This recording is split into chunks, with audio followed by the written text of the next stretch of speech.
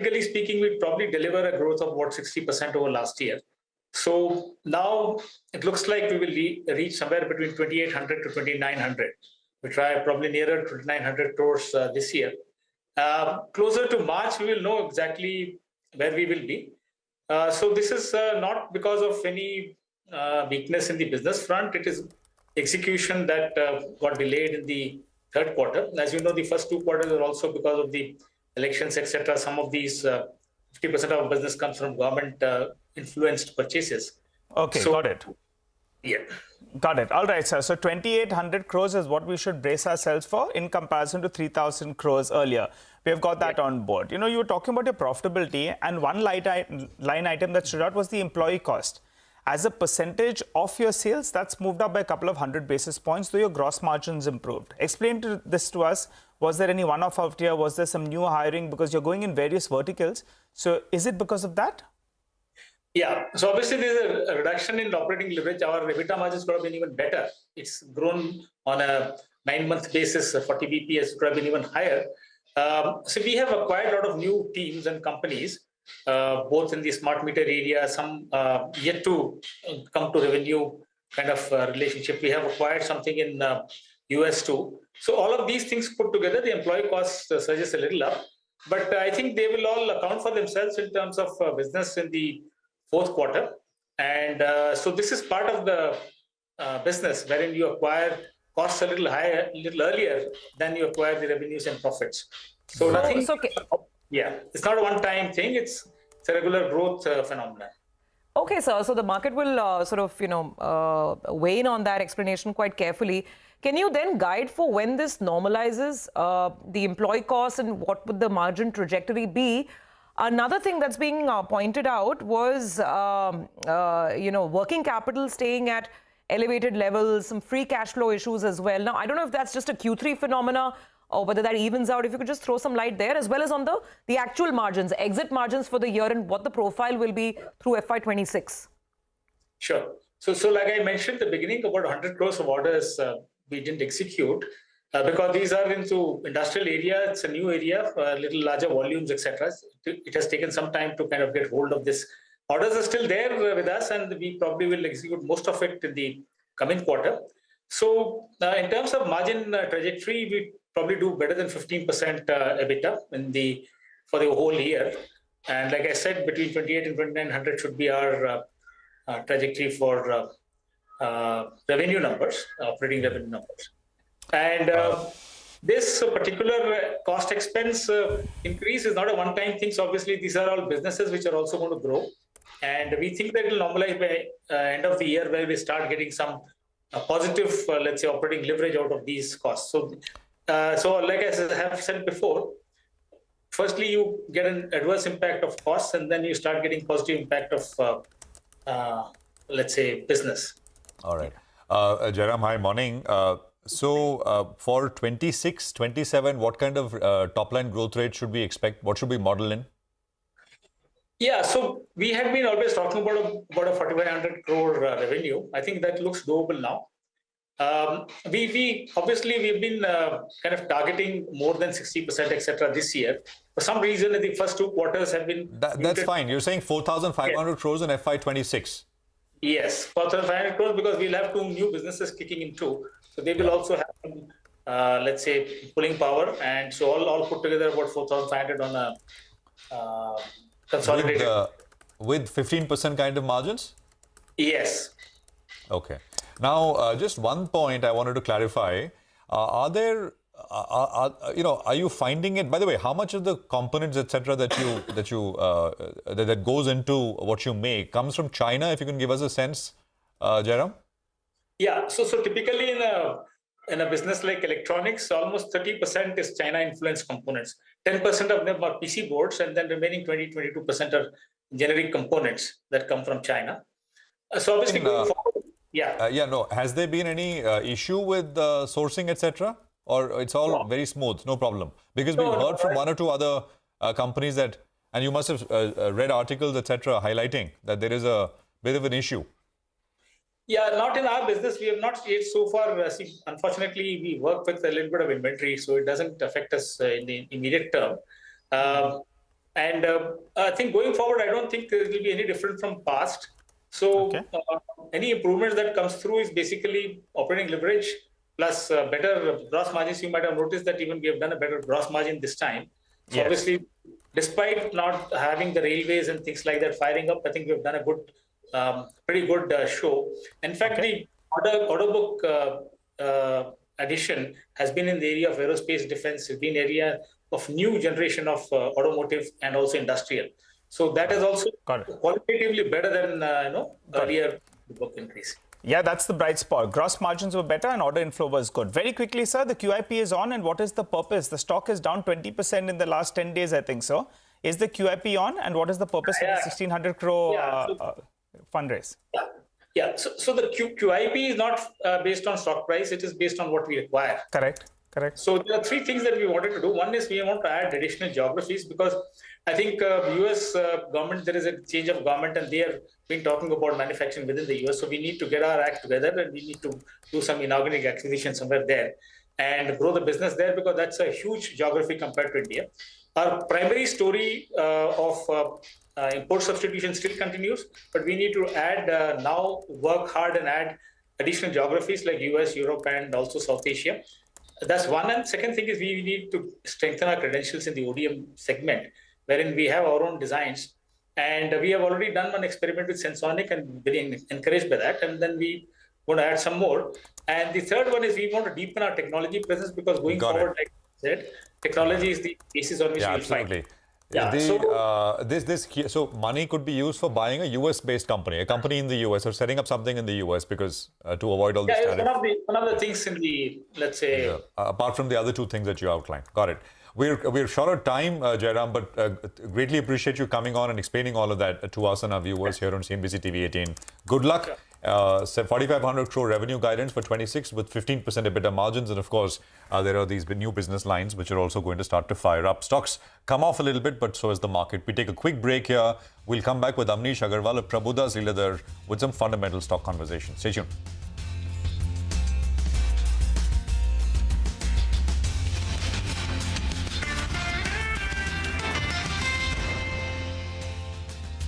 Back to India in the late 80s. India had a balance of payment crisis. A per capita users of phone was like 3 in 100 or some astronomical number like that. And we always make the mistake of assuming the past is prorogue, that what happened in the past, that 3% growth will happen in the future also. So we fail to understand that because the Berlin Wall had fallen, we're in the precipice of change. Once things go to zero, they don't go below zero in the market, they'll go higher. And that's typically what happened. All the changes, whether the tax rates came down, whether industrial licensing was scrapped, whether the socialist statist economy went through, all of that happened post-89 because India was in such a horrible shape at that time. And my friends who kind of understood that with the simple underlying philosophy, be bullish in India, prospered hugely from it. I took more time to understand that this is a long-term structural change, that the India that we grew up in was not necessarily the India that was going to be for the next 30, 40 years. And to understand that process took me a long time. But once I understood it,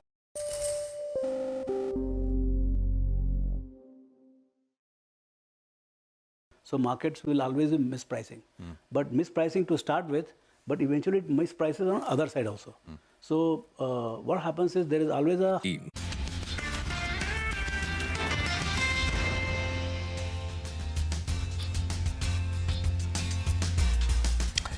Okay, welcome back. Amnish Agarwal, Head of Research, Prabhudas Lilladher, is now joining us. Amnish, good morning. Good to have you with us here. I'm not sure while you were waiting, you could hear the Keynes conversation, the Keynes sort of management conversation. If you did, any thoughts? Stocks in that space have come off 20, 25%, maybe more in some cases. Yeah, hi Prashant. This entire EMS space has been getting a lot of attention because there's a lot of growth momentum which is there. But having said that, if you look at the multiples, most of these stocks, I think barring a case here or there, they have been trading anywhere 40 times, 50 times. So there was no margin of safety. Now looking at Keynes numbers also, I think there is some cut in estimate which is likely to happen. Post the conversation which I heard. And then there's a lot of element of other income which is there in the profitability. And if you exclude that other income, I think the growth in the third quarter has not been that exciting. I think looking at the market sentiment, I think in the near term, all these momentum stocks or the sectors, they are getting a hit, and I think Keynes can get some more hit that particular event. In the long term, yes, his import substitution and all those, I think things will pan out. But in the near term, all the momentum sectors are suffering, and given the fact that there's an equity dilution, plus the numbers have been, I think, on the relatively on the, I would say, lower side. And the next year's your growth projection, which the management cited anywhere up to say 43 to 4,500, that also looks quite. It looks quite challenging task. So I think it's more like a wait and watch in the current scenario. Okay, so you will sort of hold the horses there on Keynes Technologies. Amnish got that. Want to talk about, 361 Wealth Management. A lot of news flow coming in. They're getting aggressive in terms of their sort of positioning, right? With this BNK purchase, plus the numbers also came in yesterday. Overall environment is not very supportive of capital market related stocks. But how would you look at this one? You see, if you look at the entire industry, it is getting actually consolidated. So this 361 actually it came out, I think, from ILFL at some point of time, and now they are going into, you can say, broking and all again. So I think if you look at most of the capital market entities which are listed today, so everyone today wants to have your entire bouquet of offerings under their roof. And to that extent, I think 361 is no different. So in the near term, yes, the market volatility is there, and all the capital market entities, they are under pressure and they can come under more pressure. But in the long term, I think having a platform which gives you access to your in-house research, which can then be taken into other segments, I think that is definitely a positive for 361. Absolutely, and I think it'll be interesting to see because that space, of course, in the capital market space has also been heating up. By the way, look at what's happening, Amnish, the other names, right? Novama is down to $5,000. You look at many of the others out there. It's all a function of capital markets and how they do. Any thoughts here on any of the other names? I mean, BSC, Novama, there are so many other, of course, wealth management companies listed now. Yeah, Prashant, so typically what happens is that when the market going is good, so they all the capital market entities, depending upon what their your business mix is, if you are having an AMC under your fold, or if you are having a treasury, and if you are having a broking, then obviously the overall volumes improve and your income goes up. In the current context, I think all the capital market entities can remain under pressure because kind of rout we have seen in the markets, particularly from the last month or two. So I think 4Q numbers for all the capital market entities, they can come under significant pressure. So I think in the near term, capital market entities could come under some sort of a pressure. But yes, in the medium to long term, once the market stabilizes and the things look up, I think they should be again back into action. Okay, all right. Stay on, Amnish. We'll have some more questions for you in just a bit. Need to take a quick break. We'll come back with our technical experts as well. Madesh Thakkar as well as Sudarshan Sukhani will join in to tell us how to approach trade today.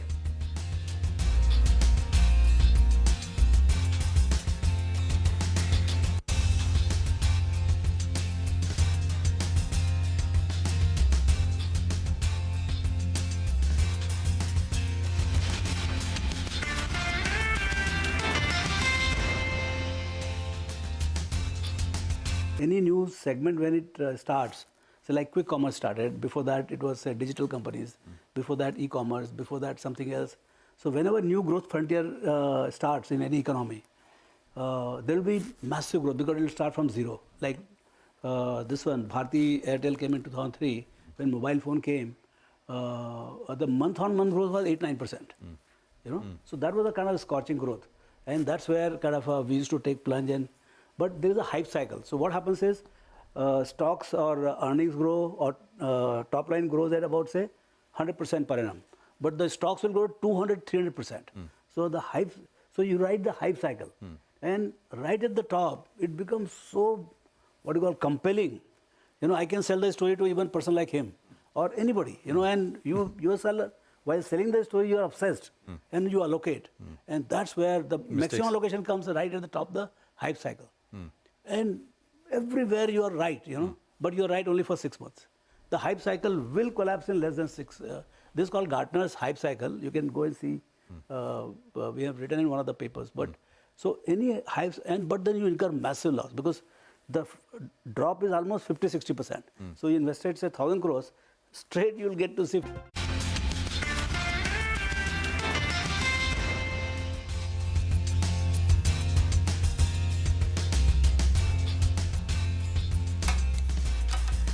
Welcome back. This is Open Exchange. We're coming to you live from the CNBC-TV18 Motilal Oswal studios, and we have our technical experts now joining in how to approach trade given the big sell-off yesterday. Mitesh Thakkar as well as Sudarshan Sukhani are both with us. Gentlemen, good morning to you. Mitesh, are you looking to buy or still waiting and watching? See, Survi, I think till yesterday there was no sign of going and venturing and taking long positions in the markets. Even today, I don't think a 75-80 point kind of a gap up could reverse it. But what is important is that we are getting more and more oversold. So the first thing which the market should do is capture 23,050, which was the Friday's low, and close this gap which opened yesterday. I think once that happens, that will be the first sign that the market is trying to fight on the upside, and then we look for some reversal signals on the charts and then go long. Till then, I think wait it out.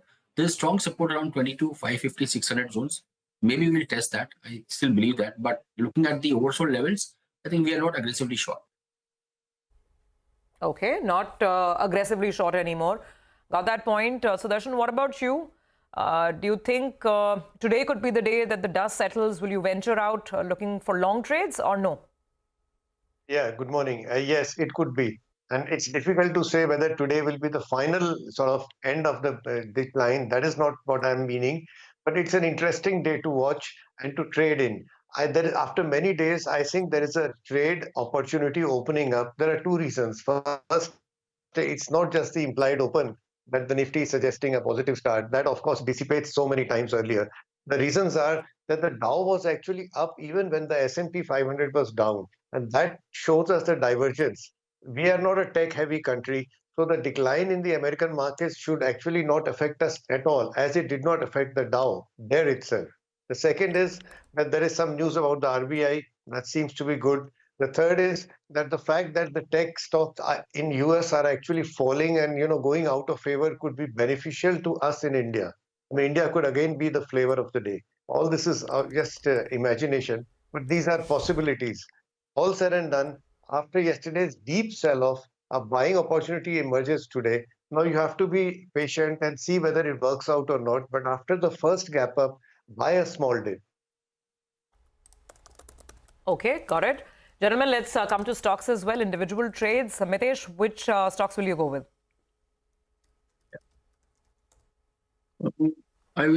I'll have more of long positions today, long calls, looking at stocks which can give a reversal. And the first one is Federal Bank, which is a buy with a stop at 188.25 for targets of 186.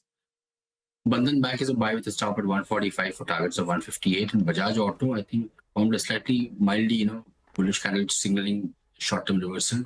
That's a buy with a stop below 82.95 for targets of 86.40. And one sell call, which is HCL Tech, keep a stop at 17.37, look for targets of 16.55. Okay, got that, Mitesh. Sudarshan, what about you?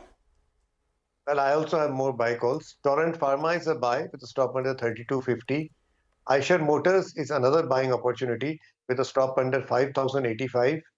Ramco Cement, which had a decent correction, is now looking up, buy with a stop under 875. And my only intraday short is Escorts, where it is possible to sell a rally with a stop above 34.30. Okay, all right. Thanks for that, Sudarshan, and good to get that from you. By the way, you got the rates coming up on the rupee market, 903 now. So yields and rupee, I think we put out an alert yesterday as well. So things are moving around there as well. The dollar rupee up on your screen, 86.53 is where we are at, about a 0.25% change this morning. I mean, these are large changes which are coming through. And I think this latest move, perhaps, of course, could be on the back of the rupee, on the dollar rupee bid, by the way, could be on these Trump tariff threats. Once again, I mean, it's become a little jaded now, but this is for, I think, at least after he's taken office till now, and we'll play those sound bites out. till now it was largely looking like, he's taking a more negotiation kind of a tactic. But this morning, early in Asia, he's kind of, that's President Trump has gone on and said there's going to impose tariffs on steel, aluminum, copper, even pharma, and of course, foreign chips, etc. Unless and until all that stuff is not made in the US. So, just something new at the margin. But that's that. We'll take a quick commercial break. Okay, I think Sudarshan and Mitesh, thank you very much for joining us. We'll come back to you in just a bit for more.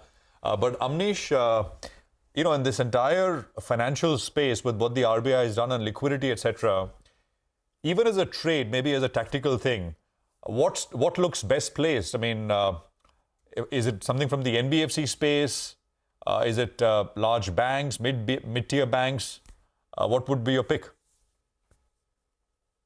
At this point of time, the large banks, like for example, if you look at even the numbers, your ICICI or the Kotak or HDFC, I think they look best because in terms of say numbers, in terms of balance sheet, they are well placed. But in terms of say purely the liquidity injection by the RBI, or if you are expecting a rate cut to happen towards the later part of this month, and I think the initial, you can say in addition to banks, some of these your large NBFCs, they might also be the gainers. Okay, all right. Let's talk about a couple of those coal/metal companies that came overnight, Amnish. What's your view? Coal India as well as Tata Steel, both those numbers are relatively better in comparison to our poll. Your take on them? The numbers were better, but there is a probability of an estimate cut, for example, as far as the Tata Steel is concerned. And a lot will depend on how the global situation goes, both in terms of demand and also in terms of any tariffs, etc., which the US imposes. Now, in terms of steel, everyone is actually expecting and depending on if there is some anti-dumping duty imposed by the government, if there is an uptick in demand. In the longer term, things are looking reasonably good as far as your domestic scene is concerned. But I think a lot will depend upon, I would say, what happens on the international side, both in terms of demand as well as in terms of pricing. So not a very, I would say, aggressive calls to be taken at this point of time. And we would watch as to how the clarity emerges in the coming few months. Okay. All right. Got that, Amnish. We'll leave it on that note. Thank you for joining in. By the way, quick check on the pre-open, and it is looking good. BFSI is leading the charge from the front thanks to the help coming in from the Reserve Bank of India. Nifty's popped up 120 points, and the biggest constituents are BFSI players: Shriram Finance, ICICI Bank, Bajaj Finance, Axis Bank, Bajaj Finserv, SBI. It's a solid morning for this entire space. And the other trend to keep in mind would be Keynes. Keynes in the pre-open is down about 8% as that disappointment plays out. We heard the explanation from the management, but the fact is growth is a lot lower and margins are lower than street estimates in the third quarter. And let's see if this dip gets bought. That's going to be the critical question today. But for the time being, let's move on to some more corporate commentary. DLF reported a strong set of numbers for the third quarter. The company reported its best ever quarterly new sales booking. On a high base, the company saw a very strong response to its super luxury projects, Camellias and Dahlias in Gurugram. Our colleague Tim C. Jaipuria caught up with Akash Ohri, Joint Managing Director and Chief Business Officer at the company, and asked whether this growth was sustainable. What are your measurements for that sustainability index is something that we can talk about. But I think today, how does a city develop? Gurgaon is looking at a 20-year infra plan. It's got one of the most amazing set of residents who are extremely involved. It's an inclusive growth story. You have most of the Fortune 500 companies here. You have great leisure facilities. You have the best homes. You have great schools. What else do you want in a city, closer to the airport? So as the city develops and it is keeping a lot of those environmental norms in place, I don't think, I'm not saying everything's hunky-dory, but as long as the administrators are planning for the urban infrastructure to be, working with the private developers, I think Gurgaon has seen a spurt of growth over the last decade, which the infra has taken time to catch up. But I think right now all the planning is towards that. I'm seeing it to be one of the most modern and developed and most preferred cities to live in. I think that's what the government will also be working towards. So as far as prices are concerned, I think they are also very dependent on where people want to live and what is their choice of the city that they want to live in. And the price is a subject to that. Obviously, if you give them a good offering, if you give them great products to live in, with the social, very strong social and hard infrastructure, I think price will become a byproduct of that. So price will become a byproduct of the mix that they are getting in Gurugram, be it infrastructure or the area where they are living at. Meanwhile, when are you launching your project in Mumbai? Just shifting focus to that project, what is the sales potential of that project in Mumbai, and how much revenue are you going to recognize in this quarter from this particular project? Mumbai is slated to be end of the quarter, as you know, as per our guidance and various reports. It is a Q4, Q1 product. There is, to start with, we will be, it's about 2,000 crores to start with, but we will, I think about 1,000 is what we are intending to do. All right, that was DLF with the business outlook. But back to our technical experts. Let's get some final trading ideas in before we kickstart the action. Mitesh, so it seems like, your thesis of going long, maybe that will play out at least at the start. What's the stock call? I'll go with a buy on Bajaj Auto, extremely oversold, so this could give a good bounce back for targets of 86, 40, 50. Okay, and Sudarshan, what about you? Well, consider buying Eicher Motors with a stop under 5,085. Eicher Motors and Bajaj Auto, very interesting. Both are technical experts going with two large cap tech picks in the two-wheeler space in terms of immediate trades.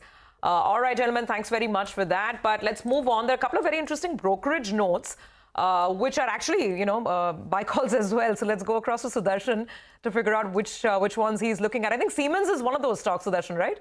So I have three brokerage upgrades today. First one is UBS has upgraded Siemens to buy and target is rupees 8,000 per share. It says market is under appreciating earnings resilience and business mix is now more diversified and resilience than peers. It finds risk reward favorable as valuations are now close to 5-year average. Second is Nomura has upgraded Balkrishna Industries after earnings. It has upgraded to buy and target is 3,242. It says companies poised to benefit from demand recovery and also valuations here are attractive as well. CLSA has upgraded Chola Investment Finance to outperform from hold and target is 1450 per share. It sees high teen AUM CAGR despite lower vehicle finance growth. Also, it finds no concern related to asset quality and finds valuation reasonable after stock has seen a correction of almost 30%.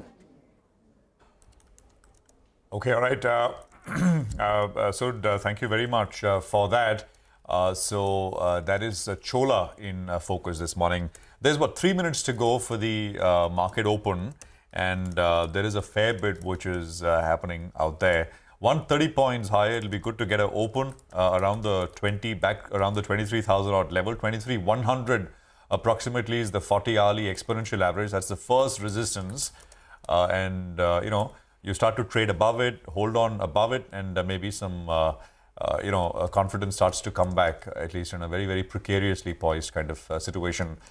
Just look at banks and, the Nifty Bank actually should come up on your screen. Maybe the Kotak and the ICICI and the Bajaj Finance of the world, all part of the Nifty. But also, of course, names like indices, etc., which have been beaten down quite badly and fairly quickly on the downside. So mid-tier, what about NBFCs, right? I mean, again, big cracks we've seen come through recently. And of course, not even getting to the microfinance space, which should be in focus. Actually, let's just look at Credit Access. Credit Access started, I think, 15% lower, and I think it ended flat or maybe even slightly higher yesterday. Yes. So that was a complete U-turn. But this morning is down about 3% in the pre-open pre-open session with just about 2 minutes to go. I don't know if we have Mitesh with us, and we'll be able to go across to him. But this is the broad area of financials which I think should be in focus at this point in time. Anything else, guys? You noticing? Just revisiting. Gains I saw was a big. Gains is 8%. It's still down 8%. The other one is Pratap Snacks. The snacks are not too hot. There's a loss Pratap has declared in the third quarter. So that's another stock that's getting a drubbing. But Emami, and Manglam rightly pointed this out, in a sea of underperformance, Emami's growth, which is I think 5 to 6% on the top line, and reasonably decent on margins. They've managed to inch up margins a small bit. The market's really taking that because we haven't seen this from any other FMCG company so far. So Emami's been looking good. There's Piramal Enterprises, there's Union Bank. Piramal Enterprises also good numbers, margin expansion coming in for Piramal Enterprises. So these are some stocks that are reacting pretty positive to earnings. So I guess, folks, it's going to be a day when we kick off with a bounce back. Big question is, can it sustain? Absolutely. And, the market open will tell us, maybe not the open, but at least it'll give you a sense, really. So it's green for now, 0.5% in the Nifty. Nifty Bank is up double of that, about 1%, 48,500. The Sensex is up about 0.5%. Mid-cap index is up about 0.4%. And the small cap index, small caps, of course, I mean, the index itself is down 17% from its all-time high. So that's taken the biggest knock out there. It's up it's flat actually, nothing, the small cap index, but too early. 100 points on the Nifty, about 22,900. Sensex at about 75,745. Market breadth is about 2:1 in favor of advances. And what do we have? As far as the Nifty heat map is concerned, 35 names higher and about 15 stocks which are starting in the red at this point in time. Surabhi. Okay, it's green all the way, 110 points up, and it's BFSI that's leading it. Shriram Finance 3% up, Axis Bank 1.5%, HDFC Bank 1%. There's IndusInd Bank, there's Bajaj Finance. So banks, NBFC stocks across the board higher on the liquidity boost that the RBI is injecting. As Lata said, the rough calculations show that all of the three measures put together, the swaps, the OMOs, the VRRs, all of it put together amounts to almost 1.5 lakh crore rupees, and the market loves that. Okay, what else? There's some rebound in the tech space. So names like Infosys, slightly higher. There is Trent, which is the worst performing stock of 2025 on the Nifty, by the way, so far. Serious price damage on Trent in the last 3 weeks. There's some recovery today, 1% higher. Adani Enterprises about 1% up as well. And there's BEL, TCS, HCL Tech, like I said. So tech is looking good. And then it starts fizzling out. On the downside, Sun Pharma, Dr. Reddy's, Cipla. So pharma seeing profit taking. There's some Coal India. Let's talk about the result reactions. Didn't get to that. Coal India is down about 0.5%. Let's see what Tata Steel is doing. Flat. Tata Steel is also slightly positive now, about 0.5% up, as the numbers didn't look bad. So that's on the downside. Some profit taking in FMCG names like Britannia as well. So it seems pharma, FMCG, basically the risk-off sectors are on the red side, and BFSI is leading from the front. Well, that's right. I'm trying to look for some positive earnings reactions. I found Updata. That's the one that is listed, I think, a short while back. Updata Services, that's up close to around 7%. So that's some green that we're seeing out there. Solara Active Pharma, that stock is down another 7.5%. It was under pressure yesterday as well. So that one's coming for a bit of a pounding. You have Prudent Corp. We'll get the management later. Volume's not very, very high, but that stock is down close to around 7% as we speak. So sharp pullback is what we're seeing. Credit Access Grameen, it moved 20% yesterday, intraday. But that one, in fact, for starters, that's down, in fact, close to around 5% as we speak. So big pullback is what we're seeing out there. Sudarshan Chemicals as well as another stock, not very, very high volumes, but that as well is down close to around 5% as we speak. So the headline index from being up close to around 130 points, well, that's still up close to around 90 points. The Nifty Bank, that's the ones that's powering away. And CDSL, after seeing a cut yesterday, it's down another 4% in today's trading session. But good to see a few of these banking names in the green. Union Bank, Bank of India as well, pointed out Canara Bank as well in the green as we speak. And Greaves got in. I think Mr. Purunjo, a noted investor, he's bought yesterday in a large trade. So I think that's one of the reasons why the stock is up 3%. Even in yesterday's trade, to be fair, it was higher in trade by close to around 3% or thereabouts green. Let's hope we end the day in the green. Yeah, there's Mahindra & Mahindra Financial Services, by the way. They report numbers today, if I remember correctly. And obviously, there's the overall move on BFSI, taking things higher. M&M Finance up 4%. It's a lot of financials, of course. I think in terms of the top movers, it's largely financial services. Novama is coming up. I was talking about the wealth management company, and this deal was also. Novama is up 2.5%, but of course, Novama is not just wealth management. Samman Capital, I mean, these are some of the smaller ones, is up about 3.75% higher. LIC Housing Finance is starting about 2.5% up. There is a Bank of Maharashtra, 3%. Indian Bank is coming up with something. J&K Bank, I think Rajiv this morning was talking about that one, 3% higher in J&K Bank, 92. And of course, I mean, got the Chola Finance of the world, PNB Canada, Bank of India, Piramal Enterprises, and Union Bank, which are on the leaderboard this morning with volumes as well. CDSL, I'm not sure we mentioned, is down another 5%. Yeah. And look at Anantraj. Anantraj got smashed yesterday. So basically on last Friday, it closed at 810. Yesterday, it closed at 670, 668 to be precise. 810 to 670, and today at about 628. It's recovered, by the way, from the lows. The low today is 604 and about 623 right now. So that's a big volumes as well. 1.4 million shares now up on your screens. So it's widely traded. The other continuing accident is NetWeb Technologies. Right? I mean, we had the management with. I actually looked this up yesterday. We had the management with us on the 20th of January. In the morning, it closed that day at. It opened at 2300. It closed at about 2200. But from 2200 in the last 5 or 6 trading sessions, it's now at about 1450, 1460. I mean, that's a massive move coming through on NetWeb. It's almost as if the floor has fallen through. It's literally the definition of that, which is kind of come in. Of course, I mean, valuations at that point were 100 times. I mean, even on the 20th of January. Now, of course, it's fallen quite a bit. So I'm assuming valuations would have come off as well. But it's a big fall. SW Solar is another continuing accident, right? No flow. It's down to 300 rupees. High was about 830 about 5 or 6 months back, 7 months back. PG Electroplast is another EMS company, 6% lower. Right now. Keynes, of course, is the big one, 12%, but there's PG Electroplast down about 5.5%, 6%. These are all stocks which have gone up 10 times or so in the last couple of years. VATech Vabag is continuing to fall. It's down another 4% this morning. Decent sized volumes as well. A fair bit happening. By the way, right now. Prashant, overall, look at the mood in the mid-cap market. The index is already flattening out, and this was the risk the market was running. But I think it's very early. We'll probably have several waves, peaks and troughs through the course of the day. Might be that kind of a day. But there's no immediate huge excitement and huge bounce back after the dropping yesterday. It depends on the kind of mood you're in, right? Keynes, one would have argued when the stock was going up, it delivered 1,300 crores last year. This year, it's going to do closer on 3,000 crores, which now we understand it's closer on 2,800 crores. And in the next year, it's going to do 4,500 crores. So growth, it deserves that multiple, trading at more than 100 times now. And they're investing in the business, the hike in employee costs is because they're adding more businesses, all of that. That's bull market, Correct. psychology. But now you're saying, look at the price you're paying, and guess what? From the start of January till now, how much is the stock down? 30%. 40%. Oh, gosh. With this fall, it's down 40% as we speak. So that's the mood of the market as well. If you promise, they should have given a heads up or something on those lines. You can't pull back on, when you're trading at these valuations, there's no room at all for any kind of error. You would have said the street saw it coming. That's why the stock was down 25%. Guess what? It's down another 12%. No, absolutely. And, essentially very, very rich valuations and some reality check now coming in. Somebody who's been saying that a reality check is coming for some time now is Ashwini Agarwal. He's our guest now on the program, founder and partner at Demeter Advisors. Ashwini, good morning. Good to have you with us here. Thank you for your time. And, this is...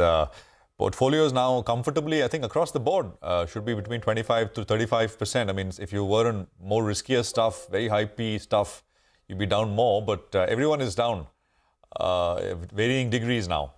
What's the sense, Ashwini? Where are we, and what do you see ahead, near term? So, morning, Prashant. Thank you for having me here.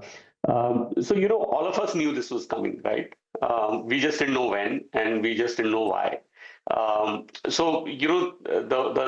point that Surbhi was making earlier on the show is that these things were trading at 3-figure digit PE numbers, and those kind of PEs are never sustainable. Very rarely have those kind of PEs survived, to deliver stellar returns, over a longer period of time. So I think this is the reckoning that the market is going through. Obviously, the investor sentiment is now short. So anything that doesn't have a modicum of value is being sold off. I think that cleanup will continue for a while. The dispersion in the small cap stocks across the valuation scale is very, very large. So, you have stuff trading at half times price to book among some of the financials, and then you have companies trading at 100 PE on the other hand. So my sense is that not all is lost. I mean, even if you go back and think about what happened between 2018 to 2020, and I dare say that this is not as bad as what we went through back then. You had stocks, you had ideas that delivered you reasonable returns if you knew where to look. So I think that's what's going to happen ahead. I think we should expect flatlining of the frontline indices, maybe some more downside in mid and small. But I think there will be rich pickings if one were to be willing to look deeper. Ashwini, hi. Thank you so much for being with us this morning. It's always difficult to buy because when the serious money is made when you buy when there is enough pessimism, when there is no clarity about the future. It's very easy to buy when there's clarity. Then you only have to worry about valuations and nothing else. But this is a time when valuations may be in your favor, but narratives, numbers, none of that seems to be adding up. So in this environment, what are you looking at? Where would you deploy money? So, interesting question, Surbi. I hinted at financials. Okay, I'm looking at some of the financials which are trading well below book or at book, where businesses are well run. I don't see the outlook for financials to be as challenging as it was back in 2018. I don't see any macroeconomic imbalances. I don't see, there's some stress in credit quality on the unsecured borrower side, especially individuals, but outside of that, there is really no stress. So, that's one area I'm looking at. I'm still looking at chemicals where business cycle has been very negative from an earnings perspective last 2 to 3 years, overstocking, high raw material prices, et cetera, et cetera. A lot of that has washed through the system. So that's again looking quite interesting to me. I think frontliners, there are some places where I can see some value. That's also looking interesting to me. And there are other manufacturing companies, bottom-up ideas that look good. And as you say, it's hard to buy when, the tape is so red. And the only thing that I do in times like this is say that, if I have 100 rupees of cash, I'm going to deploy it over the next 3 months. So you buy every day, you buy a little bit, and then you buy a little bit lower, and that's how it goes. We'll see how that plays out. You said financials. Ashwini, if you could be a little more specific than that, because it's such a large, umbrella, capital markets, insurance, lenders, non-lenders, all of that, BFSI, large banks. So what now? So again, some of the small banks, some of the life insurance companies among the frontliners, some of the, even microfinance. I mean, some of the microfinance companies are now trading below book. I mean, these business models have survived. These are very well capitalized balance sheets backed by strong promoters. It's just a cycle. I mean, the way I think about microfinance is that when you make a 10% spread, that spread provides for a poor cycle every 3 to 4 years, and that's what you're going through. And, I don't see these businesses blowing up, unless, of course, there's some regulatory intervention. I mean, we saw this unfortunate comment from a political leader saying that, there should be a cap on rates. I mean, I think that shouldn't happen for the simple reason that these companies bring credit to those who have no access to credit from elsewhere. And if you don't allow a risk spread to emerge, this business will not be there, and those borrowers will be forced to go to local money lenders. I mean, show me NBFCs or microfinance companies that over a cycle have made a 25% ROE. Nobody has. So where is the question of excessive spread? I mean, these are well-run businesses. They're not overly leveraged, and they have strong promoters. So I think there might be an opportunity here. It's going to be painful. You can't call the bottom, but I think over a 3-year time frame, there's an opportunity. All right, Ashwini, the real pain today is in the EMS space. Keynes, that stock is down close on 17%. If I'm not mistaken, you have been cautioning as well that party is getting too exciting. Be closer to the door, otherwise you're going to be stuck out there. What do you think? I mean, Keynes has pulled back 40-45% in a matter of, I think, less than 20 sessions. Your view on this space?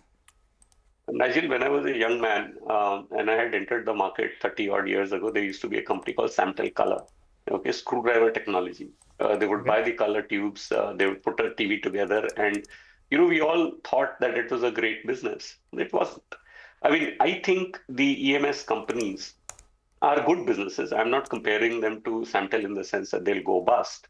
But I think that they are good businesses only to the point of, an assembly operation. It's a very simple operation. It requires scale, so that requires a certain management skill. But beyond that, what is it? I mean, and why should I pay 100 times P or 150 times P? I mean, I don't quite get it. So, I think, yes, if you ask me to buy these stocks at 30, 35, 40 times P when they're growing at 50, 70%, it makes sense. But at 100 times P, it doesn't make sense. So, you're paying for the next 3 years of growth and you have no idea what's in store 3 years down the line. So, I continue to stay away. Yeah. Absolutely, and I think that's exactly the dilemma that the market is dealing with now with the EMS stocks. Keynes being the latest example. Ashwini, little short on time because of all the earnings today, but thank you very much. We look forward to a longer conversation next time you're with us. Have a great day. Okay, earnings in full focus, and Canara Bank is the next stock and the next company on the radar.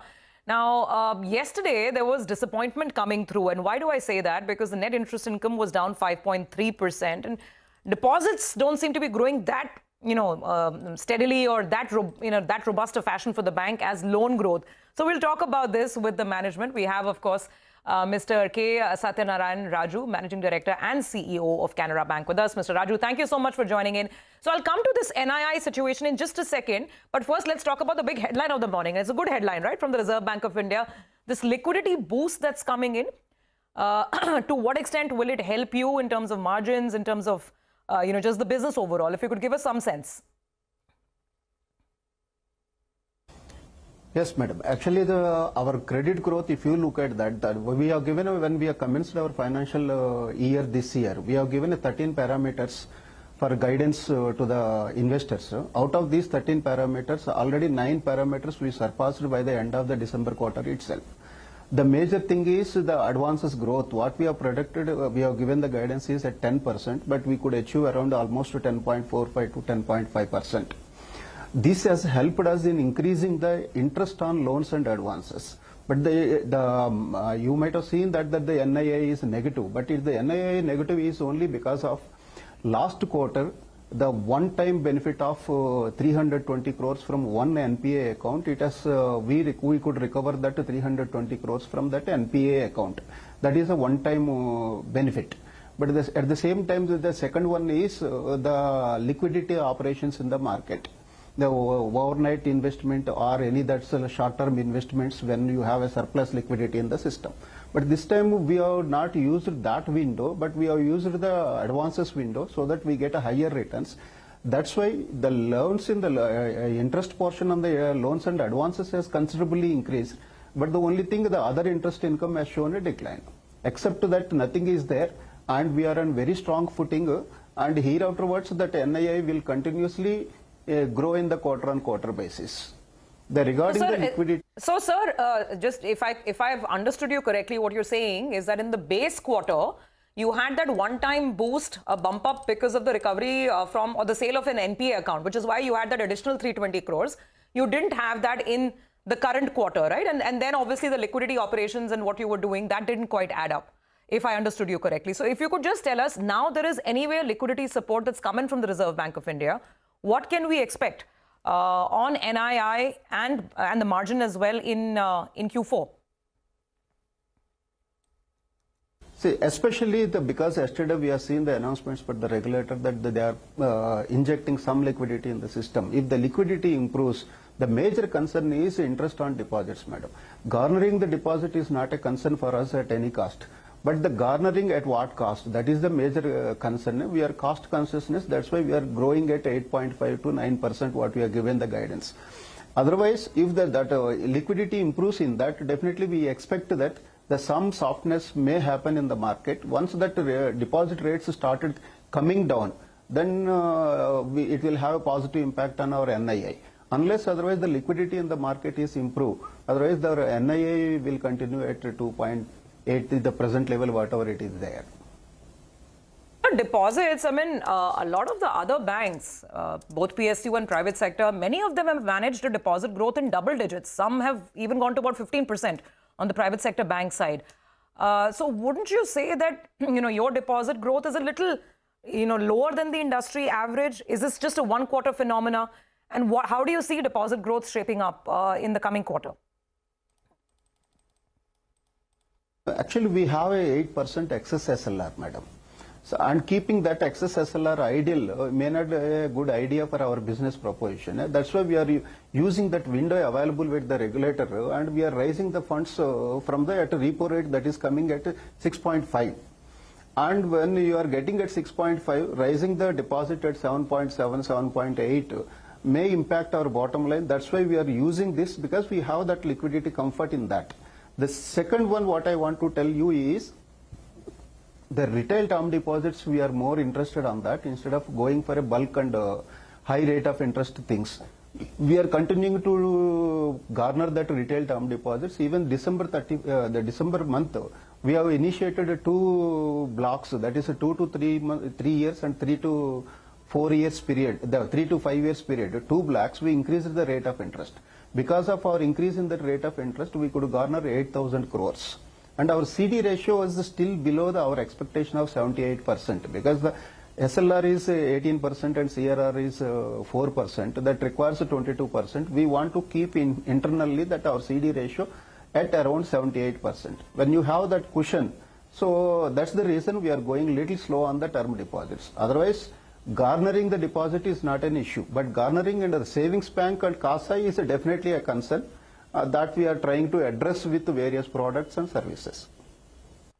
Okay, all right. Hi, sir. Good morning and good to see you. And thanks for the clarity on the NII parameter as well. But give us 2 basic numbers. What is the credit growth target that you have? You know, there has been, we're looking at the data, and there has been a slowdown for the industry at large. So for your bank, for this year, what should the credit growth look like for the next year as well? And what is the NIMs, the broad range we should work with? So the growth rate, definitely we are given a guidance of 10% that we can surpass it, that growth rate. That may not be a big issue for us. It is because intentional calls only what we are taking it. Advances growth, earlier when we are given that 10% growth, that itself time I have shared with you that we may grow at around 11%, and we are expecting this quarter we may touch that 11%. So overall these things, most of our guidance, whatever we are given, we are going to surpass that guidance.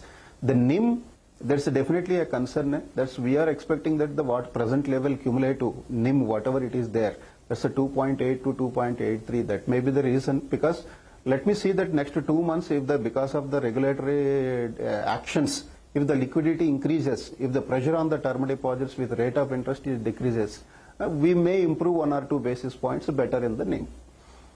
Regarding the next year, our credit growth definitely we. Tell me, madam. No, sir, please continue.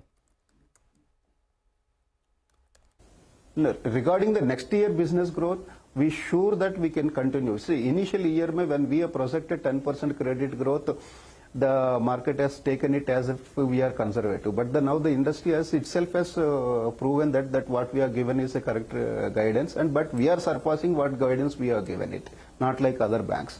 So next year also there is a strategy meet is there in the March month. We will decide, we will discuss there, and I'll come back and share it with you that what the guidance next year is there. So like you said, I mean, between 10 to 11% perhaps growth in the loan book. What about growth in deposits, sir? FY25, end of FY25 versus end of FY24, year on year, how much would you have grown your deposits by? Definitely, and I feel that we will cross that 9% guidance, whatever we are given. We will surpass that guidance, madam. Okay, and NIMs, like you said, would be around 2.8%, 1 or 2 basis points, depending on the liquidity announcements. Sir, just to wrap this up, to go back to today's RBI announcement, this, OMOs that they've announced and the VRRs that they've announced, immediately, do you see any benefit, any relief for you? Definitely there will be a benefit, madam. When the market is 60,000 crores, if they are injecting the market, the pressure on the bulk deposits will come down. But we have seen recently, because that demand for the bulk deposits has increased in the market and it has crossed 8%. At least that will be softened immediately. That will help the banks to focus on lowering the interest on deposits, madam. Okay, very quickly, if you could help us out with what are your expectations of resolution on the NCLT cases, sir? See, last quarter we got around 653 crores through various resolutions through NCLT, whether it is a resolution directly or the liquidation or whatever it may be.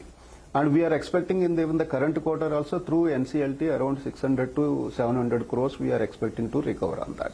We already identified in advanced stages are there 2-3 accounts. We expect that this quarter also will be there.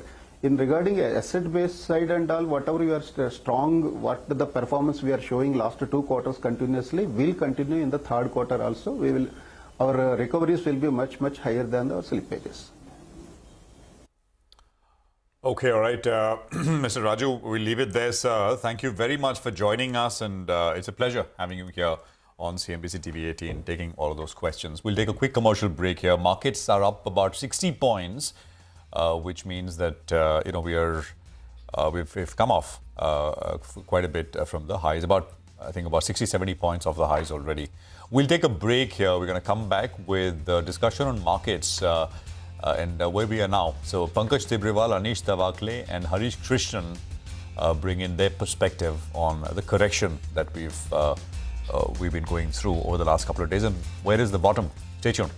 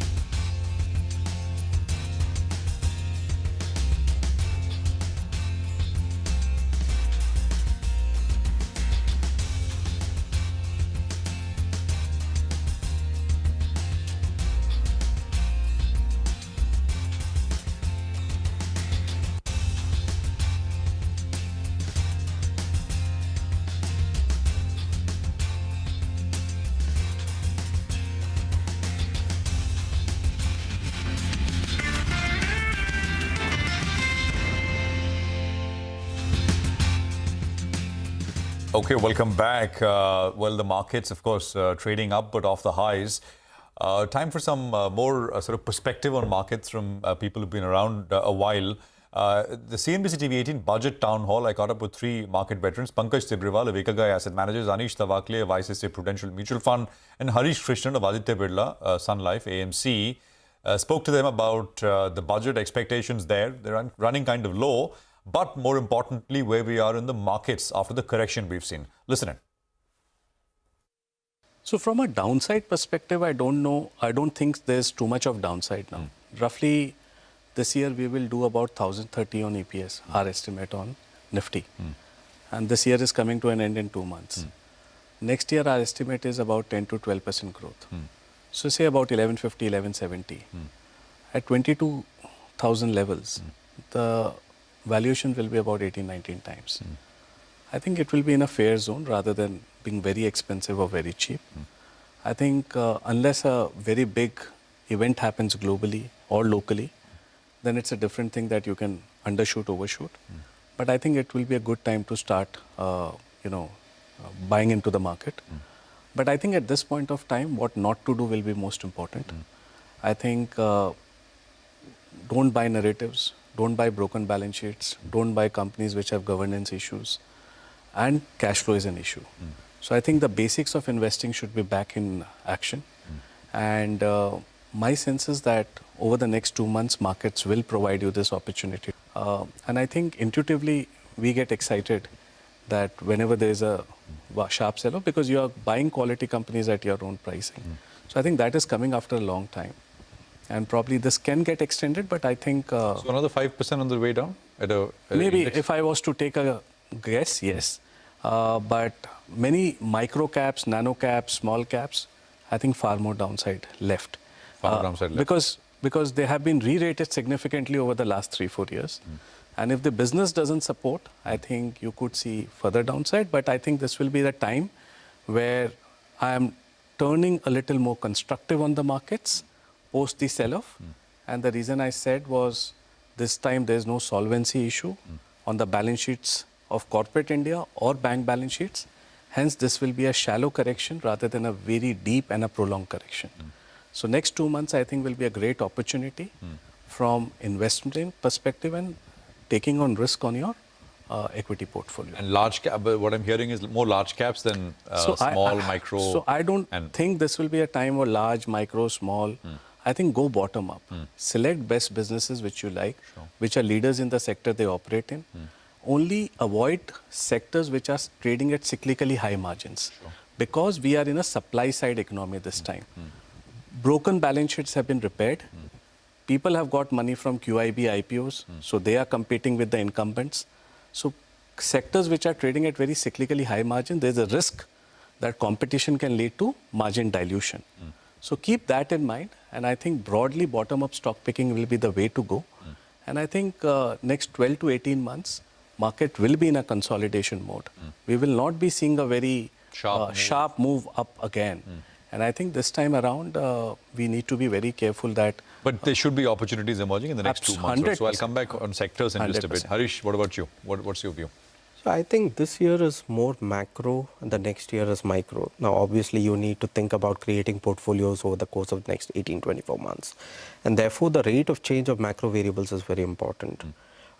So like we spoke about the monetary impulse, that can be a very big macro driver. And linked to that can be a whole range of financials which have been on the back foot for a long period of time. Similarly, potentially a fiscal change in monetary stance. Bit eases off a little bit in all ways, basically, over the next so 6 it need months. not be only about rates, it could be about liquidity, but more importantly, it could be about signaling of various actions, right? So a lot of that comfort, if it can come through on Feb 7th, I think that can be potentially a big rate of change out there. We are also amidst global macro environment wherein whatever Mr. Trump says is being viewed very carefully. Although that's kind of taken the backseat, right? Since he's, and it was almost like sell the rumor and now... That's right. Not buy the news, but do nothing. I personally feel that, even as he's got an absolute majority, okay, I think there's a strong check in the form of the bond market in US. And the 10-year bond going close to 5%, which is the nominal GDP growth rate, is never a good news for any politician over there, right? And so therefore, closer to 470, 480, the degrees of freedom that Mr. Trump enjoys actually comes down significantly. So the market here, significant. You don't think there's significant downside? You think for over the next 6 months, things will change, both on the monetary, maybe on the fiscal side, and that will revitalize things a little bit. That's right. So I think that, earnings support for the next 2 quarters might be very limited. But you don't buy businesses for the next 2 quarters. You're buying for where they will be over the course of time. And as Pankaj said, we don't see stress in the real economy. It's only about the lack of growth at this point of time. And if that can be seen over the course of the next 18, 24 months, whatever we are today feeling, that the street is feeling very despondent, I think can very quickly change over the course of the next 6-8 months. But that needs that help from monetary or something has got to change. Monetary, fiscal, and even currency. So even that lever, one shouldn't forget that currency depreciation also helps earnings growth in nominal asset classes. Purely from a mental makeup, are you guys buyers? Absolutely. So we've been adding on risk at this point of time, increasing our equity levels in the funds that we manage. Anish? So I think large cap valuations, as Pankaj was saying, are in neutral territory. They're neither expensive nor cheap, which basically means that, so the way I define it is that if it's cheap, then you can buy it, and not worry about anything. When it's neutral, that means returns will depend on the earnings outlook. I think earnings outlook for large caps is reasonably sound. So one can start entering large caps with a 3-year horizon. Right? I don't think one should enter with a shorter horizon than 3 years. I don't think we are done on small and mid caps. I think there is significant risk. If you are a small cap investor, then you have to be careful and look at bottom-up opportunities, avoiding these things. But I run the small cap fund. I'm still struggling to find enough really attractive small cap stocks, let me put it this way, right? To create a portfolio, I'm not saying there's not one here, one there, right? But to create a portfolio, you need after the show, I'll give Anish. Happy to take ideas, but I'd still say, look, in small cap, be very, very careful. P multiples are still very rich. So, I say it's not, there's valuation and there's categorization. Valuation is, something is, we can discuss, right, whether 19 is the right multiple or 18 is the right multiple. And frankly, there's no right answer. And the reality is, if you get 10% growth, and you've bought, between the 19 and 18, the difference is 5%. So if you get 10% earnings growth, the debate is over in 6 months, right, by flatlining. What I mean by categorization issue is people have not understood the risks of the stock they're holding. And when they fall 20%, people will come and say, oh my God, who was holding this? And come to sell. That's what I mean. They're weak companies, overrated sort of TAM. TAM is a very abused word. Sure. Right, and weak governance also. So I think one has to be very, very careful still in small and mid caps. Small cap, but large caps, you're saying? Large caps, you can invest. Okay, well, that's a sampling of views from some of the most seasoned fund managers. Anish Tawakle there of ICICI Pru, he runs a small cap portfolio, saying significant risks still there, but large caps you can buy with a 3-year view. This Pankaj Tibrewal saying that maybe there is opportunity over the next 2 months, which will start to emerge. And of course, Harish Krishnan, you heard as well.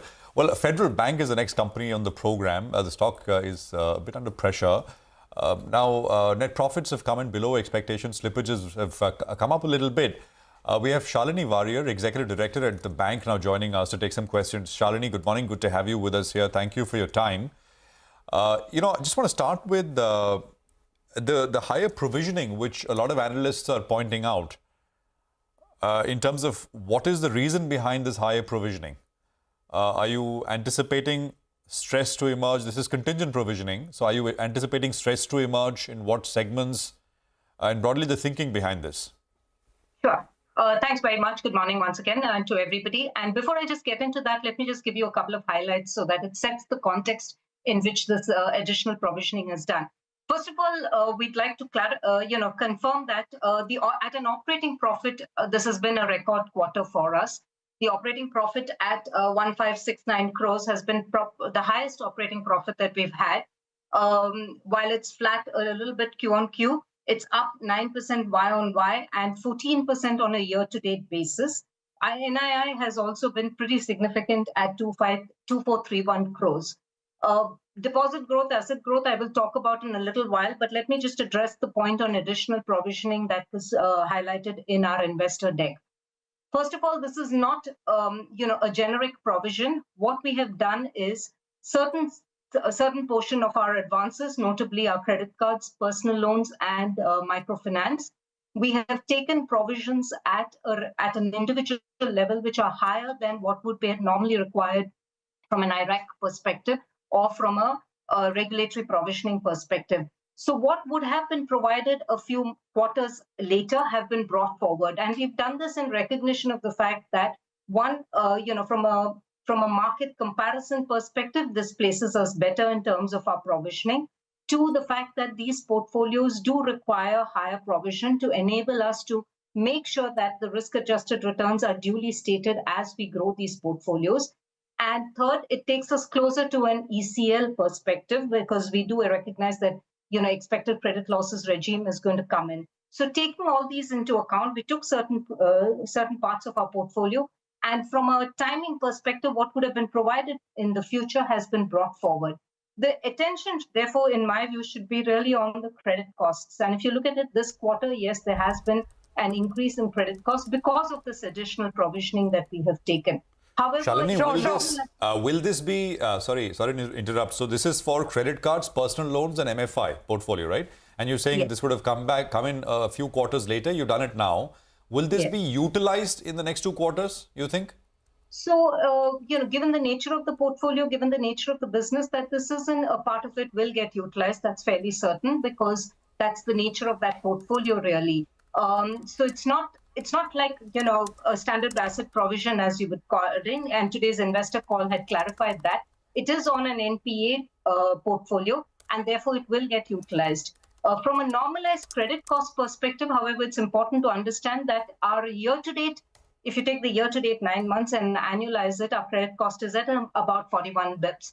And this quarter, yes, is at about 58, but it will normalize itself around 41 to 45 kind of levels going forward into the future. Ms. Warrior, just to complete this point on asset quality, and then we'll move forward and talk about the growth in the business. When I look at the other internals, whether it's the gross NPA ratio, which has improved, and these are quarter-on-quarter trends that I'm noticing. The GNPA has improved. Your restructured book has actually come down sequentially by almost 5%. The only hiccup is slight increase in the slippage ratio. I think you're at 0.86% now. Plus the fact that, in a prudential manner, you've taken provisioning upfront ahead of time. So what do you really see ahead at a GNPA level? If you could guide us, I mean, could there be a couple of basis points higher in the future, maybe on unsecured, maybe on the retail book? Where do you see the stress building, if at all? Yeah, so our slippage ratio, as you rightly pointed out, remains sub 1%, as you can see, 0.8 to 0.86 in that range-bound level from a slippage ratio. We don't expect that to change materially going forward into the future. Our unsecured book is still a very small component of our total book. And therefore, to that extent, from a slippage ratio perspective, we don't expect it to materially move. We don't expect, as I said, credit costs to be, which is really the real indicator ultimately, to be in the range of about 40 to 45 bips. Our PCR, as you would have noticed, is at a record high of 74%. So given all of that, we are guiding for, I think the focus is really to guide on a credit cost, which is around the region of about 40 to 45 bips. Okay, all right, got that point. So now let's move forward and talk about the next interesting piece, which is the margin profile in a fast-changing environment, right? I mean, just this morning we've woken up to new measures from the Reserve Bank of India. If you could just kind of weigh in on that, to what extent does it sort of alleviate the liquidity stress? And on margins yourself, I mean, you're at about 3.11%, so it's a climb down by a couple of notches year on year, slightly lower quarter on quarter. Where do you see margins stabilizing, and what are you penciling in terms of the policy environment? I mean, if there are more rate cuts, then what happens? If there are more liquidity announcements, then what happens? So I'll take it in two parts. I'll talk about the deposit side and then the asset side. Clearly, our understanding and belief has been that's really the deposit side that drives NIMs ultimately. Yes, the asset side will, but over a period of time, it's really the deposit side that weighs in much heavier on the NIM perspective. Our guidance on NIM, therefore, remains around the same level as we've been talking about. Why do we say that? So let's take the deposit side of the story first. You would have seen that some of the metrics that we measure very carefully on the deposit side are actually showing an improvement. While Q on Q, year on year may not look as attractive as it is, Q on Q is definitely could have been better. There has been certain structural changes we've done on the deposit side. For a very long time, we've been focusing on the fact that we need to move our averages to look better. So if you look at an average SAR growth this quarter was as high as about 2.3%, 2.5% actually on Q on Q. Current account growth on the average was about 1% Q on Q. Overall, CASA has actually grown on an average at 2.3%. While that does mean that the levels may not have been as attractive as it should have been, the averages are really where the NIM gets impacted. The second aspect of it is our granular deposits have shown an improvement. As an example, the top 20 depositors, which was at about 7.43%, you'll see in our investor pack is down to about 4.8 odd percent, the top 20 depositors. So we're reducing the focus, reducing the concentration of the top 20 depositors, the concentration on financial entities, the concentration on wholesale deposits. And that has improved the mix of the deposits and the growth and the composition of our deposits. That should help us from a NIM perspective, in addition to the other measures that you alluded to. If you look on the asset side, again, overall growth has been muted this quarter. But if you splice it down, and it's there in our investor deck, you'll see that certain medium yielding to high yielding assets like commercial banking. Commercial banking is up actually 25% year on year. Loans against property is up about 18% year on year. Or retail auto loans are up about 25% year on year. These are all the medium yielding assets. Whereas if you look at housing loans, which are in the low yielding category, they're actually just up about 8% 9% year on year. So we've been calibrating on the advances side also. We do believe there is still headroom to grow on some of the high yielding assets, whether it's credit cards or personal loans or microfinance. But given the current environment for the next 2 quarters, we'll probably not grow personal loans too much, not grow microfinance too much, but we'll definitely grow credit cards. So a long answer to the short question is, NIM is, we're guiding around the same levels as which we are. Yes, there will be an impact on the rate cut that is likely to happen or not happen. We don't know. 50% of our book is linked to the repo. So yes, there will be some impact, but some of the more strategic reorientation we've been doing on the deposit side, as well as moving more and more towards the medium yielding assets on the asset side should help our NIMs. Okay, so NIMs will be where you are, which is around 3.1%. Just a quick number and outlook on the AUM growth, FY25. What will be the exit number and the growth rate? Growth rate would be about 1 to 1.5, 1.5 times what the industry would grow. That's what we're guiding for. Yeah.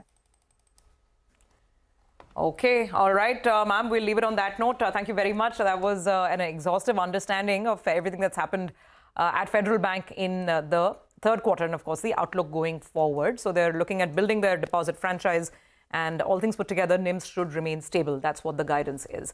We'll take a break on that note, come back on the other side, and we'll have Manisha Gupta joining in with the latest commodity cues.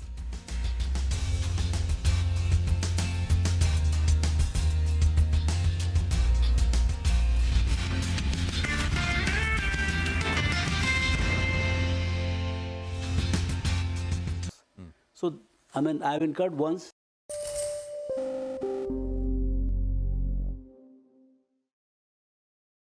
And in the first 2-3 years of Helios, called Mr. Bull, like Rakesh, and I used to collect bulls, and I have bull paintings and bulls and all that. And then in 2008, I became the defender of India on TV and in interviews, saying India, nothing is wrong because Lehman Brothers and these MBS and all is not India's thing. ICICI has not lost any money, and HDFC Bank doesn't need to raise capital.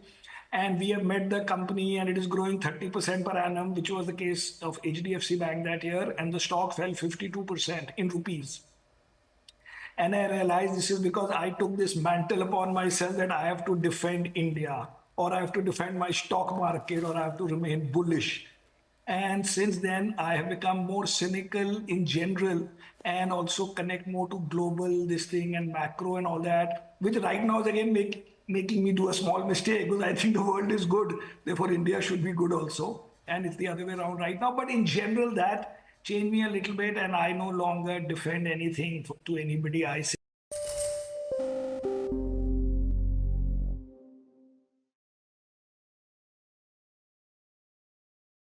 Saudi Arabia will be investing at least $600 billion in America, but I'll be asking the Crown Prince, who's a fantastic guy, to round it out to around $1 trillion. I think they'll do that because we've been very good to them. And I'm also going to ask Saudi Arabia and OPEC to bring down the cost of oil. You got to bring it down, which frankly, I'm surprised they didn't do before the election. That didn't show a lot of love by them not doing it. I was a little surprised by that. If the price came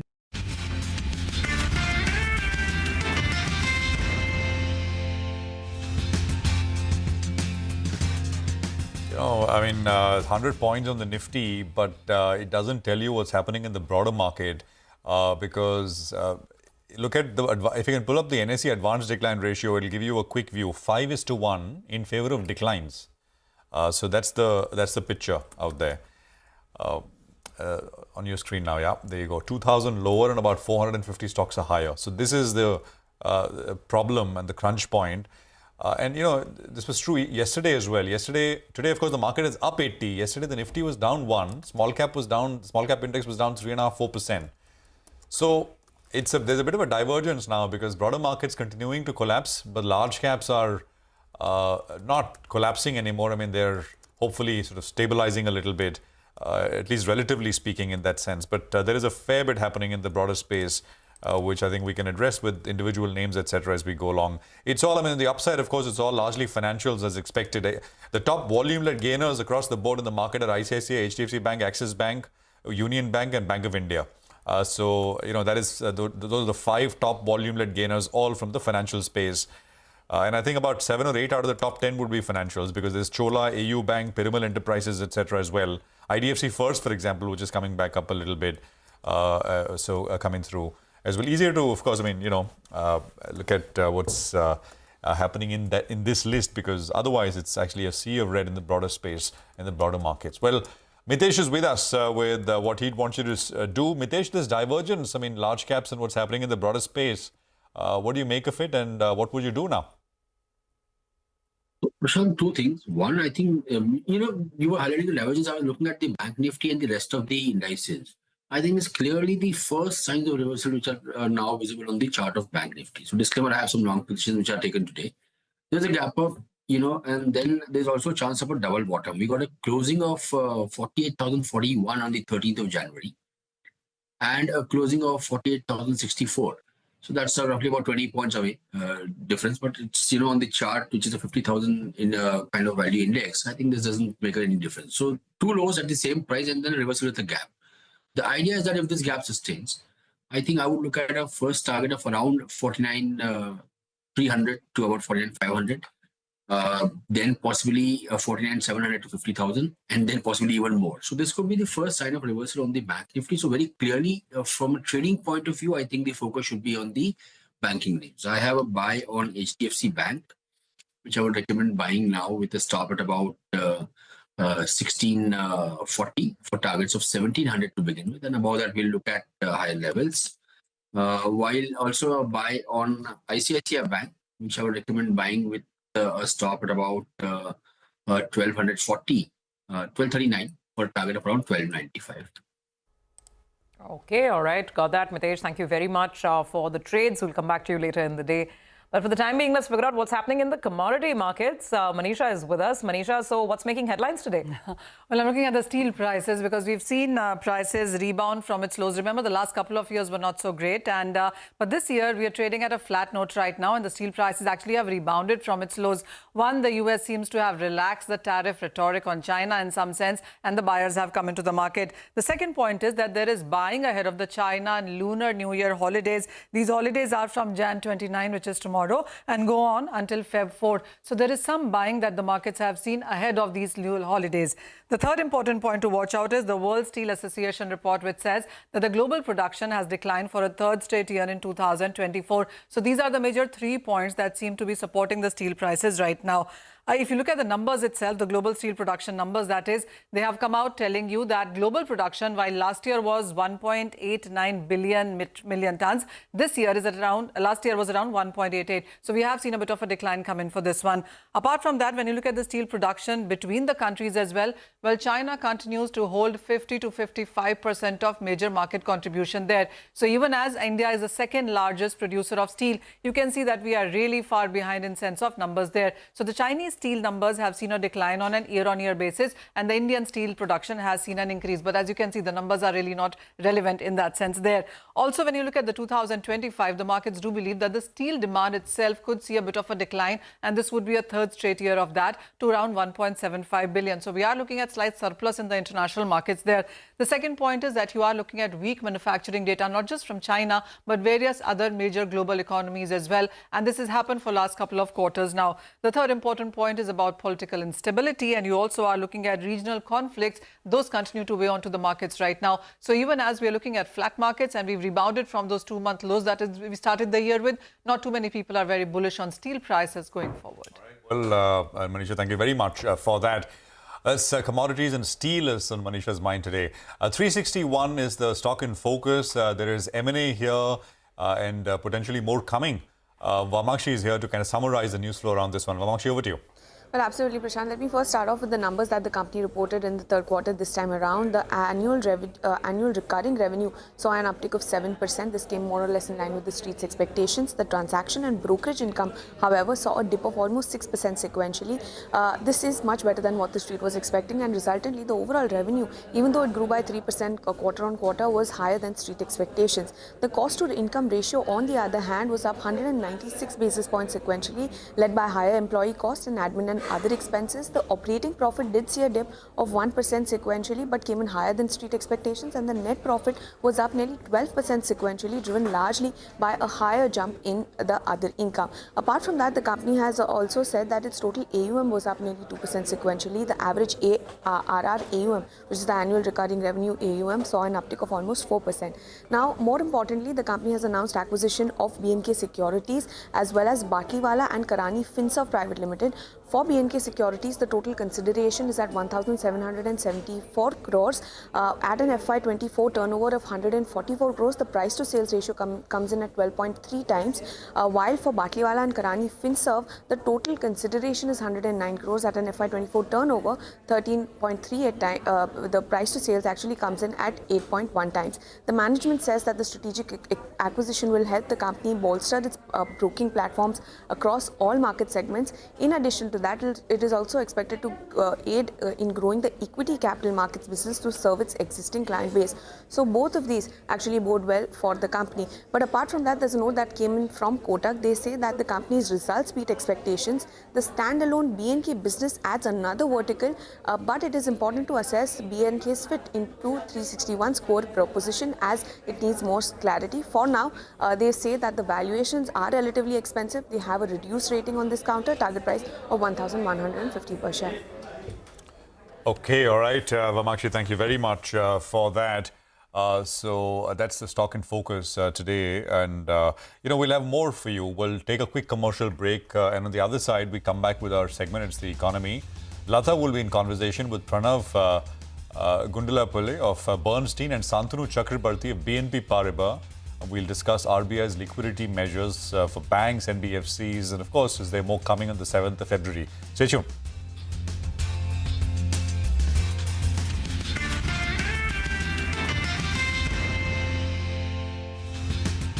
Ukraine war would end immediately. Right now, the price is high enough that war will continue. You got to bring down the oil price. You got to end that war. They should have done it long ago. They're very responsible, actually, to a certain extent for what's taking place. Millions of lives are being lost. With oil prices going down, I'll demand that interest rates drop immediately, and likewise, they should be dropping all over the world. Interest rates should follow us. All over, the progress that you're seeing is happening because of our historic victory in a recent presidential election.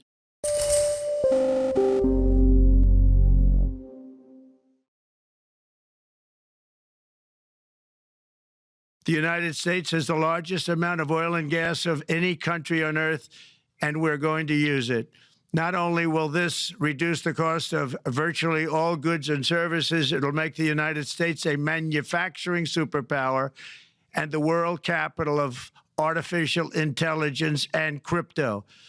My administration has also begun the largest deregulation campaign in history, far exceeding even the record-setting efforts of my last term.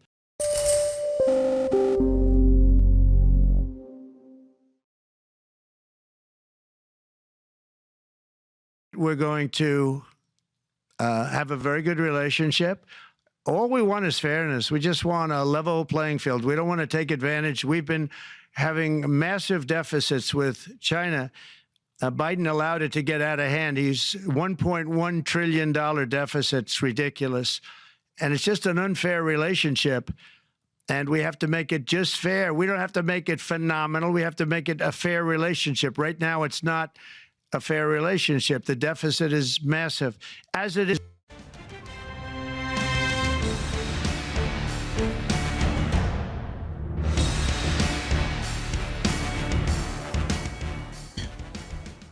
Welcome back. The Bank Nifty is the fastest rising index today. And that's after the Reserve Bank announced a bunch of measures that is designed to remove the liquidity deficit that the markets are reeling under. Hopefully, that will reduce the competition for deposits, which is impacting banks. Of course, we've also had a bunch of banking results. Practically all the private sector banks have announced the numbers, and public sector banks are also coming in thick and fast, barring, of course, a big boy SBI.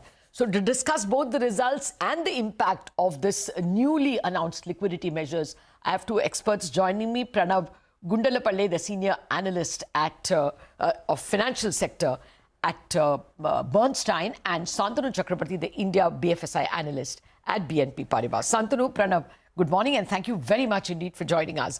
First, why don't you all start by telling me what you have made of the liquidity measures in terms of the impact on banks? Santanu. Thank you, Lata, and a very good morning to both you and Pranav. So look, one of the issues that we have been flagging for the last 2 months, and especially in December, it took on really alarming proportions, was the lack of liquidity within the system. And the weak deposit numbers that you have seen for a bunch of banks in the quarter is a direct outcome of that tight liquidity, and it has slowed down both deposit as well as credit growth. Now, this liquidity shortfall was primarily because of the dollar sales that the RBI has been doing, and right now this 60,000 crore is absolutely a stitch in time as far as we are concerned, because it may not have an immediate impact on the amount of credit hunger that banks may have right off the bat. But it is a step in the right direction and probably also signals a policy pivot as far as the RBI is concerned. We know that 3 months back they went from withdrawal of accommodation to neutral. This in effect becomes for the first time accommodation of growth, even if not in jury basis, definitely on the de facto basis. Okay, that's what from neutral to accommodative, possibly signaling a cut. But Pranav, if the cut were to come, and first of all, are you pricing in a cut? Given that they have given liquidity first, usually you have to ease liquidity before you give the cut. And if a cut comes, would it be all bank positive? Wouldn't it be also a bit negative on margins? Morning. So I think we are pricing in rate cut. We think we have factored in about 50 basis points of rate cut in the first half of the year. And yes, it will be immediate impact will be negative on the banks because they will start to lose their NIMs. So the NIMs will see a drop, and therefore the immediate impact is negative. But I think it's a positive on the growth. I think the very act of easing liquidity like they did yesterday, as well as a rate cut, would support growth, both in terms of credit growth for the banks as well as the overall consumption growth. And that would be the longer term positive. And for the banking sector, I think a reduction in NIM and therefore a bottoming out of profitability will in a way serve as a catalyst, because I think the reduction in ROA was something that's been long expected from the unsustainably high levels. So I think once that happens, it'll be a clearer path towards earnings growth from there. And that should again drive some interest back into the sector. Okay. I'll come back at the end of the conversation to ask Chol whether this move is changing your assumptions, any of the assumptions of banks. But first, let's discuss the results itself. Santanu, what did you make of, let's take the top two banks, ICICI and HDFC Bank. Has it led you to increase EPS or target prices on both of them, or any question marks? So as you know, Lata, I have fairly generous target prices on both of these names, yes. Especially on HDFC Bank. So look, the pattern that I would like to draw attention to, that, the kind of tight liquidity that we saw in the last quarter absolutely separates the wheat from the chaff as far as the, the liability franchise quality is concerned. So you would notice that even in the, ICICI numbers are absolutely stunning as far as the deposit mobilization is concerned. And ICICI and HDFC both stood out in terms of the amount of deposits they have been able to mobilize. What ICICI has done in current accounts, a 98,000 crore number for HDFC on term deposits, despite the liquidity being where it is without moving rates, it just shows you that, in tough times, the ability of the more established liability franchises, especially where large rate differentials are not present between the various banks, completely shines through.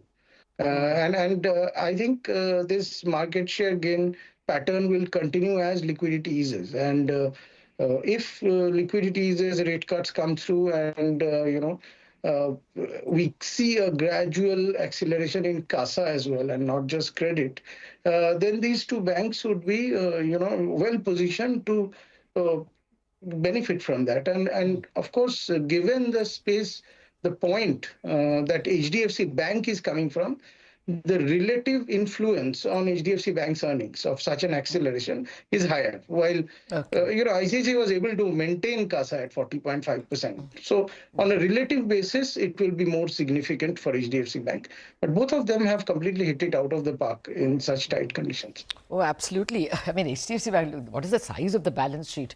To be able to grow 16% deposits on a 25 lakh crore balance sheet is certainly steaming growth. Pranav, I don't know if you cover the other banks. I was among the ratios and percentages, Kotak Bank definitely stood out, especially because in Q2 there were some worries about stress. As well, any of the others, IDFC, IndusInd, any of the other banks that you want to speak about, what stood out for you?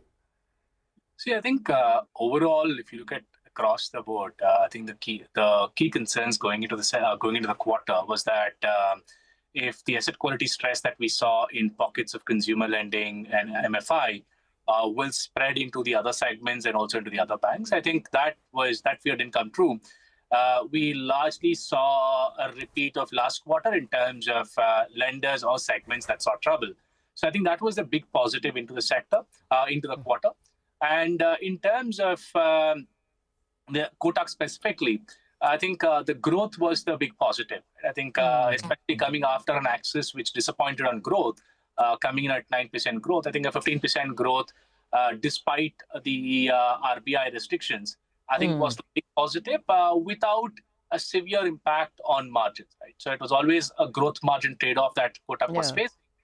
But I think the reduction in the savings account rates and a few other factors did help it limit the profitability hit. I think that was a big positive. And that's probably the reason why we saw the sharpest move for Kotak post results. Whereas for most of them, I think it's pretty much a continuation of what we saw last quarter. And hence not that big a move as to what we saw for Kotak. Yeah, no, Kotak had many positives. Even their slippage ratio, we were worrying about, that fell from 1.9 or 1.88 to 1.6. As well, margins actually quarter on quarter have risen by 2 basis points, even if it's a fall year on year. I take a point on that. But do you track any of the other? I mean, we had a bunch of public sector banks coming out with numbers. As well, Federal has come out, and today it's getting a pasting in spite of the manna from RBI. Any of the other banks that you cover where you have a point in terms of downgrade or upgrade now? Nothing as of now. I mean, we would go back and review the numbers in the context of the sector results, but no change in ratings as of now. Okay. Shantanu, a similar question to you. Any of the other stocks under your coverage where you have a point or two, and you also have Kotak for coverage. I don't think you had a buy when we last spoke. No, I have had an underperform for the long time. Now, obviously, our ratings are on a relative basis. So I do have absolute upside on Kotak, but it remains an underperform. See, I mean, while I notice the high growth and all of that, the trouble with fixing Kotak's capital productivity situation, which will lead to a full re-rating. I mean, the ask of growth is very high. Now, maybe with easier liquidity, that gets helped. As far as the other names are concerned, Lata, I think I would draw your attention to, even something like a FedFina, which has made a big provisioning for incumbent stress that they might see in something like small ticket LAP. So while, the stress has remained mostly contained as far as large bank is concerned in things like unsecured and MFI only, and two very disparate lines of stress, let me be very clear. Yeah. I think at least within the smaller NBFC, some of the smaller bank categories, they seem to be bracing up for some degree of contagion. Within perhaps that customer group which is one notch below premium. And that, I mean, given that how fungible credit products have become, a fungibility which was earlier available only with, bank customers, prime bank customers, so to speak. Probably for the first time, there might be a little product agnostic minor contagion happening within those customer segments as well. And it's something we will keep an eye out for. Okay, no, fair point. But just a word, Pranav, is there any other NBFC that stood out for you? I mean, Sriram's numbers looked very good, but you run through them. Chola, anything that stood out for you? Nothing that really stood out. I mean, I think it was more a relief on, at least for the larger NBFCs. We get to see Bajaj on Wednesday. But for most of the others, I think it was largely a relief for the larger ones. That there is no big blowout in terms of asset quality. Of credit quality, yeah, absolutely. The unsecured. We did hear Federal tell us just a little while back, I mean, sorry, not NBFCs, but the bank did say that the contingency, the provisions that they have kept are for a fear that in case the unsecured portfolio deteriorates. So clearly that fear is still there. But Shantanu, to come back to the topic at hand, the Reserve Bank's liquidity largesse. Now, how do you see the trajectory of the big banks?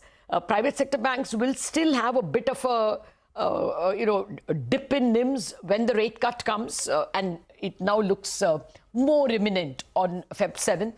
And then they grow. So what is the trajectory you would draw for these banks? They fall and then they rise? I mean, Pranav also indicated the same thing in his narrative when he spoke, that rate cuts obviously bottom out margins. But to take a view of rate cuts being a negative for bank margins or earnings growth will be a little myopic, frankly. Right? I mean, from that once that bottom is marked, right, maybe 1.5 quarters after the rate cuts, from that point onwards, you're going to get acceleration in credit, hopefully. You're going to get better liquidity should drive a revival in current account. If the rate gap narrows, that should help you with savings accounts. And you basically start on a benign margin expansion trend, probably for the larger banks. It is nothing too dramatic. But there's no credit cost expansion or operating cost expansion to spoil sport. Which means what? That if you get decent credit growth, and for the larger private banks, it is hard to argue credit growth below mid-teens, right? Yes. So then your earnings growth becomes above mid-teens. And when you look at valuations currently in either PE terms or in terms of ROEs that are likely over the next 1 year and the price to book they're trading at, that's what makes us fairly bullish about the prospects of these banks. Okay. Well, final words from you, Pranav. What is your sequence of buying? And would you change anything because of the expected rate cuts? Okay, firstly on the rate cuts, we wouldn't change anything in terms of sequencing because we still think the asset quality trends will probably be more important in the next few quarters versus a 50 bips of rate cuts, which we think will be much lower impact compared to the asset quality trends. In terms of our picking order, we like HDFC the most, followed by IndusInd as a near-term re-rating story that we see. And then you have ICICI and Axis, followed by SBI and Kotak. So that's our pecking order in terms of the large banks. Okay. In terms of the NBFCs, we're still on the sidelines with the pure consumer lenders like an SBI Cards or Bajaj. We think we would wait for a while longer before trying to bottom fish on the consumer lenders at this stage. Okay. Oh, that's as comprehensive a wrap as we can get, Pranav. Thank you very much. Shantanu, thank you very much for your contribution as well. Quite clearly, both our experts think that big is beautiful. All the big banks are in their buy list. Wrap up on Bazaar on that note. Chartbusters coming.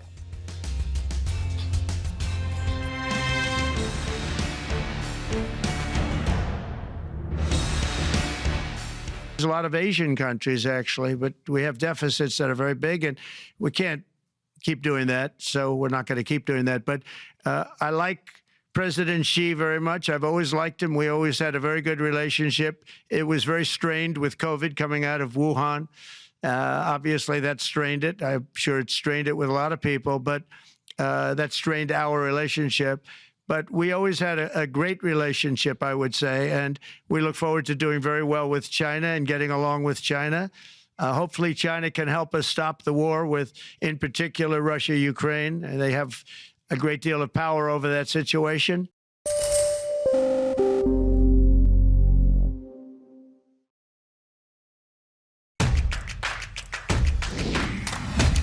From sharp insights in the political arena to all the excitement from the world of sports.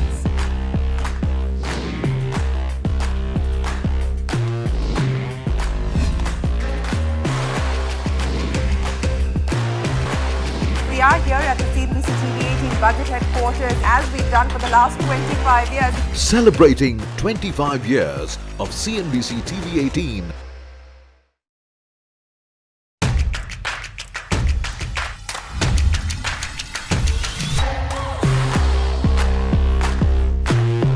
The markets are betting big on affordable housing. You look at the kind of stocks that have risen.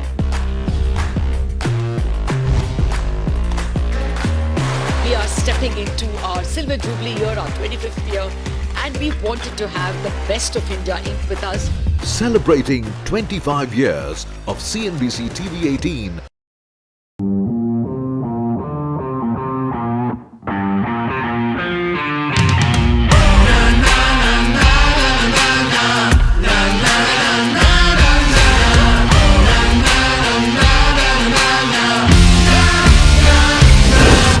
Make informed decisions with comprehensive analysis on the go. Strengthen your portfolio with real-time market updates on the go. Create effective strategies with insightful expert opinions on the go. Grow on the go with CNBC TV18, now streaming live 24/7 on YouTube. How about listening to global market maestros before crafting your investment strategy?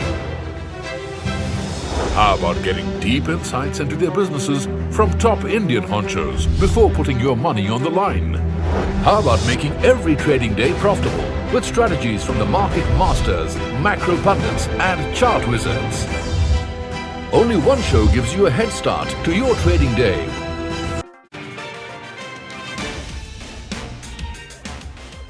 Banking and financial stocks, they are buzzing in trade after the RBI has announced a bunch of measures to shore up liquidity in the system.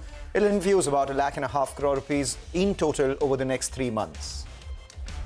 Federal Bank dips over 6% after the bank reported its lowest net interest margin in 16 quarters. Management tells CNBC TV18 that provisions in the third quarter were taken at levels higher than required. Gains Tech plunges in trade today, now down nearly 20% after revenue profit come below estimates. The company has cut its FY25 revenue guidance as well from 3,000 crores to 2,800 crores. The management tells CNBC TV18 that its execution delays in the third quarter that led to the revenue guidance cut. Emami climbs close to 2% on the back of its Q3 results that were better than peers. The company reports a 5% growth in revenue on a year-on-year basis. The profit after tax also surges by close to around 7%. The stock is a relative outperformer in trade.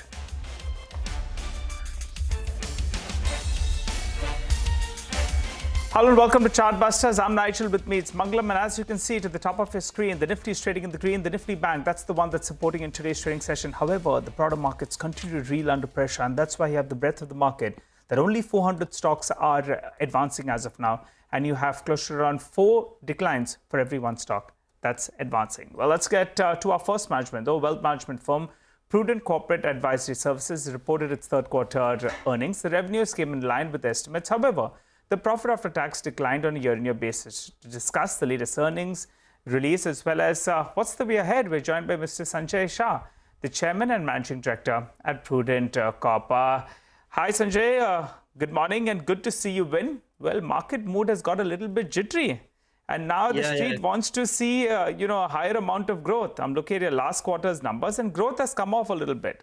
The total revenue itself has come more or less flattish. So could you tell us what is the trajectory going ahead? I can see on most verticals as well, we're not seeing too much of growth out there. So what is the growth guidance you can give us for the next quarter for FY25 as well as FY26? Yeah, good morning, Nigel. Good to see you win. Well, market mood has got a little bit jittery, and now the street wants to see a higher amount of growth. I'm looking at your last quarter's numbers, and growth has come off a little bit. The total revenue itself has come more or less flattish. So could you tell us what is the growth guidance you can give us for the next quarter for FY25 as well as FY26? So good morning, Rajesh. I think first of all, if you look at about the prudent, I think we have the significant revenue. Our revenue comes from the mutual fund distribution business, and the last quarter was still under pressure because of the 4.5% kind of a mark-to-market losses which is accrued. However, if you remove the mark-to-market losses, I think we did a reasonably well as far as my net sales is concerned, SIP numbers addition is concerned. I think the mutual fund distribution addition is concerned. So all the KPIs of the business are intact. However, the somewhat amount of revenue impact mainly came because of the mark-to-market losses on the mutual fund side.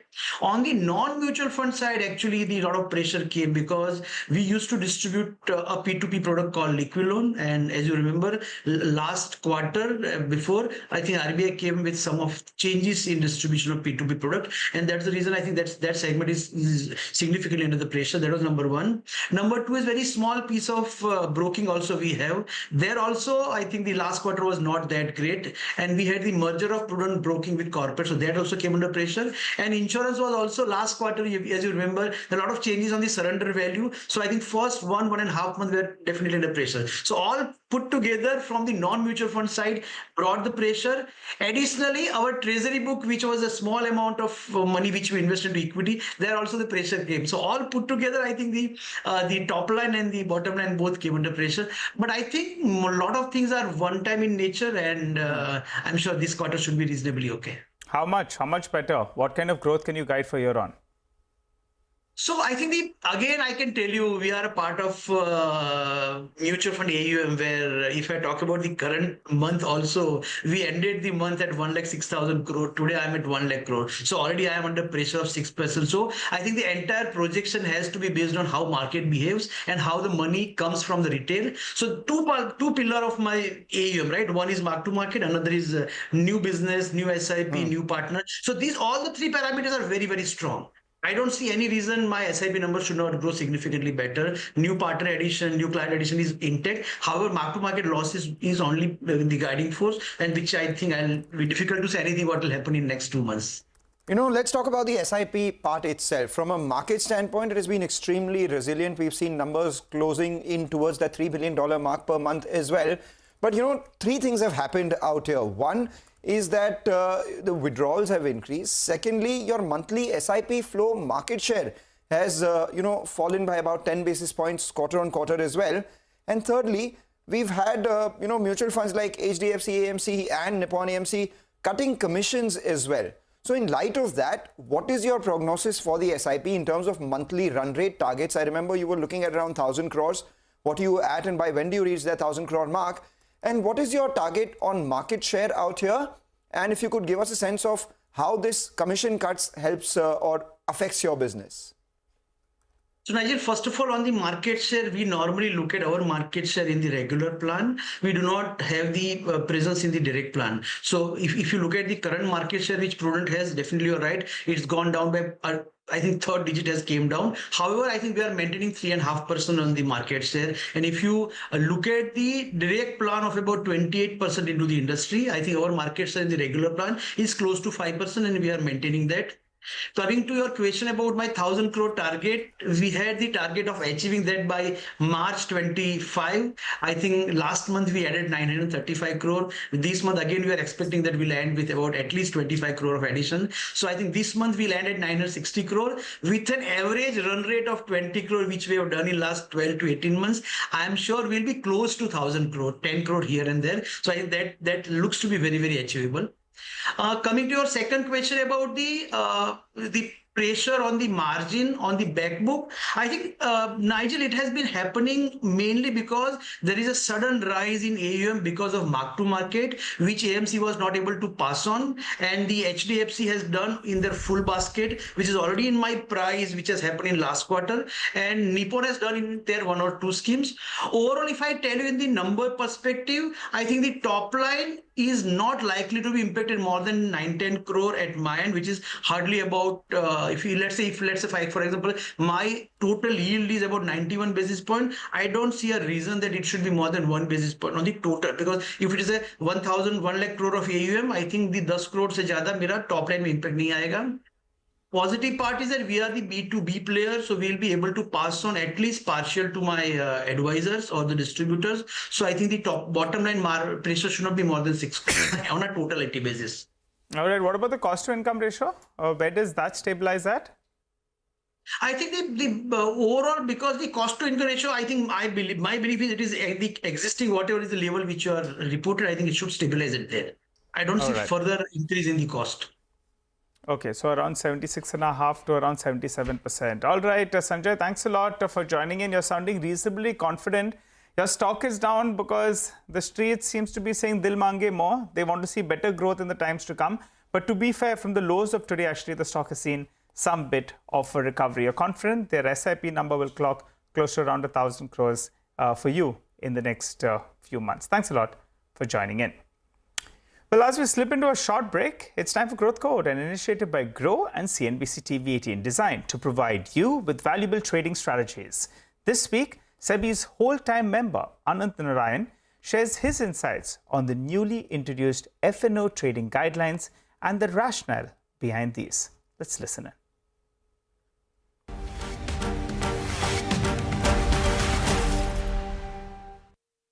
Overtrading, particularly on expiry day index options, was creating the possibility of more systemic risk with an increase in the overall market risk right up to the time of the expiry. So these two areas, one is a systemic risk area, the other of related to investor protection, is something that we were looking at closely, and we were consulting with market participants for months together. Our consultations told us that the issue really boiled down not to the broad swathe of derivatives, but specifically to the issue of index options trading on expiry day. So it is a very clinical approach that we subsequently adopted, essentially to address this specific issue of overtrading in index options on expiry day. On October 1st, 2024, we announced a series of 6 steps to address this. 5 out of those were directly aimed exactly at this, curbing overtrading in index options on expiry day. Now, the impact of those steps are still playing out. We will watch the data very closely to see how things stabilize. As and when we come to a conclusion on what the impact of these 6 steps have been, if further steps are necessary, both for market development as well as for investor protection, we will take steps accordingly. So at this point of time, nothing is planned. We will see what the data shows, and then we will take the steps further. But there should be no doubt about SEBI's broad objectives here. We want a sustained F&O market that is conducive to capital formation in the country. At the same time, we want to ensure investor protection and we want to ensure systemic stability. And we will continue to work along these lines in consultation with all market participants.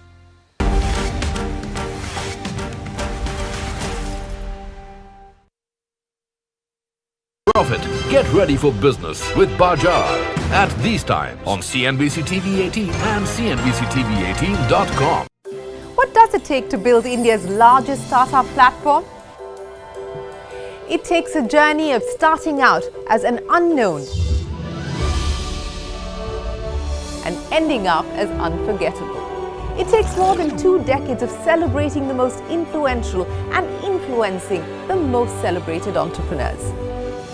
From chronicling the stories of India's startup universe to becoming a success story in itself as India's longest running show on startups and entrepreneurship. Celebrating 21 action-packed years of building India's biggest startup community. Young Turks at 21, only on CNBC-TV18 and CNBC-TV18.com.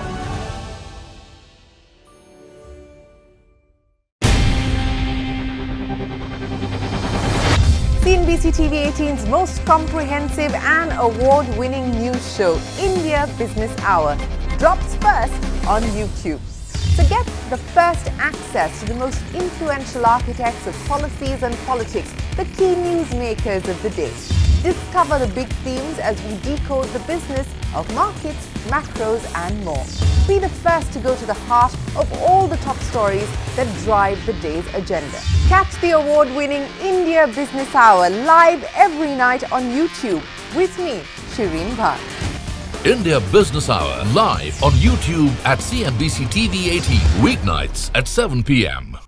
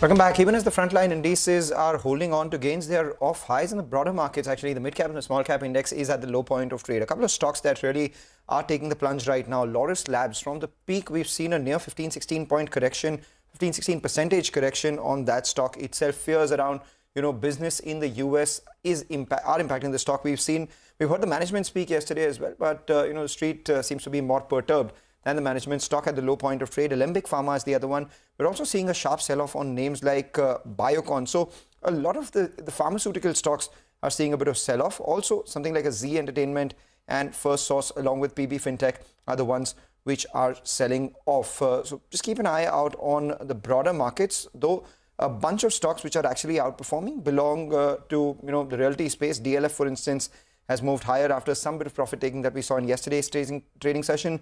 JK Lakshmi Cement is the other one which is seeing some bit of an up move. And Balkrishna Industries, after selling off in yesterday's trading session post management comments in the conference call, that stock too has seen some bit of buying, currently sitting with a gain of almost 3%. We'll take a short break, come back, get you more on the markets and stock specific action, perhaps get closing in on one of the sectors and sector expectations in our special segment, Quarter Se Quarter.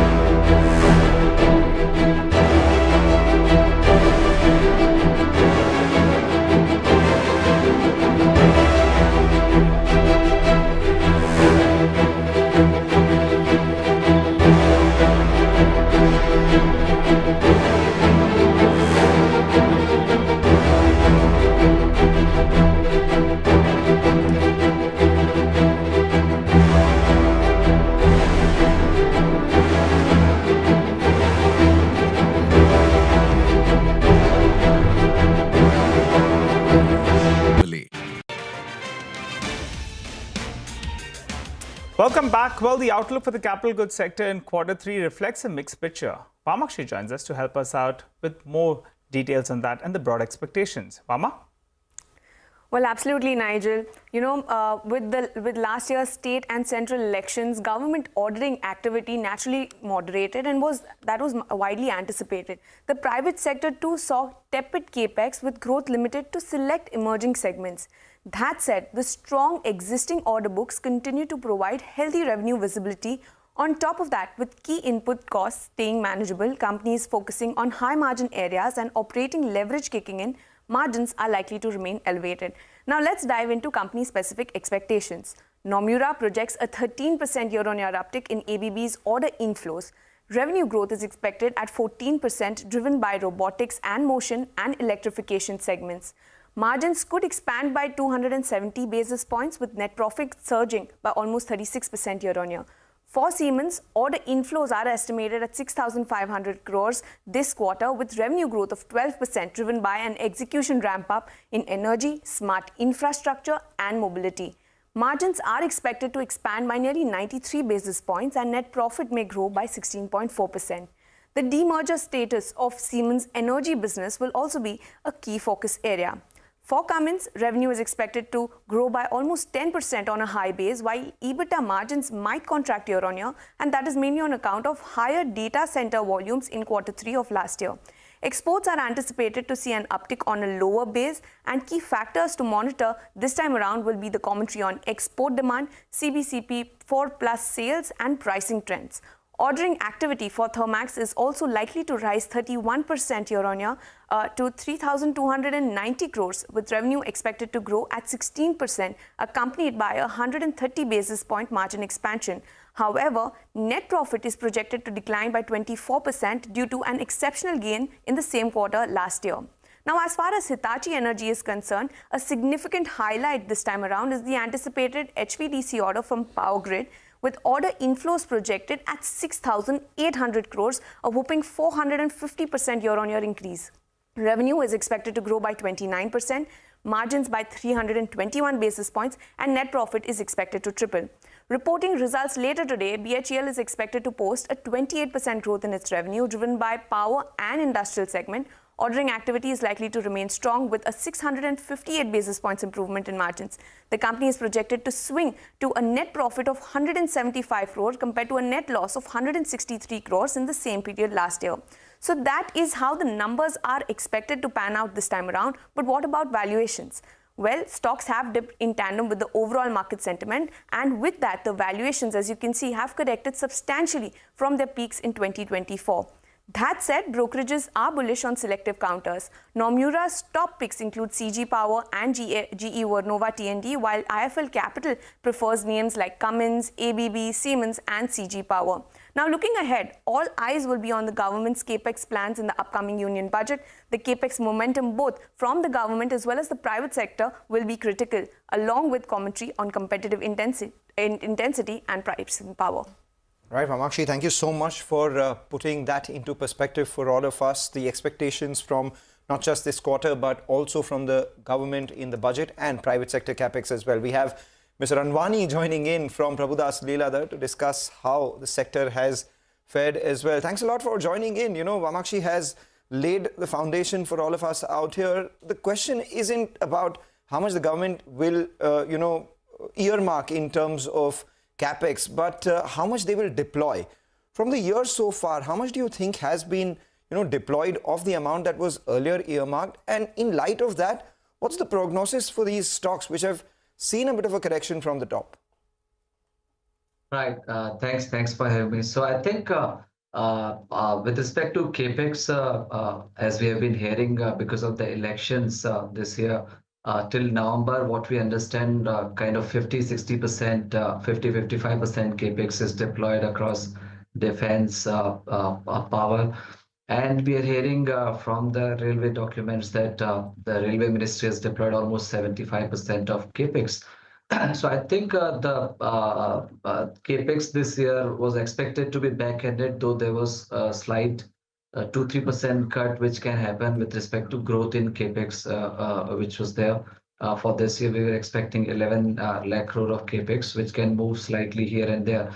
But having said that, I think for the next financial year as well, I think the key segments like power, railways, defense definitely will be in focus, where there should be more budget earmarked. And interestingly, in power, we want to integrate the renewables, where with the objective by FY32 is to go 850, 900 gigawatt, out of which 50% should be renewable. So I think if you see all the long-term vision documents of government, we see definitely the capex continuing in the key sectors. And this year, it could be 2-3% miss, which can be possible, broadly speaking. Yeah. Okay, all right. Hi, Amit. Good to see you. And so 10.7 lakh crore, approximately 10.6, 10.7 lakh crore approximately could be the number that we should be working with. On that pace, what is the number you will be satisfied with for the next year? I think between 8 to 10% on the revised base, definitely we can see capex earmarked for FY26 as well. And as we have been seeing, there's a very strong uptick in the T&D capex. We saw a couple of HVDC orders getting awarded in past 2 months. If you see, despite the slowness, we saw the very large order getting awarded of 45,000 in thermal power, which L&T and BHEL won. So we are seeing there are pockets where the projects are getting cleared in past 2-3 months versus the first half of this financial year. And we expect that especially defense, a lot of orders get cleared in Jan, Feb, and we are expecting got it. Amit, very quickly, a little short on time. Top picks, give and take everything, slowdown, valuations, margins, the way the stocks have run up. Top 2-3 picks? Yeah, so I think we are betting on Cummins India, which is our top picks, despite we are building in 11% growth this quarter. I expect that the export is likely to rebound now, and the industrials business is also coming back, and the CPCB transition is kind of settling down. There's a lot of scope for growth and leverage still continuing. The stock is trading at 2,700. We have a target price of almost 4,100 rupees. Second, I think Voltamp, where the valuations have corrected significantly, seeing the macro tailwinds in power T&D space, I think Voltamp is a preferred transformer player catering to industrial transformers and now setting up capacity in power transformers. I think the valuations have corrected significantly, and this is our topic. In defense, Bharat Electronics at 265 definitely can be looked at, seeing the kind of pipeline which we have been discussing in defense, which is still yeah.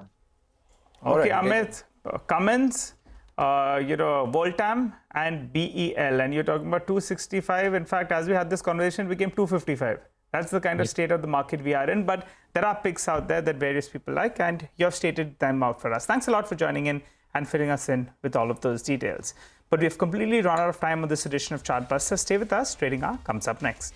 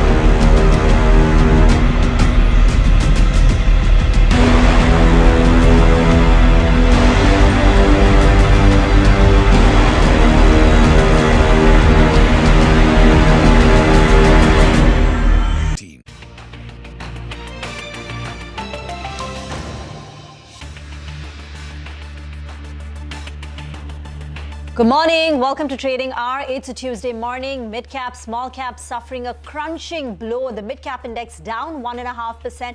The small-cap index is down 3.5%.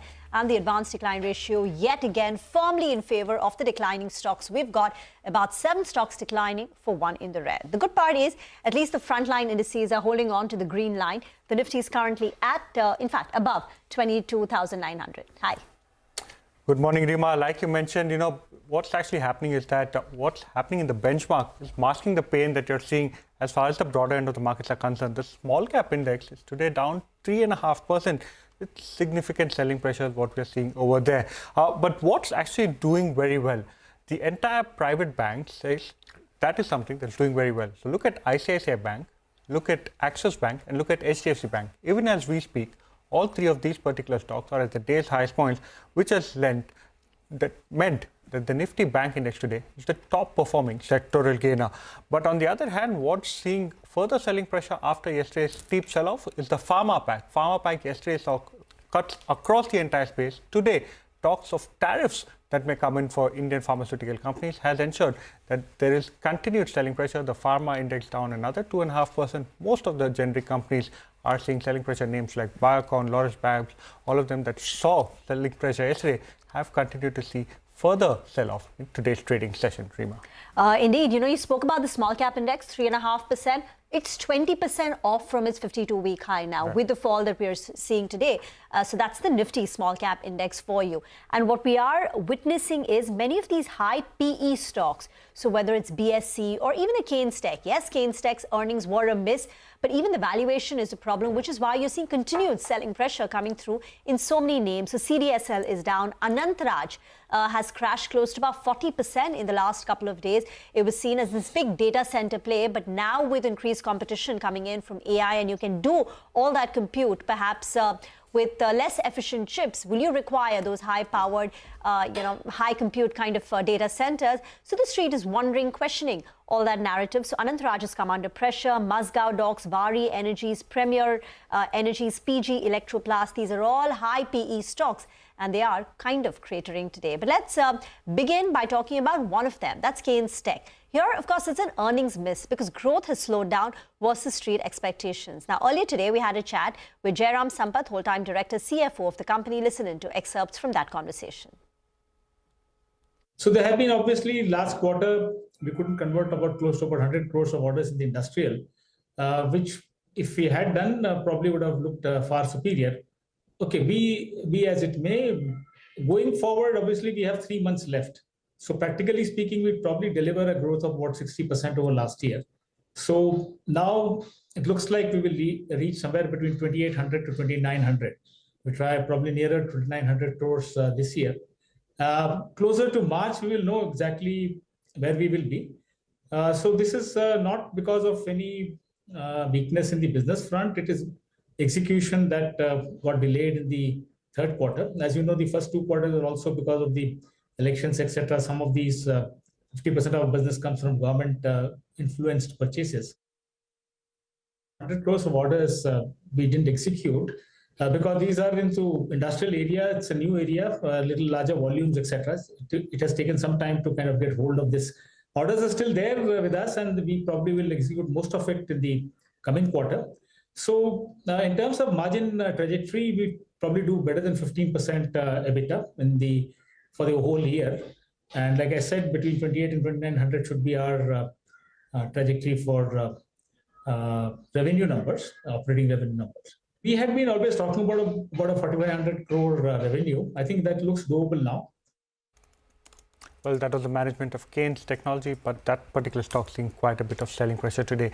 The other stock that's under pressure is 361 WAM. What's ailing the stock? Vamaxi joins in with more details. Well, Vivek, when you look at the company's numbers, they seem like a good set because ARR saw an uptick of almost 7% sequentially. ARR is, of course, the annual recurring revenue. The TPR, that is the transaction and brokerage income, saw a dip of 6%, but nevertheless, it still came in higher than what the street was expecting. And overall, the total revenue saw an uptick of 3% sequentially. When we look at the cost-to-income ratio, that has seen a surge of 196 basis points sequentially, and this growth is largely being led by higher employee costs costs and admin and other expenses. Resultantly, when we look at the operating profit, that has declined by 1% sequentially, but the net profit has come in nearly 12% higher quarter on quarter, and this growth is largely being driven by a sharp surge in the other income, and overall the net profit has come in ahead of what the street was anticipating. The total AUM has seen a growth of 2% sequentially at somewhere around 5.79 lakh crore. Average ARR AUM is seeing an uptick of almost 4%. Apart from that, more importantly, the company has gone ahead and announced acquisition of B&K Securities India and Batliwala and Karani Finserv Private Limited. For B&K Securities, they are going to pay a total consideration of 1,774 crores. At an FY24 turnover, the price to sales ratio stands at 12.3 times, while for Batliwala and Karani Finserv, the total consideration is 109 crores at an FY24 turnover of 13.38. The price to sales stands at 8.1 times. Now, keep in mind that the management says that this strategic acquisition will help the company bolster its broking platforms across all market segments. In addition to that, they also say that it will aid the company in growing its equity capital markets business to serve its existing client base. So overall, when we look at the numbers as well as the acquisition, that bodes well for the company.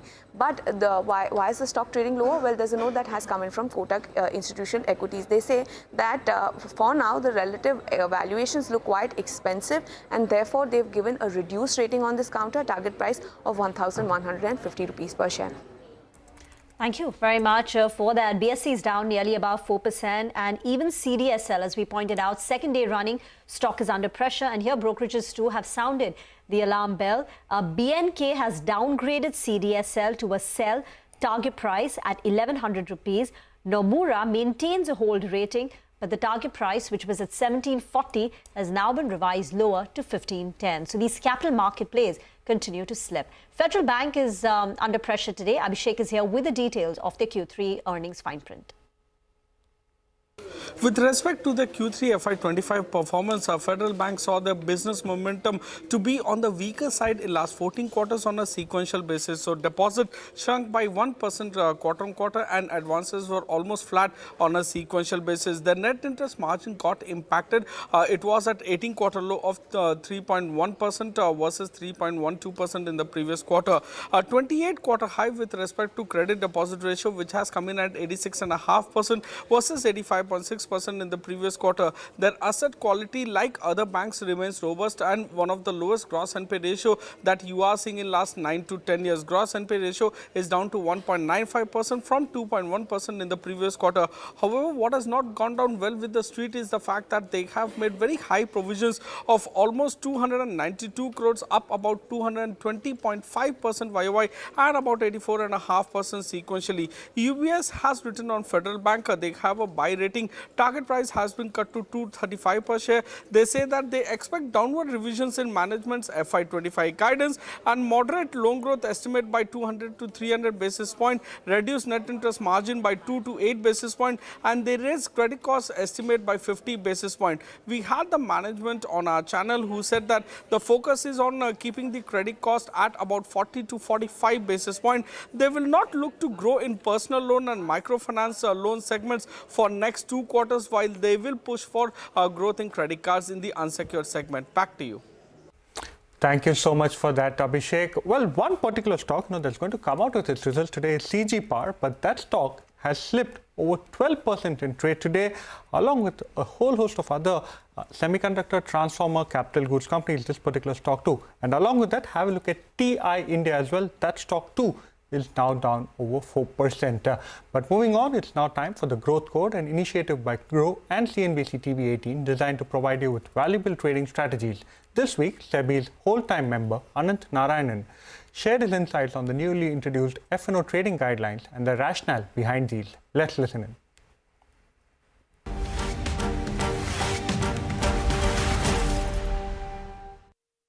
Overtrading, particularly on expiry day index options, was creating the possibility of more systemic risk with an increase in the overall market risk right up to the time of the expiry. So these two areas, one is a systemic risk area, the other of related to investor protection, is something that we were looking at closely, and we were consulting with market participants for months together. Our consultations told us that the issue really boiled down not to the broad swathe of derivatives, but specifically to the issue of index options trading on expiry day. So it is a very clinical approach that we subsequently adopted, essentially to address this specific issue of overtrading in index options on expiry day. On October 1st, 2024, we announced a series of 6 steps to address this. 5 out of those were directly aimed exactly at this, curbing overtrading in index options on expiry day. Now, the impact of those steps are still playing out. We will watch the data very closely to see how things stabilize. As and when we come to a conclusion on what the impact of these 6 steps have been, if further steps are necessary, both for market development as well as for investor protection, we will take steps accordingly. So at this point of time, nothing is planned. We will see what the data shows, and then we will take the steps further. But there should be no doubt about SEBI's broad objectives here. We want a sustained F&O market that is conducive to capital formation in the country. At the same time, we want to ensure investor protection, and we want to ensure systemic stability. And we will continue to work along these lines in consultation with all market participants.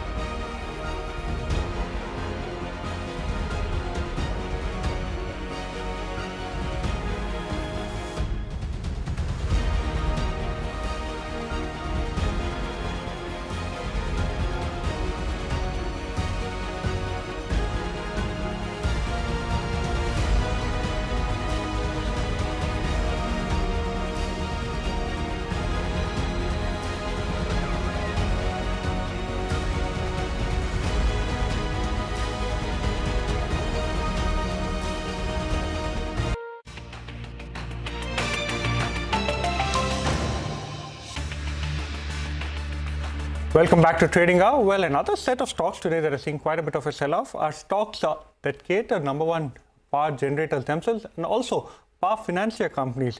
So have a look at names like NTPC. The stock sold off significantly after the results that came in over the weekend. JSW Energy down over 4% today. CSE, post results, this particular stock has seen almost 40 rupees gone away. Post the results came in from close to 170 levels. This particular stock is now closer to the 130 levels. The other set of stocks are the power financial stocks that are now trading the day's lowest points. Both PFC and RSC are seeing quite a bit of selling pressure emerge today. But let's now shift focus to the commodity space. Manisha joins in, and today we are focusing on metals.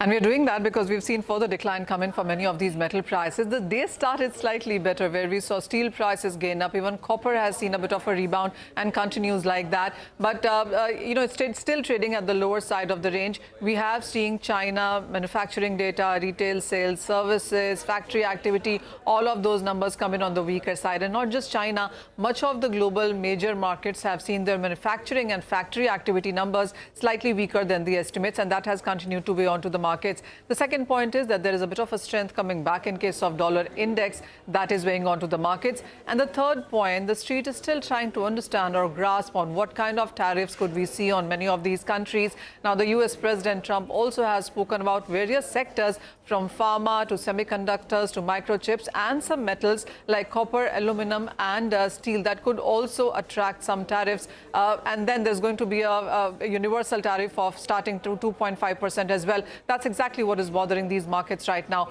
When it comes to production and the kind of inventories that we are seeing on LME, remember we've started this year slightly on a stronger note there, and if the demand does not pick up, then we are perhaps continuing to look at pressure there. Zinc, which gained up by nearly 15% in the previous year, is down by 6% right now. Copper, aluminum, copper is still trading in the positive, but aluminum is down by 4% as well for this year. So not a very great start to this year. As we are ending the first month of 2025, it does look that the pressure could continue in case of metals. Thank you very much for that. We will get into a short break on that note. On the other side, we've got a corporate conversation. The management of Orion Pro Solutions, which has been clocking in an over 30% top-line growth, will join in to talk about the future.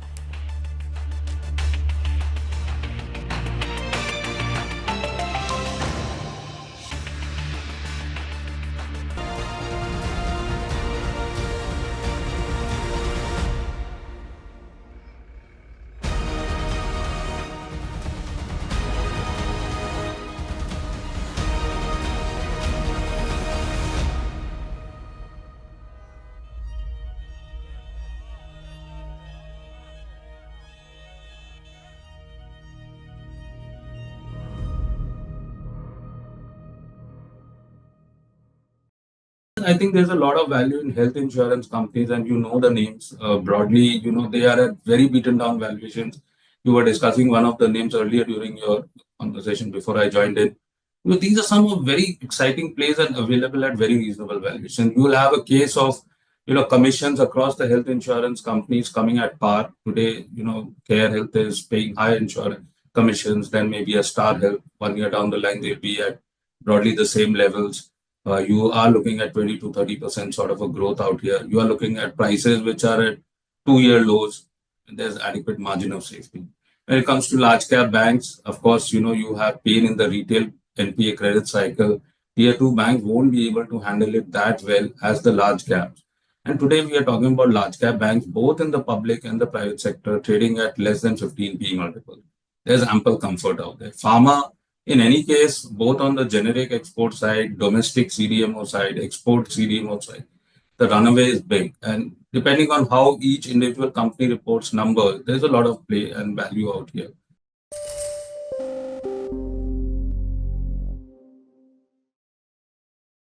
I think there's a lot of value in health insurance companies, and you know the names broadly. They are at very beaten down valuations. You were discussing one of the names earlier during your conversation before I joined in. These are some of very exciting plays and available at very reasonable valuation. You will have a case of commissions across the health insurance companies coming at par today. Care Health is paying high insurance commissions. Then maybe a Star Health 1 year down the line they'll be at broadly the same levels. You are looking at 20 to 30% sort of a growth out here. You are looking at prices which are at 2-year lows, and there's adequate margin of safety. When it comes to large cap banks, of course, you have pain in the retail NPA credit cycle. Tier 2 banks won't be. So FY25 probably will end Nifty 50 EPS levels of 1075. And you add another 10% to that, that's 107. And you add another 10% to FY26 numbers. And you get to a level of 1350. So an average of FY26 and FY27, you broadly be at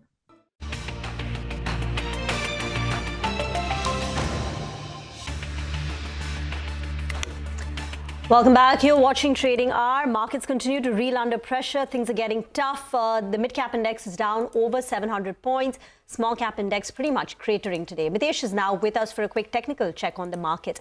Mitesh, the benchmark indices are held up by the strength in the Nifty Bank. The Nifty Bank is up close to about 800 points now. So what have you made of the day so far and your top trades? See, I think very clearly it is the banking index which is showing signs of reversal. And in fact, while the Nifty is also recovering slowly, I think there is a possibility of a double bottom formation being done on Bank Nifty. It's met the first intraday pivot, which is around 48,900.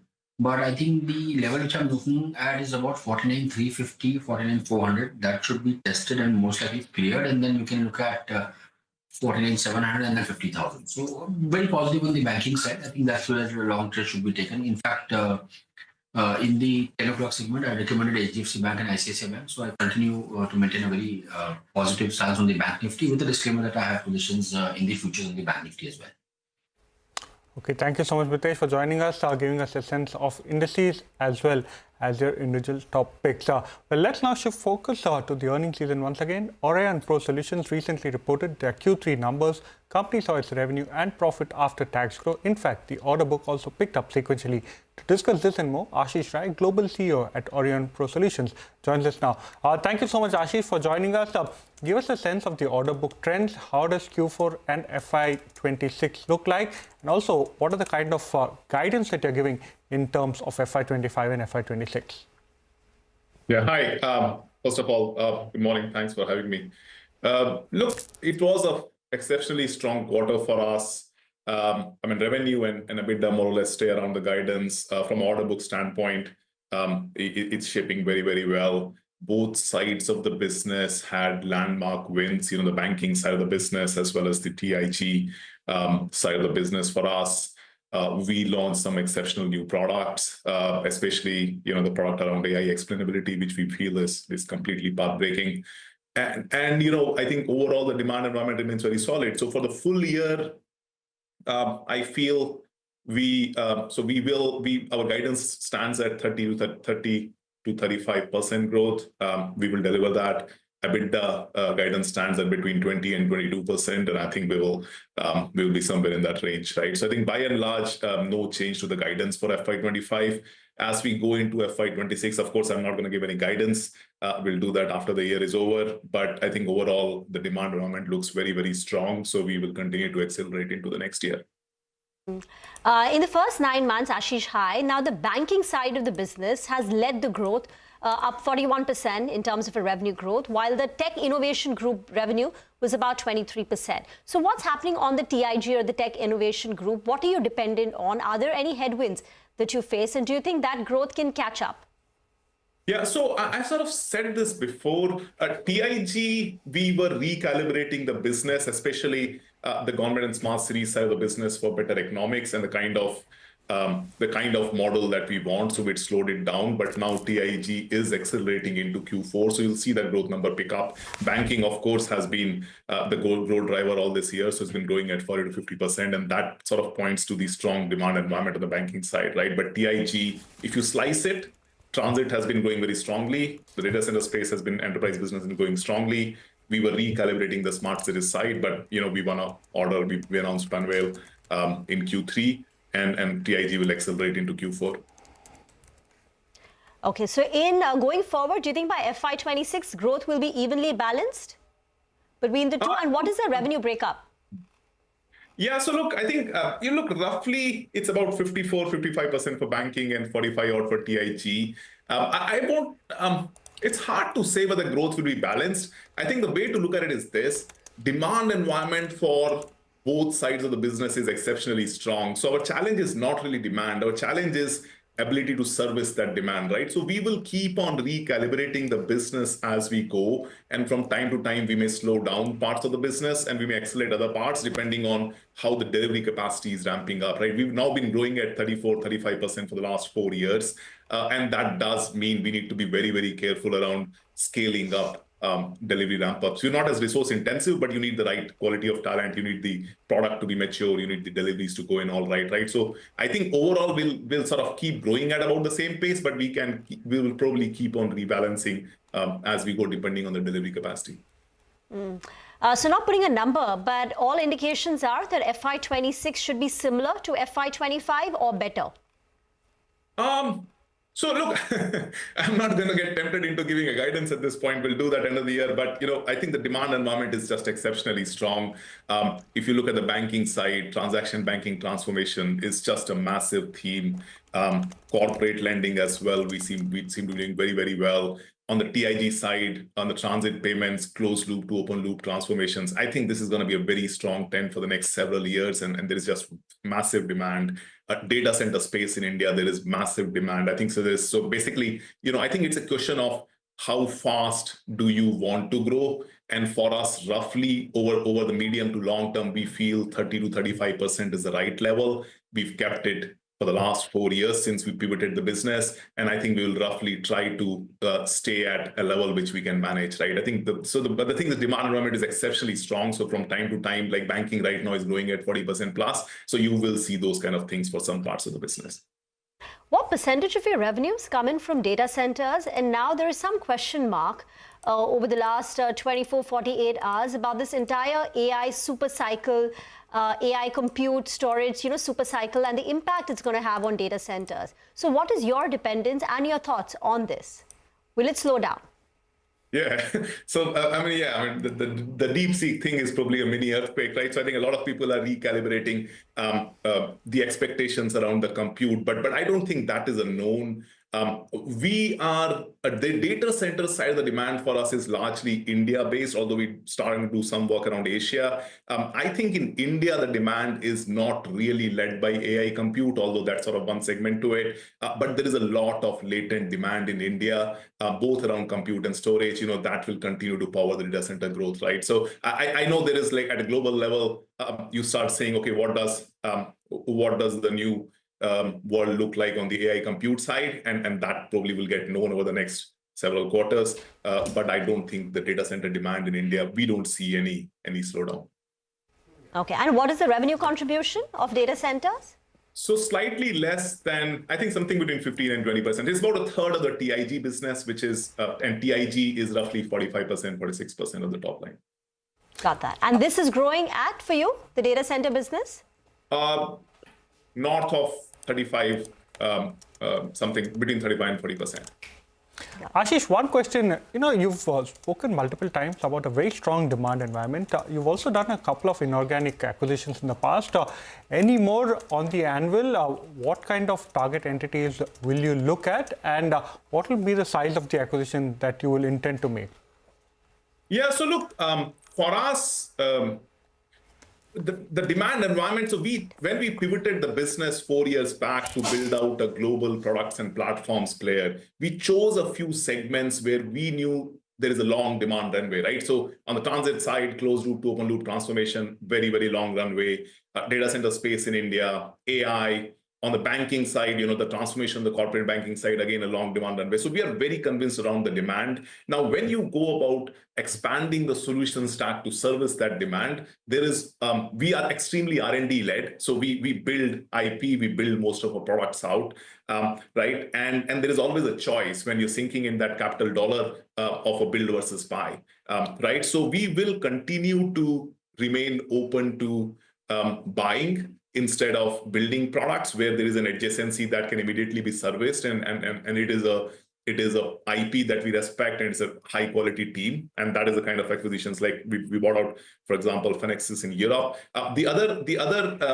So the other reason we will expand is like Fenexys, we need delivery capacity in the more advanced markets, right? So for us, US is now picking up strongly. The focus this year is in Europe, and Fenexys sort of plays a key role for us in terms of having delivery capacity out on the continent and in UK, right? So I think we will be always open to M&A opportunities where it makes sense for the Aurionpro shareholder. We'll never be the most aggressive buyer overall, but we've been very attractive for IP-led, high-quality teams to come and join us in terms of building out this global platform, and we'll always have a conversation when there's such a team which wants to come and join us. Thank you so much, Ashish, for joining us and giving us a view of how exactly Q3 panned out. What's the way ahead as far as Q4 as well as FY26 is ahead. Let's now take a short break. Up next, we'll discuss market fundamentals with Pawan Parekh from Geojit Financial.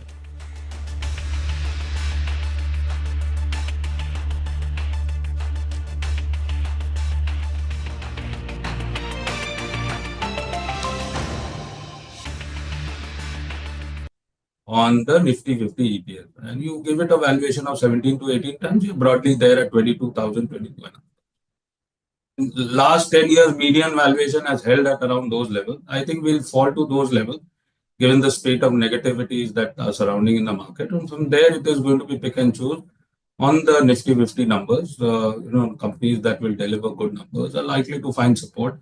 Companies likely to report better than EPS growth estimates of 10% will likely outperform, is what my understanding.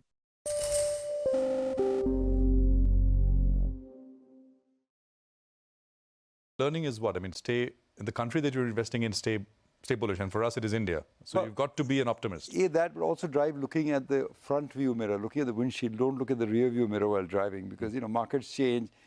Economies are very dynamic. The companies that were in the Forbes 400 25 years ago, even in America, no longer exist today. They're a new bunch of companies. So it was a great mistake to think that you could look back and say,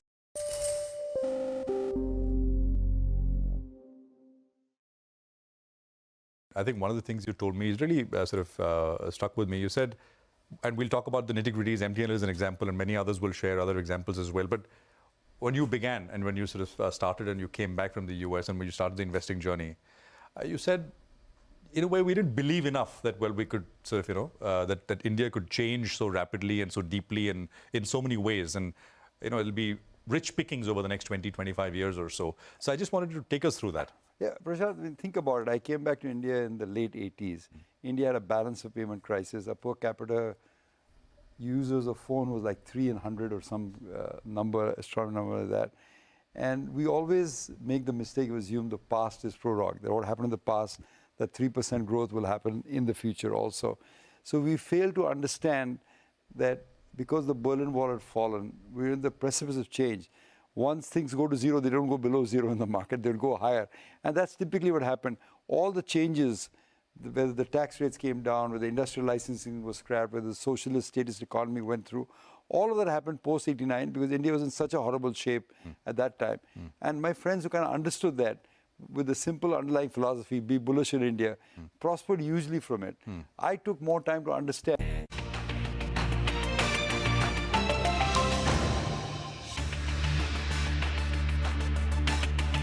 Welcome back. Now, RBI has announced fresh measures to shore up liquidity in the system. The central bank will conduct 3 separate auctions to pump 60,000 crore rupees. The RBI has also announced a slew of measures, which includes a $5 billion worth of forex swaps. Lata is here to explain these new measures. Lata, it looks like the RBI has gone all in ahead of the MPC. Well, first of all, there was a serious liquidity crunch, and that was because the Reserve Bank has been buying dollars. The Reserve Bank's own forex reserves were over 700 billion in early October.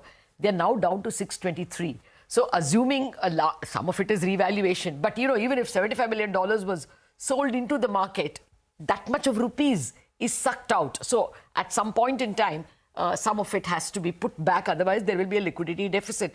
Day in and day out, markets, the banks are borrowing 3 lakh crore from the Reserve Bank through repo. So that's the deficit. Now, what have they done? 60,000 crore of bonds are going to be bought. Okay, when you buy the bond, you put in money into the system. But bond buying literally means that you're going to see an impact on the yields. In fact, you've already seen yields on the 10-year have fallen by 4 basis points to 6.64%, which is some kind of a 2-year low. Then the other step, and this is going to be done on 3 days, Jan 20th, Feb 13th and Feb 20th. So over a period, the money comes to the banking system.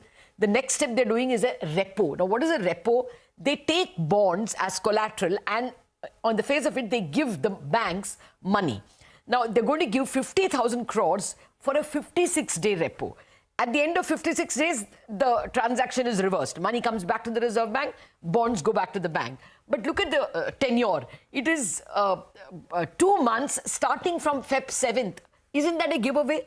Feb 7th is the day of the monetary policy. If you do the repo before that, then nobody will buy because they will expect a rate cut. Why will you borrow from the Reserve Bank at 6.5 when you're expecting the one-day money to go to 6.25? So they're announcing it on February 7th. And for 2 months, it will even tide over the money that will go out during advance taxes. So what I'm saying is that they're thinking through all the liquidity disappearing periods that the market will encounter. And also that it is Feb 7th is giving a hint that probably there is a rate cut. And finally, there's FX swaps. The FX swaps is buy today and immediately sell it 6 months down the line. Again, that puts back some of the liquidity because when you buy dollars, you're putting liquidity into the system. The Reserve Bank had shorted the dollar. That is, they'd sold a lot of dollars, which is a short position. Even in the NDF market, some of that pressure will be felt in the days to come. This kind of nullifies all that and, doesn't allow the rupee to be further shorted because this impact will come. They are quelching, they are countering that speculative tendency. Totally, it is a 1.5 lakh crore. If you do the math, they're giving 1.5 lakh crore. And dealers told us that in the days to come, the overall liquidity, including the cash balance with the government, is likely to face a deficit of 1.5 lakh crore. People are also factoring in the fact that in the fourth quarter, normally Indians like you and me withdraw more cash. Usually farmers, Kharif, the Rabi harvest is in, more expenditure happens. So it is a seasonal pattern of more deposit withdrawal in this fourth quarter. That also has to be replaced. That explains this 1.5 lakh crore. Impact, yes, we already see bond prices surge. Who holds most of the bonds? Banks. So bank stocks also go up because there are mark-to-market gains. The expectation of rate cut. It can be a minor negative for banks because, immediately it tells on your margins. The cost of some of your benchmarked loans benchmarked to repo can go down. But in the longer term, it will mean more credit growth. And it will mean that this hunger for deposits at any cost will come down. The competition for deposits goes down. The overpricing of deposits will go down. And therefore, you can see this huge rally in banks as well as in NBFC stocks. Thank you so much, Lata, for joining us, giving us a sense of the entire exercise that was done by RBI yesterday. Well, Pawan Parekh from Geojit Financial joins us now to discuss market fundamentals and its top sectoral picks. Thank you so much, Pawan, for joining us. First up, what do you make of banks and financial stocks, especially after the announcement that came in yesterday from the RBI? I think, this sector is well poised. It has been a big underperformer in the last 1 or 2 years, and valuations across the board, be it large cap, mid cap, small cap, I think valuations are very, very, very comfortable. I think one of the great things, in our opinion, that's happened in this sector is that going into the result season, people were fearing, analysts were fearing that, the contagion of MFI and unsecured loans will actually spill over onto other subsectors as well. But the fact of the matter is that forget about contagion. Even I think that cycle is reversing. Many of these institutions have seen improving collection efficiency in December and January. And very clearly, I think what RBI has done with this OMOs helps a lot in easing liquidity and bringing credit growth back. So I think this sector obviously deserves a lot of attention. It has been a big underperformer. And if credit growth was to come back, I think this sector can deliver very strong returns going ahead with a 1 or 2 year point of view. Pawan, hi. Morning. Everyone's talking about DeepSeek and how it's rattled Wall Street, particularly the tech stocks. What are the implications for the Indian space? Would there be any data center related stocks that you would watch very carefully? Would there be any tech stocks? What are you telling your clients about the potential for India and they hit? See, a lot of these things that are happening globally, I would want to believe that India is largely immune to all of that. India hasn't made any strides as far as artificial intelligence is concerned. India's data center demand is completely driven by what organically data we are generating within the country. I don't think India is anywhere in the race of this AI-led war that's happening between the two global biggies. Okay, so I don't think this has got anything fundamentally to do with Indian or Indian companies. But having said that, I must tell you, sentimentally obviously adds a lot of negative sound bites, because I will just draw some parallel to other sectors. Say, for example, renewables. Very clearly, we know that Donald Trump doesn't have a very positive view on renewables. And that is the reason Indian renewable stocks have fallen left, right, center. But the fact of the matter is that Indian renewable companies are only catering to domestic demand. And in India, renewables are far more competitive than the conventional power. So in India, investments in renewables will continue for a very long period of time. right? So I'm just trying to draw parallel. There are a lot of this, sound bites that's happening globally. There is a sentimental negative to it for some of the Indian companies, but I don't think fundamentally it changes earnings profile of any of the companies for next 1 year, 2 year, or 3 years. Understood that. Pawan, you've spoken about renewables and the relative insulation of Indian renewable companies from the kind of statements that Trump has made. Well, one sector that is impacted, of course, are stocks, that make modules, especially, in the solar value chain. Those companies have seen stocks fall anywhere between 30 to 40% from the recent peaks. Any views on those stocks? Do you feel they are good buys from here on, names like Premier Wari? And on the other hand, what is your sense on the entire power sector? Most of the power stocks too have corrected quite significantly in the recent past. Most of them are down between 12 to 15% from their recent highs. Right. No, in fact, I would want to believe a lot of these power stocks are down 20-30% from their recent highs as well. Very clearly, power is a pure play domestic story. If I have always maintained it that be it digital India, manufacturing India, or anything, if India is supposed to grow, the long-term multiplier that power demand has is something like 1.5x of GDP, right? So take a 10-year view, power demand will grow at least by about say 8 to 10% in the country. So very clearly, power stocks are. I think it's a great opportunity to accumulate these stocks in the recent corrections. Coming back to some of the renewable names, I must tell that I think it's time for some wait and watch period, because I would want to believe a lot of this chat which is going on. We have to wait to see how much of that actually happens on the ground.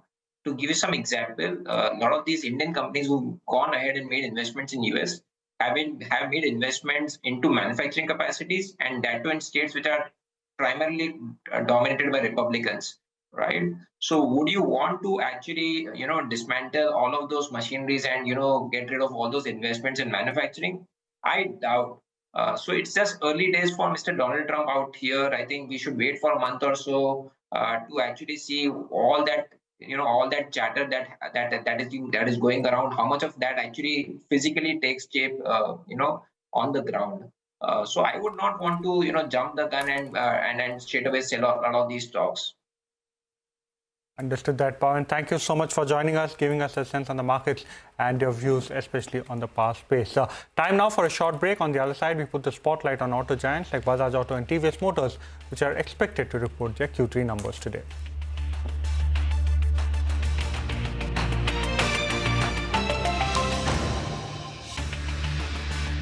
I'm looking at some of the financials which are trading well below book or at book, where businesses are well run. I don't see the outlook for financials to be as challenging as it was back in 2018. I don't see any macroeconomic imbalances. I don't see, there's some stress in credit quality on the unsecured borrower side, especially individuals, but outside of that, there is really no stress. So, that's one area I'm looking at. I'm still looking at chemicals where business cycle has been very negative from an earnings perspective last 2 to 3 years, overstocking, high raw material prices, etc., etc. A lot of that has washed through the system.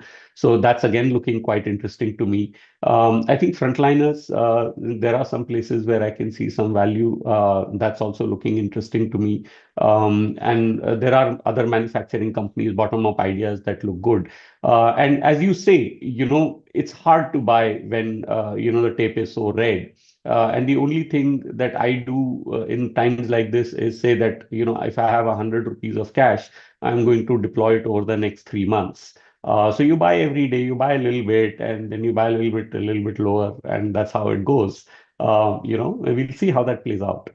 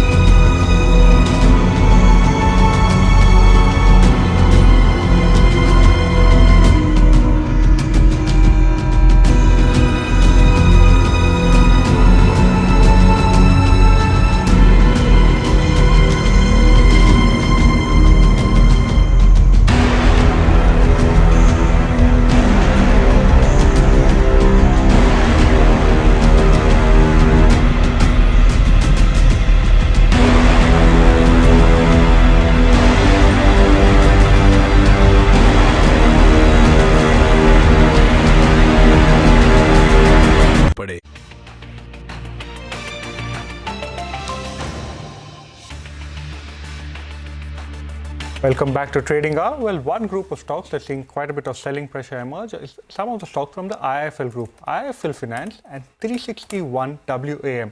Both of these stocks today are seeing some selling pressure emerge. There are reports that we had earlier flagged off indicating that there could be some income tax searches being undertaken at some of the company's premises. But moving on, Bajaj Auto is expected to report its Q3 numbers. Sudarshan tells us what the street is expecting. These two companies will be reporting earnings for Q3 today, and both the companies have a similar product profile. And if we talk about the stock performance, Bajaj Auto is down more than 30% from its record high, and TVS Motor is down 25% from record high. Talking first about the volumes for Bajaj Auto, volumes both sequentially and year-on-year are flat, while for TVS Motor, volumes on a sequential basis are flat, but on YOY, it's up 10%. Now, what is the one factor that will be impacting numbers, basically margin of both the company? That is the adverse mix. So what exactly I mean by adverse mix? Now, for an example, three-wheeler is a high margin product, but contribution to the total sales of the company by three-wheeler is very low. Now, coming to the low margin business, that is the electric two-wheeler. Now, contribution of electric two-wheeler has been increasing on a continuous basis. Now, coming to the numbers, profit, revenue and EBITDA of Bajaj Auto is seen somewhere rising in the range of 4 to 7%, while margin may slip below 20%. It may come in at 19.6%. Below 20% for the first time since Q1 of FY24. Now coming to TVS Motor, increase of volumes of 10% year-on-year may help revenue growth. Now profit, revenue and EBITDA are seen rising somewhere in the range of 11 to 16%, and margin may hold the levels above 11.5%. So for Bajaj Auto, we are expecting a subdued set of earnings. For TVS Motor, we are expecting a steady set of earnings. Got that. Thank you very much for that. By the way, Updater Services is a company. It's one of the recent listings, and in a weak market, it's up nearly 6%, and this is on the back of its numbers. And the key positive in the numbers is the margin expansion. So when the company listed, this company used to have margins of about 3.5–4%. But steadily, the company has expanded its margins to 6.8%. Now, if you look at the traditional business, it was a facilities management company, which, so like a Quest, etc. They used to provide, security services, house cleaning services, etc. So the margins were very low on such business. But then they started expanding into other, services business like audit, etc., which has helped scale up the company's margins, and you're seeing that. So Updater's margins, they've just reported their numbers earlier in the morning, and margins have come in at 6.8%, expanding quarter on quarter and on a year-on-year basis. And that stock in a weak market is up nearly about 6%. Get into a break. On the other side, we'll get you more in the market. But before that, here is some good news for all our viewers, because India's business news leader is now just a click away. We're introducing the CNBC-TV18's all-new app, so you can get instant access to all the breaking news, all the in-depth articles and the financial world updates at your fingertips. So don't wait any longer. Download the CNBC-TV18 app from the Apple Store or the Google Play Store, or you could just scan the QR code on your screen.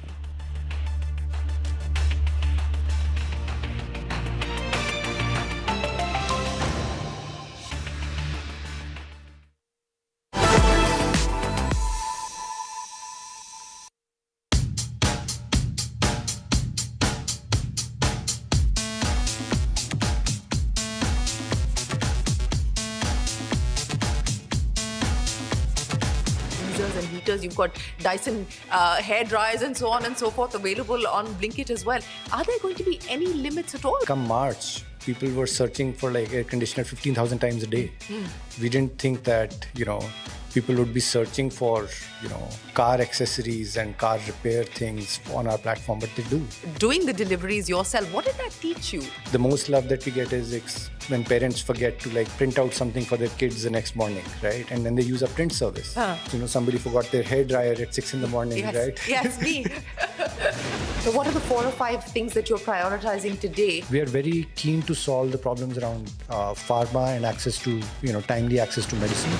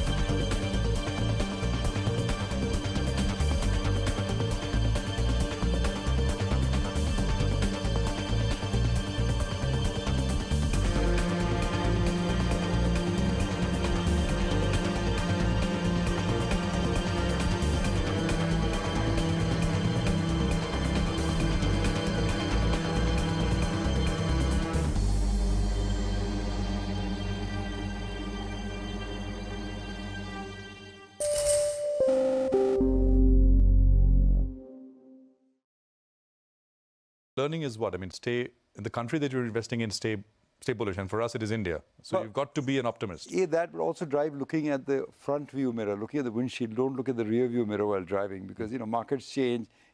Economies are very dynamic.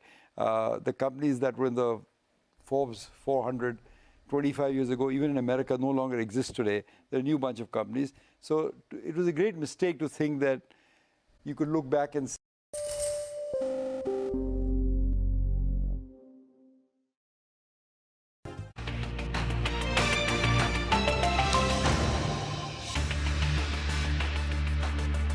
Welcome back. Budget 2025 is just days away, and the consumer sector has a lot of expectations from the finance minister, given the flagging economy and consumption patterns. Mangalam is here with a deep dive. Well, you know, if you look at the budget 2025, the biggest expectation from the consumer sector is increased money in the hands of citizens. Could it be through tax relief, through, any sort of increased limits on exemption, etc. as well? That would spur consumption. Higher allocation for job creation and housing for all could also support discretionary consumption. Remember, rural demand has gradually begun to improve. Urban is still soft. So urban India, which accounts for nearly 2/3 of FMCG sector revenue, needs to be propped up and pump prime. From a stock market standpoint, what are the urban discretionary consumption plays? Any positive news that comes by would be a positive for names like Zomato, Nykaa, ABFRL, Swiggy, even Trent and Avenue Supermarts. And if you look at the urban exposure for FMCG companies, the staples itself, Nestle, nearly 3/4 of their revenues coming from urban India, GCPL around 70%, Britannia, Marico, about 2/3 of their revenue coming from urban India. More rural-focused companies include the likes of HUL, Colgate, Dabur and Imami, but still a significant chunk still comes in from urban India, especially from the margin front, because premium products sell here as well. The key to track would be measures to boost economy through more money in people's hands. What is it that the government can do? Perhaps change in direct taxation, boost affordable housing, increase focus towards job creation, maybe up the MGNREGA allocation as well. The one stock that we look at on the budget day from a consumption standpoint is ITC, because every budget day there is the question on whether there is increased taxation on tobacco or not, and this time around the chances are medium to high in terms of probability of a major change in duties. Why is that? Because it hasn't happened over the last 3 to 4 years. But the only thing is that any tax increase which leads to a sub 10% price impact could actually be positive, because this would pave the way for the companies to increase their prices and at the same time limit the price expansion enough so that illegal companies or illegal contraband cigarettes do not take away market share itself. So up to 10% would be a positive. More than that would be a negative.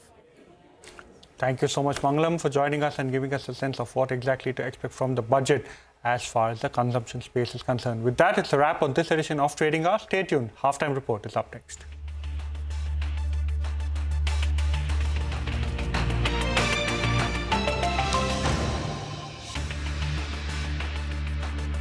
Things you told me is really struck with me. You said, and we'll talk about the nitty-gritties, MTNL is an example, and many others will share other examples as well. But when you began and when you started and you came back from the US and when you started the investing journey, you said, in a way, we didn't believe enough that, well, we could that India could change so rapidly and so deeply and in so many ways. And, it'll be rich pickings over the next 20, 25 years or so. So I just wanted to take us through that. Yeah, Prashant, think about it. I came back to India in the late 80s.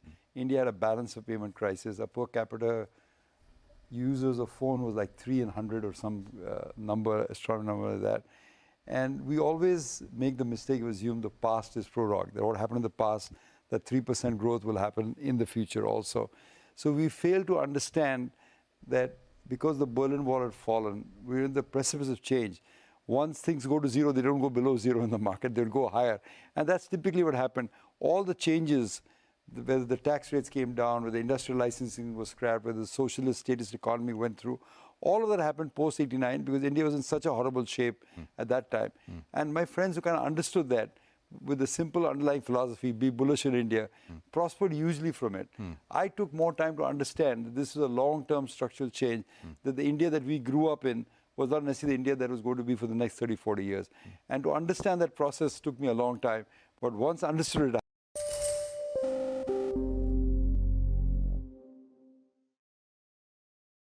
So markets will always be mispricing. But mispricing to start with, but eventually it misprices on other side also. So what happens is there is always a hype cycle. Any new segment when it starts, so like quick commerce started, before that it was digital companies, before that e-commerce, before that something else. So whenever new growth frontier starts in any economy, there will be massive growth because it will start from zero. Like this one, Bharti Airtel came in 2003, when mobile phone came, the month-on-month growth was 8-9%. You know, so that was a kind of scorching growth, and that's where kind of we used to take plunge in.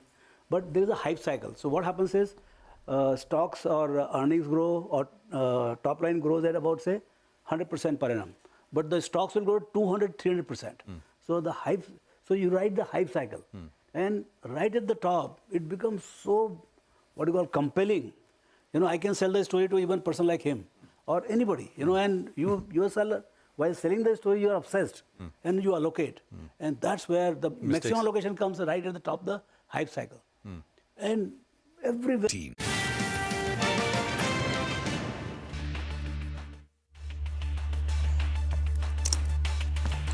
Frontline stocks managed some green, but mid-caps continue to slide with declines far outnumbering advances. Industrials and utilities are the biggest losers, even as financials gain on RBI's liquidity boost.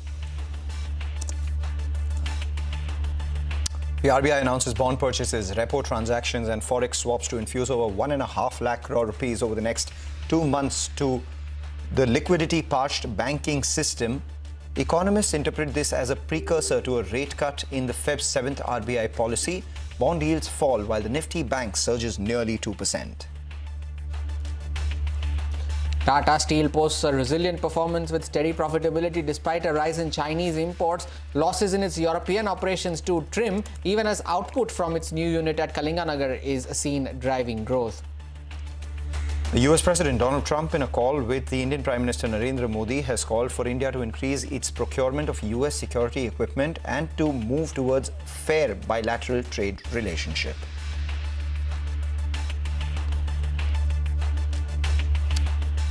Good afternoon. You're watching us here on Halftime Report. After a drubbing that we saw in the markets yesterday and the very recent past, it's good to see some green in the frontline indices, led by the Nifty Bank, injected into life by the liquidity that the RBI has announced, or liquidity measures that the RBI has announced as well. A 2% up move on the Nifty Bank has led the Nifty higher by almost 0.75% as well. What's not doing well is the broader markets. We have the mid-cap index, which is down almost 0.8%, though it's still recovered from the lows. We still have about 2,000 stocks which are declining for about 500 stocks which are advancing. But those lines seem to be coming closer as that index moves off lows as well. I'm Mangalam Malu. With me, Hormas Patakia.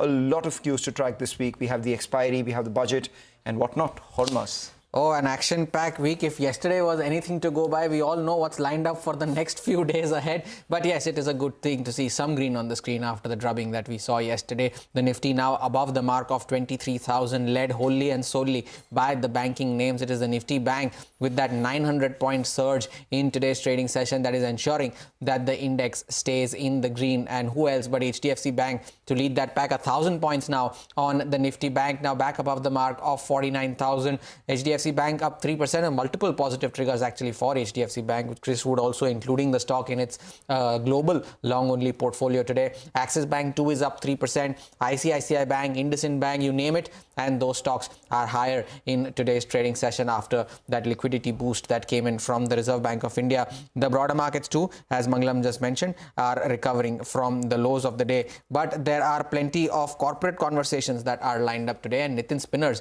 is the first management that we have on the show. The company reported a stable third quarter performance. Now to discuss the quarter gone by, where the profit surged over 39%, the margins were also healthy. The company has also announced a capex plan of over 1,100 crore rupees over the next 24 months. Now we are being joined by Dinesh Nolka, the chairman and managing director at Nitin Spinners. Mr. Nolka, good afternoon. Thank you so much for joining in. First, talk about your capex plan, sir. You've announced an 1,100 crore rupee capex. What does that do to your capability? And first, if you could tell us your existing utilization levels, what does that do once the capex comes on stream, and how does that boost your financials? Good afternoon. Thank you for having me on the show. we have announced a capex of about 1,100 crores, which consists of an integrated spinning, weaving, and processing plant to make the fashion fabrics. So this particular will be located at one of our existing facilities in Chittorgarh district in Rajasthan. So we are adding, will be nearly doubling our capacity of the woven fabrics, which we already have.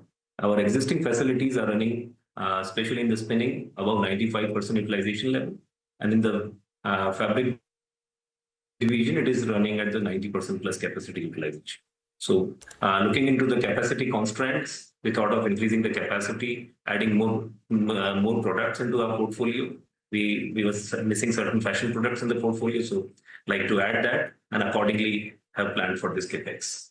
So this should basically give us a additional revenue of about 1,000 crores going forward once this is completely up and started. All right, 1,100 crore capex in the next 24 months adds 1,000 crores to your revenue as well. Thanks a lot, Mr. Nolka, for joining in. Always a pleasure speaking with you. In the very near term, if you could give us a sense of, how the spreads are between yarn and fiber, how is that likely to impact your margins in the very near future? At this point of time, the spreads have been quite stable for last 2-3 quarters. As you can see, we have been running at a stable EBITDA of about in the range of 14 to 14.5%.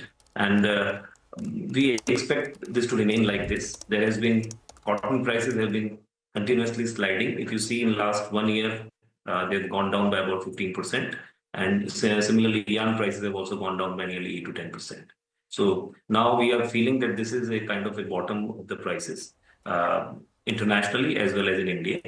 So looking from here, we feel that the cotton prices should be stable and move slightly upwards, looking to the overall situation, and then accordingly the yarn prices should move. So stability in cotton prices, slight up move. Your spreads would remain the same, or would you see some narrowing of the spreads? Because right now we've seen some expansion. If the yarn prices have reduced by about 8 to 10% and cotton reduced by 15%, you've seen a slight widening in spreads. It is more or less in a similar range. Basically, cotton prices have, if you compare with last year, definitely spreads are better. But if you go with the long-term average, I think spreads are still on the lower side. So we expect this to remain like this. We have seen that some of the capacities, smaller capacities, and old equipments have also gone out of system. This has balanced the demand and supply situation at this point of time. So that has actually created a reasonable platform for the good companies. But what is the demand supply situation currently on ground, Mr. Nolka? Because majority of your revenue comes from the export markets. But what are the trends that you are witnessing both overseas as well as in the domestic market when it comes to demand? As far as demand is concerned, overseas we had a very tepid last year, 2023, where the demand was substantially down. The average exports of cotton yarn from India was in the range of about 55 to 60,000 tons every month on an average basis. This has improved up to about 90,000 tons to 1 lakh ton. On the peak of it, we have gone up to 120,000 tons average also a couple of years back in 21-22. So we expect that still there will be scope of improvement going forward as well in the quantities. So that is the expectation at this point of time. We are seeing that demand is coming back slowly in international markets. European markets are also now stabilizing, as well as US is again picking up. We are seeing good demand of various kind of products, textile products in the US as well. As far as domestic is concerned, we feel domestic has been very, very stable. However, some of our garment exporters have received very good orders of late from the various international brands, and that is kicking in the demand scenario in the domestic as well. All right, just before we speak about some more things, Mr. Nolka, typically textiles is spoken of as one of the beneficiaries of the weakening rupee as well. So what kind of impact do you see on your financials in the very near term on account of the weakening of the rupee that we've seen? What's your hedging policy here? We are normally fully hedged. On the revenue is being hedged normally on a weekly or a half month on a 2-week basis. So whatever the benefits of rupee weakening will come, that will accrue to us after maybe 1 or 2 months only, once as we get the new orders. So there is actually rupee was overvalued, and that was hitting our competitiveness as well. So now, once the rupee is coming to the realistic levels, we are finding that the exports is becoming better, and going forward, the margins also should improve accordingly. All right, so then that leads me to my final question. One is on your margins, because you are increasing your capacity from the woven end of things. Now your margins are closer to 20-odd%. You've been in this 15-14% range. So with increased value contribution coming in, what are the margins likely to be here?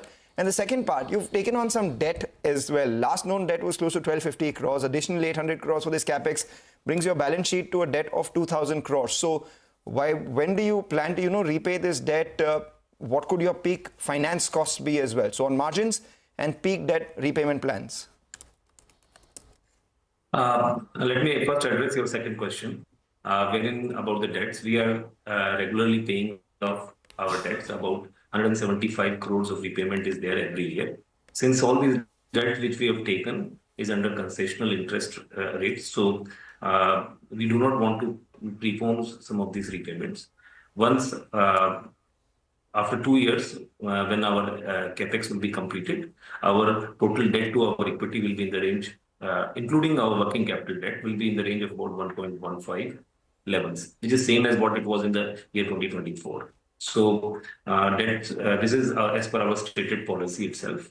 Our long-term debts are nearly at 0.75 to our total net worth. So that augurs pretty well in comparison to in this industry, in textile industry. As far as the margins are concerned, definitely the new expansion which we are taking is will be margin accretive, because it's a completely integrated plant. So it will be margin accretive to our existing margins. Since this is a cyclical industry, and we have various kinds of issues, geopolitical issues, as well as the domestic government regulatory policies which affects our margins, we feel that given in the similar conditions, our new expansion will add to about 150 to 200 bps to our existing portfolio, existing profile itself. That's the answer that we were looking for, Mr. Nolkar. Thank you so much for sparing time and joining us today. Wish you good luck for the expansion plans and for the road ahead as well. The management of Nithin Spinners expecting 1,000 crore revenue addition post this new capacity expansion, and 150 to 200 bips on the margins. And you can see the impact on the stock price as well. At the highest point of the day now is Nithin Spinners at 377. Take a short break, but before that we dive into Growth Code, which is an initiative of Grow and CNBC-TV18 designed to provide you with valuable trading strategies. This week, SEBI's whole-time member Anant Narayan shares his insights on the newly introduced F&O trading guidelines and the rationale behind this. Let's listen in.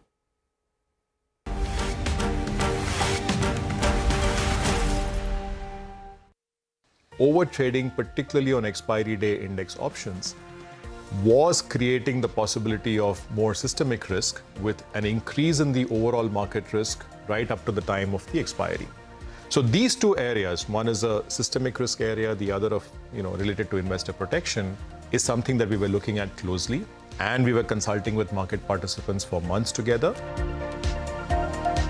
Our consultations told us that the issue really boiled down not to the broad swathe of derivatives, but specifically to the issue of index options trading on expiry day.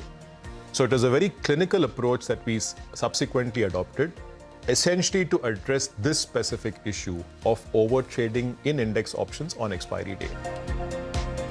On October 1st, 2024, we announced a series of 6 steps to address this. 5 out of those were directly aimed exactly at this, curbing overtrading in index options on expiry day. Now, the impact of those steps are still playing out. We will watch the data very closely to see how things stabilize. As and when we come to a conclusion on what the impact of these 6 steps have been, if further steps are necessary, both for market development as well as for investor protection, we will take steps accordingly. So at this point of time, nothing is planned. We will see what the data shows, and then we will take the steps further. But there should be no doubt about SEBI's broad objectives here. We want a sustained F&O market that is conducive to capital formation in the country. At the same time, we want to ensure investor protection and we want to ensure systemic stability. And we will continue to work along these lines in consultation with all market participants.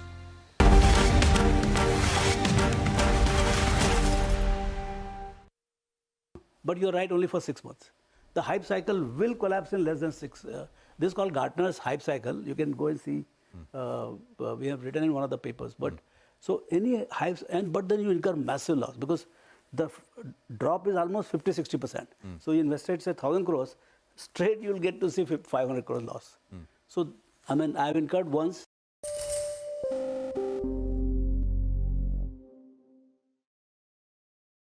And in the first 2-3 years of Helios, called Mr. Bull, like Rakesh, and I used to collect bulls and I have bull paintings and bulls and all that. And then in 2008, I became the defender of India on TV and in interviews saying India, nothing is wrong because Lehman Brothers and these MBS and all is not India's thing. ICICI has not lost any money and HDFC Bank doesn't need to raise capital.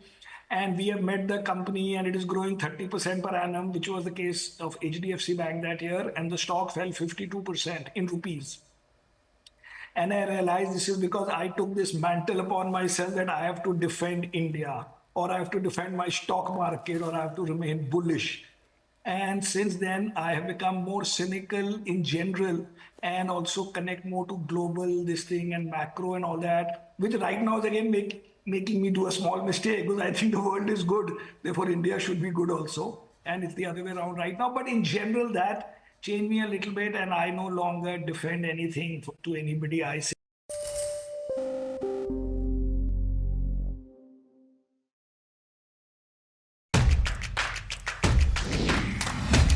From sharp insights in the political arena to all the excitement from the world of sports.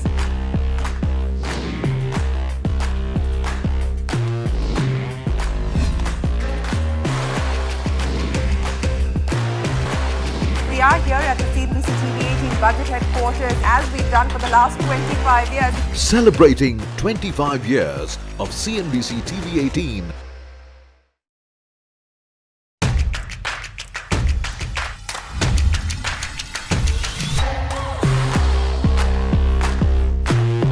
The markets are betting big on affordable housing. You look at the kind of stocks that have risen.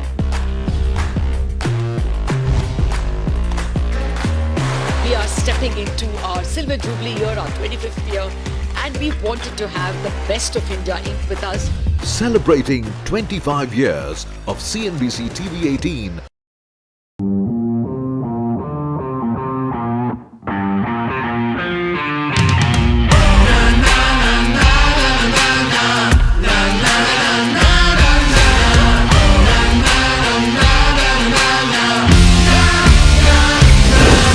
Make informed decisions with comprehensive analysis on the go.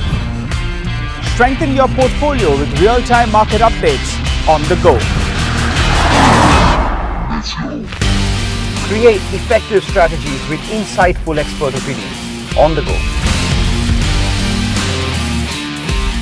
Grow on the go with CNBC-TV18. Now streaming live 24/7 on YouTube.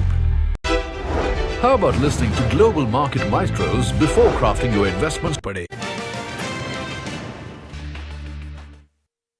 Welcome back. The broader markets continue to recover. The mid-cap index is now just 0.4% lower. When we started off the show, it was 0.8% lower. So the recovery continues in the broader markets, is almost turning into positive territory now is the mid-cap index. You pull up the small-cap index as well. That too still trading with losses of close to 2%, but still off the highs of the day. But what are some of the key budget expectations of the steel industry? Nigel is joining in with more on that. Nigel. Well, the industry's plea is for protection from steel imports. But let's give you a quick background first up. The domestic steel consumption has been very, very strong.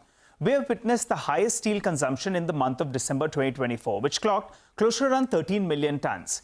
Now, slowdown fears have weighed on sentiment, but the government's capex, the infra recovery as well, that should aid steel consumption even in Q4. The problem has been on steel imports, and that's finding its way into the Indian markets. And so the Steel Ministry, they have proposed to the Finance Minister to impose 25% safeguard duty against low-cost imports that are coming in from countries like China as well as from Vietnam. The intent is to restrict imports which are affecting the domestic volumes. Well, Chinese exports have been weighing on the global steel industry as the real estate market out there continues to struggle. That's resulting in a slowdown out there, thereby encouraging large amount of steel exports from China. Now, in 2024, Chinese steel exports, well, they ballooned by close to 20% and they clocked close to around 110 million tons. That's the highest export number that's recorded since 2015. Well, the higher Chinese exports, that's exerting pressure on global steel prices. In turn, since prices are coming lower, margins are under pressure as well. Now, in the first 9 months of FY25, the steel imports, they have moved up by 16%. While steel exports from India, they have come down by 16%.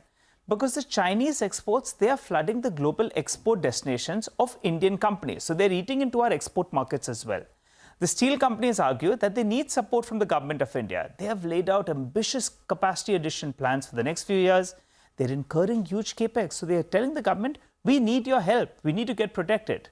So the DGTR, well, they have initiated safeguard investigation on imports of many types of steel. Ambit says that the past trend suggests that it will come only by the second quarter or the third quarter of the next fiscal. Hence, they believe that safeguard duty is likely, but not imminent. Let's see what the government comes up with. But the steel companies, they believe they have a solid case that there could be some protection in store for them. All right, Nigel, thanks a lot for that. So that's about the steel stocks and the steel sector in focus ahead of the budget. But we'll keep an eye out on the markets. Sachidanand, taker of Trade Bulls, joins in with some trading strategies on the other side of this break.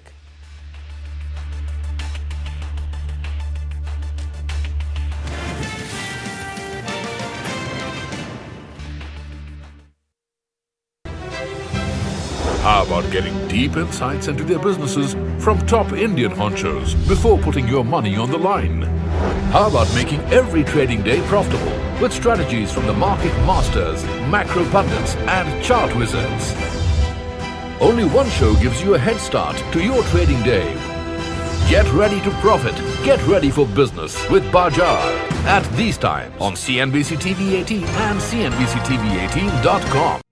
What does it take to build India's largest startup platform? It takes a journey of starting out as an unknown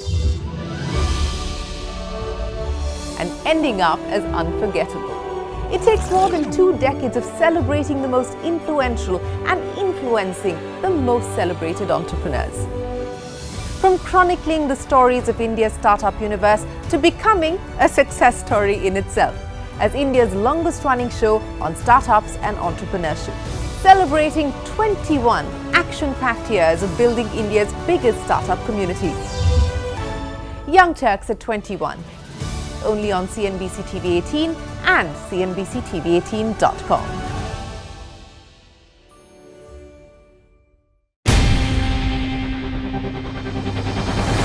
CNBC-TV18's most comprehensive and award-winning news show, India Business Hour, drops first on YouTube. So get the first access to the most influential architects of policies and politics, the key newsmakers of the day.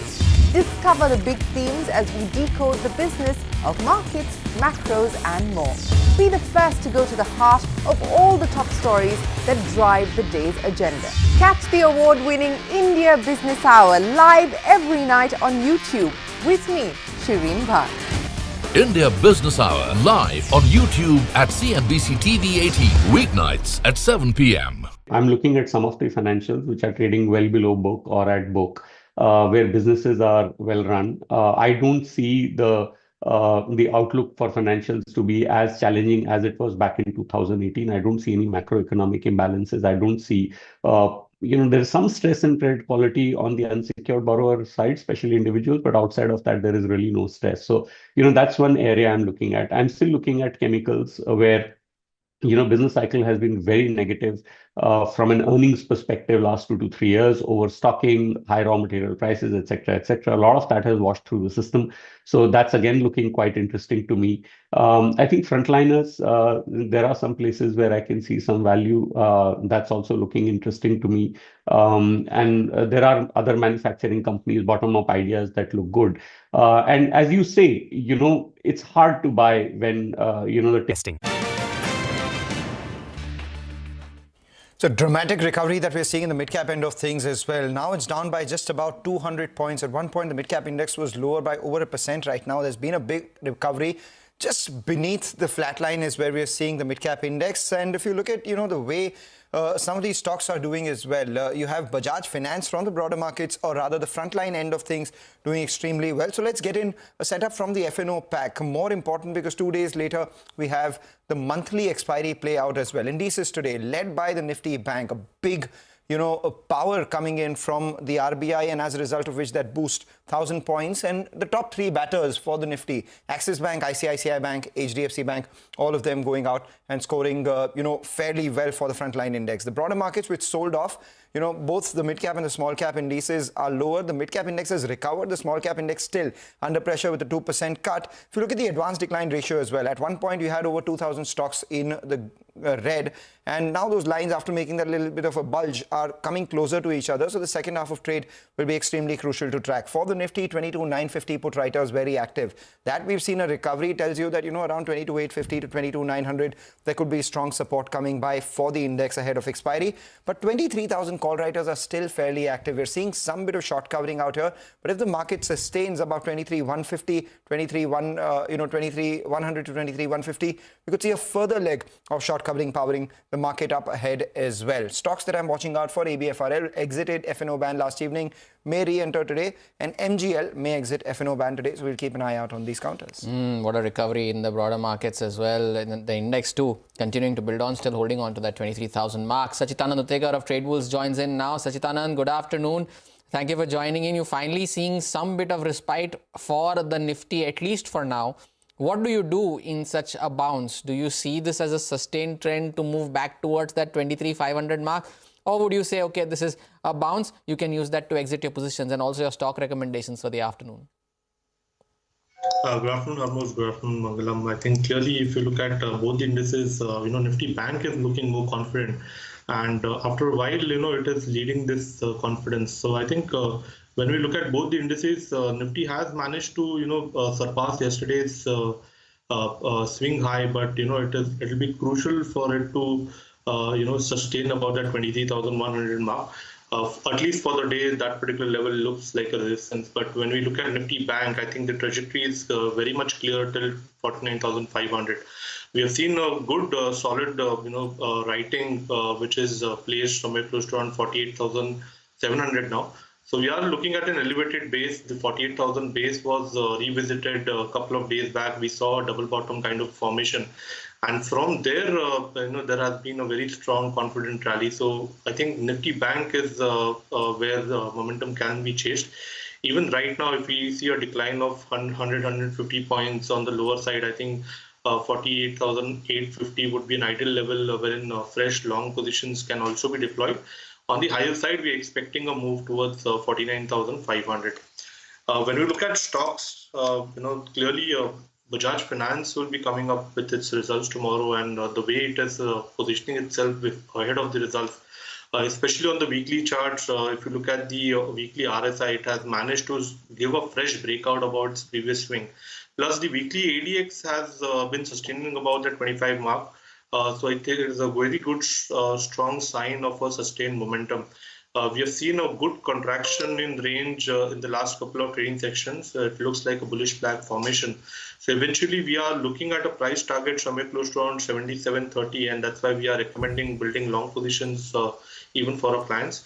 On a decline up to 75.30, one can still accumulate this counter. Stop loss should be placed at 74.20 on a closing basis. We may see a swing towards 77.30. The other stock which has hit our radar, where we are seeing a short squeeze, is Escorts.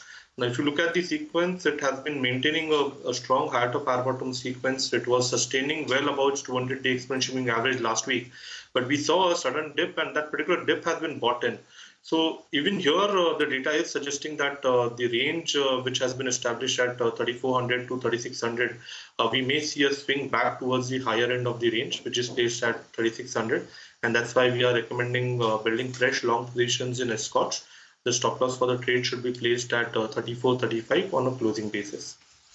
Sachi, thank you so much for joining in and giving us your view on the markets and a bunch of stocks. We take a short break. On the other side, we'll speak about the market for parks, for amusement parks. Arun Chitilapalli of Wonderla Holidays joins in for their third quarter earnings. Stay tuned.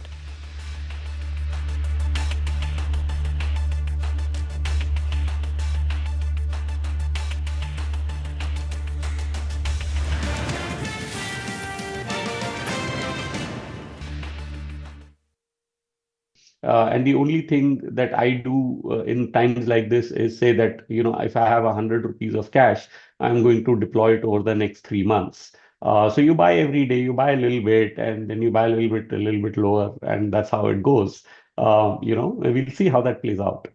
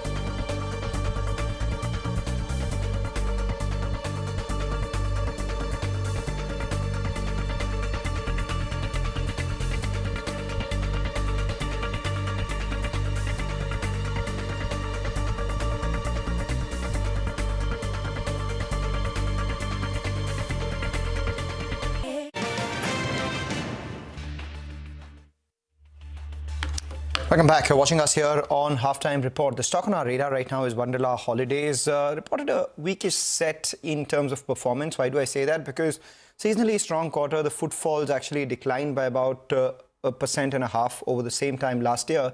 And as a result of which, along with the expansion that the company has undertaken, the expenses have increased. So that revenue decline of 1.7% has actually led to a bigger decline that we've seen in the EBITDA and the profitability. And understandably, the stock is under a wee bit of pressure as well. Arun K. Chitilapilli, who's the MD at Wonderla Holidays, joins us now. Arun, thank you so much for joining in. It's what's affecting consumer sentiment, and by when do you expect footfalls to return to positive trajectory? That's point number one. The first 9 months of this year as well, we haven't seen great shakes when it comes to footfalls, right? You were expecting the footfalls to be flat to marginally negative this year. Do you have a better handle on where this will be by the end of this year? Mangalam, always a pleasure having having a chat with you. So thanks for having me on the show. Yes, like I said in the beginning of the year, this year is looking a little tough for various reasons. One is, I think, the sentiment of customers across the discretionary spends has been a bit weak. And on top of that, we also have inclement weather and those kind of situations kind of playing havoc with our footfalls. You have to understand that an amusement park, literally, we need to get footfalls into the parks, and people should feel like coming out. So those sentiments have been a bit weak in the last quarter also, especially for our new park in Bhubaneswar, which was hit by 2 cyclones in the last quarter. So I think that has really, spoiled the party for us. But otherwise, some bright shoots for us. For example, Hyderabad saw a footfall growth after a while. We are seeing some improvement in demand in Cochin as well. Bangalore continues to be a little weak, but I think by the end of this year, I mean this financial year or beginning of the summer, which again is the next big season for us, I think we can see some improvements. I should also caution that this is because of the big base that we had in the last 2 years. So that could be another reason why we are seeing some softness this financial year. Arun, good afternoon. But you mentioned that your park in Bhubaneswar was hit by 2 cyclones in the quarter. What does that do to your full year target for footfalls there? Because you had mentioned for 3.5 lakh by the end of the year. For the first 9 months, you've done only 1.25 lakh. Presumably, you would fall short? Yes, I think we had projected 3.5 lakh footfalls, but I think we should still end up with a 2.5 lakh, between 2.5 and 3 lakh for the year is what we are hoping to do.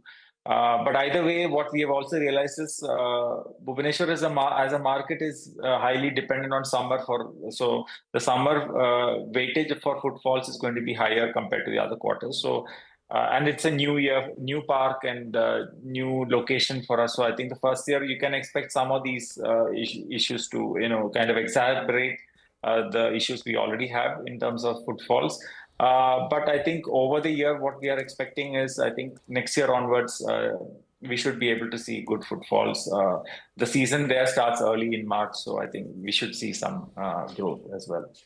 All right, Arun, we usually speak quarter after quarter, and this is a business where over quarters, not much changes, but over years, a lot changes. You've recently raised about 540 crores by the QIP as well, beginning to deploy it as we have the visibility for the next 12 months or so. In December 2025, we have the Chennai park coming in as well. But if you look at the business from a long-term standpoint, you get the money, you get capex, incur it over adding new parks. That happens, say, on an average every 3 to 4 years odd. And then you have the annual maintenance expenditure that you do as well. From a revenue standpoint, it's dependent on how much people spend every time they visit the place, and more importantly, how many people visit that place itself. It's footfalls into spends per head.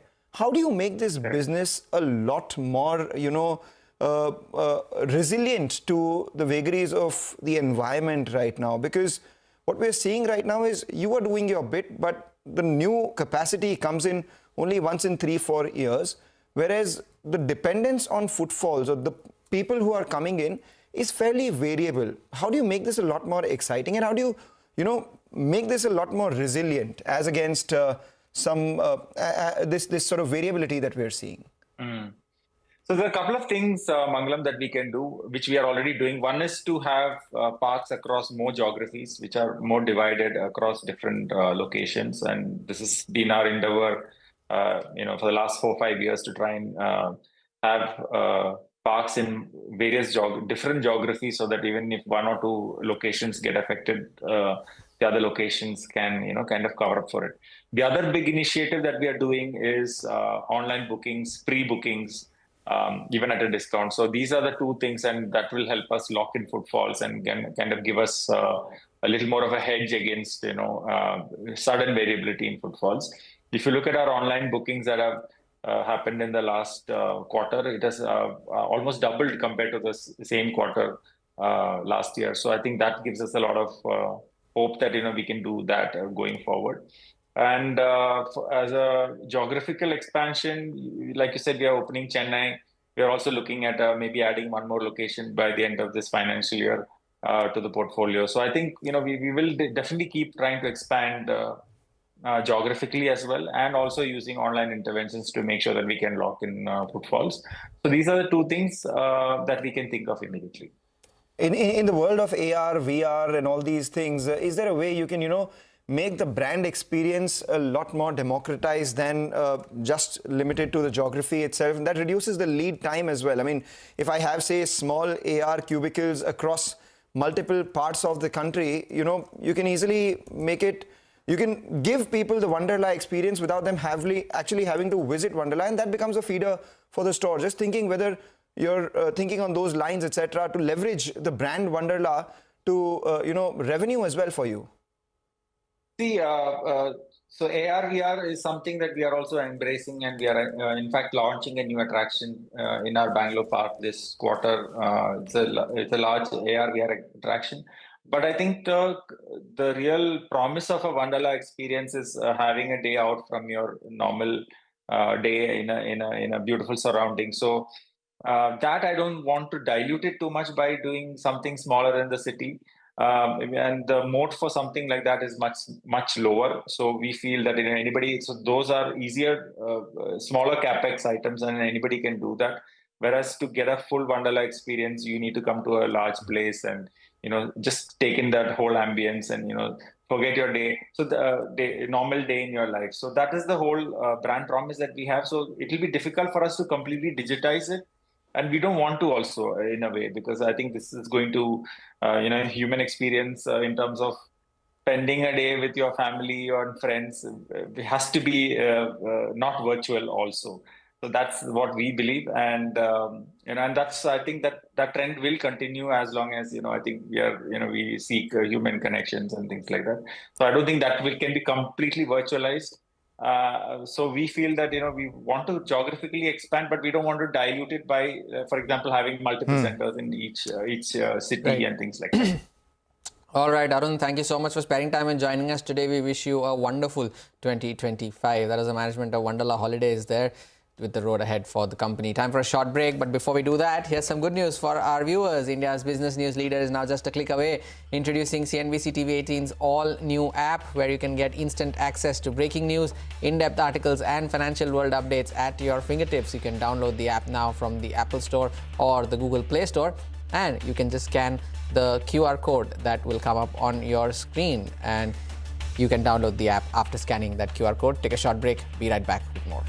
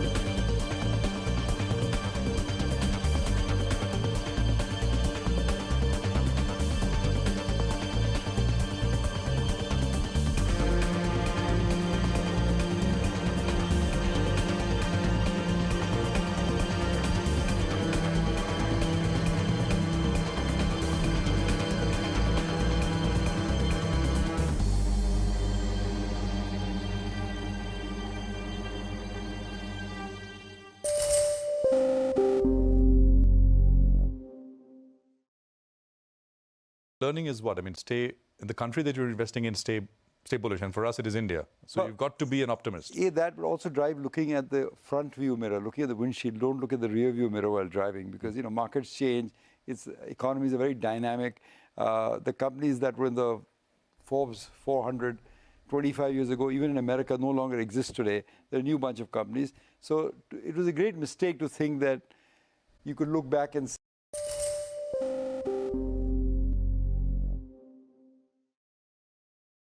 I think one of the things you told me is really struck with me. You said, and we'll talk about the nitty-gritties, MTNL is an example, and many others will share other examples as well. But when you began and when you started and you came back from the US and when you started the investing journey, you said, in a way, we didn't believe enough that, well, we could that India could change so rapidly and so deeply and in so many ways. And, it'll be rich pickings over the next 20, 25 years or so. So I just wanted to take us through that. Yeah, Prashant, I mean, think about it. I came back to India in the late 80s. India had a balance of payment crisis. Our per capita users of phone was like 3 in 100 or some astronomical number like that. And we always make the mistake of assuming the past is prorogue. That what happened in the past, that 3% growth will happen in the future also. So we fail to understand that because the Berlin Wall had fallen, we're in the precipice of change. Once things go to zero, they don't go below zero in the market, they'll go higher. And that's typically what happened. All the changes, whether the tax rates came down, whether the industrial licensing was scrapped, whether the socialist statist economy went through, all of that happened post-89 because India was in such a horrible shape at that time. And my friends who kind of understood that, with a simple underlying philosophy, be bullish in India, prospered hugely from it. I took more time to understand that this was a long-term structural change, that the India that we grew up in was not necessarily the India that was going to be for the next 30, 40 years. And to understand that process took me a long time. But once I understood it,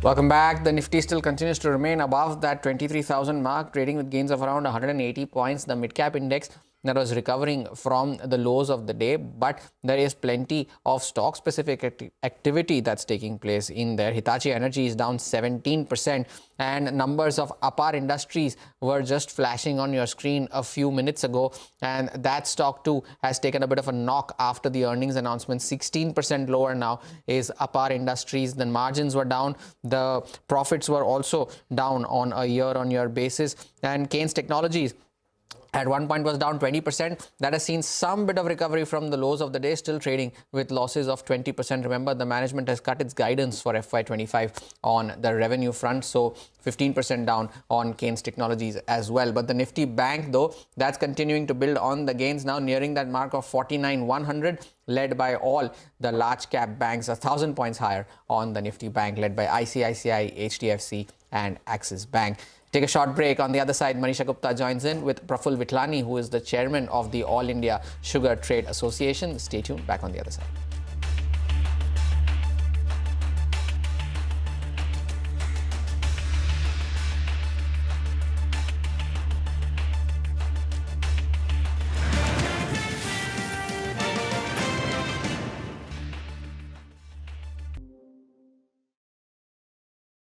So markets will always be mispricing. But mispricing to start with, but eventually it misprices on other side also. So what happens is there is always a hype cycle. Any new segment when it starts, so like quick commerce started, before that it was digital companies, before that e-commerce, before that something else. So whenever new growth frontier starts in any economy, there will be massive growth because it will start from zero. Like this one, Bharti Airtel came in 2003, when mobile phone came, the month-on-month growth was 8-9%. So that was a kind of scorching growth, and that's where kind of we used to take plunge in. But there is a hype cycle. So what happens is stocks or earnings grow or top line grows at about say 100% per annum, but the stocks will grow 200-300%. So the hype. So you ride the hype cycle, and right at the top it becomes so what you call compelling. I can sell the story to even a person like him. Or anybody, and you yourself, while selling the story, you are obsessed and you allocate. And that's where the maximum allocation comes right at the top of the hype cycle. And everywhere you are right, but you are right only for 6 months. The hype cycle will collapse in less than 6. This is called Gartner's hype cycle. You can go and see We have written in one of the papers. But so any hypes, but then you incur massive loss because the drop is almost 50-60%. So you invested say 1,000 crores, straight you'll get to see 500 crores loss. So I mean, I've incurred once.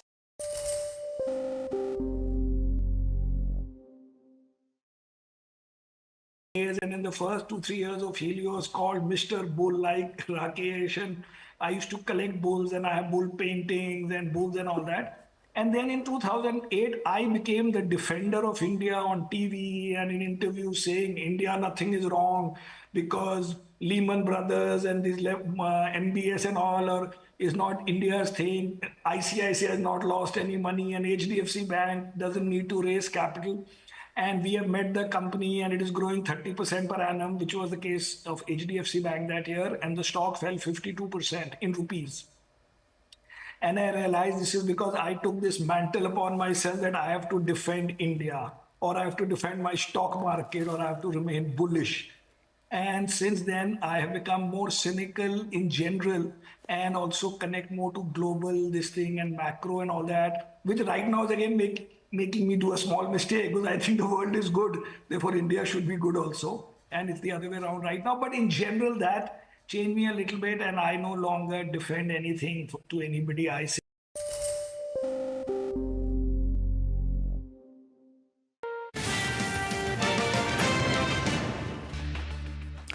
Welcome back, and let's talk sugar now. And there have been various reports on how the sugar production this time around could see a decline. Remember, to begin with, it was a delayed start to crushing, and there is expectations, and there are various reports that the crushing could be ending early as well.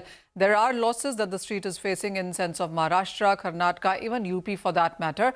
Over the weekend, a lot of sugar industry joined in together, and ISTA has come out with a report on what really could be a number to begin with for this year's season. Praful Vitlani is chairman at ISTA, and he joins us on the show now. Mr. Vitlani, hi. We have various numbers coming in from various sugar associations, agencies, and it does feel like it's going to be a lesser sugar production this year as compared to previous year. But has the gathering over the weekend, which was led by you, been able to come to a stronger number? Yeah, actually, every year we don't have a physical meeting. This year was a unique, and we had a seminar physical at Bombay, where all various sugar mills, then FMCG, then all MNC companies were there, and they have given their view.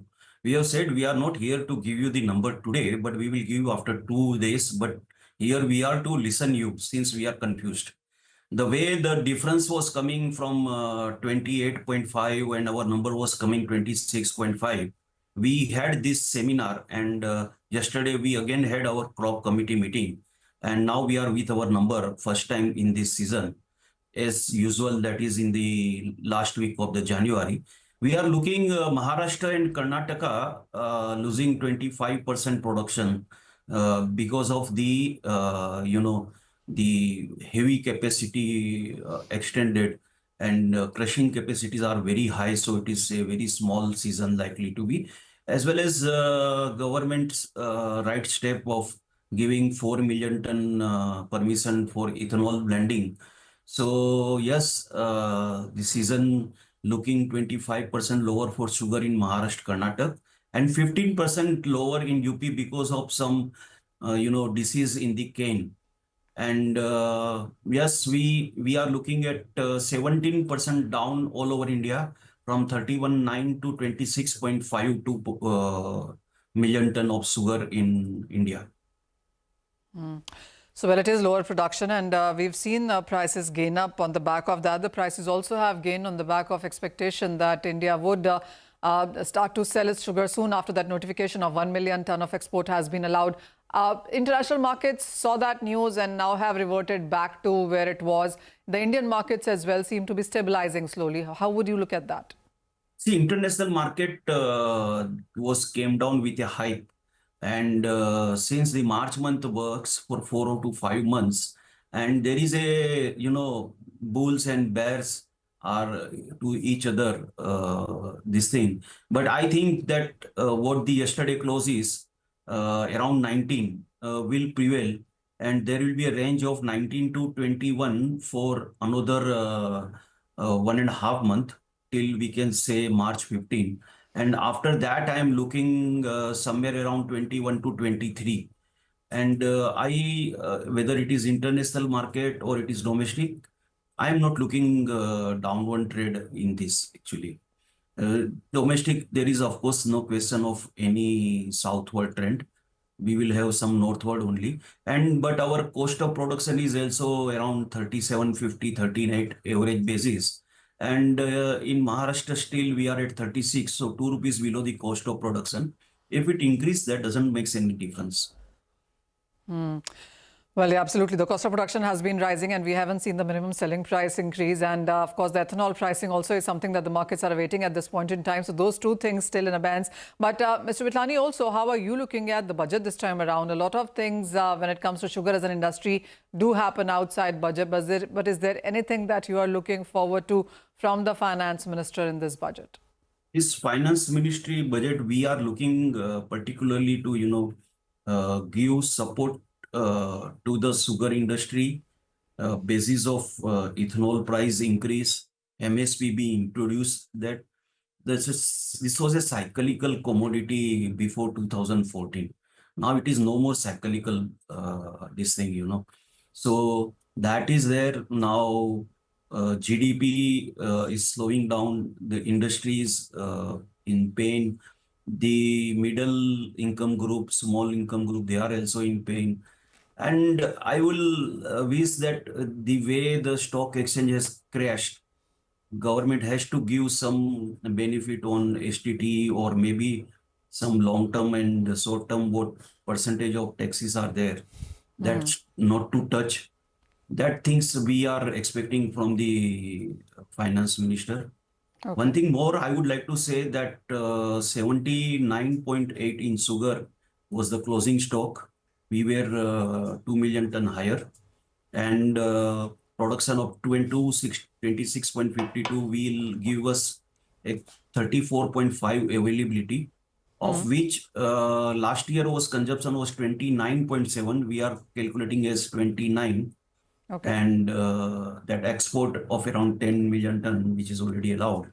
So 1 million ton. So we will left with 45 lakh ton. 4.5 is slightly hand to mouth, but that can be taken care. All right. All right, take that point. Thank you so much for joining in. You spoke about STT and LTCG, short-term capital gain. The way the market's going, I don't think anyone has any gains for them to be paying any tax. But we take that point as well. But you've joined us on good time because the mid-cap index is now moved into the green. The Nifty doing extremely well, up over 200 points now. 220 points. The market's at the high point of trade. 1,100 points taken by the Nifty Bank itself. So all these indices surging, led by stocks that have been doing well all since morning, which is the financial space. So the banks leading the way ahead and the financials as well. Shriram Finance now up 5%, Bajaj Finance up 4% as well. The small cap index still lower by about 1.5%, but has recovered dramatically from the lows as well. Take a short break, come back on the other side. We have the team of Business Lunch take the market action ahead.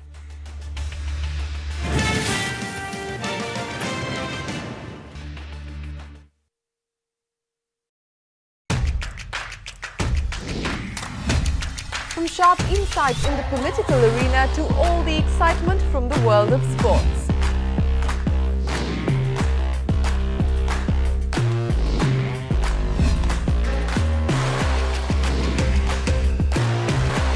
We are here at the CNBC-TV18 budget headquarters as we've done for the last 25 years. Celebrating 25 years of CNBC-TV18.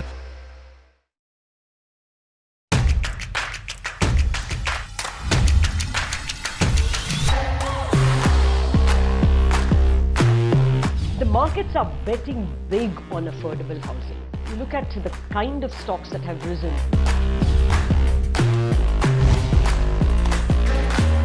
We are stepping into our Silver Jubilee year, our 25th year, and we wanted to have the best of India Inc. with us. Celebrating 25 years of CNBC-TV18.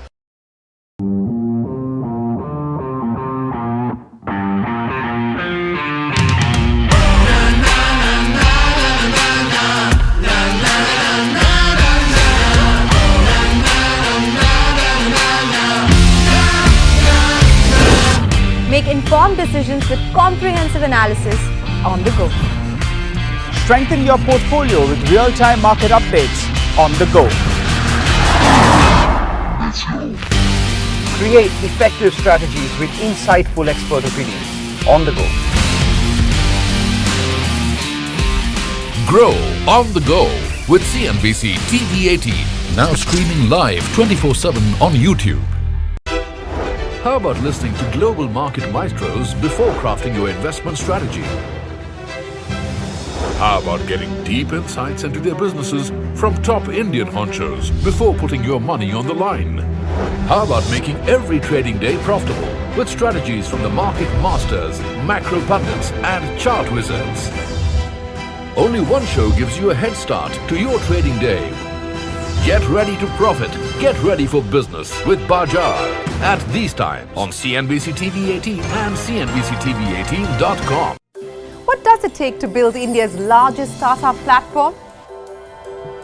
It takes a journey of starting out as an unknown and ending up as unforgettable. It takes more than 2 decades of celebrating the most influential and influencing the most celebrated entrepreneurs.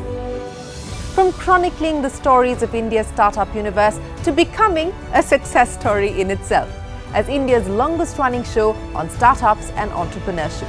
Celebrating 21 action-packed years of building India's biggest startup community. Young Turks at 21. Only on CNBC-TV18 and CNBC-TV18.com.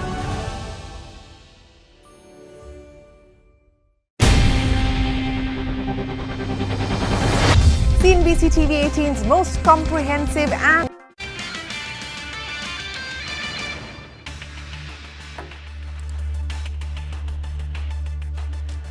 market recovers to trade near the day's high. Mid-caps recoup losses with the index now in the green, while we have financials as well as realty stocks gaining, while IT as well as FMCG lag.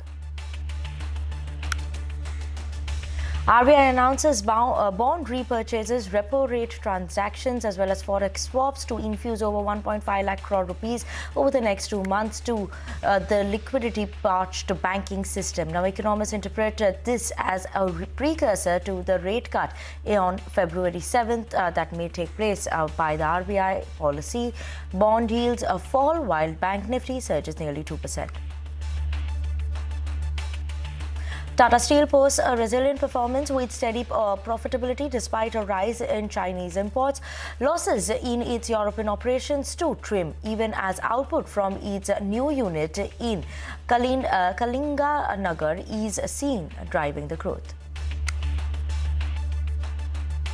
US President Donald Trump, in a call with the Indian Prime Minister Narendra Modi, has called for India to increase its procurement of US security equipment and to move towards a fair bilateral trade relationship.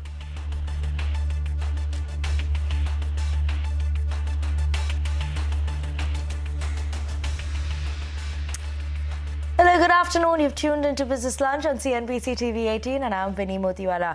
A look at the market this afternoon seems like green coming in on the screen, at least in the benchmark indices. A sharp recovery that we've seen coming in from the day's lowest point.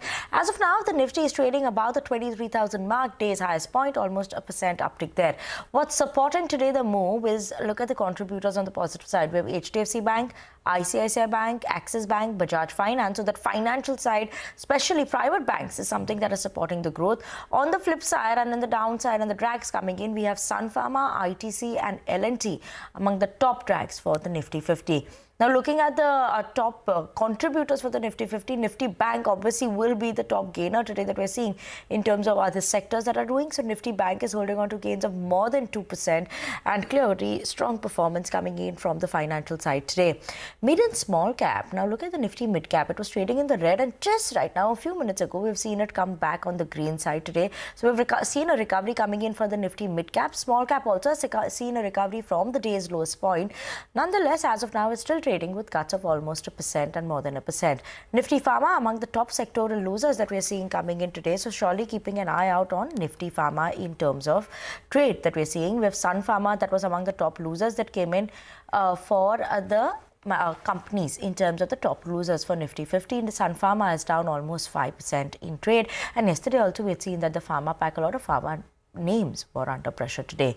But yes, okay, that's how the market setup is looking like. We've seen a recovery coming in from the day's lowest point, at least for the benchmark indices, broader markets specifically, that we've seen that recovery. Now it's time to go across to our growth code segment, which is an initiative by Grow as well as CNBC-TV18 designed to provide you with valuable trading strategies. This week, the SEBI's whole-time member Anant Narayan shared his insights on the newly introduced F&O trading guidelines and the rationale behind these. Listen in.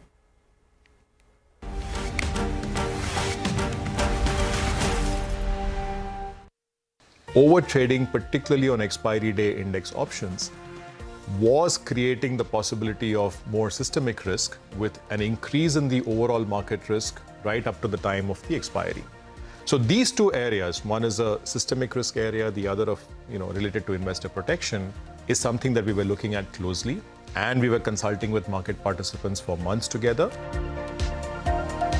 Our consultations told us that the issue really boiled down not to the broad swathe of derivatives, but specifically to the issue of index options trading on expiry day.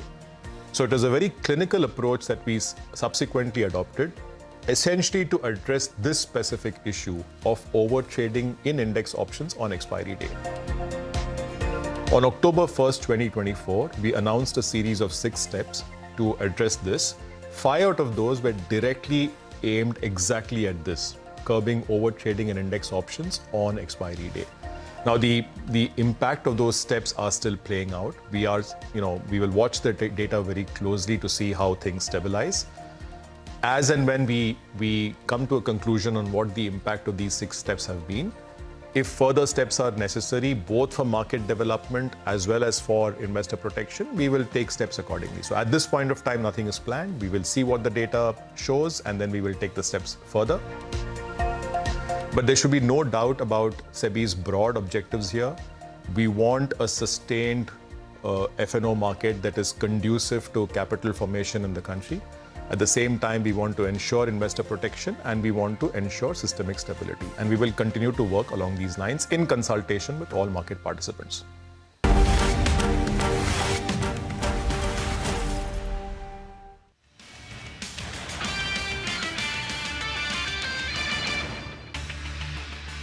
News show India Business Hour drops first on YouTube. So get the first access to the most influential architects of policies and politics, the key newsmakers of the day.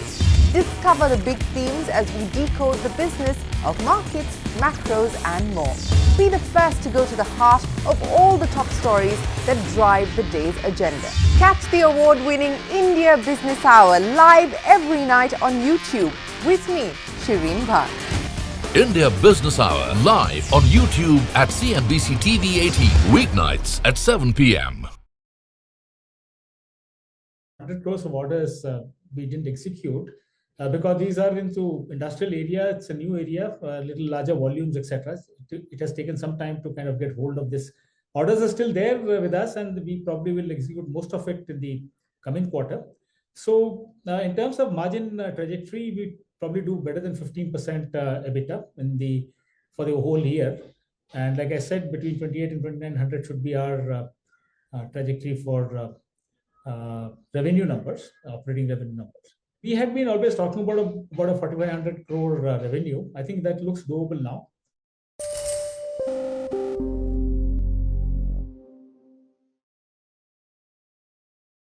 In particular, in the very near future, we're going to be placing tariffs on foreign production of computer chips, semiconductors, and pharmaceuticals to return production of these essential goods to the United States of America. The only way you'll get out of this is to build your plant. If you want to stop paying the taxes or the tariffs, you have to build your plant right here in America. That's what's going to happen at record levels.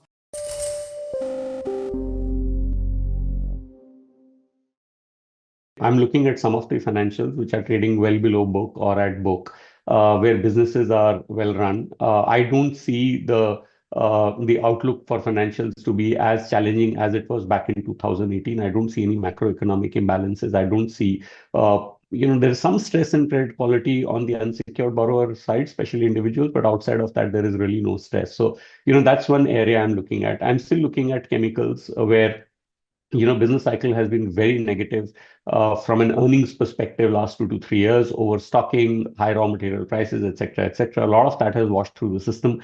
So that's again looking quite interesting to me. I think frontliners, there are some places where I can see some value. That's also looking interesting to me. And there are other manufacturing companies, bottom-up ideas that look good. And as you say, it's hard to buy when, the tape is so red. And the only thing that I do in times like this is say that, if I have 100 rupees of cash, I'm going to deploy it over the next 3 months.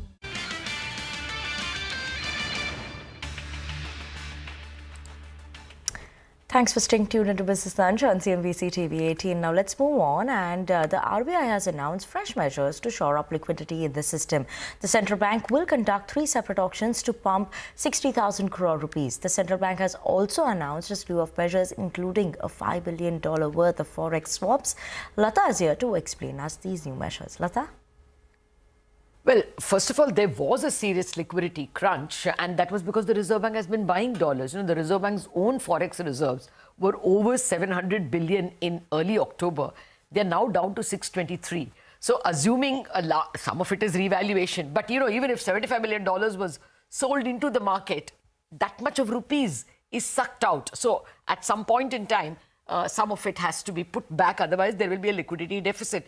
Day in and day out, markets, the banks are borrowing 3 lakh crore from the Reserve Bank through repo, so that's the deficit. Now what have they done? 60,000 crore of bonds are going to be bought. Okay, when you buy the bond, you put in money into the system. But bond buying literally means that you're going to see an impact on the yields. In fact, you've already seen yields on the 10-year have fallen by 4 basis points to 6.64%, which is some kind of a 2-year low. Then the other step, and this is going to be done on 3 days, Jan 20th, Feb 13th and Feb 20th. So over a period, the money comes to the banking system. The next step they're doing is a repo. Now, what is a repo? They take bonds as collateral, and on the face of it, they give the banks money. Now, they're going to give 50,000 crores for a 56-day repo. At the end of 56 days, the transaction is reversed. Money comes back to the Reserve Bank, bonds go back to the bank. But look at the tenure. It is 2 months starting from Feb 7th. Isn't that a giveaway? Feb 7th is the day of the monetary policy. If you do the repo before that, then nobody will buy because they will expect a rate cut. Why will you borrow from the Reserve Bank at 6.5 when you're expecting the one day money to go to 6.25? So they're announcing it on February 7th. And for 2 months, it will even tide over the money that will go out during advance taxes. So what I'm saying is that they're thinking through all the liquidity disappearing periods that the market will encounter. And also that it is Feb 7th is giving a hint that probably there is a rate cut. And finally, there's FX swaps. FX swaps is buy today and immediately sell it 6 months down the line. Again, that puts back some of the liquidity, because when you buy dollars, you're putting liquidity into the system. The Reserve Bank had shorted the dollar. That is, they'd sold a lot of dollars, which is a short position. Even in the NDF market, some of that pressure will be felt in the days to come. This kind of nullifies all that and, doesn't allow the rupee to be further shorted because this impact will come. They are quelching, they are countering that speculative tendency. Totally, it is a 1.5 lakh crore. If you do the math, they're giving 1.5 lakh crore. And dealers told us that in the days to come, the overall liquidity, including the cash balance with the government, is likely to face a deficit of 1.5 lakh crore. People are also factoring in the fact that in the 4th quarter, normally Indians like you and me withdraw more cash. Usually farmers, Kharif, the Rabi harvest is in, more expenditure happens. So it is a seasonal pattern of more deposit withdrawal in this 4th quarter. That also has to be replaced. That explains this 1.5 lakh crore. Impact, yes, we already see bond prices surge. Who holds most of the bonds? Banks. So bank stocks also go up because there are mark-to-market gains. The expectation of rate cut. It can be a minor negative for banks because, immediately it tells on your margins. The cost of some of your benchmarked loans benchmarked to repo can go down. But in the longer term, it will mean more credit growth. And it will mean that this hunger for deposits at any cost will come down. The competition for deposits goes down. The overpricing of deposits will go down. And therefore, you can see this huge rally in banks as well as in NBFC stocks. Thank you so much for that, Lata. But moving on, Prime Minister Narendra Modi spoke to the US President Donald Trump a week after he was sworn in to the office for his second term. The two leaders reaffirmed their commitment for a mutually beneficial and trusted partnership. Parikshit is joining in with us to give us more details on this one. Parikshit? Some very important developments on the India-US partnership. Donald Trump saying that he had a productive phone call with Prime Minister Narendra Modi, who would be visiting the United States in February. So this will make Prime Minister Modi one of the first world leaders to have an in-person meeting with Donald Trump. Trump went on to say that US has a very good relationship with India. They discussed priorities in the Indo-Pacific, Middle East and Europe. He also discussed immigration with Prime Minister Modi, and he said that India will do whatever it can to take back illegal immigrants from the US. 2 points in the White House statement really stood out. One, the White House stating that the president in his phone call with Prime Minister Modi emphasized the importance of India increasing its procurement of American-made security equipment. So this clearly gives you a sense that US wants India to buy more from the United States, and India-US must move towards a fair bilateral trading relationship. So Trump here was hinting at the trade surplus that India has, which is around $40 to $45 billion. Now, coming to what the MEA said, the Ministry of External Affairs said that Narendra Modi congratulated Trump on his historic second term. They look forward to working for a mutually beneficial and trusted partnership, and both leaders agreed to meet soon. The situation in West Asia, Ukraine, future technology areas will continue to be a cooperation and talking point between the leaders and the two nations. Okay, Parikshit, and stay on with us. It seems like bilateral ties between India and China are also improving on various fronts. Tell us more about that one.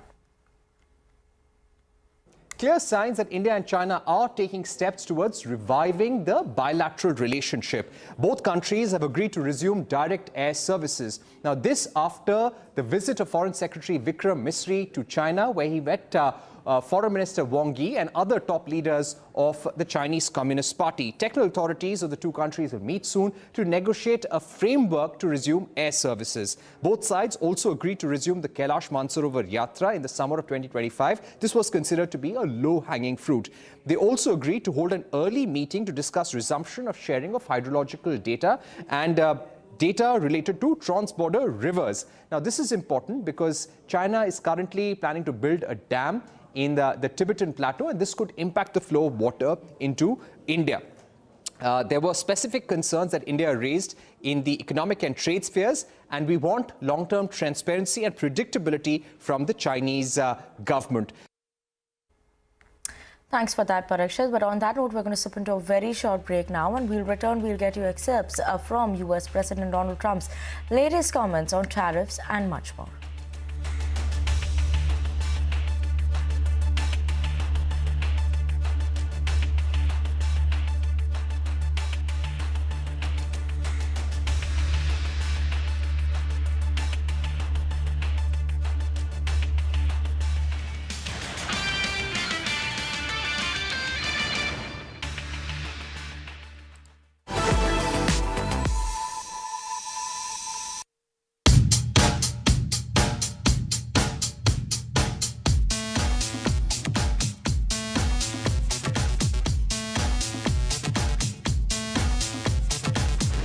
Changed to make quick commerce a high conviction bet. 2020, when we were sort of raked through the coals for ruining a perfectly good food delivery company and like bringing their stock price down, I think we had a lot of conviction that this will work. When Dippy puts out a note to shareholders to say that this is actually going to be the engine of growth over the next 10 years, how does that make you feel? Over the years, we've gone through enough to not sort of be either in the vindictive zone or to be, in the celebratory zone. I think we try to stay very stoic about it. How are you looking at the race that's currently on? A lot of those bets are being taken for sector-focused quick commerce companies, and they will probably do a better job for those use cases than we will.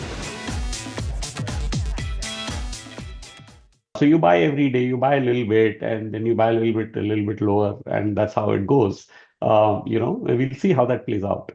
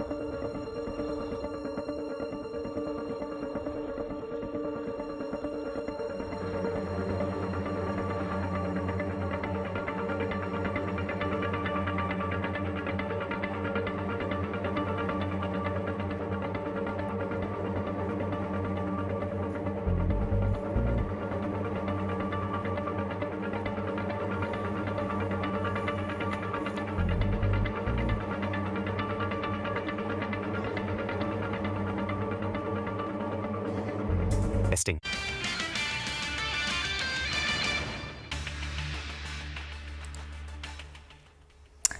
Welcome back and thanks for staying tuned into Business Lunch on CNBC-TV18. Now, moving on, and in a meeting addressing the Republicans, US President Donald Trump said that he will slap tariffs on foreign pharma, steel, as well as essential metals and semiconductor chips. Listen in. In particular, in the very near future, we're going to be placing tariffs on foreign production of computer chips, semiconductors, and pharmaceuticals to return production of these essential goods to the United States of America. The only way you'll get out of this is to build your plant. If you want to stop paying the taxes or the tariffs, you have to build your plant right here in America. That's what's going to happen at record levels. And separately, President Trump, while discussing the surging popularity of the Chinese AI platform DeepSeek, said that it was a wake-up call for US tech companies. Listen in. Today and over the last couple of days, I've been reading about China and some of the companies in China, one in particular, coming up with a faster method of AI and much less expensive method. And that's good because you don't have to spend this much money. I view that as a positive. The release of DeepSeek AI from a Chinese company should be a wake-up call for our industries that we need to be laser-focused on competing to win because we have the greatest scientists in the world. Even Chinese leadership told me that.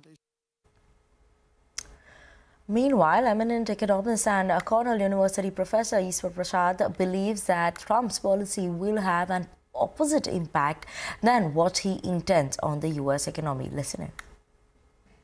The tax cuts that have been put in place over the last few years, including in the Trump administration, if those tax cuts were to be put in place, that's certainly going to expand the deficit, which is already at quite a high level and likely to rise quite a bit. That is going to come up against the debt ceiling issue. Plus, if there is going to be any notion of fiscal restraint that has to come from the expenditure side. And in the abstract, it certainly makes sense to talk about rationalizing expenditures, finding efficiencies in government expenditures and so on. But it's when you start talking about specifics, when it comes down to congressmen and senators who will find that those expenditure cuts are going to hurt their constituents, that we will start seeing significant pushback. Trump's approach to the dollar is, beset with multiple ironies. I think what Trump has indicated is that he would want a weaker dollar in the short run because he knows that could be good for the competitiveness of US exports. But he wants the dollar to remain strong in the long run as a dominant currency. But if you look at his policies, those are leading to exactly the opposite implications. Measures like tariffs, the possibility that that could lead to higher inflation in the US, which in turn is going to keep interest rates high. Likewise, immigration policies that could also lead to higher prices in the short run, which again might mean interest rates staying high and therefore the dollar staying high. That would run counter to his stated desires. Treasury Secretary Scott Bessent suggesting that there should be a very modest amount of universal tariffs that will then get ratcheted up over time. So certainly very high levels of tariffs that Trump spoke about in the context of China on the campaign trail don't seem to be in the cards right now. But the reality is that a lot of Trump's policies, including those that drive up the dollar, like I mentioned, are going to lead to a larger trade deficit overall for the US and possibly also larger bilateral trade deficits. So I don't think China is quite off the hook yet. One thing that Trump has made clear is that any bargain related to the tariffs not being imposed is going to be encompassing not just economic issues related to, say, the trade deficit, but also other policies for which Trump is using tariffs as a tool of leverage. And as we wrap up this edition of Business Lunch on CNBC-TV18, we leave you with these pictures from the space of a Mahakumbh at Prayagraj taken by astronaut Don Petit.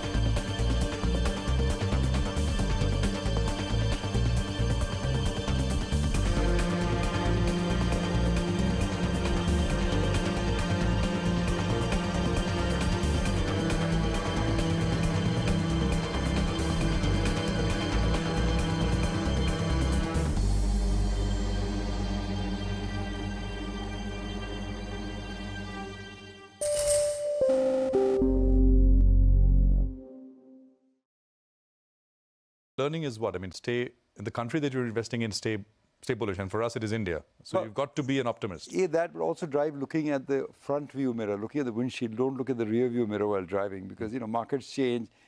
Economies are very dynamic.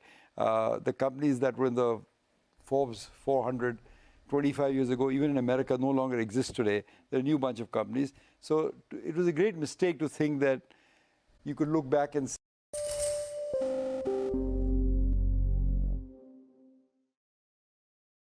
I think one of the things you told me is really struck with me. You said, and we'll talk about the nitty-gritties, MTNL is an example, and many others will share other examples as well. But when you began and when you started and you came back from the US and when you started the investing journey, you said, in a way, we didn't believe enough that, well, we could that India could change so rapidly and so deeply and in so many ways. And, it'll be rich pickings over the next 20, 25 years or so. So I just wanted to take us through that. Yeah, Prashant, think about it. I came back to India in the late 80s.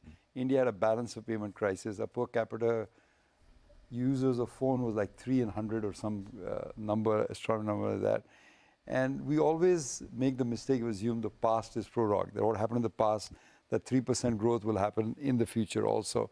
So we fail to understand that because the Berlin Wall had fallen, we're in the precipice of change. Once things go to zero, they don't go below zero in the market, they'll go higher. And that's typically what happened. All the changes, whether the tax rates came down, whether the industrial licensing was scrapped, whether the socialist statist economy went through, all...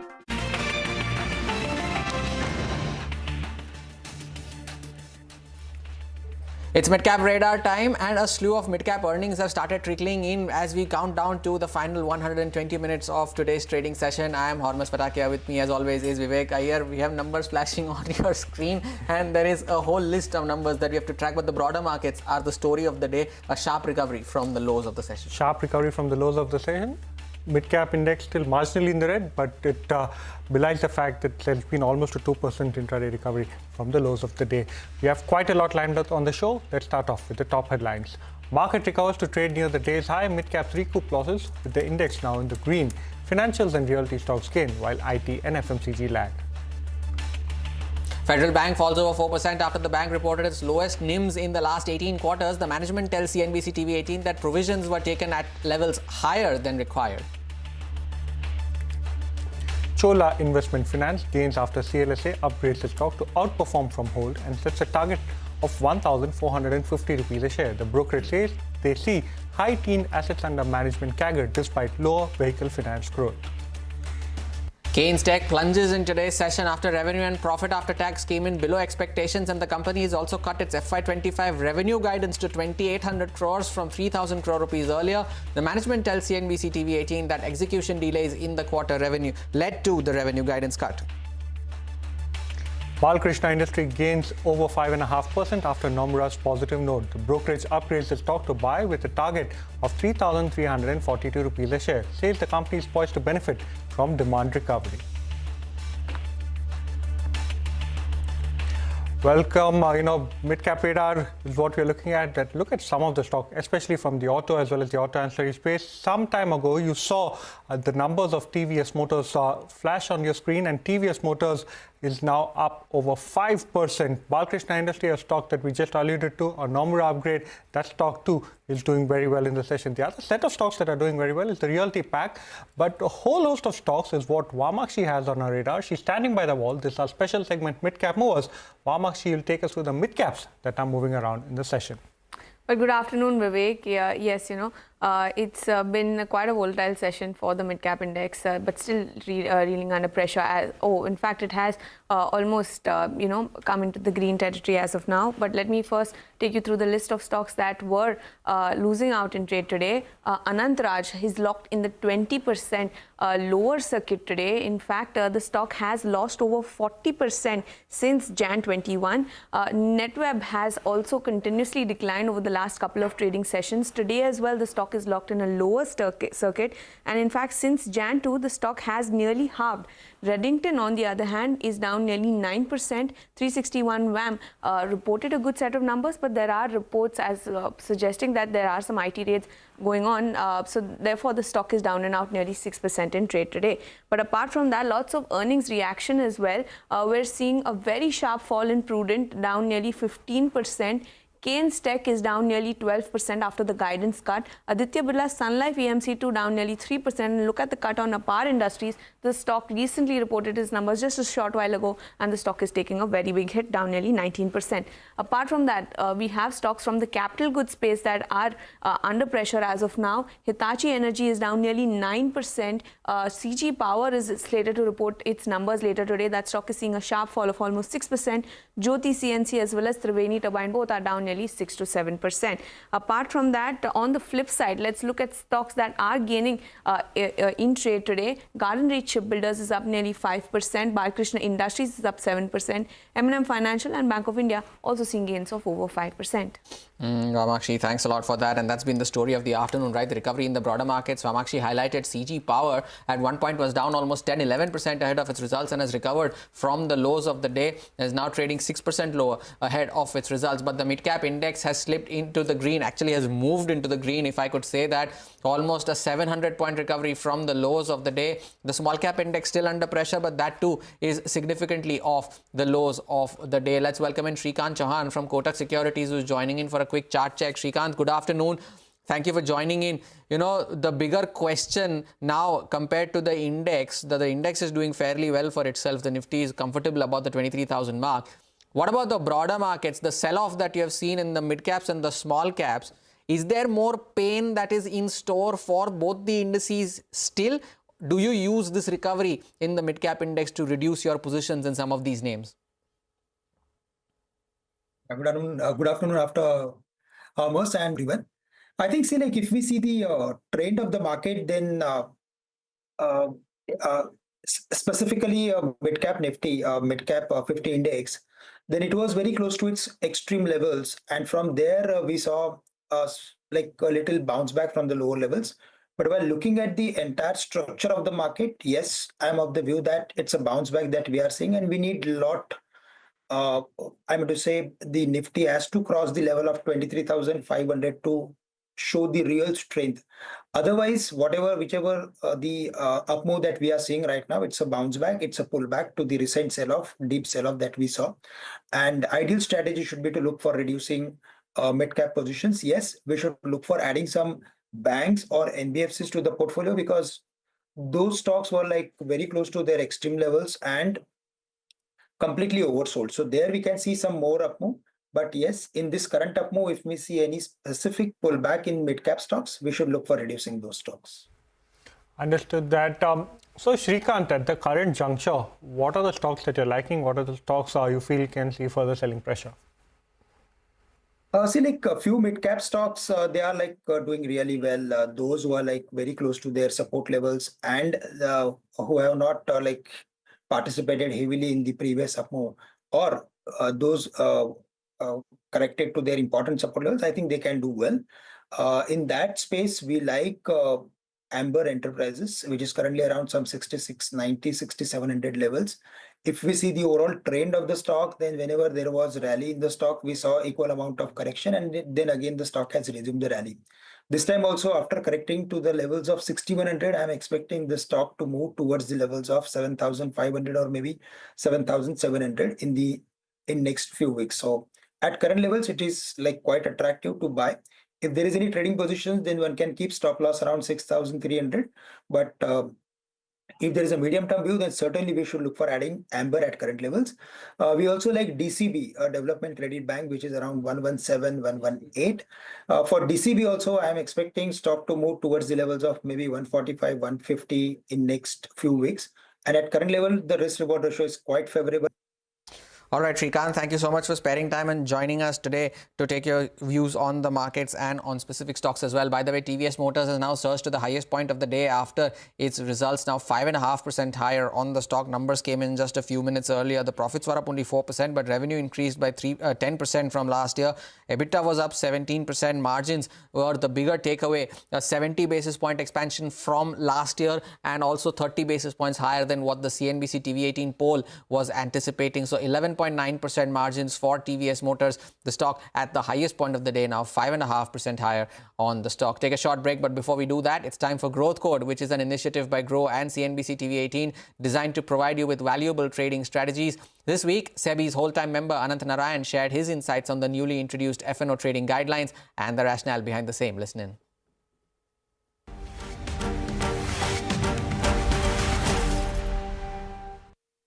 Overtrading, particularly on expiry day index options, was creating the possibility of more systemic risk with an increase in the overall market risk right up to the time of the expiry. So these two areas, one is a systemic risk area, the other of related to investor protection, is something that we were looking at closely, and we were consulting with market participants for months together. Our consultations told us that the issue really boiled down not to the broad swathe of derivatives, but specifically to the issue of index options trading on expiry day. So it is a very clinical approach that we subsequently adopted, essentially to address this specific issue of overtrading in index options on expiry day. On October 1st, 2024, we announced a series of 6 steps to address this. 5 out of those were directly aimed exactly at this, curbing overtrading in index options on expiry day.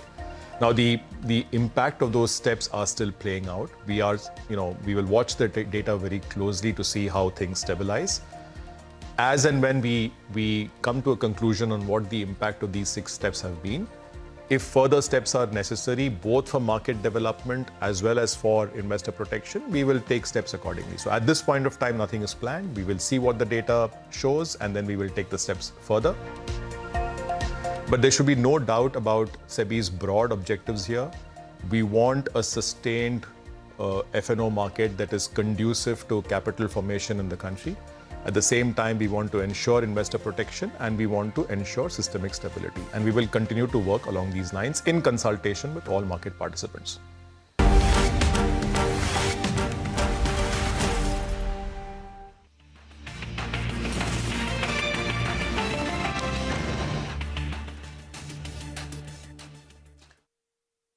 Because India was in such a horrible shape at that time.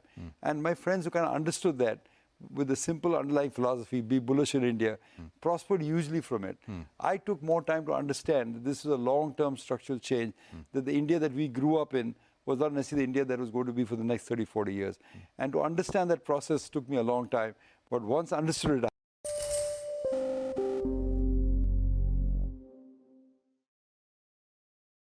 so markets will always be mispricing. But mispricing to start with, but eventually it misprices on other side also.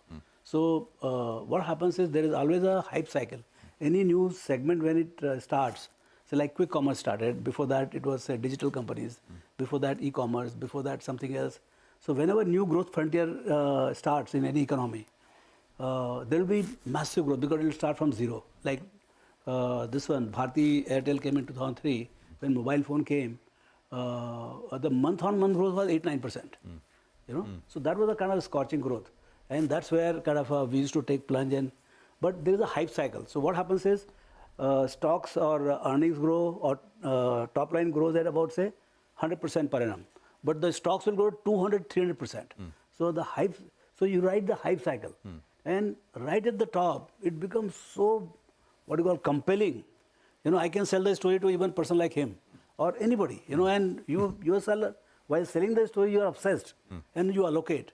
And that's where the maximum allocation comes right at the top of the hype cycle. And everywhere you are right, but you are right only for 6 months. The hype cycle will collapse in less than 6. This is called Gartner's hype cycle. You can go and see. We have written in one of the papers. But so any hypes, but then you incur massive loss because the drop is almost 50-60%. So you invested say 1,000 crores. straight you'll get to see 500 crore loss. So, I mean, I've incurred once.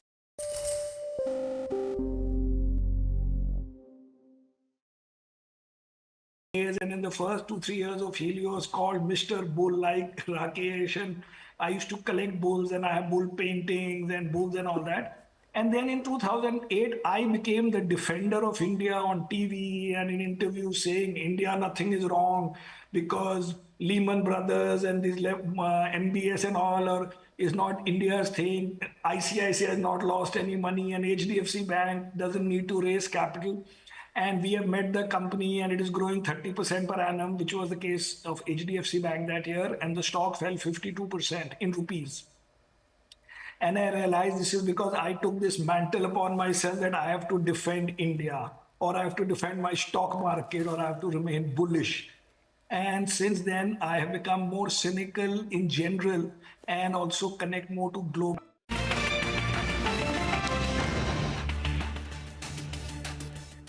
Welcome back to Midcap Radar. Well, this is our special segment, Midcap Spotlight. Vamakshi today puts the focus on Aditya Birla AMC. Well, Vivek, the company reported the Q3 numbers, and when we look at the revenue, that saw an uptick by 5% sequentially, and this in turn reflects the improvement in revenue yield by 2.1 basis points quarter on quarter. Overall, the revenue came in nearly 5% higher as compared to some analyst expectations. When we look at the cost-to-income ratio, that has seen a reduction of 236 basis points to 37.9%, and this is mainly on account of a fall in employee expenses as well as a decline in the other expenses, and resultantly, the operating profit has seen a strong growth of 9% quarter on quarter. On the other hand, the other income has seen a dip of almost 60% sequentially, and therefore the net profit has seen a decline of almost 8%, but nevertheless it has still come in above what the analysts were expecting. But when you look at the operational metrics for the company, they were rather weak. The MF quarterly average AUM was rather flat quarter on quarter at 3.83 lakh crores. When you look at the equity AUM, that too saw a dip of almost 1% quarter on quarter. SIP flows were down nearly 3% sequentially, and when we look at the new SIP registration, that has fallen from 1,155 to 670, which is a drop of almost 42%. So overall, while the results, that is the P&L, looks quite good, the operational metrics are not quite impressive, and resultantly the stock is declining in trade. All right, Vamakshi, thank you so much for Aditya Birla AMC. Another earnings reaction. By the way, can't take your eyes off TVS Motors, still up now 6% ahead of after reporting its results. A strong performance on the operating front. We'll get Sudarshan on TVS Motors in just a bit, but take a look at the stock reaction that TVS Motors has seen, 6% higher on the stock. By the way, also pull up RITES, that also reported results just a few minutes ago, and they were lower on a year-on-year basis across all parameters. But let's cut across to Shireen Bhan, who is in an exclusive conversation with Hardeep Singh Puri. What we are likely to see startups do, particularly here in India, on that front. As someone who's run India's longest running show on startups and entrepreneurship, a show called Young Turks, which turns 23 in June, I think we know a thing or two about the potential and the promise of India's startup ecosystem. And to the question that was being asked on what will it take to ensure that we actually see the Indian startup ecosystem flourish, I think 2024 in many ways has been a breakout year, because we've seen the kind of exit possibilities, the kind of listings that we've seen in the Indian stock markets for new age companies, the startup companies, so to speak, that really has given us a flavor of the kind of potential that is possible.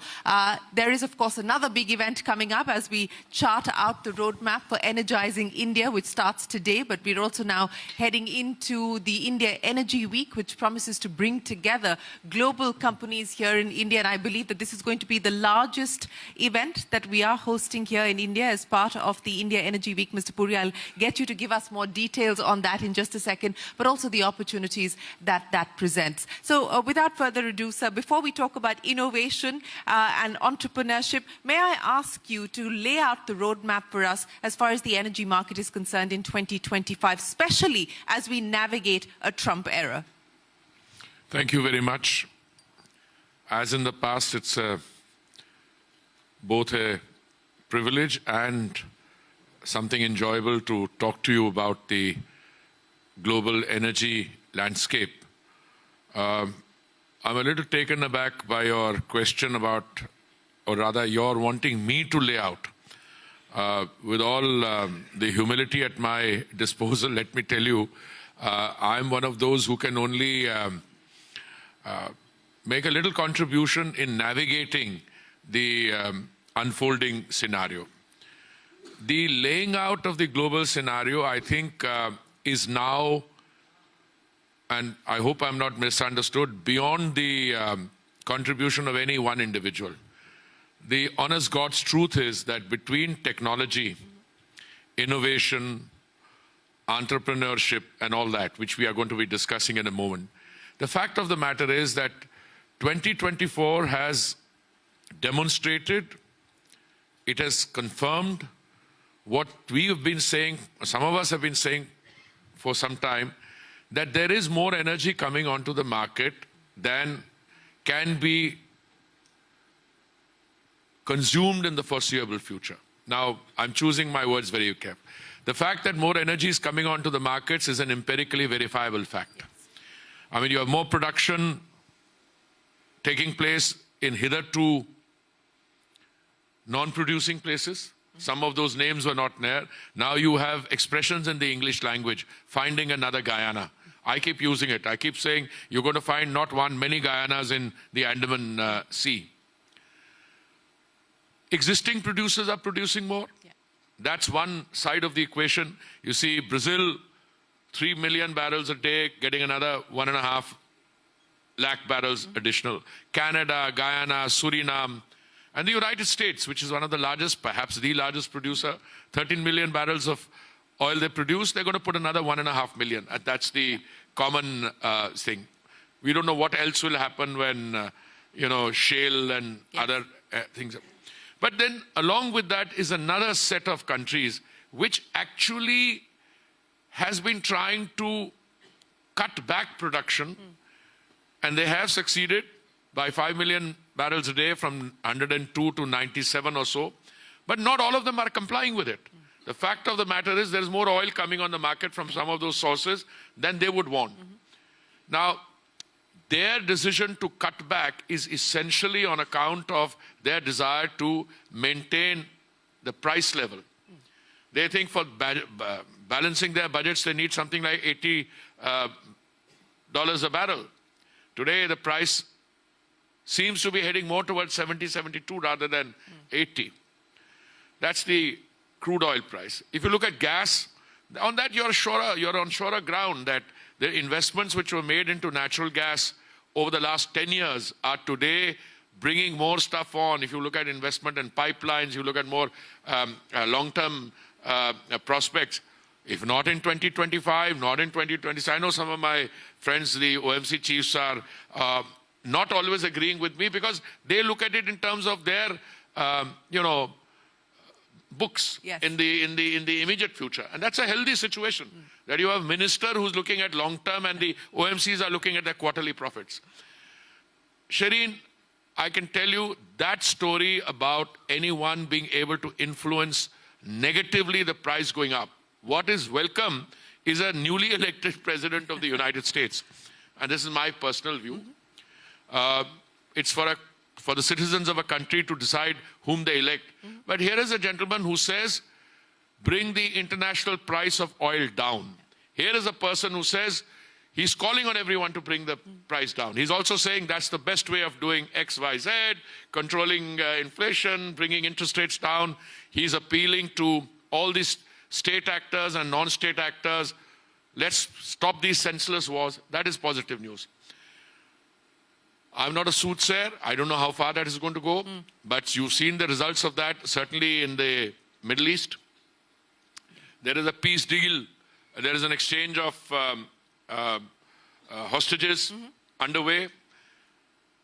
I am reasonably confident that a conflict which started in February 2022 cannot go on even by itself. But the President of the United States has appealed. I mean, I can repeat to you the tone of the appeal. I love the Russian people. President Putin is my friend.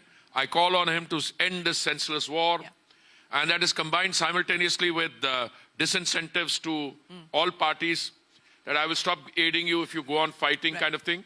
And there is a part of that is the leveraging which is taking place on oil. I mean, the outgoing administration put in place some additional sanctions on 2 entities as far as I remember, and some shipping fleet. But even if you look at the language of the incoming energy secretary, it is couched in terms of wanting to use this as leverage to resolve a problem. The direction is very clear. The direction is international prices at the bunk should come down, people should benefit, economies should benefit, we should get on to other forms of economic activity. I don't want to comment on the rest, but on the energy front, to me, this is a plus-plus. You know, let's understand this plus, as you called it, sir, from an Indian context. And I'll ask you this on the back of the conversation that I had with Fatih Birol at the IEA. And he said for 2025, one of the favorite things that he's going to be watching out for, his favorite word is going to be diversification. Diversification as far as source of fuel is concerned, but diversification also in terms of energy bets. And I'll ask you this now with the Trump administration making it clear that people need to start to import more from the US. What is it going to mean in terms of India's import mix? And with the rupee depreciating, what do you anticipate the import bill is likely to be impacted by? First and foremost, the diversification of sources of supply is something that we had embarked on already. I've been associated with this ministry for 3.5 years. One of the statistics I've been throwing around is, we used to import from 27 countries. We import from 39 now. Lately, I saw one of our companies, BPCL, adding 1 or 2 other countries. So it should be 30. I think they imported a consignment from Argentina, if I remember. And there's also talk of 1 or 2 other. Angola also. So that diversification is going on. But Shireen, that diversification provides you at best satisfaction in terms of geographical spread. Your primary sources of supply essentially for the 5.5 million barrels that you import are the traditional suppliers in the Middle East. To that you've added Russia. I see some of that changes because the United States has become a major supplier. Now, we are today, I think if you look at the 2 previous financial years, I think it was $19 billion and $20 billion. So if you were to ask me a question, and let me anticipate you're asking that question, can I import, I meaning India, import from the United States more? My answer would be an unambiguous yes. But again, all our imports are based on some fundamental, self-evident truths. We will import from wherever we can if the price is right. We never imported anything from Russia. I think in February 2022, our imports were only 0.2%. Today, it's gone up. Russia, Iraq went up and down in the last few years. Who was the major supplier? Today, I see the United States, if they are gas from the United States, by the way, in any case is very profitable. I think it's about $2 cheaper also if I'm going by rough comparison. So we are importing $20 billion of energy from the United States. Can we import more? Answer is yes, we can. We probably will. I don't know. These are decisions which have to be taken. Can we source more from elsewhere? Again, my feeling is yes. I have said so on many occasions, not so often on record in the public domain, but in my discussions with my bilateral colleagues. I've very often told them, look, you've got a major find, like Guyana. Now, obviously, somebody's marketing that oil for you. But please remember, the way the world is changing, I can anticipate things for, let's say, we were there in 2023, 24, for another 5 to 10 years. But what happens if, Shireen, suddenly a lot of oil comes available?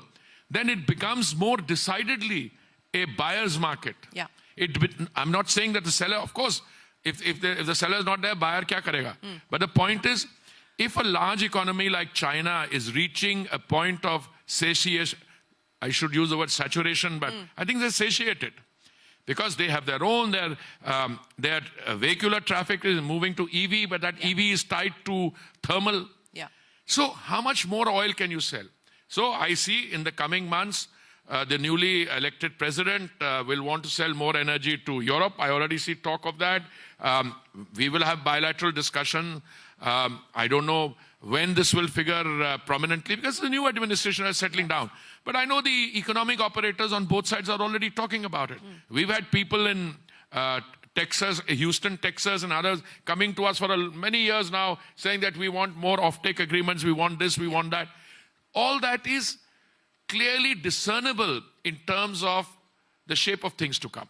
Well, as you rightly pointed out, I would imagine that these are going to be conversations that take place. And of course, the expectation is that Prime Minister Modi will be in the US at some point during the month of February. Of course, we don't have a final date yet, and perhaps this will be part of the conversations, including what was discussed between the two leaders last night in the phone conversation that took place between President Trump and Prime Minister Modi. But let's talk about the priorities that are in your control, sir. And this is something that we've spoken about many times in the past, and I believe you've been able to achieve that blending target, or close to the blending target that you'd set out for yourself, almost now at 20%? You know, we are always a month late. So we are today on the 25th of, 28th of January. The figure we have is of December. No, we don't. We have November. And I think that figure have we got the December figure? Not yet. 19%. 90%. So 19.9%, 19% is there.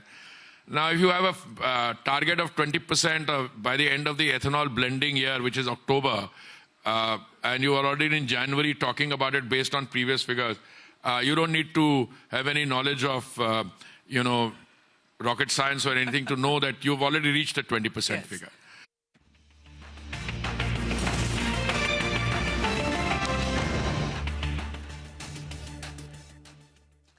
Macro and all that, which right now is again making me do a small mistake, because I think the world is good, therefore India should be good also, and it's the other way around right now. But in general, that changed me a little bit, and I no longer defend anything to anybody. I say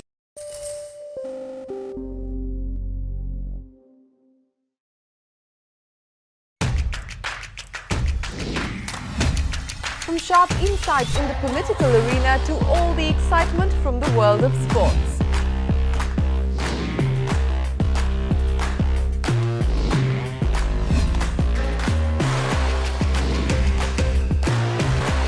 We are here at the CNBC-TV18 Budget Headquarters, as we've done for the last 25 years. Celebrating 25 years of CNBC-TV18.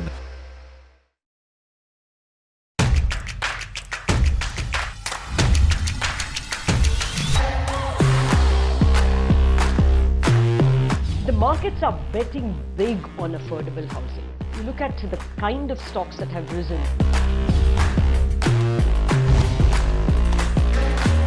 We are stepping into our Silver Jubilee year, our 25th year, and we wanted to have the best of India Inc. with us. Celebrating 25 years of CNBC-TV18.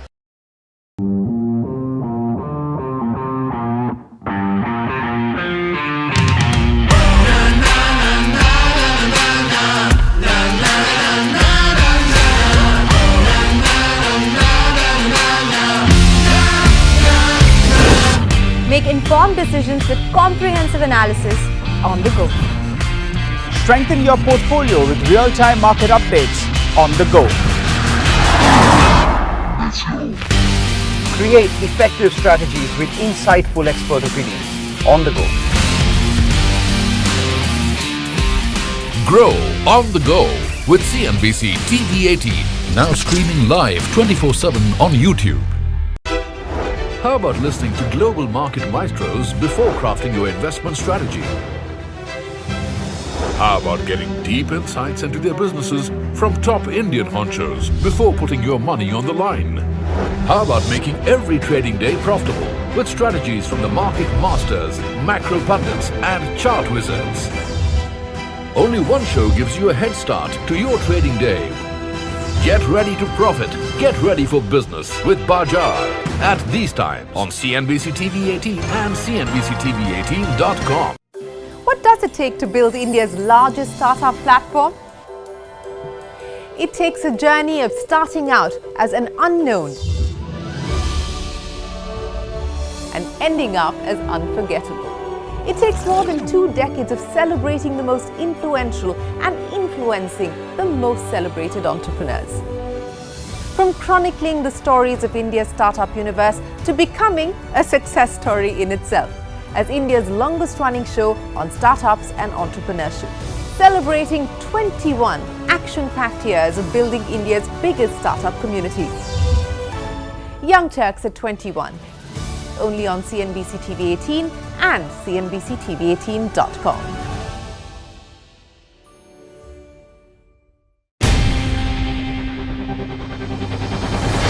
CNBC-TV18's most comprehensive and award-winning news show, India Business Hour, drops first on YouTube. So get the first access to the most influential architects of policies and politics, the key newsmakers of the day. Discover the big themes as we decode the business of markets, macros and more. Be the first to go to the heart of all the top stories that drive the day's agenda. Catch the award-winning India Business Hour live every night on YouTube with me, Shireen Bhan. India Business Hour live on YouTube at CNBC TV18 weeknights at 7 p.m. 100 crores of orders we didn't execute because these are in team.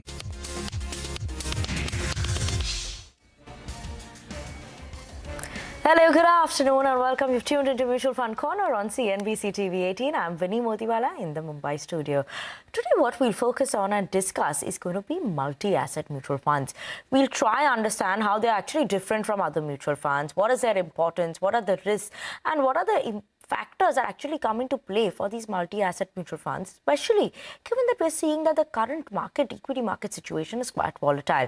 We'll discuss all of this and the risk associated with the funds with Santosh Joseph, who's the CEO at Germinate Investor Services. Thank you so much, Joseph, for joining in with us this afternoon on CNBC TV18.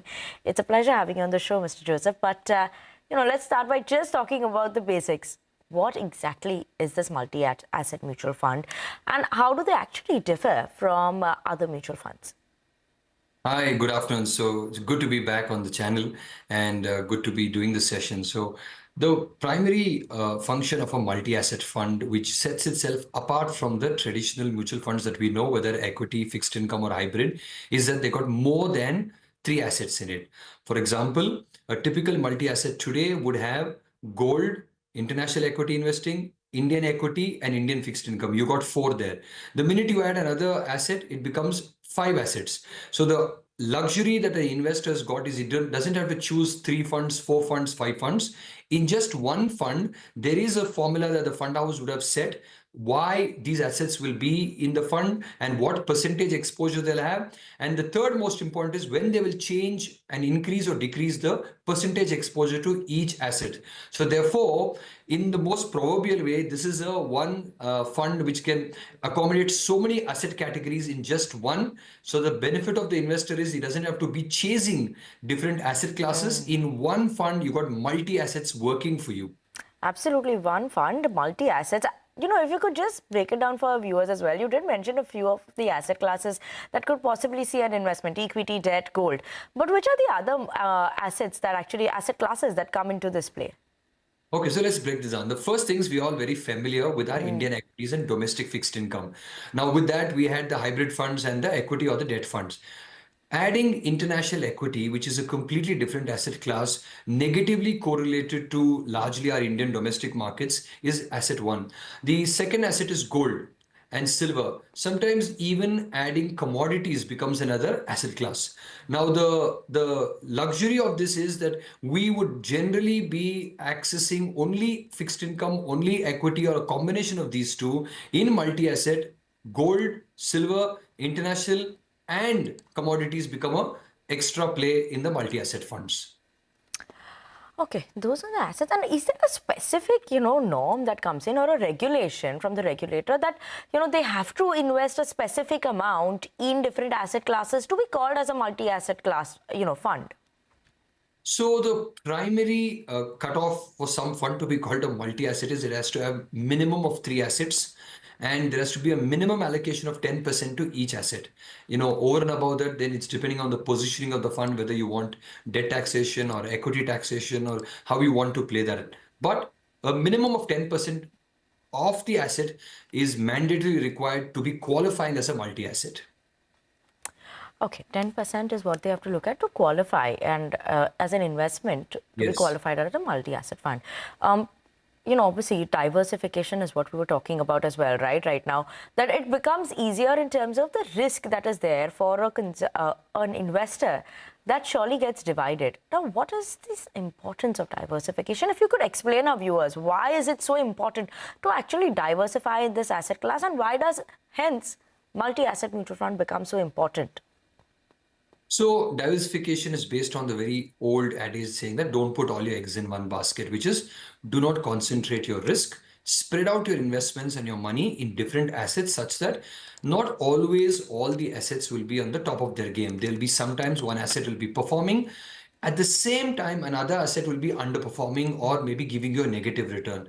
The benefit of diversification is to help you ride out this risk, the volatility. Now, as we speak, over the past few weeks, we have been seeing risks, we have been seeing volatility, and we were also noticing how fixed income ends up being stable, equity tends up being volatile. Gold and silver, on the contrary, are actually giving you a safe, stable to positive return.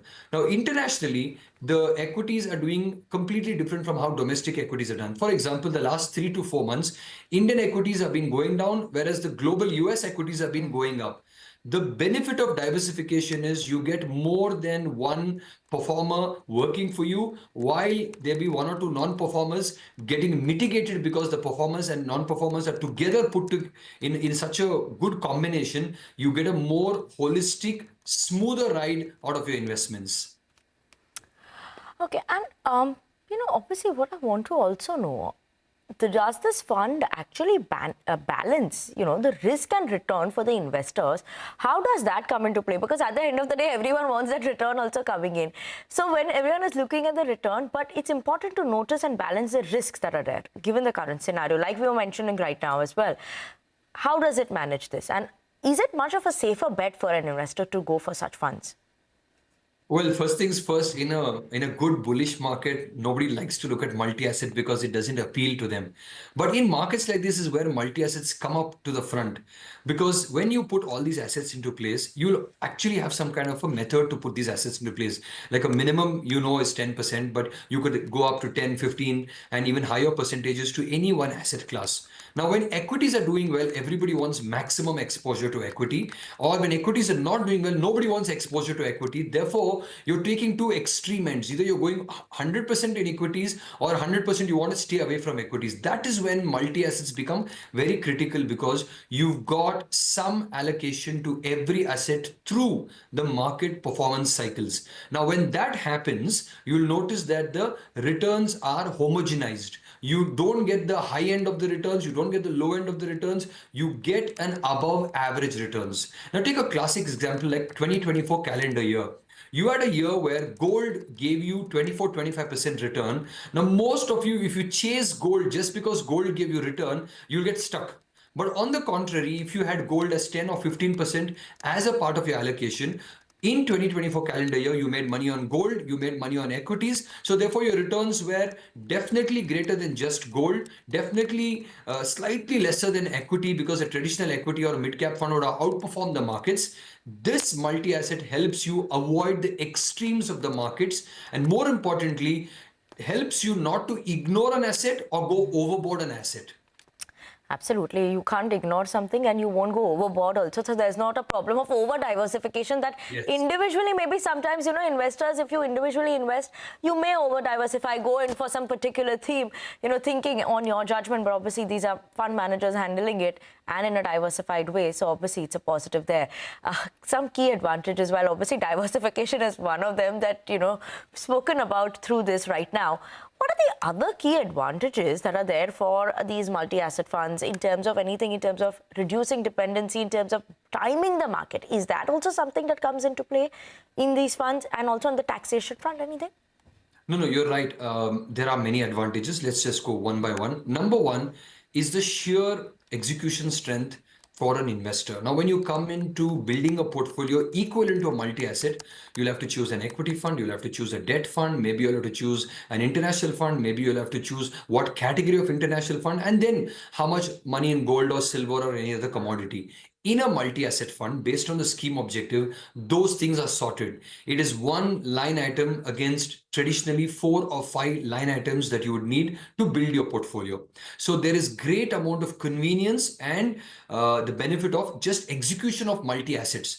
The second part is the weightages. Now, when one is doing it, like we discussed just recently, we tend to go overboard or we tend to ignore an asset. That doesn't happen in a multi-asset, because at any given point of time, you will have a certain static allocation to every asset. And when the asset prices give you a valuation gap, you can go slightly overweight or slightly underweight. A classic example is that when gold is doing really well, that means you can maybe reduce exposure, and maybe when equities are doing extremely poor, that's when you can maybe, because of valuation supporting or fundamental supporting, increase exposure, which we would not do otherwise naturally, because it's against our instinct to invest in an asset that is not doing well, but in a fund it works like a charm.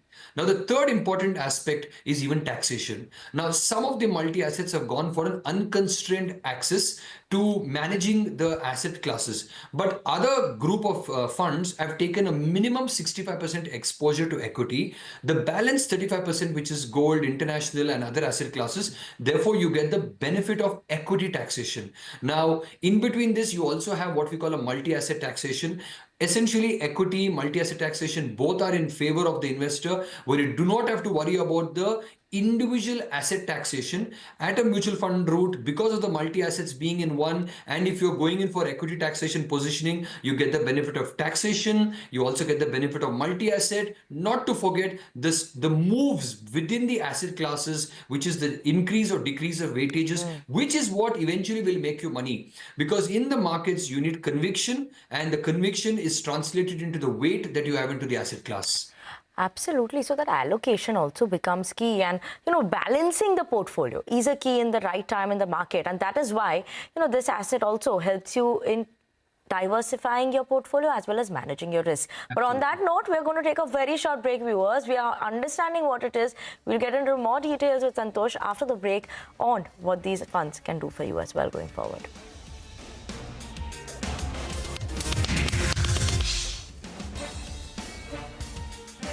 Yeah, it's a new area, a little larger volumes, etc.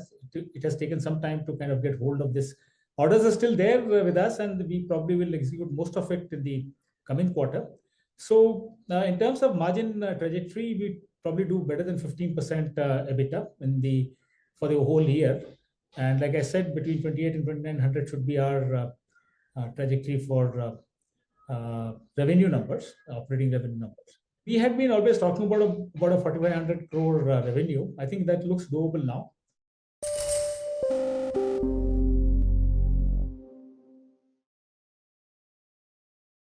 In particular, in the very near future, we're going to be placing tariffs on foreign production of computer chips, semiconductors, and pharmaceuticals to return production of these essential goods to the United States of America. The only way you'll get out of this is to build your plant. If you want to stop paying the taxes or the tariffs, you have to build your plant right here in America. That's what's going to happen at record levels.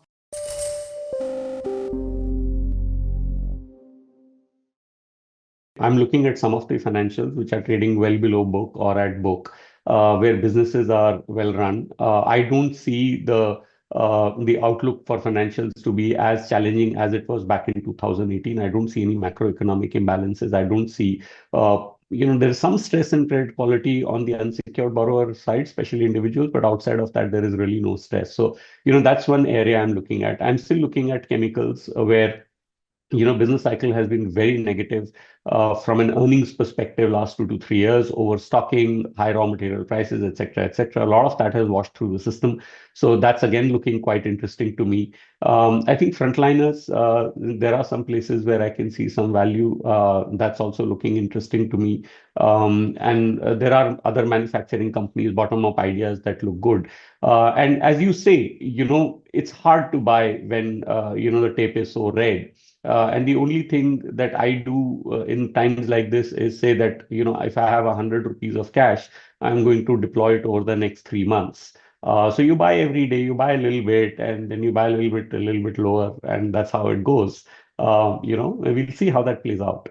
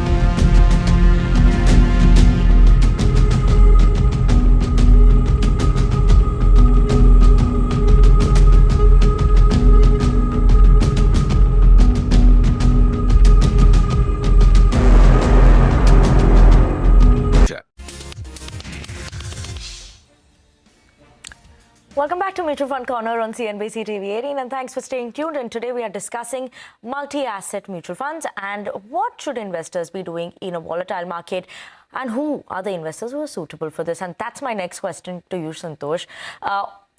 What are the investors, or what kind of investors should actually look at this portfolio or look at such a fund? Any specific goal that they should be having before looking at this fund? So traditionally, a multi-asset is good for almost every kind of investor, because as you notice that the approach, which is a multi-pronged approach, that is to have multi-assets in one fund, essentially means it can be a significant part of your portfolio because there's nothing that's lacking.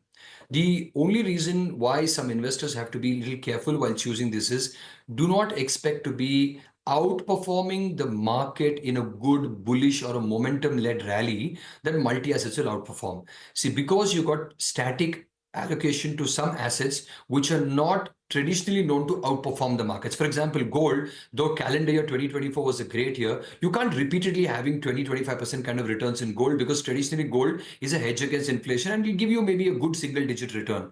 Therefore, a 100% equity fund will outperform. So therefore, for investors seeking safe, stable, good growth over a long period of time, then multi-assets become a great bet. But for those investors who are looking to generate a massive alpha in the medium to long term, or they think that equity is the only asset class that their portfolio risk reward requires, then you will notice that multi-assets may come a little short of expectations, because it is supposed to give you a more homogenized, a more softer move and capture of the markets. Now, this is like, choosing difference between an a la carte versus a buffet. The benefit of a multi-asset is you've got so much going for you where you don't need your intervention and your monitoring to ensure whether your portfolio is good or bad, because all the good elements are included in the right proportion to make it work for you. So for most investors who are in a dilemma, who do not have maybe an advisor or a distributor to help them manage, multi-assets becomes integral part of their portfolios. But for those investors who are seeking, in volatile markets to contain the volatility or to have a more stable return, then for those investors, multi-assets is good. In fact, in markets like these where we are in extreme volatility, and we also, not very comfortable going into how the volatility will end. Therefore, multi-assets are a great bet for investors who are looking for an alpha or aggressive exposure. Then maybe this is a second option for people there. Okay, and what I also want to know is in terms of how multi-asset funds have performed historically versus equity funds or debt funds. Is there something specific in terms of returns that you could highlight? So I'll tell you, in India, the whole concept of multi-assets fund essentially was only Indian equity, Indian fixed income, and gold. This started about almost a decade ago. But right now, there's so much of positive, action there in the mutual fund product category space, where we started including silver last 3 years. We started including international assets. We started having exposure to commodities. Now, what this does is we do not have really long-term averages, but this is comparable to how if you manage your portfolio with multi-assets, how it's done. Nonetheless, you have good data for 3 to 5 years to tell you that they have consistently been above Nifty, even a 1 year, in a 3 year, and even a 5 year performance. Whereas if you compare this with diversified funds or mid-cap funds or flexi-cap to multi-cap funds, all of them have beaten Nifty by huge margins. But when you were to take a standalone, today's point in time, Nifty versus multi-assets on a 1 year, 3 year, 5 year category, it's safe to say that they're giving you a decent 10 to 12, maybe even some cases 14, 15% kind of return. There are some funds which have given you even 18, 20% return against a Nifty being at 8 to 10% return in that 1 to 3 year period. But I don't think this is a fair comparison today that we're looking at. I think over a long term, to expect to be closer to Nifty or slightly over Nifty in terms of outperformance should be the objective of being in funds like this. Absolutely. And just a last quick question. With the increasing volatility, global uncertainty that we're seeing, do you think multi-asset funds is actually something that in 2025 could pick up pace and gain a lot of traction? Well, I believe so. That I think that if ever there was a moment for multi-asset funds to do well and to shine and to show what the comprising aspect of multi-assets fund can deliver, 2025 may be that year. So you can't ignore equities, whether international or global or domestic. You got to have some bit of equity exposure there. Likewise, in heightened volatility or uncertainty, fixed income, gold will add stability, and gold will add stability. Fixed income will add stability as well as some income to the portfolio. And also because these assets are negatively correlated, it reduces your risk. It helps you, breathe easily and not worry about how the volatile markets are maybe, creating a red into your portfolio. Therefore, the way we are currently looking at markets and the way 2025 is possibly going to be poised, I think multi-assets may end up being winners. Because if you go only the fixed income route, you may not be very happy with the outcome. If you only do equity, then you may not be very happy with the volatility. The solution at hand seems to be a good exposure to multi-asset. Absolutely, Santosh. Thank you so much for joining in with us on the show today. It's a pleasure having you here and understanding multi-asset funds and what they mean for investors in an uncertain market. Thank you so much for that. But that's all the time we have on this edition of Mutual Fund Corner on CNBC TV18. Thank you so much for tuning in.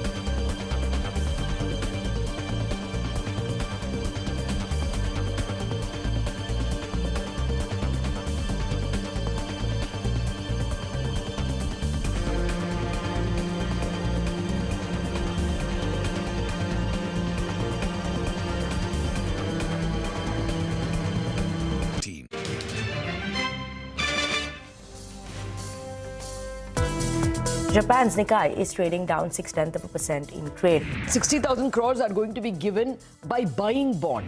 There is no clear cut way forward from here.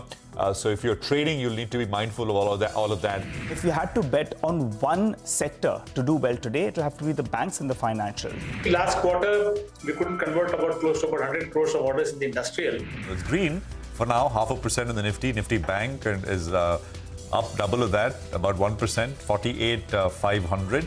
Well, we'd like to confirm that at an operating profit, this has been a record quarter for us. Annual recurring revenue saw an uptick of 7%. This came more or less in line with the street's expectation. Mid-cap, small-cap suffering a crunching blow. The mid-cap index down 1.5%. Bajaj Auto, we are expecting a subdued set of earnings. For TVS Motor, we are expecting a steady set of earnings. Donald Trump saying that he had a productive phone call with Prime Minister Narendra Modi, who would be visiting the United States in February. The broader markets are the story of the day, a sharp recovery from the lows of the session. Sharpest strategies, top market trends, unmatched perspectives. The trading day's most comprehensive roundup. Stay ahead with NSE Closing Bell. Broadcasting live from the CNBC-TV18 Motilal Oswal Studios in Mumbai.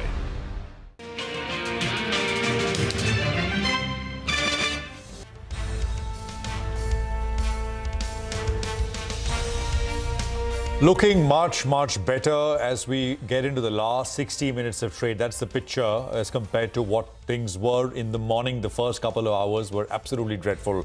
This is Closing Bell. I'm Prashant. With me, my colleagues Surabhi and Rima here. Nigel is joining in from the newsroom floor. Guys, hi, good afternoon. Hi, good afternoon. And absolutely, it's that mid-cap recovery, right? That's the most heartening, and we'll talk about it as we go forward. It's a big climb for the mid-cap index from the lows that we were looking at, say, around 11 o'clock. I mean, absolutely. And I think, in the morning, it was 10:1 declines to advances. And that is now some 2:1. So that is essentially the extent of the recovery. So for every 10 stocks down, there was only one up. Now it's a little better, although it's still down and out. I mean, I think that says a lot. I mean, large caps, there you go. That's what I'm talking about. And actually, it's closed out even more as we sort of came into the studios, and I looked at that number about 10-15 minutes back. It was looking pretty poor in the morning early on. Small cap index, for example, was down almost another 4% today. And I think now it's down about 1.6, 1.7%. Mid cap index is down about a quarter. It was down 1.7 in the morning. So across the board, I mean, no questions asked. There has been decent recovery. The Nifty and the Bank Nifty, of course, are surging. So that RBI sort of help on the liquidity front certainly helping. Both are holding not very far. So Nifty is very close to its 40-hourly average, which is about 23,100. We are at the 40-hourly. With this surge we've seen in the last, I think, 10 minutes or so, we are maybe a couple of points above the 40-hourly exponential average. The Nifty Bank, that level is, I think, about 1% away, less than 1% away. So those are the first initial levels to take out. Hourly averages, then we'll have to sort of build on from there. But good to see. In the mid-cap space especially, there has been solid buying at lower levels, I think, which has gone on after the initial 11 o'clock cutoff in terms of margin calls, etc., was in that sense out of the way. So good-looking screen. It's all relative, but it is good-looking relative to what we saw in the first few hours. Rima.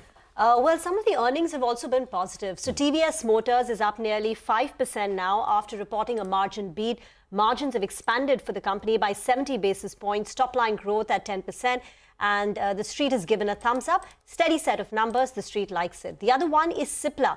Again, a big net profit beat on Cipla, and the stock has gained close to about 3.5%. But a bulk of the heavy lifting is done by the banking stocks, particularly names like an ICICI Bank, HDFC Bank, Axis Bank, IndusInd Bank. These four banks combined are contributing way more than 200 points on the Nifty, and the Nifty itself is up close to about 300 points. Now closer to 240, 250 points in terms of a contribution coming in from the large cap banking space. The Nifty banking index is up nearly 1,200 points. It's pushing up the Nifty by 300. The Nifty's at or above 23,100 after hitting a low of 22,850. So from the day's low, it's recovered more than about 250 points on the Nifty. The Sensex is surging. And of course, the mid-cap recovery is what we've been highlighting. Absolutely. And the mid-cap recovery is, is taking shape on the back of some positive earnings that have come in the last few minutes, or some positive result reactions that are playing out, and also brokerage commentary. I'll give one or two stocks as examples. Look at Balakrishna Industries. In the morning, Balakrishna Industries had a strong upgrade. This was a Nomura upgrade. Their price target is 3,242, which is still substantially higher compared to where the stock is right now. So that's helped this one. There's Chola Investments. That is a CLSA call. CLSA is extremely optimistic. Let me quickly check CLSA's target. They are saying 1450 is possible on the stock. So the market's taken note of that. So some of that positive commentary is definitely working. And then apart from this, there are other stocks that are recovering that have had such a difficult last few days or weeks. So those are also on the upside. There's some of the realty names like Sobha. I saw MobiKwik move up on the screen as well, which has been absolutely battered in the mid-cap carnage of the last couple of days. So a lot of pullback on several of these stocks. There you go, about 7.5% higher there as well. Nigel? Well, that's right. I just was, as you were doing that check, I was going through the list, and there are more than 15 companies that have recovered 11 to 12% from the lows of the day.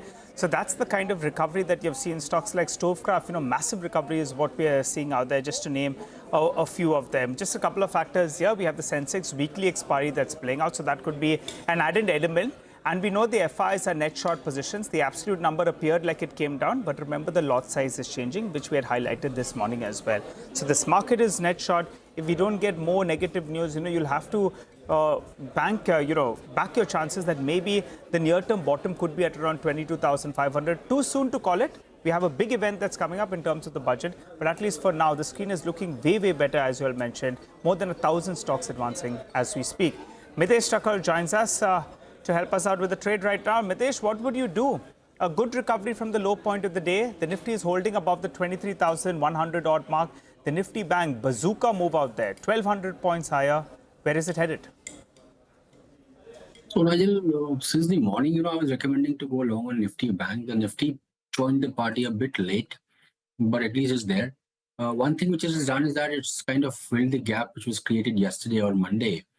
And, with that, the target on the Nifty now is back to 23,350, 370 zones.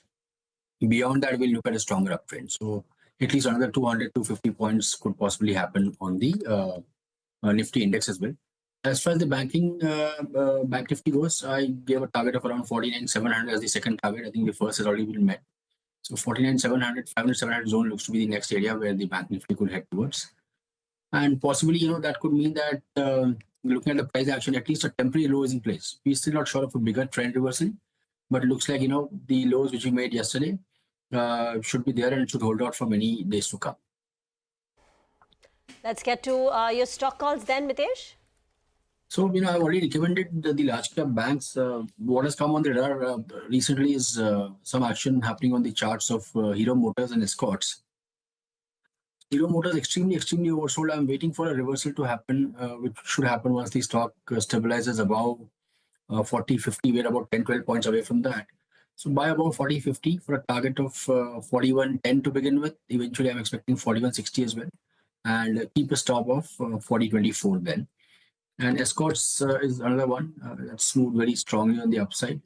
So buy here with a stop below levels of 34.60 and look for a target of around 3,600. Okay, all right. Got that, Mitesh. Thank you very much for the details over there. Let's now move and look at the immediate numbers that have come in just the last 1 hour or so. And Cipla is a very positive one. It seems like a top-down beat because almost every parameter they've managed to beat expectations on margin, on profits, on the revenue itself. In fact, what we are talking about is about a 7% growth in the top line, and the margin has expanded to over 28% now, from what used to be 26.5% same time last year. So there's a decent margin growth that's come through. So what are the factors at play and what's the outlook? Well, we have the analysts from Centrum Broking now joining in to sort of take this forward. Sumit, if I could just come to you for a quick first cut, how do you rate the US business and what do you think has powered this beat? Hey, hi. Thanks for having me.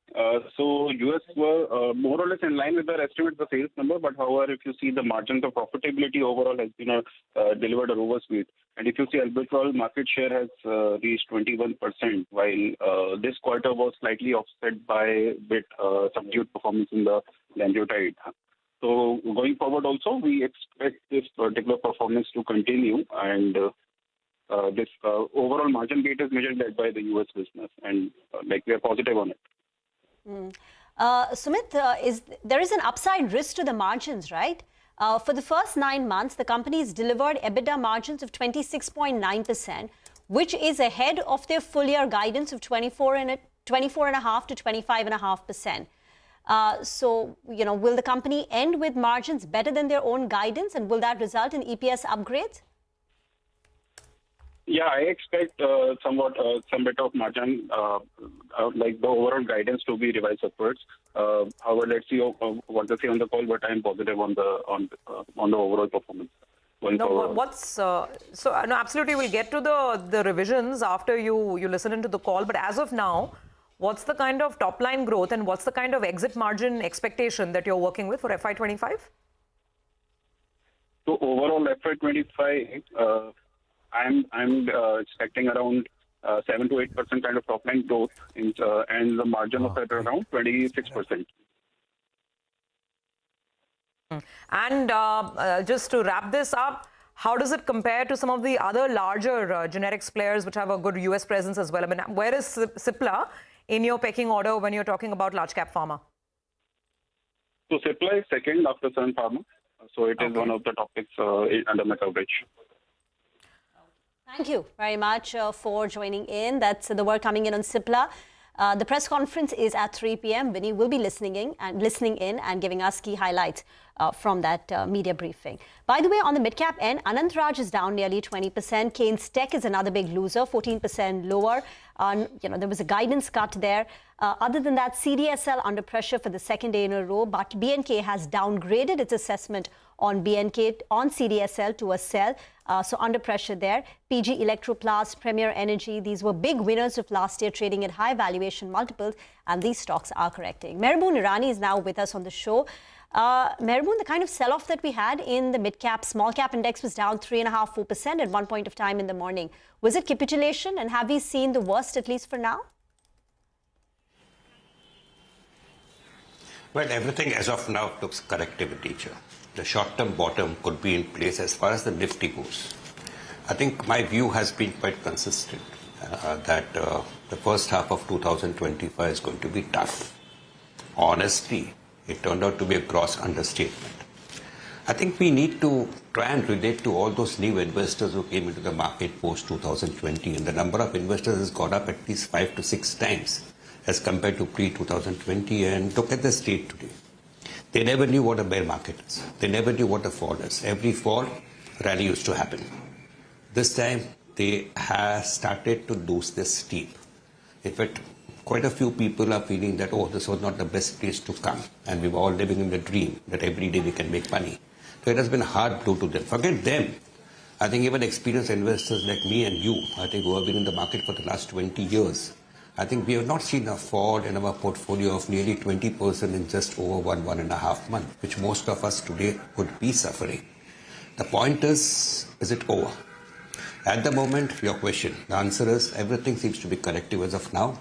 Short-term bottom could be in place for the Nifty. But what is this Nifty? When the Nifty went up, what did we say? Let's be very honest. Our stocks are doing better than the Nifty. Now, when the Nifty has come down, we are saying, why look at the Nifty? Look at our portfolio. They're all deep in the red. So this is the problem that the market is facing right now. And the way FIs went on selling, the problem mainly was corporate results. I still believe it's corporate results. The main, I would say 75% weightage I would give it to that. If corporate results improve, everything else takes care of itself. It was earlier a geopolitical problem. Now it's Donald Trump, global trade, Indian currency, whether China will devalue its currency post-tariff, what will happen to the Indian rupee. All these are variables which are very worrying. I'm not saying no. And so many variables are there. What will happen to global trade? Will the government and the finance ministry take steps to take care of exports, because a whole lot of supply chains can get dismantled here and there. So these are all concerns, and when all this type of concerns are there, it's not easy, and I cannot be a soothsayer to say as to whether we have bottomed out. But from the Nifty angle, it's distinctly possible the short-term bottom could be in place. Let's keep our fingers crossed on that. The broader market has to participate. A main trigger now could be the budget. In the budget, if there are positive surprises like, I would say, very liberal cut in personal income tax and a sharp hike in capital expenditure, that can make the markets feel a little bit amused all over again, followed by the RBI policy. As far as the RBI goes, they did the right thing yesterday. Let's be very honest with the fact that as of now, the RBI measures have throttled liquidity. And liquidity is the lubricant, which lubricates the engine. And over the next 6 months, this liquidity measure announced yesterday will play its own game, and hopefully things for the Indian economy and for the corporates and for the Indian markets will look much better, maybe 3 to 6 months down the line. Okay, all right, got that, Merbun. And as you said, global cues aside, you want to see good earnings. And we got that from TVS Motor. So I want your view on that for the time being. Let's hop across to Sudarshan. He's here to dissect those numbers. Sudarshan. So in this challenging environment where demand remains a concern, TVS Motor has come out with a healthy set of earnings. So what are the positive factors that have supported the earnings? First one is volume. In Q3, volumes have increased by 10% year-on-year. And second is there is a sharp drop in raw material cost per sales. In Q3, raw material cost per sales have come down by 211 basis points, and EBITDA per vehicle is healthy at 6%. Now, some of the negative factors, first one is realization has come in line, but it's flat both sequentially and year-on-year. And second is low margin product, that is electric two-wheeler. Sales of electric two-wheeler have surged almost 57% in Q3. Third is high margin product, that is three-wheeler, and sales of three-wheeler have fallen by 24%. But overall, coming to the numbers, profit has increased by 4%, revenue has gone up by 10%, EBITDA has moved higher by 17%, and margin has come in at all-time high of 11.9% versus 11.2%. So overall, it's a strong set of earnings from TVS Motor in this challenging environment.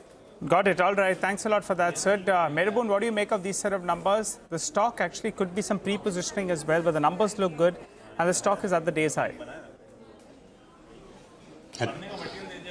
I think the market has given a proper thumbs up, justifiably so. I think not only the margins, the company is proving itself that it is positioning in growth categories is keeping on improving. And while we have looked at the Bajaj Auto and the Hero MotoCorp, let's be very honest about it. And while the former has really delivered well, Bajaj Auto, I think TVS Motor was somewhere a third type of stock we were looking in the two-wheeler segment. And from that angle, I feel the company has done quite well. In fact, I heard the management in the recent past, and they also sounding upbeat that demand momentum is picking up. That's a big thing. And if you have measures in the union budget in which people will have more money in their pockets to go and do some discretionary spending here and there, why not? The stock can go further. My only reservation, Nigel, if any, is the valuation. See, let's be honest, we've blinded by the fact that companies are doing well and we are given PE ratios of 50, 60, 70, 80 across many sectors and many stocks. Auto, 50 times or 40 times, I don't think it's very cheap. I am in fact saying that TVS Motor will do much better going ahead. I think 2026, my expectation will be around an earning per share of 75 rupees. At the present price, the stock is definitely not cheap. So it's a stock, if I'm owning and I'm happy with the performance, I may continue to hold. But to put fresh money in a market and where there are so many variables at the present level, I think it requires more than guts to buy into it. So if somebody wants to buy into it from a longer term angle, he should be ready for some hiccups here and there in the event of the broader market correcting again or falling again. But otherwise, if I'm holding the stock and it's a proxy for me in the two-wheeler segment, I don't have too much of reservation with my own holding, if I have any, or with any investor holding it. So you'd ask me, should I sell off TVS Motor? I will say it's certainly expensive, but the company is doing well. If you want to sleep over it for the next 1.5 years, you will definitely get a better price. But putting in fresh money in this market scenario, I would certainly not advise anybody to do at the moment. Okay, all right, got that. Merbun, good to have you on the show. Good listening in to you. Finally, my question is on this hot debate around EMS. And there's been a lot of high drama. I remember even when Dixon's numbers came out, the market was suddenly fretting over their margin. Though we've known their margin profile, it'll take some time to pick up, by the time the newer businesses come on stream. And then Keynes today. Keynes is talking about investing in other additional areas. That's why their employee costs have gone up. They're still promising that margins will improve next year. Market's not listening to any of it. Your thoughts on EMS and the mood change around this theme now? Surabhi, I think if you like the space or anybody likes the space, I would like to pardon myself for what I'm going to state next. I track this sector across Asia, and it's the multiples with the stocks are demanding right now. I have never liked it. So I would say a safe bet from my side. Full disclosure, I don't own any EMS stocks at the moment. I would say that long term, I see the stocks possibly at the same level at which they are right now. So you may take your call as a trader, a quick 10%, 15% up move, downside, this, that. But maybe 2-3 years later, you see it. The stocks, because of the valuations they are at right now, I don't see them doing too many things. And I can tell you there are quite a few good companies, good stocks, which I had said the same thing maybe many years ago. People liked it. Like example, in a different space, I'm saying a company like GMM Pfaudler, wonderful company. When I was asked this question 5 years ago, I said this stock will be the same price where it is right now. In fact, maybe 50% lower. And it happened that way. I don't have any problems with the company. Even this EMS companies, quite a few of them are very well managed. But at this multiple, I don't think there is any big money to be made over the next few years. The stocks will move up, down, and for all you know, you will get at the same price some years later. This is my personal view on the EMS stocks. Wow, so they've run their course perhaps, and they become, I mean, we know of value traps, maybe they could become growth traps is what you're saying, given the elevated prices at which they've been trading. Got that, Meraboon, we'll remember that and keep that in mind. But it's been great having you on the show today. Thank you very much for joining in. Wish you a good rest of the day. We have to move on now. It is time to talk about the Growth Code, which is an initiative by Grow and CNBC-TV18 designed to provide you with valuable trading strategies. This week, SEBI's whole-time member Anant Narayan shared his insights on the newly introduced F&O trading guidelines and the rationale behind them. Take a look.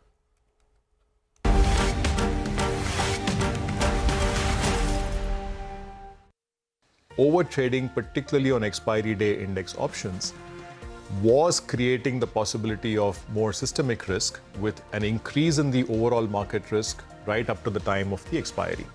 So these two areas, one is a systemic risk area, the other of related to investor protection, is something that we were looking at closely, and we were consulting with market participants for months together.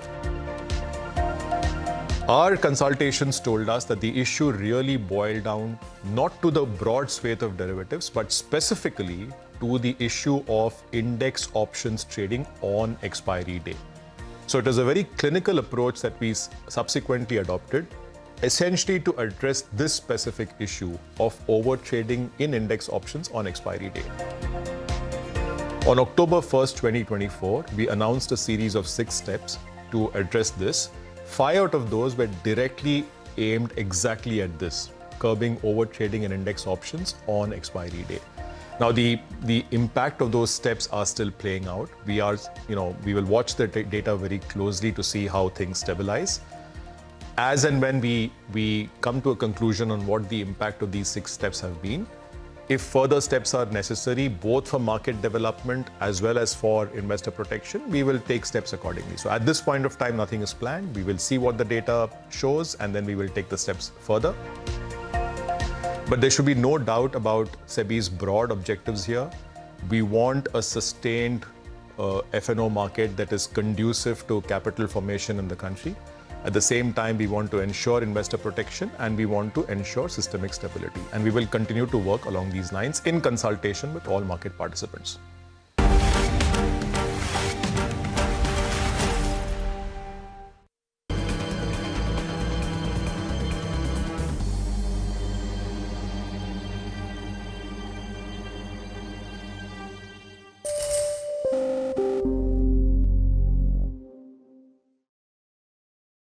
Learning is what? I mean, stay in the country that you're investing in, stay bullish. And for us, it is India. So you've got to be an optimist. Yeah, that will also drive looking at the front view mirror, looking at the windshield. Don't look at the rear view mirror while driving, because, markets change. Economies are very dynamic. The companies that were in the Forbes 400 25 years ago, even in America, no longer exist today. They're a new bunch of companies. So it was a great mistake to think that you could look back and see.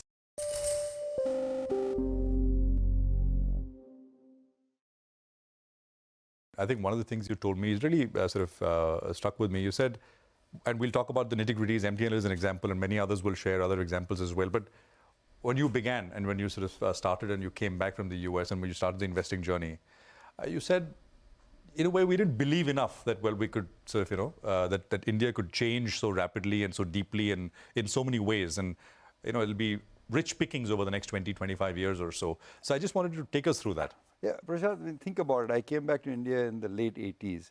India had a balance of payment crisis. A per capita users of phone was like 3 in 100 or some astronomical number like that. And we always make the mistake of assuming the past is prorogue, that what happened in the past, that 3% growth will happen in the future also. So we fail to understand that because the Berlin Wall had fallen, we're in the precipice of change. Once things go to zero, they don't go below zero in the market, they'll go higher. And that's typically what happened. All the changes, whether the tax rates came down, whether industrial licensing was scrapped, whether the socialist statist economy went through, all of that happened post-89 because India was in such a horrible shape at that time. And my friends who kind of understood that with the simple underlying philosophy, be bullish in India, prospered hugely from it. I took more time to understand that this is a long-term structural change, that the India that we grew up in was not necessarily the India that was going to be for the next 30, 40 years. And to understand that process took me a long time. But once I understood it,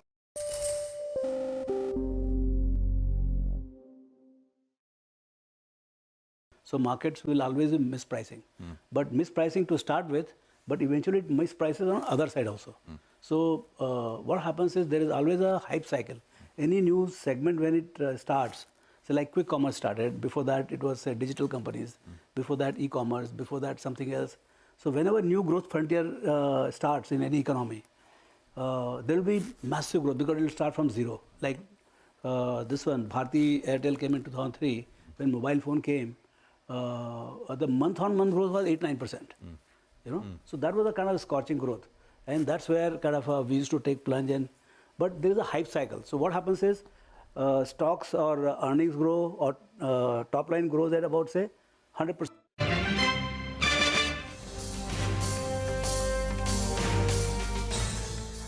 All right, welcome back. 140 points, which means, the market's actually given back a little bit, right? We were up 200, we're cruising along nicely. And there's a sharp fall, actually, which has appeared on your screens now. So let's just take a look at this. So 250 or so, essentially, is where the sell-off started. It's about just 5 or 6 minutes old, this pressure that we've seen. This is sort of expiry related. One doesn't know. That's got to be a factor perhaps at play. If you remember last week, you had that absolutely manic kind of an expiry day.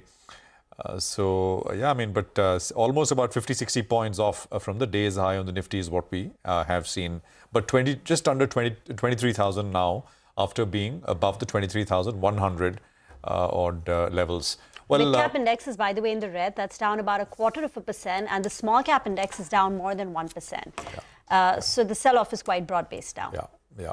Okay, let's just get Aditya Sood in, fund manager at Incred Asset Management.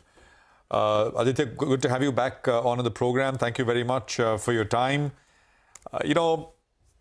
Everything has come off to varying degrees. Some more, some less. I guess one can only take comfort if it is less rather than more. Let's just talk about how your portfolio is kind of fared. I remember we speaking about Tejas Networks, and you were very bullish on it. Stocks come off to about 860 odd levels now. Where is it trading at in terms of P multiples? Just give us some sense. And this is the thing, right? I was looking at, for example, Tejas, you do speak about, but I was looking at CG Power, for example, right? It's come off sharply. Market cap was about 1 lakh crores. It's about 80,000 crores. I was looking at conservative profit estimates for 26 at about 1,600 crores in profits. So it's still trading at about 65 times. In that vicinity. Is that acceptable? What should be acceptable is also a question, because we've had almost a decade of high valuations. Go on, Aditya, and answer that in the context of Tejas. Go on. Yeah. I would say that it really depends on the framework that you follow, whether it is acceptable or not. Generally, our framework has been more skewed towards value and growth at a reasonable price. In context of Tejas, the story was that, essentially nobody really believed that they can have earnings profile of 500-600 crore of profit is going to flow through. The problem, I think so, is not with the earnings in Tejas.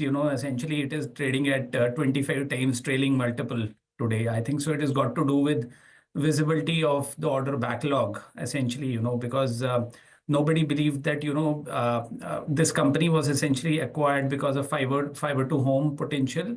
And nobody believed that they can implement a wireless solution for BSNL, and they have done it in record time. In fact, we would have initially envisaged that it would have taken them, FY26 second half to implement it. So they are ahead of the timelines in terms of that. I think so. The question that was asked on the call was that essentially that once you execute BSNL, whether there is going to be, any orders that, that is clearly a worry for the street. But a very, very simple way of thinking about this is that, if you look at the upgradation of 4G, 5G potential, it is going to be 4,000 to 6,000 crore as per us. If you look at the Railway Kavach program, it is going to be 1,500 crore opportunity. And if you look at, the fiber to home BharatNet, that is going to be a 4,000 crore opportunity. So even if we take the lower end of this range of, what Tejas is going to bag. Now, the good thing is that, they practically don't have any competition here for all these three projects. And they are also having proof of concept has been established for, they are working closely for the backhaul for Idea. Idea Vodafone essentially, and what we have also seen here is that they are establishing proof of concept to go global. So I think so it is a question of capability. It is a question of whether you can be patient with stocks, whether you can hold them long enough over a 3, 5, 10-year period. As I've pointed out in the past, that Tejas is very, very high in terms of technical capabilities.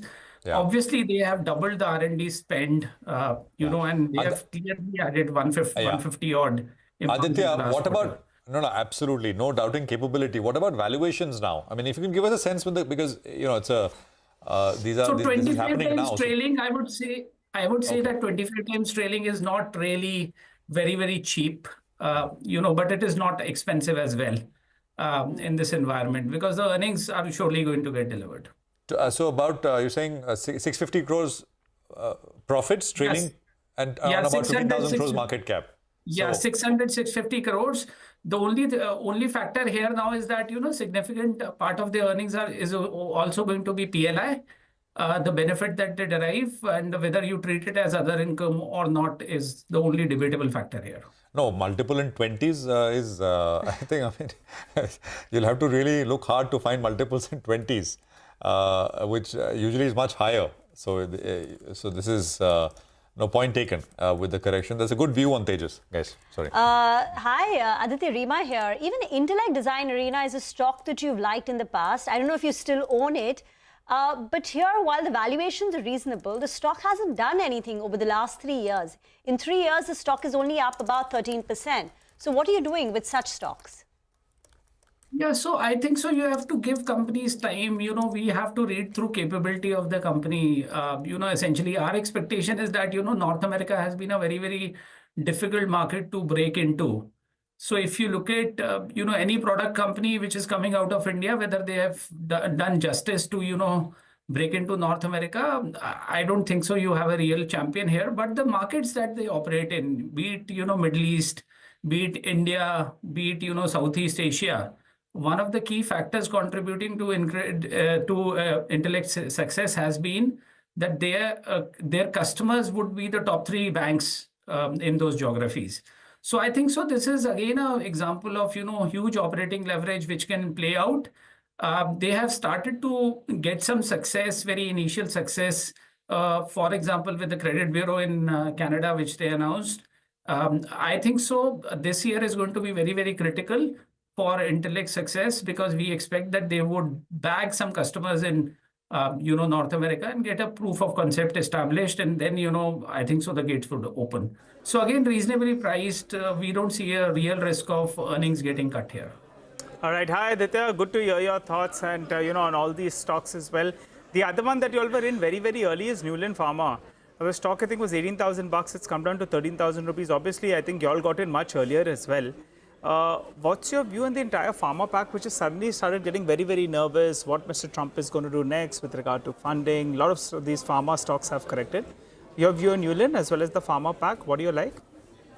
So on a top-down basis, I think so this is one sector wherein we have seen 7 quarters of double-digit earnings growth getting delivered. And I think so if you have to rank the sectors by earnings growth, pharma would be just up there. I think so still we are expecting from the entire pack, we are expecting a 19% growth to get contributed. Now, the question is that, what to own in the pharma pack, and we have been very, very skewed towards, this contract development and research CDMO as an opportunity. I think so. Again, there are very few companies wherein we have seen, top line leapfrogging and bottom line improving very, very sharply. Just to give you some perspective, 4 years back at the bottom of COVID, possibly, Newland used to do 100 crore PAT. They ended last year with a 300 crore PAT. Our expectation is that next 2 years, they'll double the PAT number, let's say 2.5 years broadly. Obviously, they have a very, very large opportunity in terms of this novel drug for schizophrenia, which is a Bristol-Myers Squibb drug known as Cobenfy. So I think so this could be a $300-500 million opportunity in terms of top line with 70-80% gross margins over next 5 to 7 years. Now the good news is that Newland is working on novel therapies. Very few companies have been in a position to have this kind of a track record that they have, and I think so they have 5 such molecules in the pipeline. So it is going to be purely dependent upon whether they are in a position to execute. Now, Newland also, in last 10 days announced a very large capex on 1,000 crore gross block. They are adding 300 crores. So that leads us to believe that obviously they can see the pipeline, and this is going to be a very interesting stock to own going forward. So on the CDMO space, in fact, we like this space a lot.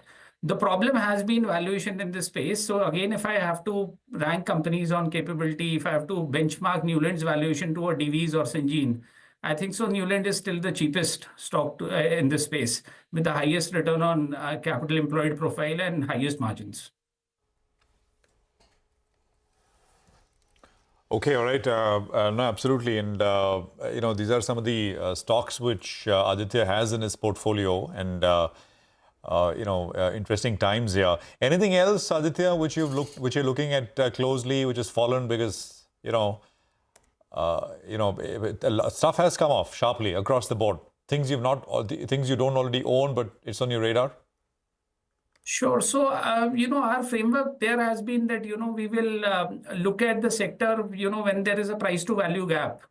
Clearly, I think so the highest amount of pain, if you talk about, any sector today within financials is in MFI space. We have held Credit Access Grameen in the past. We believe that it is the best managed MFI in this country.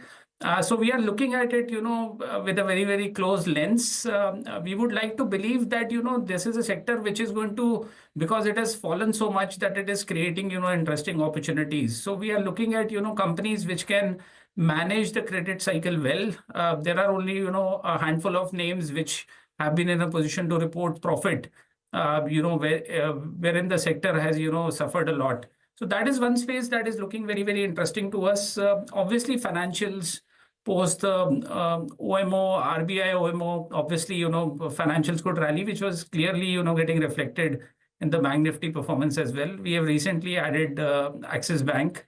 We believe that, it is very reasonably priced. Even if you look at, Federal Bank, which has been a, 5-year-old stock for us as a holding, I think so the management is now focusing more towards granular deposits.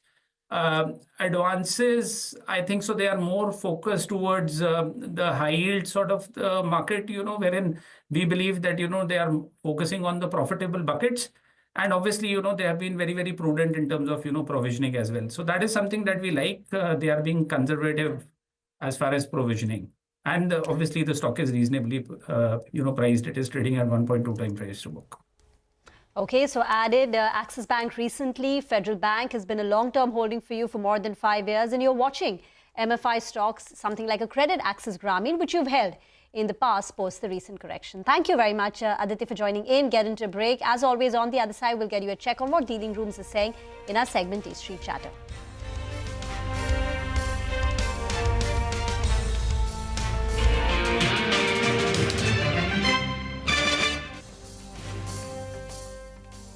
But the stocks will go 200, 300%. So the hype, so you ride the hype cycle. And right at the top, it becomes so, what you call, compelling. I can sell the story to even a person like him or anybody, and you're a seller. While selling the story, you're obsessed and you allocate. And that's where the maximum allocation comes right at the top of the hype cycle. And everywhere you are right, but you're right only for 6 months. The hype cycle will collapse in less than 6. This is called Gartner's hype cycle. You can go and see. We have written in one of the papers. But so any hypes, but then you incur massive loss because the drop is almost 50-60%. So you invested say 1,000 crores, straight you'll get to see 500 crores loss. So I mean I've incurred once.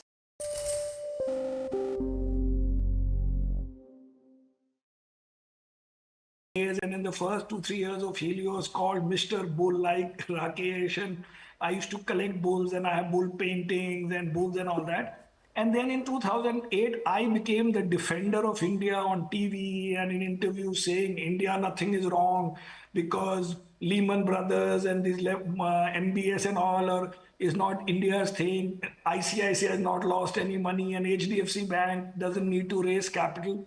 And we have met the company and it is growing 30% per annum, which was the case of HDFC Bank that year. And the stock fell 52% in rupees. And I realized this is because I took this mantle upon myself that I have to defend India, or I have to defend my stock market, or I have to remain bullish. And since then, I have become more cynical in general and also connect more to global this thing and macro and all that, which right now is again making me do a small mistake because I think the world is good. Therefore, India should be good also. And it's the other way around right now. But in general, that changed me a little bit and I no longer defend anything to anybody I say.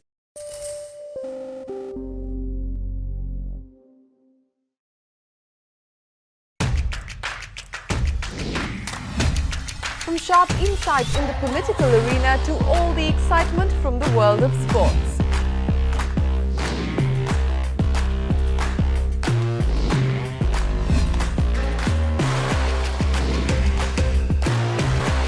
We are here at the CNBC-TV18 budget headquarters as we've done. Welcome back. We're up 100 points, but it's much, much lower from the start of the show. So from the start of the show, in fact, we have fallen close to under 150 points.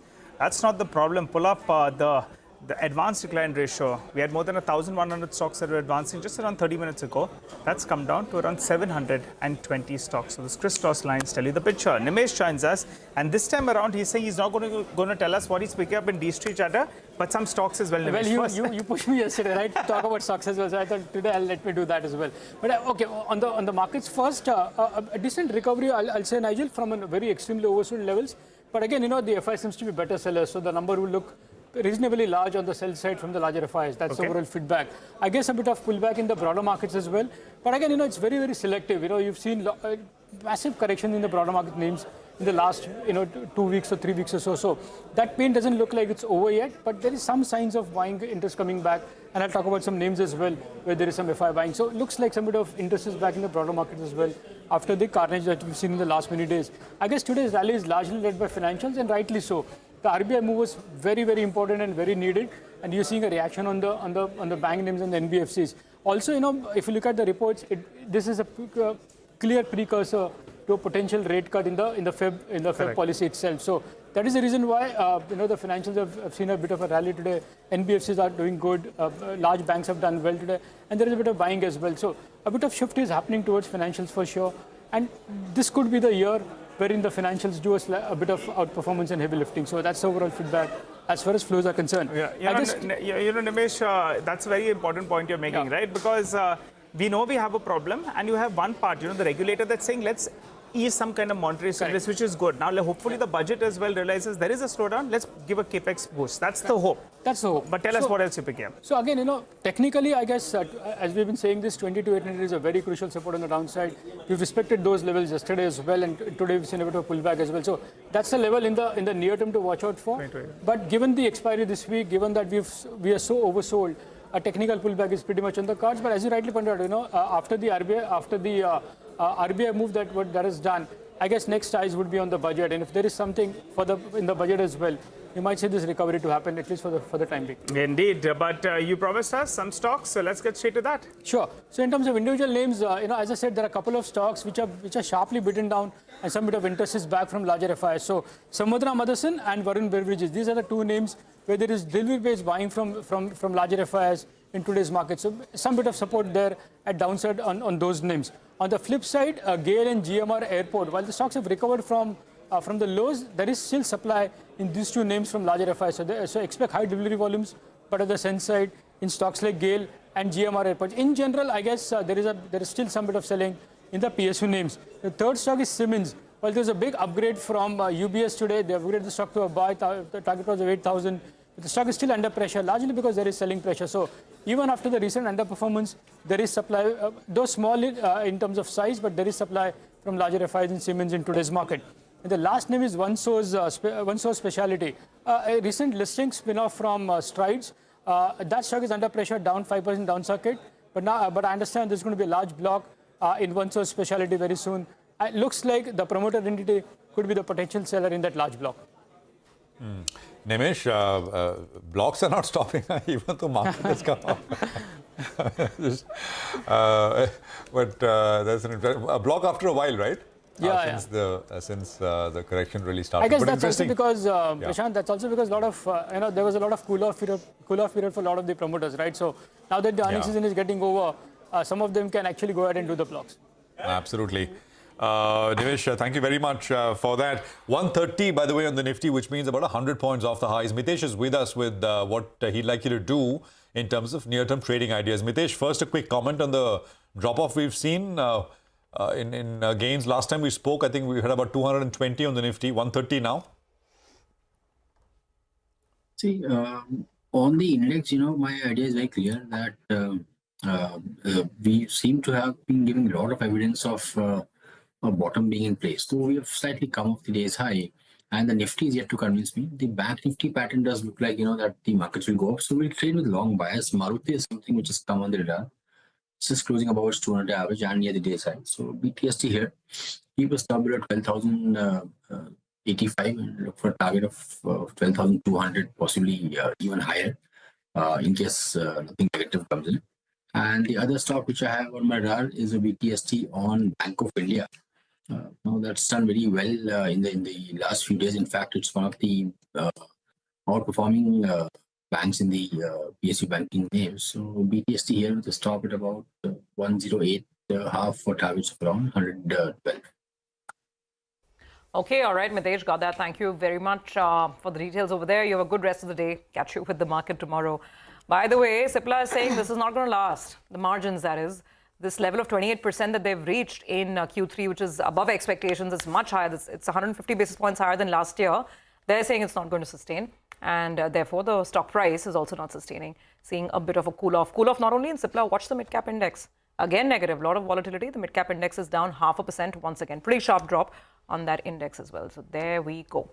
But I guess it's going to be all eyes on ITC. Yeah, before tomorrow. that, the small cap index is down 1.8%. So the drop-off has been even sharper for the small cap index. But as we said, ITC, demerged hotel division, ITC Hotels, is all set to make its D Street debut tomorrow. Manglam is here with the details. Manglam. Right, first the announcement, then the ex-date, and now finally the listing. That's what everyone's tracking for ITC Hotels D Street tomorrow. It's not a debut by being in the listed space per se, but for the first time, ITC Hotels lists as a separate entity. 140 hotels is what they have right now, 13,000 keys, nearly 45% owned properties, 55% managed, and they have a stated objective by 2030 having nearly 200 plus hotels along with 18,000 keys and 65% managed portfolio as well. What happens to this business? It lists, it's seen a sharp growth in revenue, close to 1,500 crores in the first half itself, along with 28% margins. Post-pandemic, the last 3 years have been fairly good for the hospitality sector, of which ITC Hotels has been a big beneficiary. The stock that lists tomorrow, the company has zero debt with cash balance of 1,500 crores. A fair amount of headroom for growth because only 20% of its inventory is operating at 75% of potential occupancy. Capex at around 8 to 10% of revenue, looking for value accretive M&A and alliances as well. The question, how do you value this company? If you assume that this year they do about 3,700 crores of revenue and 1,200 crore of EBITDA, and by FY26 they do about 4,400 crore of revenue and close to 1,450 crore of EBITDA, and apply to them the multiple that is between Indian hotels and chalet hotels, anywhere between 26 to 28 times, then you come up with the ITC Hotel entire merged entity close to around 39,000 to 36,000 crores in terms of an enterprise value. But remember, 40% of this will be held by ITC itself, so you have to remove that 40%. The value per share of an ITC business, the hotel business, on ITC share was 17 to 19, listing price between 175 to 190. But tell you what, you have a reference rate as well. ITC share adjusted by 26 rupees on the ex-date, which implies that the last discovered price of the hotel business is 260 rupees per share. Will that price actually be the one that is discovered tomorrow or not is the big question. But thereafter also, we'll have to keep an eye out on some of the passive fund flows as well. The stock is expected to meet criteria for inclusion in the MSCI Global Small Cap Index as per Nuvama Quant. And remember, because it's a demerger of a Nifty company, it's been part of the Nifty itself. 3 days after listing tomorrow, it will be expelled from the Nifty. And when that happens, there will be $100 million of outflow on Nifty expulsion and $65 million of outflow on Sensex exclusion as well. So those are a couple of factors that we'll keep an eye out on. The street values it between 170 to 190. The ex-date values it between 260 to 270. Let's see where the stock lists tomorrow. Okay, all right, Mangalam, we'll watch out for this interesting development. Amidst all the earnings news flow, we also have something new to watch out from the ITC stable. With that, let's move on back to the market. We have Vijay Bala of Cash the Chaos joining in on this leg of the show. Jay, great to have you on as always. Actually, I was thinking about your Nifty target just yesterday when the market was in this one-way vertical decline. I mean, and I must, give you credit because you had started calling for this well in advance. A retest of the June 4 low, the election day results low. Now, we didn't quite get there, but it's been scary to say the least. Today is a day of some recovery. What's your prognosis on the Nifty now? Thanks, Ruby. Good to be here. And see, the market's bounces are quite weak, and they're not even getting to the nearest resistances. I had projected 23,650. The market went only till 23,450. And it's, despite what people call a bazooka today, the markets aren't doing much. So that's a sign that, at least a warning sign, the market, if you try to break the support at 22,600, it can accelerate lower. We are within the pre-election levels, so we just have to get to the post-election levels. So I think it's a matter of time. And the fact that the US markets yesterday have started turning, and it's tech stocks which are turning. Like I pointed this out in October, that NVIDIA is coming to a very significant top, and it's likely to drop to about 74. So, yesterday's reversal for the US techs might be just day one of a large correction that's already started. We'll get a confirmation if NASDAQ drops below 2,500. So the global macros are also starting to weaken. That can put pressure on the strongest sector, which is the Nifty IT index, which is not yet broken down. So watch out for more signs of negativities coming through. We want the markets to bounce, but it's not bouncing. So that's a warning sign for the market. Jay, hi, afternoon. But banks, the Nifty bank, is that showing some relative strength? Just for the day, I mean, if you look at the price structure, it's not even coming to the nearest resistance at about 49,920. It's not even getting there. The resistance are at 49,920 and 50,400. I think that will put brakes on this, whatever trigger the market is getting from the Reserve Bank of India. So I think it'll be a fleeting one. So SBI, like I pointed out a couple of weeks ago, It's got steep drop potential to somewhere to about 550. But we'll watch out for it. We need a little more rise to come through so that we can put in a short call on it. All right. Hi, Jay. Congratulations. You have been holding on to that stance, wondering when you'll turn the corner. But anyway, we're taking your view for now. I believe that you think that crude oil prices are headed higher before headed lower. So tell us what are the levels out there. In that backdrop, I believe you're bullish on ONGC? Yeah, that's right. Crude has been a little bit difficult to trade, and so the next move is likely to see a bump up to about 79 for Brent, and probably even 80, and then resume lower below the 2024 low of 68. So I'm anticipating to touch 65, but the short term has been a bit here and there, and it's been a difficult trade. So ONGC, I know it's a very beaten down stock, but the bounce from the recent low, it looks like an incomplete bounce. So be conscious that this is a counter trend move that we are trying to play. So we have a very strict stop loss at 240 and keep an objective of 275 in the short term. Okay, Jay, stay on. We'll have more questions for you in just a bit, but we do need to take a very quick break. Back in a jiffy.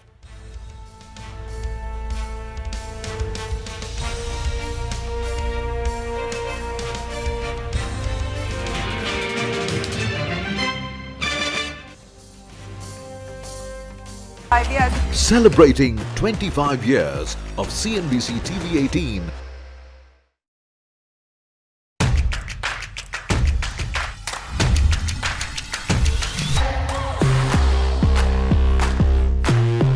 The markets are betting big on affordable housing. You look at the kind of stocks that have risen.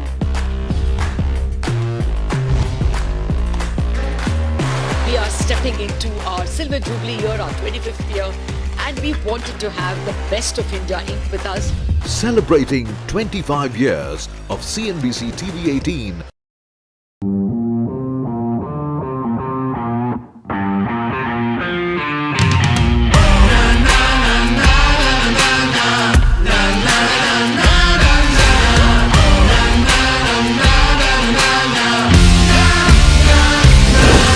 Make informed decisions with comprehensive analysis on the go. Strengthen your portfolio with real-time market updates on the go. Create effective strategies with insightful expert opinions on the go. Grow on the go with CNBC TV18. Now streaming live 24/7 on YouTube. How about listening to global market maestros before crafting your investment strategy? How about getting deep insights into their businesses from top Indian honchos before putting your money on the line? How about making every trading day profitable with strategies from the market masters, macro pundits and chart wizards? Only one show gives you a head start to your trading day. Get ready to profit. Get ready for business with Bajar at these times on CNBC TV18 and CNBC-TV18.com. What does it take to build India's largest startup platform? It takes a journey of starting out as an unknown and ending up as unforgettable. It takes more than 2 decades of celebrating the most influential and influencing the most celebrated entrepreneurs. From chronicling the stories of India's startup universe to becoming a success story in itself, as India's longest running show on startups and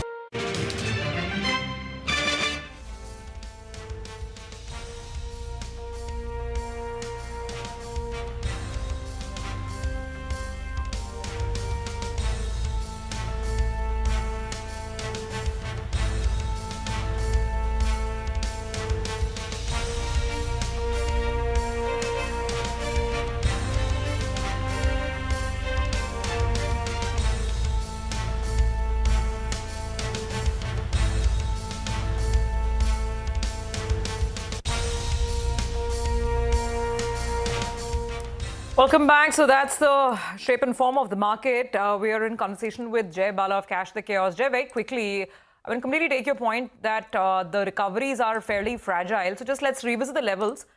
On the Nasdaq, if you could give us a target, because you're expecting that turn. So in the near term, what's the level there? And for us here on the Nifty, at what level would you be comfortable shorting again?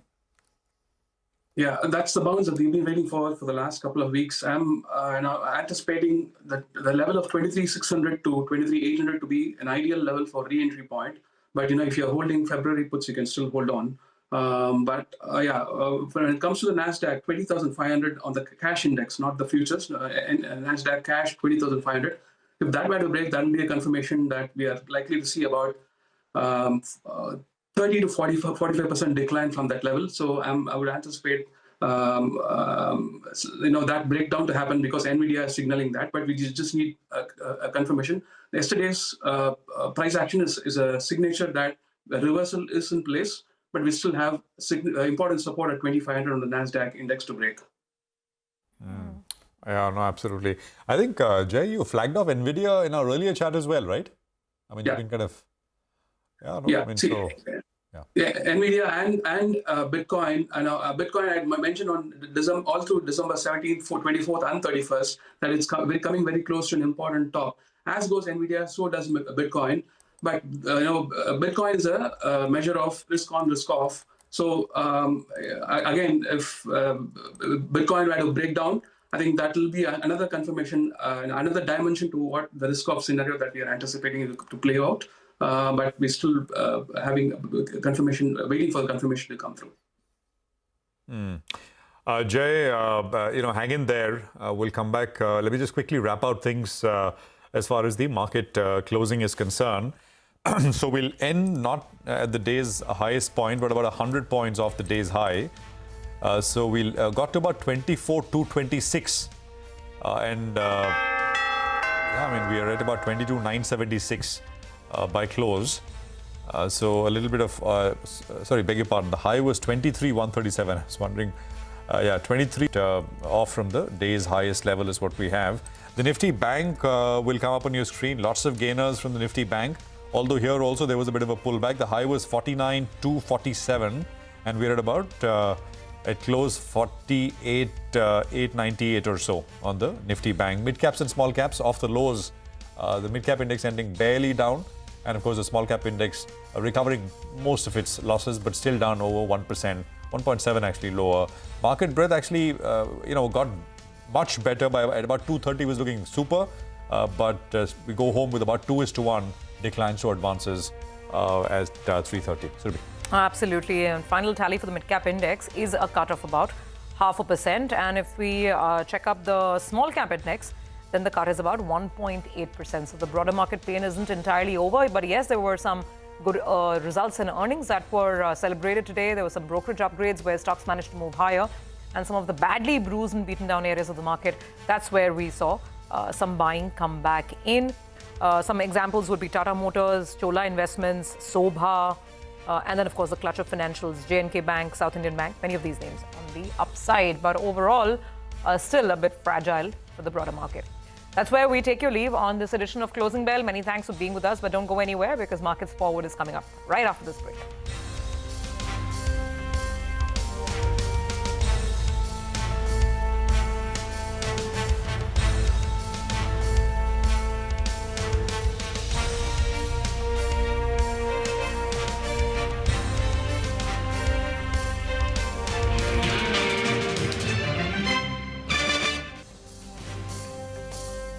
Celebrating 21 action-packed years of building India's biggest startup community.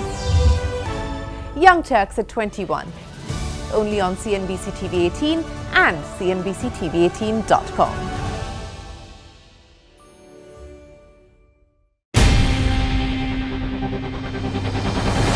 CNBC-TV18's most comprehensive and award-winning news show, India Business Hour, drops first on YouTube.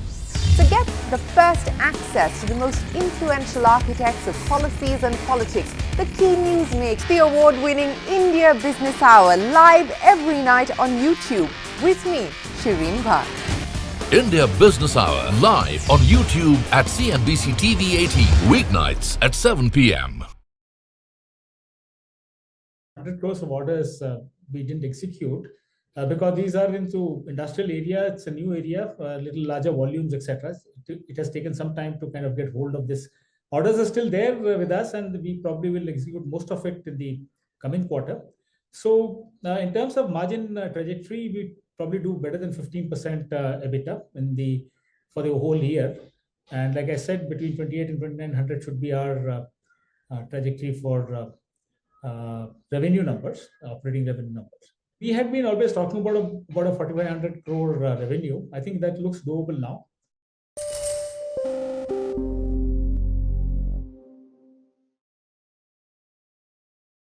In particular, in the very near future, we're going to be placing tariffs on foreign production of computer chips, semiconductors, and pharmaceuticals to return production of these essential goods to the United States of America. The only way you'll get out of this is to build your plant. If you want to stop paying the taxes or the tariffs, you have to build your plant right here in America. That's what's going to happen at record levels.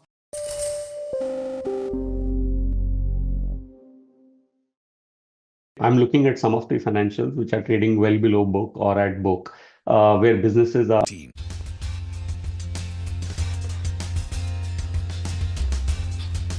The market ends in the green, but off the day's high, broader market remains volatile. The market breadth remains in favor of declines.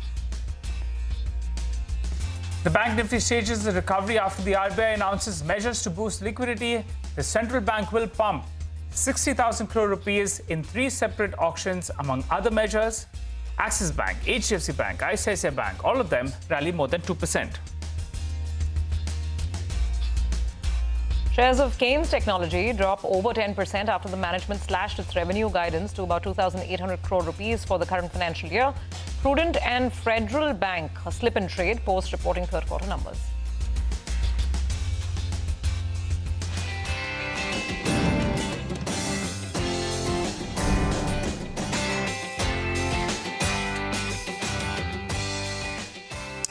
Hello and welcome to Markets Forward, your go-to show where we get you abreast with all the key data points with regard to today's trading action, and also we set you up for tomorrow. I'm Nigel, and with me as always is Surbhi Upadhyay. Hey Surbhi. Hi Nigel. It was the day after. Some recovery, not as strong as perhaps what the bulls would have liked, but some green. Well, that's right. And over the next 20 minutes or so, we'll get you all the big news, the key developments on the Lal Street, as well as all the top corporate voices and events to track for tomorrow's trading session. But first up, let's just give you a quick insight about today's trade. The bull showed some fight today. We started off, in the red. We were struggling a little bit at the start of trade, but otherwise, you had banks, financials, they fought back. RBI gave that booster shot, which was much needed. And that's why you had financials, NBFCs, they saw a big rally in today's trading session. Basically, more liquidity in the system. The cost of borrowing goes down as well, and the street like that. Select mid caps, they did fight back, but otherwise it was a wobbly day. If you pull up the advanced decline ratio, you'll see that we had close to 300 stocks that were advancing early in the morning trading session. Towards the end, you had more than 1,000 stocks that were advancing, but we ended up somewhere in the vicinity of around 750 stocks that were advancing. So it was a wobbly trading session, but select mid caps, they did fight back. No, absolutely. But having said that, I mean, if you look at the small cap screen, that index was still under a lot of pain, down about 1.8%. So that's why I said that we had a recovery, but it was a fragile recovery. And let's see, I think the big question is still out there with respect to whether global markets, particularly these tech stocks in the US, whether they have settled or not. And that answer we'll only get over the next couple of days. We'll talk about the sectors and the movers and shakers in just a bit, but financials were definitely the biggest cheerleaders of the market. So let's address that big story that, of course, came through after market hours yesterday.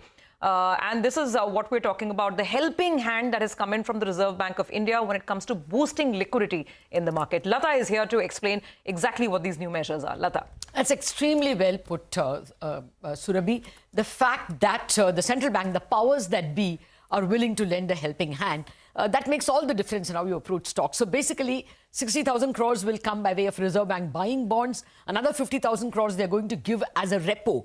That is, they give it for 2 months, 56 days to be precise, and take it back after 2 months, when all the advanced tax shortages, etc., will be over for banks. And finally, they're also going to do FX swaps, which takes care of the shortage, the negative impact coming from the FX market, the dollar shorting. The impact is that the total comes to 1.5 lakh crore, and that was the deficit which the market was calculating that the banks will face. This is because of, the RBI's intervention. More importantly, in the fourth quarter, people also withdraw a lot of cash, usually because of the end of the Rabi harvest. More expenses happen. This is a seasonal factor. So for all this 1.5 lakh crore comes in handy. Immediately, you did see bond prices surge, so that's a bank positive. The fight for deposits goes that much lower because the Reserve Bank is going to keep money somewhat available.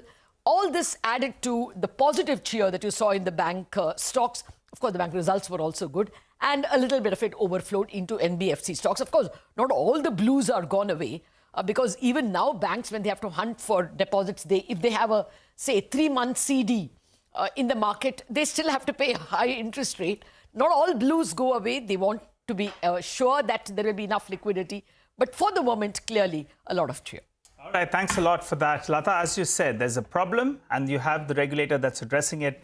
At least you like the intent out there, and we're hoping that the central government as well continues with that intent. Talking about a slowing economy, something needs to be done, and hopefully there is some commentary on that. For the time being, let's take a look at today's market action. And we have a guest with us, Jay Bala, who joins in to help us out with the technicals, and Sudeep Bandyopadhyay. Hi, gentlemen. Thanks a lot for joining in. Jay, you go first, and congratulations first up. You have been a little bit cautious on this market, and that call is going right. So we're at around 23,100 odd. What do you sense? We're going to be heading a little bit higher from here before resuming that downtrend that you have been talking about? Yeah, I would like to see the market bounce back from here a little bit, Nigel, and that will set up for a secondary shorting opportunity. And the markets have been a bit oversold, but the problem is the bounces have been weak. They're not even getting to projected resistances. The resistance projected was 23,600 to 23,800. The markets got to only 23,450. So I worry that the markets could accelerate lower if the supports at 22,600 were to break. So I don't want that to happen. That will deprive the secondary shorting opportunities. So I would like to see a bounce come through first. Okay, all right. Stay on, Jay. We'll have more questions for you in just a bit. But let's understand today's recovery, the fact that we did see some green on the screen, and there were some stocks that were rewarded rather well for earnings and some positive brokerage notes as well. But then the broader fabric of the mid-cap and small-cap market, that is still weak. So let's go across to now Hormuz to go over the movers and shakers of the day. Hormuz. Movers and shakers undoubtedly were the banking names, and those were the ones that actually kept the Nifty well and truly in the green despite cooling off from the highs. Most of them, be it HDFC Bank, Axis, Bank of India, continues to build on from its earnings reaction in yesterday's session, and RBL, while the others moved in one direction from the low, from high to the low, RBL Bank moved from the lows to the highs in towards the close of today's trade, ending 4% higher. Earnings reactions, there are plenty of earnings that came in towards the second half of the session, and Apar Industries ended 20% lower after its results was down already 12-13% before the numbers came out, and then extended those losses. Keynes Tech recovered after a 20% fall, ending 11% lower. TVS Motors, a good number. Cipla, after saying that the margins are not sustainable, came off the highs, and CG Power at one point was down 10% but recovered after the numbers were announced. Real estate saw a bit of a rebound in today's session, with Sobha ending 7.5% higher, leading the pack. Most of the others cooled off from the day's high but still managed gains of anywhere between 1.5% to 3.5%. Pharma continues to bleed. It was the third day of losses for the pharma index, led by Granules, Sun Pharma. Laurus continues to decline after Friday's move after its results. Ipca and Divi's also ending at the lowest point of the day in today's session. And then there are stocks who downside is just not showing any signs of finding a floor. Netweb Technologies is one of them, a 10% circuit today. CDSL continues to decline, as does Dixon. The stock was out of the FNO band today and ended 5.5% lower. And Anantraj, another 20% lower circuit in today's session. Back to you guys. Okay, all right, got that, Hormuz. Thanks very much for the details over there. Well, we're talking about, parts of the market which were green. So banks definitely, in financial stocks, yes. And also TVS Motors. Now, this stock surged over 5% today after reporting what seemed like a pretty stable set of numbers for the third quarter.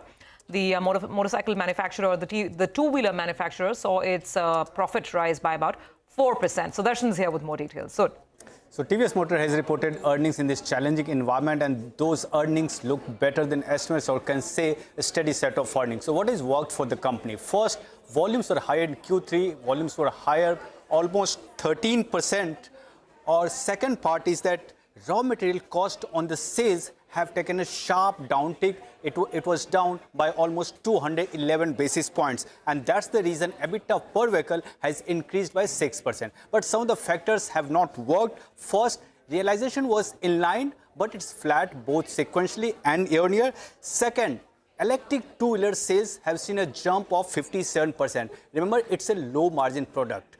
Third, high-margin product, that's the three-wheeler, sales of three-wheeler have fallen by almost 24%. So overall, operating numbers were better than estimates. EBITDA has increased by 17%. Revenue was higher by 10%. Margin has come at an all-time high of 11.9%. But focus would be on the commentary. What does company say about the demand going forward? Okay, all right. Thanks a lot for that, Sudarshan. Well, let's go across to Sudeep. Sudeep, TVS Motors, you want to see good set of numbers. The street believes that this was good. Your view on the stock, it's not cheap, but the street liked the performance. Absolutely, Nigel. I think the performance was definitely much better than what was expected. And, under the circumstances, the way the overall industry is poised, I think this company is in for a good time. They are also moving very fast on the electric two-wheelers. And, they're already number 2 as far as electric two-wheelers are concerned. They're already ahead of Ola. Just behind Bajaj, and things are progressing in all fronts as far as TVS Motor is concerned. The only challenge is the valuation. It's not a cheap stock. It's significantly elevated even now, and buying at these levels needs an aggressive investor. But if you have a long-term view on the market and you can wait for 2 to 3 years, I think even now TVS can be bought. I think the company will continue to perform well under the for the foreseeable future. Okay, all right. Thanks a lot for that. Sudeep, coming back to you. Well, let's talk about the other big deal. Shares of 361 WAM, they tumbled in trade despite the wealth management firm reporting a good set of numbers. The fall was on the back of Income Tax Department's ongoing search operations in its Mumbai office. Vamakshi, she tracks that. She's joining us to fill us in with more on that. Vamakshi, take it away. Well, absolutely, Nigel. Nothing to complain about as far as numbers are concerned, and that is because the revenue saw an uptick of 3% sequentially, came in much higher than what the analysts were expecting, and this growth was largely being driven by the transaction and brokerage income, which despite the 6% fall sequentially came in higher than the analysts' expectations. The cost-to-income ratio inched higher by 196 basis points, led by a higher employee cost as well as admin and other expenses, but the operating profit dipped by 1% sequentially, but nevertheless it was still higher as compared to what the street was expecting. The net profit was up 12% sequentially, driven by largely the other income, and overall they've announced an acquisition of B&K Securities India as well as Batliwala Karani Finserv for a total value of 1,884 odd crores. In addition to that, so the numbers were good. The acquisition also seems to bode well for the company, but Kotak Institutional Equities believes that the valuations are relatively expensive now, and therefore they've given a reduced rating target price of 1,150 rupees per share. And the other reason for the fall today is that sources to CNBC-18 were suggesting that searches by IT officials was underway in the 361 building. So on the back of that, the stock saw a very sharp fall. Okay, all right, got it. Thank you, Vamakshi, for that. That was 361 in limelight today. Let's talk about Cipla. Cipla reported numbers, and originally the stock had soared higher, almost 4% higher, but then it cooled off a little bit after some of the commentary started coming in from the management. We have Vinny here with the fine print of the earnings. Vinny? So in terms of numbers for Cipla, it was a good set of numbers in Q3, better than what the street was expecting. Margins came in as a very big positive surprise because EBITDA margins were at 28.1% and expectations were just of around 25%. US sales also almost flattish is what they remained, $226 million. Expectation was $218 million. So that was a bit better than the CNBC-TV18 poll. Though certain factors that they highlighted in the press conference. One, that for US, the Lanreotide supply issues that impacted the Q3 of the company, but they are seeing that these issues have started abating, and now by Q1 FY26, we could see these issues easing off completely for the company. So yeah, that's important to watch out for. In terms of margins, they highlighted that they're not going to revise their guidance for FY25 because only one quarter is left, but they will beat their guidance of around 25%, which they had for margins. margins. So yes, they are going to be reporting better EBITDA margins for FY25 than the guidance that they've given. Supply chain issues overall have started easing for the company. Trade business is back on track. India growth, 10% growth is what they've seen this time. They expect that to continue in Q4 as well. And in terms of launches, generic Abraxane, which is an important launch everyone was watching out for, they're waiting for approvals on that front from the US FDA, and they're hoping that this launch would come out by the second half of FY26. So all in all, good set of numbers. Commentary doesn't seem too bad as well as of now, but keep an eye out on supply tomorrow as well. Okay, got it, Vinny. Thank you very much for that. Let's go back to our guests as well. Sudeep, what do you think? Cipla, overall in the larger scheme of things, when at one point these export-oriented stocks were doing anyway really well because of the currency tailwind. But how would you rate Cipla looking at the numbers? Well, I think they've done pretty well. Definitely the margin was quite impressive and surprising, positive surprise nonetheless. I think, I was talking to you yesterday, and I was mentioning that in this market, when the market is sharply falling and there is significant volatility, A, based on what's happening globally, and B, what's happening as far as domestic markets are concerned also. And under the circumstances, some of the pharma names are a good place to be in, if you are a little conservative investor. And I continue to maintain my view. And I think Cipla, Sun, Dr. Reddy's, Lupin can be a good place to be in under the current market conditions for the next about a year and a half. The performance has been good. US generic, of course, there are a lot of challenges, but still, I think things have improved quite a bit. So, that's one place which is giving these companies little relief compared to what it was, let's say, 1.5 years back.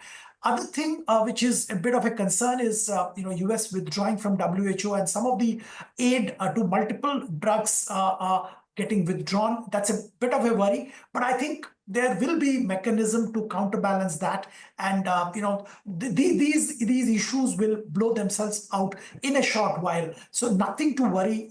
It's a good bet at current level for a medium to long term. Okay, all right. Before we let you all go, Jay, I wanted your view on the Bitcoin. That's been the best performing asset class of 2024, but you've been sounding a little bit skittish on it. Where is that one headed? Yeah, after being bullish on it from October 2023, I'm turning bearish on it. It's still got a little more percent potential, but it's primed for a multi-month decline that can take the cryptocurrencies to somewhere close to about 49,000 to maybe even the 2018 low. At the moment, I'm still waiting for further confirmation to come through. If it were to take out 109,000, it'll probably go to 120,000 and then turn lower. But the structure is such that it's completing a very large move that started from 2018. So this is how it's relevant to the equity markets and the Indian investor is that it is a signal of risk on, risk off. So the animal spirits that signals whether it's on or not through Bitcoin. So watch out for this as an important parameter. Okay, all right, got it, gentlemen. Thank you very much for taking us through today's market action and giving us your take on some of the stocks that we've discussed. Appreciate you joining in. We do have to take a break on that note. Come back on the other side with a lot of the corporate commentary that we picked up during the course of the day and the events to watch tomorrow.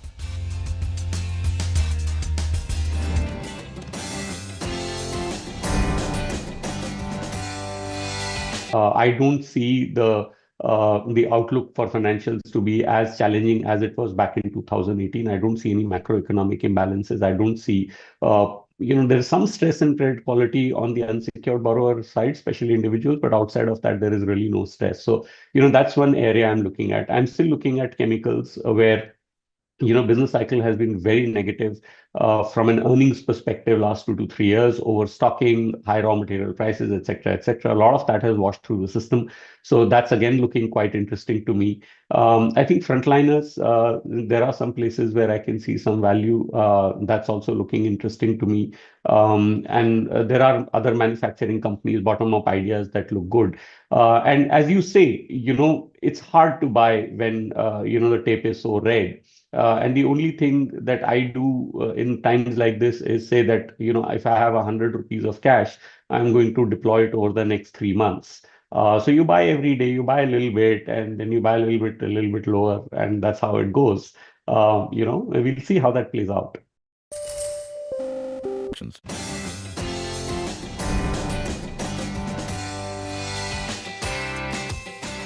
Welcome back. Well, as promised, let's get you all the top corporate voices that joined us during the course of the day. Federal Bank was under pressure on the back of Q3 numbers, which were weak. The management says the bank plans to hold off on expanding personal loans and microfinance loans over the next 2 quarters due to the current market conditions. However, the bank will continue to focus on credit cards. The management also says that the focus will be on maintaining the credit costs in the vicinity of around 40 to 45 basis points for the financial year. Canara Bank's third quarter earnings were above estimates. Management expects recoveries worth 600 to 700 crore rupees from NCLT accounts in the fourth quarter of 25. It is guiding to surpass loan growth of 10% and deposit growth of 9% in this year. The management also says that the bank has exceeded expectations by surpassing 9 of the 13 guidance parameters that they had given out so far this year. Next up is Keynes Technologies. The stock was down close to around 14%. Actually, it recovered a little bit from the day's low after reporting a weak set of numbers. The management says that FY25 revenue guidance has been revised down from 3,000 crores to 2,800 crores due to execution delays in Q3. However, the company has maintained its EBITDA margin guidance of around 15% for FY25, while for FY26, they expect revenues to bounce up to around 4,500 crores with the margins at over 15%.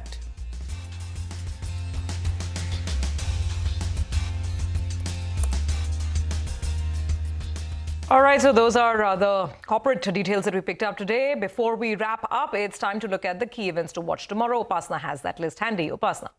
Well, it looks like quite an eventful day tomorrow. First up, let me tell you the global economic cues that we'll be closely tracking. US will be reporting its crude oil inventories data. Mind you that the Federal Reserve two-day policy meeting is going on 28th and 29th of Jan, followed by interest rate decision. Europe ECB monetary policy meetings begin tomorrow in Germany, and Japan, Bank of Japan will be releasing monetary policy meetings tomorrow. Back home in India, Union Cabinet meeting is scheduled tomorrow morning at 10 a.m. Now let us look at the top stocks that will be on our radar on the back of the corporate action.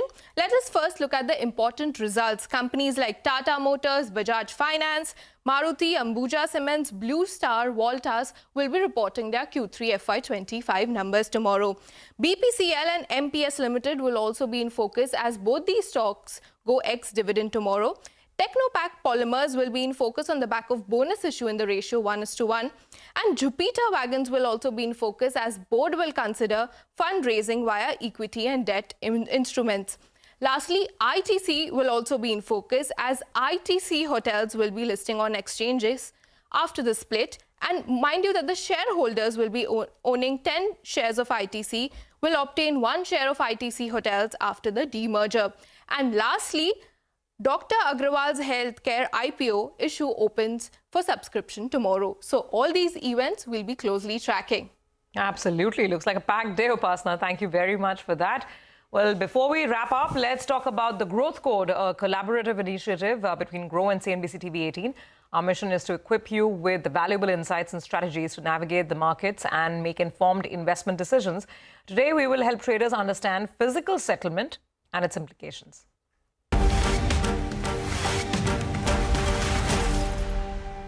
Physical settlement means that instead of settling the profit or loss in cash, the actual asset, whether it's shares, commodities or bonds, is delivered to the contract holder. For example, if you hold a stock option to expiry, you might receive the shares of the company instead of cash. Sounds simple, right? But for traders, physical settlement introduces many layers of complexity that requires careful planning. Let's break it down.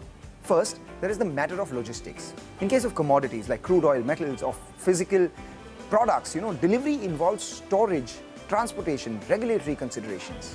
Traders need to be prepared for these practical challenges. Second, capital requirements are higher. Physical settlement requires full payment for the asset's value. For instance, receiving 100 shares of a company might mean a significant cash outflow at expiry. Third, physical settlement impacts trading strategies. Unlike cash-settled contracts where you can focus solely on price movement, physical delivery forces traders to plan their positions carefully as expiry nears. Avoiding delivery or ensuring readiness becomes a key consideration. So then the question, Why does physical settlement exist? Well, it aligns trading with real economy. For instance, manufacturers need raw materials, while investors might prefer actual shares, fostering a direct connection between financial markets and physical assets. For traders, physical settlement isn't just a technicality, it's a strategy shaping factor. By understanding the implications of physical settlement, you can manage risks effectively and capitalize on opportunities.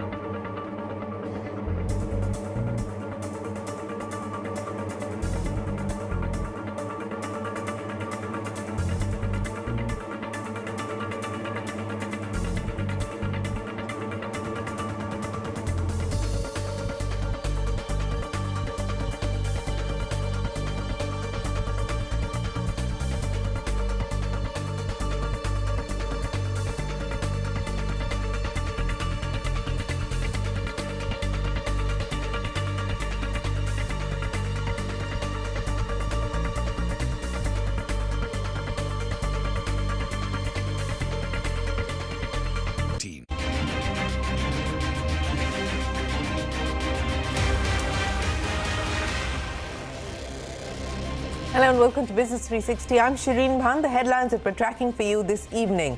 The Sensex and the Nifty end in the green after a volatile session. Mid-caps and small caps remain under pressure. The small cap index has lost nearly 19% from its record highs.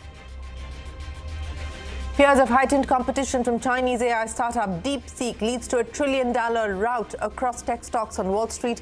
Nvidia alone loses $600 billion in a day, the most by a company in U.S. history. President Trump calls it a wake-up call for American companies. US President Trump blows hot and cold on India, threatens higher tariffs on countries like India, which he says is harming America.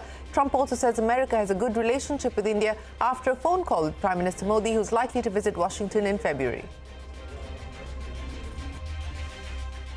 We will import from wherever we can if the price is right.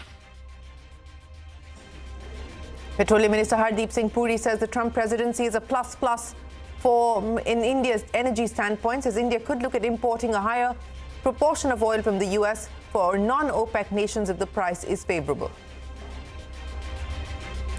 After 5 years, India and China agreed to restore direct flights, marking a diplomatic breakthrough in bilateral ties. Both nations also agreed to ease visa approvals, resume Kailash Mansarovar Yatra, among other measures, after Foreign Secretary Misri's visit to Beijing. The Income Tax Department conducts search operations at multiple locations related to Nirmal Jain's IIFL group. Sources say the searches are linked to allegations of tax evasion. OpenAI argues that Indian courts do not have the jurisdiction to hear the lawsuit from book publishers and news broadcasters over alleged copyright violations. The ChatGPT maker tells the Delhi High Court cases, if any, need to be filed in California. Donations to the BJP shot up 87% to nearly 4,000 crore rupees in the run-up to the Lok Sabha elections last year. Donations to the Congress quadrupled to more than 1,100 crore rupees, even as it remains a distant second to the BJP. 57% of donations to both parties came through the now illegal electoral bond route. Well, let's start with the market action. A volatile session on the Wall Street, even as global markets attempting to stage a recovery after yesterday's dramatic losses. The Sensex and the Nifty did manage to end in the green, with the mid-caps and small caps closing in the red. That's the Sensex up 500 points, 130 points high on the Nifty, but pain continues for the mid-cap and the small cap index, both down about 260 points on the mid-cap and almost 2% gone on the small cap index. So the pressure continues to be piled on there as far as the markets are concerned. In the money market, the rupee weakened against the dollar. The rupee remains just shy of its record low levels as US President Donald Trump has ramped up his tariff threats once again. And meanwhile, 10-year government bond prices remained largely steady after the RBI announced liquidity boost last night to bridge the deficits. That's the dollar rupee 86.52, and that's the bond market for you. But the big story that's moving the markets worldwide: fears of heightened competition from Chinese AI startup DeepSeek has led to a $1 trillion rout across tech stocks on Wall Street. Nvidia alone lost $600 billion in market cap in just one day. Now, this is the single biggest one-day value decline for any company in U.S. history. Here's how DeepSeek rattled the U.S. markets. The S&P 500 and the Nasdaq ended lower on Monday, as Nvidia and other chip makers sold off after surging popularity of a low-cost Chinese artificial intelligence model raised investor worries about the outlooks for current AI leaders in the United States. Chinese startup DeepSeek rolled out a free assistant it says uses cheaper chips and less data, raising questions about investor expectations that AI will drive demand along a supply chain from chip makers to data centers. Nvidia plunged about 17%, shaving nearly $600 billion off its market valuation, while an index of semiconductor stocks had its biggest single-day percentage decline since March 2020. But the Dow actually rose about 0.2%, while the S&P 500 dropped about 1.5% and the Nasdaq fell 3%. Despite the big moves in the red for some stocks,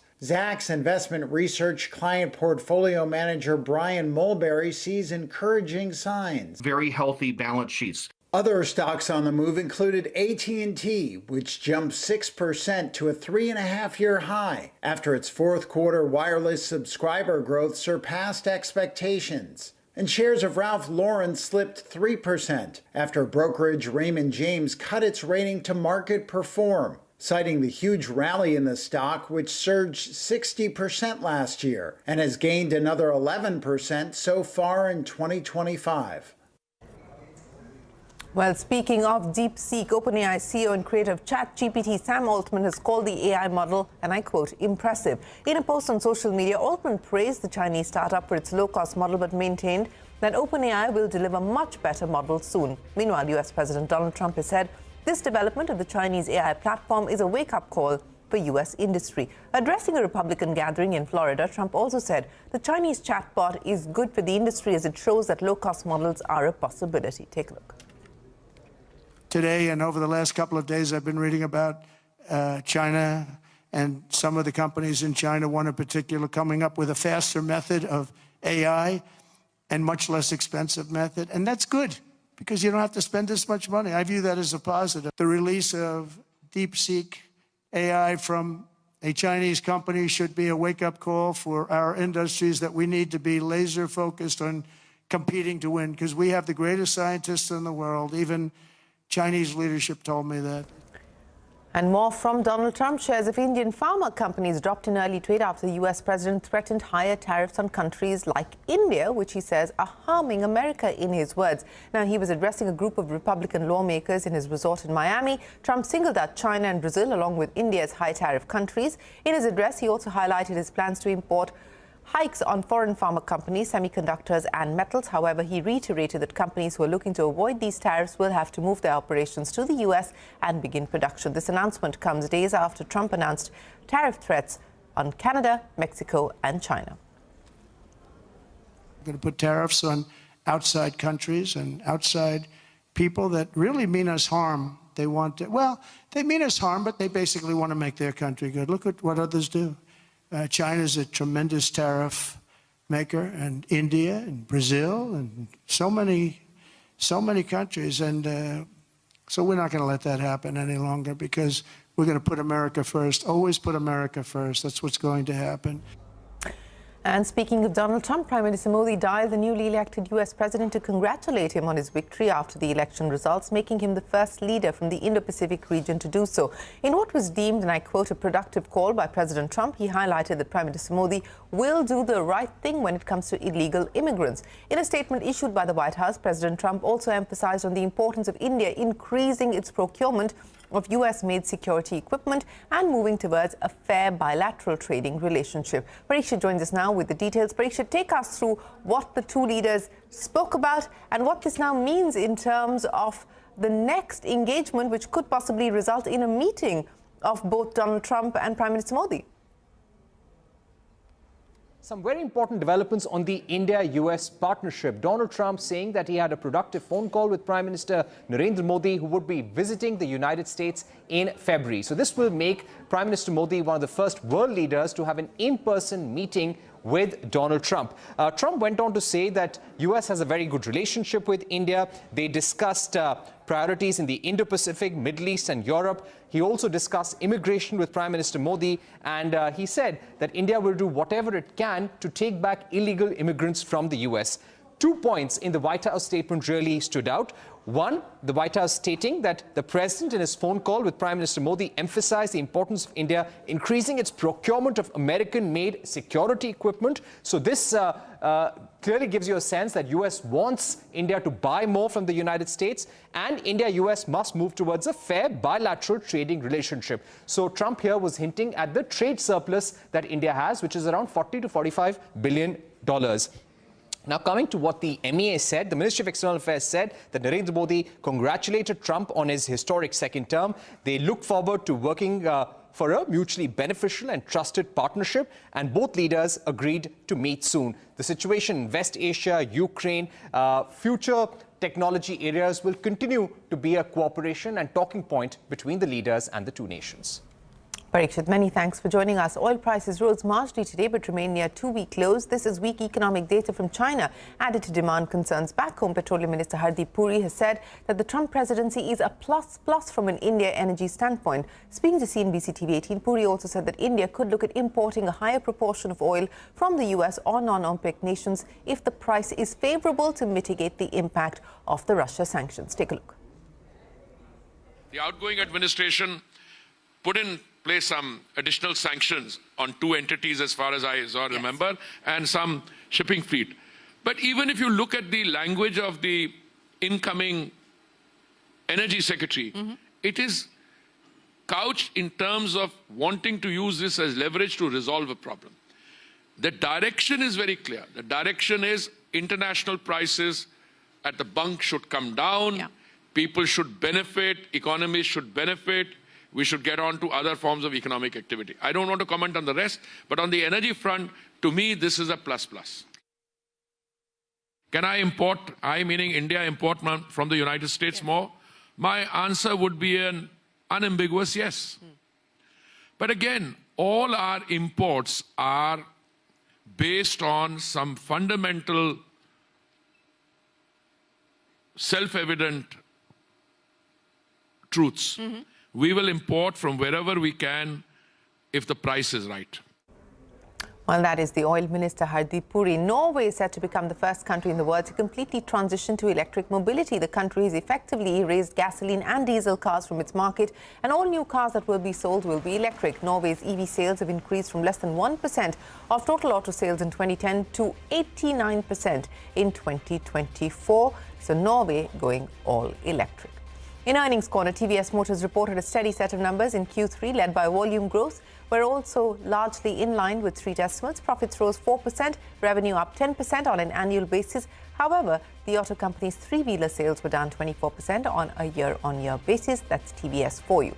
Cipla beating street expectations on all parameters in Q3. Net profit rose nearly 50% on a year-on-year basis to 1,570 crores. In the October to December quarter, revenues grew by single digits to more than 7,000 crore rupees. Meanwhile, EBITDA margin stood at 28%. Now, the Income Tax Department has conducted search operations at multiple locations related to Nirmal Jain's IIFL Group. Sources say the search operations are linked to allegations of tax evasion. Yash joins us now with more details. Yash, take us through what transpired in Mumbai today. Well, that is correct. The income tax search operations have been underway at various IIFL or India Infoline Group offices here in Mumbai.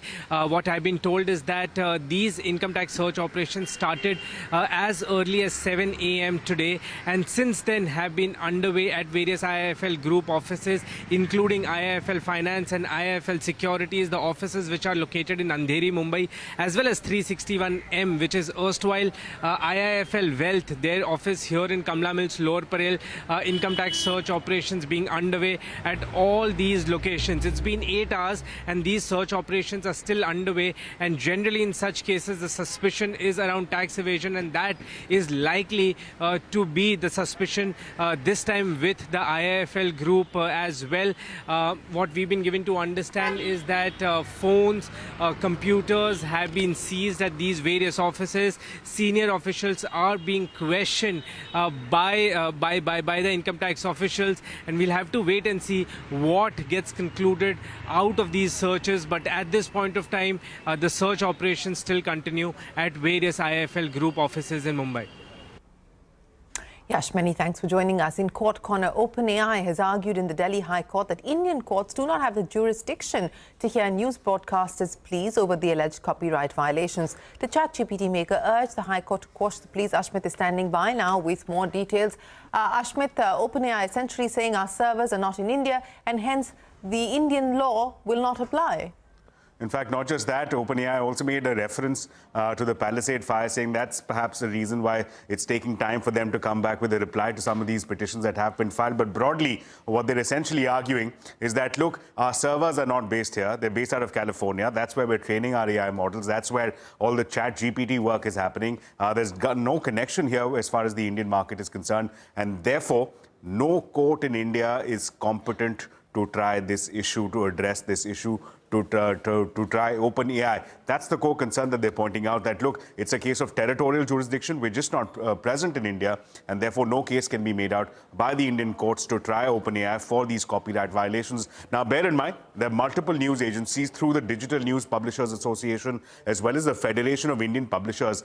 They've both moved the Delhi High Court, whereby what they're saying is that some of the results which come out of ChatGPT-4 is essentially protected copyright information, that clearly indicates that the AI models have been trained on protected, copyright-protected information, which in case would be a violation of the Copyright Act. So strong arguments being made. For now, the Delhi High Court not seeing it fit to pass any interim orders. The next hearing in this case, we understand, will be on March 11th.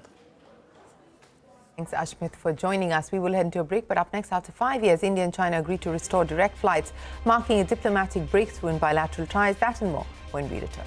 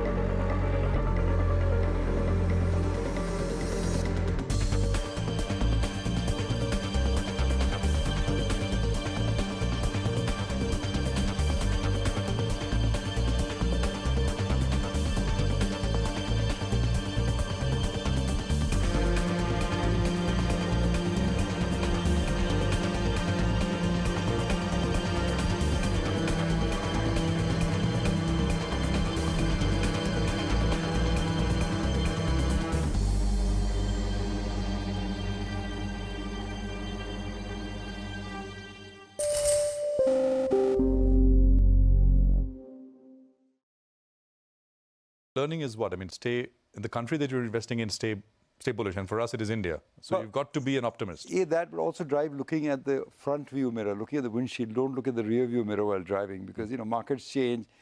Economies are very dynamic. The companies that were in the Forbes 400 25 years ago, even in America, no longer exist today. They're a new bunch of companies. So it was a great mistake to think that you could look back and see.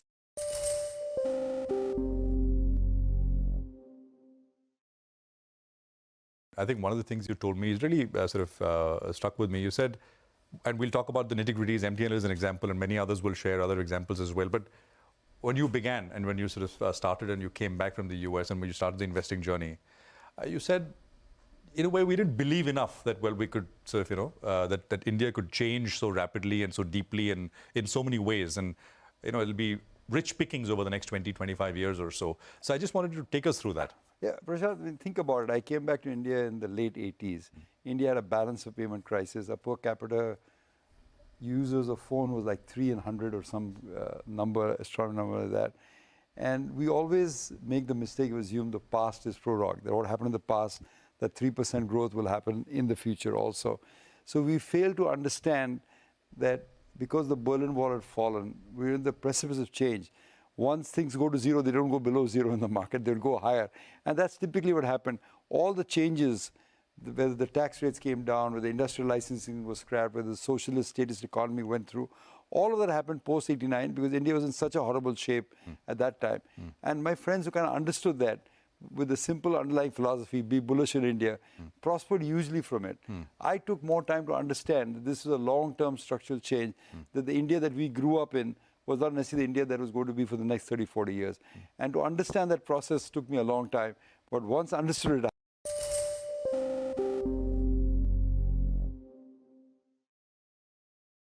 so markets will always be mispricing. But mispricing to start with, but eventually it misprices on the other side also. So what happens is there is always a hype cycle. Any new segment when it starts, so like quick commerce started, before that it was digital companies, before that e-commerce, before that something else. So whenever new growth frontier starts in any economy, there will be massive growth because it will start from zero. Like this one, Bharti Airtel came in 2003, when mobile phone came, the month-on-month growth was 8-9%. You know, so that was a kind of scorching growth. And that's where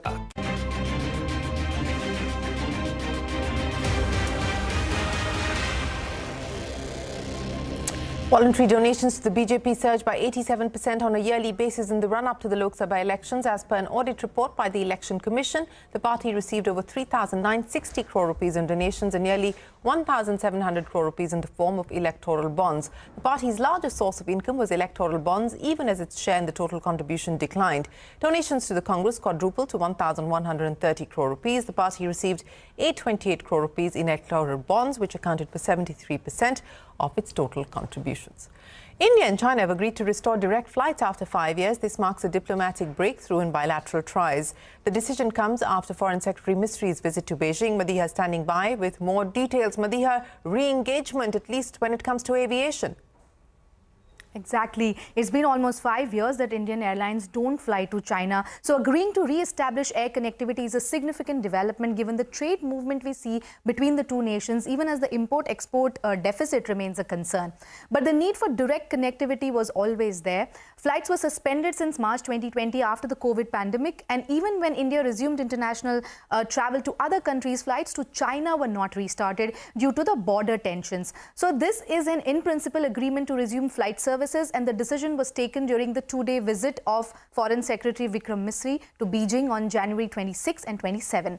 The External Affairs Ministry said that relevant technical authorities on the two sides will meet and negotiate an updated framework for this purpose at an early date. So earlier, Air India and Indigo were the Indian airlines operating flights to China, and from the Chinese side, Air China, China Eastern Airlines and China Southern Airlines and Shandong Airlines were flying to India. But having no connectivity for these 5 years didn't mean that people couldn't travel. Like I said, China remains India's largest trading partner, with bilateral trade reaching $101.73 billion in FY24. Travelers generally fly on airlines of a third country such as Thailand, Singapore or Hong Kong, and then fly on airlines like Thai Airways, Singapore Airlines or Cathay Pacific that operate flights to China. All right, Madhya, many thanks for joining us. And before we wrap, let's talk about the Growth Code, a collaborative initiative by Grow and CNBC-TV18. Our mission is to equip you with valuable insights and strategies to navigate the markets and make informed investment decisions. Today, we help traders understand physical settlement and its implications. Take a look.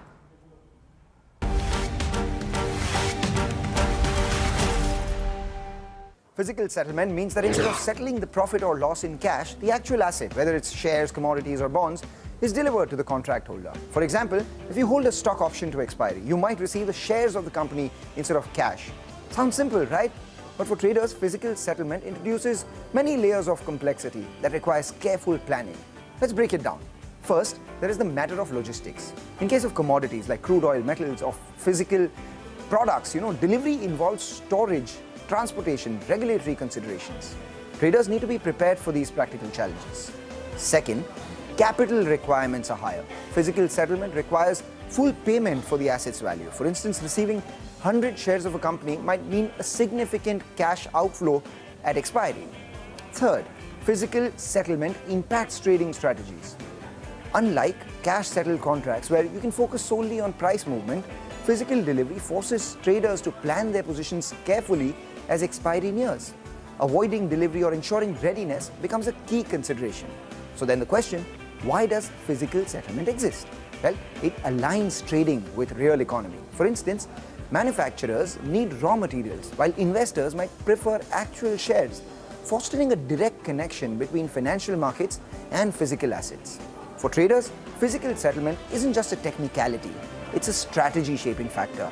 By understanding the implications of physical settlement, you can manage risks effectively and capitalize on opportunities.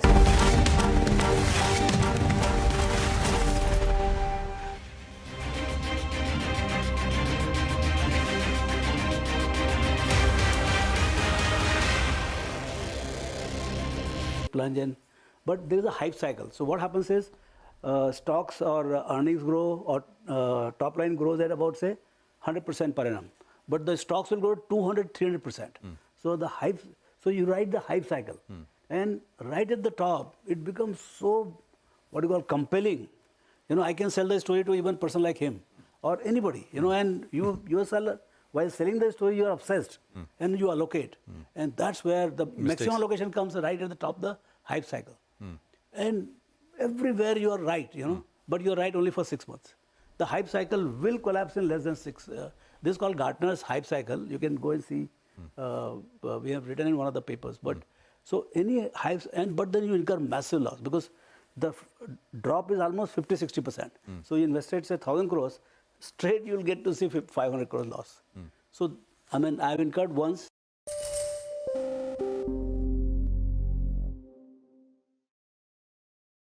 And in the first 2-3 years of Helios, called Mr. Bull, like Rakesh, and I used to collect bulls and I have bull paintings and bulls and all that. And then in 2008, I became the defender of India on TV and in interviews saying India, nothing is wrong because Lehman Brothers and these MBS and all is not India's thing. ICICI has not lost any money and HDFC Bank doesn't need to raise capital. And we have met the company and it is growing 30% per annum, which was the case of HDFC Bank that year. And the stock fell 52% in rupees. And I realized this is because I took this mantle upon myself that I have to defend India, or I have to defend my stock market, or I have to remain bullish. And since then, I have become more cynical in general and also connect more to global this thing and macro and all that, which right now is again making me do a small mistake because I think the world is good. Therefore, India should be good also. And it's the other way around right now. But in general, that changed me a little bit and I no longer defend anything to anybody I say.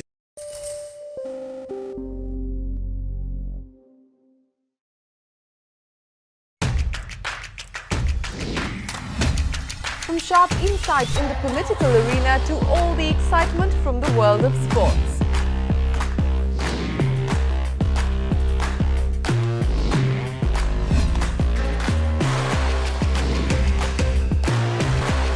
We are here at the CNBC-TV18 Budget Headquarters as we've done for the last 25 years. Celebrating 25 years of CNBC-TV18.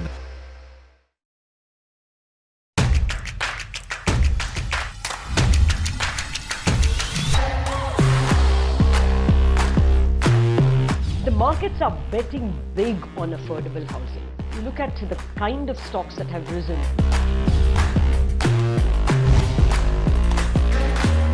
We are stepping into our Silver Jubilee year, our 25th year, and we wanted to have the best of India Inc. with us.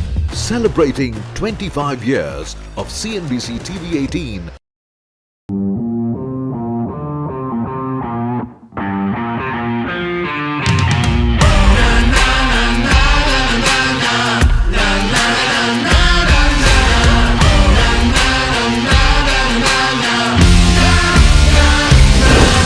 Make informed decisions with comprehensive analysis on the go.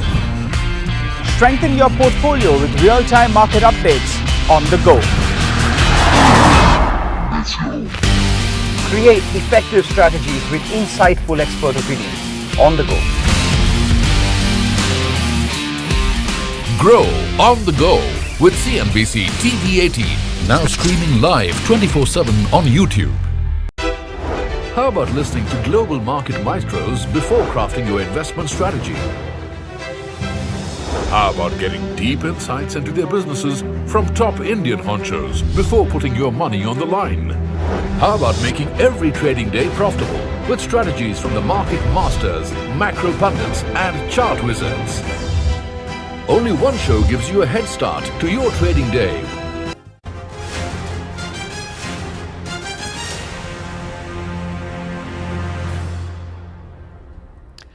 Finance Minister Nirmala Sitharaman is set to present the Union Budget 2025 on 1st of Feb. The previous budget brought a wave of optimism to the jewellery industry as the import duty on gold was cut from 15% to 6%. This time, the sector is hoping for a further reduction to 3% as it will give a boost to the industry's financial health. Jewelers also want Sitharaman to help the middle class buy gold by permitting jewellery purchase through monthly installments or EMIs.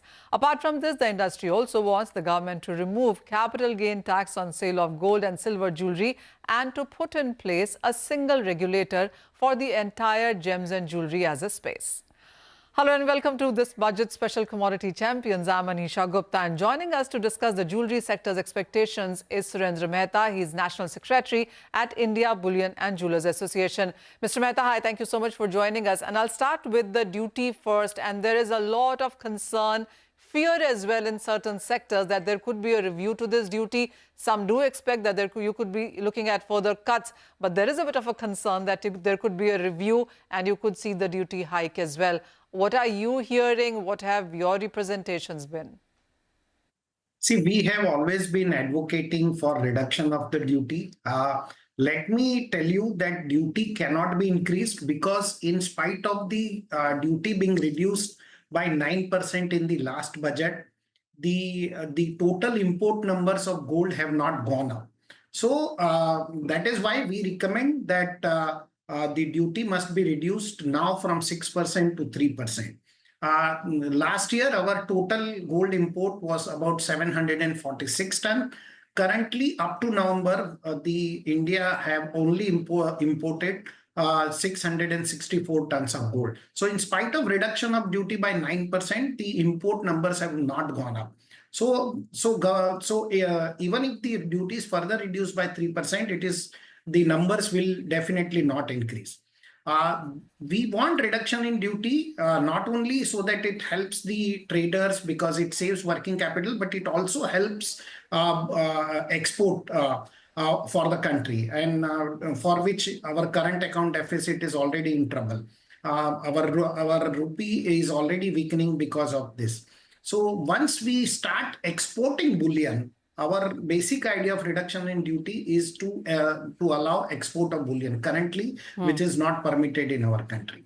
So this is the reason why we are asking for reduction in duty by further 3%. Also, one more reason that there are a lot of FTAs agreement which India has entered into with countries like Africa, Konarki or Indonesia, Taiwan, wherein the gold is imported under the guise of platinum with 0% duty, silver is imported at 0% duty. So once this gold duty is reduced to 3% or less than 3%, probably all these FTA will become redundant and there would not be misuse of any FTAs.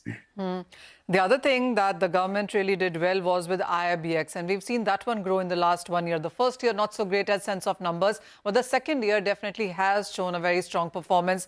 Are you anticipating the finance minister to add further teeth to this one? Absolutely. We have always been advocating that the entire gold import of our country must be regulated only through the exchange. Now, this exchange already exists in our country, which is India International Bullion Exchange. And that is why we have suggested that there should be some incentive for importing through the IIBX, importing gold through the IIBX. The export of bullion can also be effected through IIBX. So once we have IIBX in its place, then I don't see there is any room for bankers directly bringing gold on consignment basis and then selling it to the bullion dealer. Why not bank also use the IIBX platform to carry out their business? So our idea is that the entire gold import of our country must be routed through the IIBX. It will not only help regulating the import, but it will also help boosting the export of bullion in our country. The third major point that we keep hearing, Mr. Mehta, is about the EMIs. Well, yes, all white commodities, all luxury commodities have this facility of EMIs, barring jewelry as a sector. This has been an ask for some time now. What makes you think this could see the light of the day this time around? Well, if you ask me as the secretary of IBJ, I would like to have EMIs on jewelry, but I understand it is not in the hands of finance minister. This is in the hands of the Reserve Bank of India, whether they will permit this or not. But I am keeping my fingers crossed, and I hope that one day this will be permitted, because eventually the government also needs to understand that they cannot only allow people to invest in equities and mutual funds. They will have to eventually allow the Indians to invest in the commodities such as gold, silver, and other commodities also. So for which EMI is a must. And I think there are 16 crore demat account in our country, but there is no mechanism wherein gold can be credited in demat account. The sovereign gold bond scheme has already been closed by the government. Mr. Mehta, since you mentioned RBI for EMI and then you talked about Commerce Ministry and Finance Ministry, I do understand in my previous conversations with you that one regulator is something that you've been rooting for a very long time as yet. Absolutely. See, we have to run from pillar to post, from Reserve Bank of India to Consumer Affairs Minister to Finance Ministry to Commerce Ministry, then to the IFSCA. So why not have one regulator only for our industry? So all our issues can be discussed there and there itself. We have been advocating for electronic gold receipt for a long time, which has also been announced by the finance minister almost 3 years back. But this has been announced by the finance minister, but because of some GST issue, the electronic gold receipt has not been traded in our country. Now these are the CBIC comes under the purview of finance ministry only, but there is nobody in the CBIC who can help us out in this manner. So what we want is that basically there has to be a single regulator who can understand our problem. Electronic gold receipt is the future in our country, because it will not only help gold monetization indirectly, but it will also boost lending and borrowing mechanism, due to which we can reduce our input. Mr. Mehta, I've asked you all the points that I thought were on the priority, but is there something that one thing that you would want to represent, to request, and hope that that book would have for the jewelry as a sector in sense of a clause or in sense of a measure? What would that be? Earlier Niti Aayog has already prepared some report, but some of the recommendations have been implemented. But to be honest, we are looking for electronic gold receipt, and this must be implemented immediately if we want to save foreign currency. This will help reducing our current account deficit, and this will help lending and borrowing. Today, if I have a gold and some jeweler needs a gold, I have no mechanism for there is no regulator who will allow me lending gold to a jeweler or borrowing gold. So this kind of mechanisms are required in our country. We'll have to think beyond GST and income tax. We'll have to now think in terms of foreign currency, how to save foreign currency when we trade gold in our country. Oh, well said that. Have to think beyond GST and income tax and have to start thinking Forex and the global markets, of course. And there's a long list that the jewelry as a sector and IBJA also has put out to the finance minister. Let's see what we get into that one on 1st of Feb. Mr. Mehta, as always, thank you so much for joining in and thank you for sharing your list of expectations during this budget. Well, let's now talk about cryptocurrencies. And this sector is hoping that the budget will introduce a clear framework to regulate cryptocurrencies, especially at a time when pro-crypto President Donald Trump has taken charge in the United States. Crypto exchanges want the Indian government to align its regulations to that of other countries. They're also seeking a relief from 30% tax introduced on virtual digital assets in the 2022 budget. Joining us to take this discussion ahead is Ashish Singhal. He's co-founder CoinSwitch. Ashish, hi. What a year 2024 was, but 2025 has begun on a stronger note when you talk about Bitcoin and various cryptocurrencies. Globally, we've seen Singapore, we've seen various other countries in Asia, and now US actually taking a lead there. Are you anticipating a positive cue coming in from the Indian markets during this budget? That's certainly a hope, with this budget. Two important things which kind of hurting the industry today. One, right, like you rightly said, 30% tax. But apart from 30% tax, we also have no loss offset, which means that if a users make profit on one crypto, loss on another, he doesn't have to pay tax on net profit. He has to pay tax on his full profit without considering his losses, right? And that is the biggest hurdle with the retail investor today in getting onto crypto. Second is definitely TDS.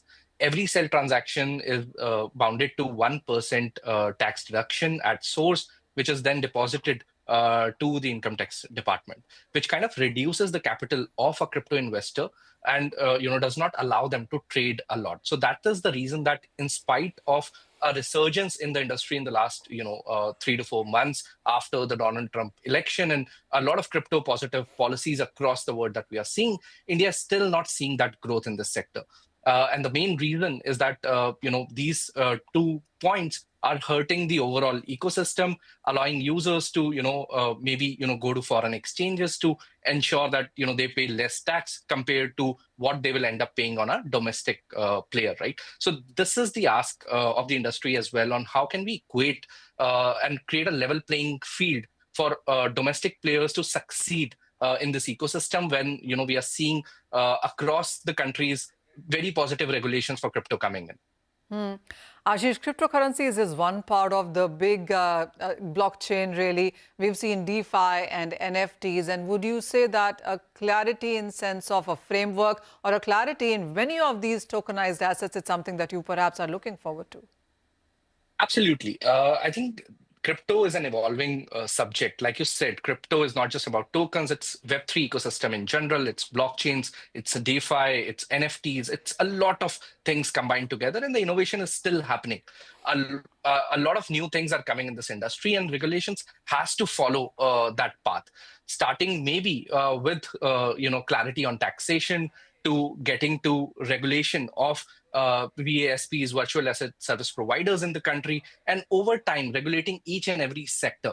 But a lot of these sectors are still evolving.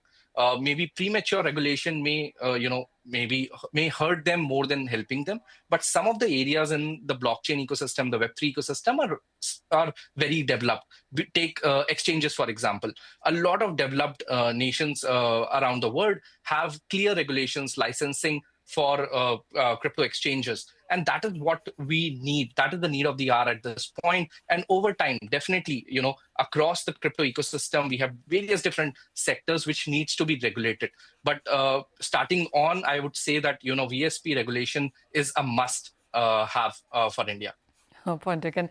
Also, Ashish, just to get a sense of numbers on how many people are we talking about here? If the government has to take a stand, I do understand that in 2021, a lot of Indians were part of crypto as a segment, and then came 22 with taxes. 23 wasn't such a great year in sense of prices. 24 has really run up, and 25 shows a lot of promise now. How many people, how many participants are there in India right now? What is the government looking at in sense of a number here? So obviously there are many players in India, CoinSwitch being the largest with over 2 crore registered users. I would say that, total, unique accounts across the industry could be in few crores range. So we are looking at a market which is growing substantially. In 2021, we have seen, tremendous growth in the industry, a lot of users coming in. 22, 23 was little, slightly slower growth, but 24 has seen the resurgence. Apart from retail users, a lot of interest from HNIs, from different, fund houses are also coming into crypto, right? We have seen after the ETF approval in the US, BlackRock have crossed over 50 billion of investment into the Bitcoin ETF. Similar chances we are missing out in India. And through positive regulations, we feel that this entire sector, not just the retail, but also making sure that HNIs and even fund managers are able to advise into crypto can happen once we have clear regulations in this sector. So we are not just missing on crores of users who are already into crypto, but it's also the future potential on creating different asset classes, helping users diversify through crypto as an asset class. Well, that point is well taken, Ashish. So it is about clear regulations, licensing and tax rationalization is what crypto as a sector is anticipating during this budget. Thank you so much for joining in and putting out a sense on what the crypto sector is looking forward to this budget. But with that, it's time for a quick break. But don't go anywhere. We will be joined by Ole Hansen of Saxo Bank on the other side with his sense of Indian budget and, of course, the international cues.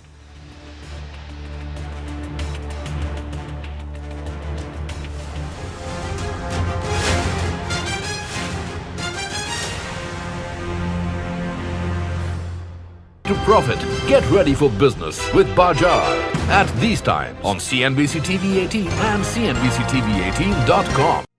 What does it take to build India's largest startup platform? It takes a journey of starting out as an unknown and ending up as unforgettable. It takes more than 2 decades of celebrating the most influential and influencing the most celebrated entrepreneurs.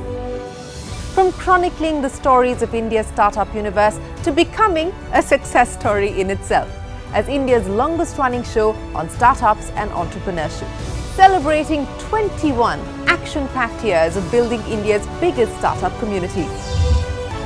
Young Turks at 21, only on CNBC-TV18 and CNBC-TV18.com.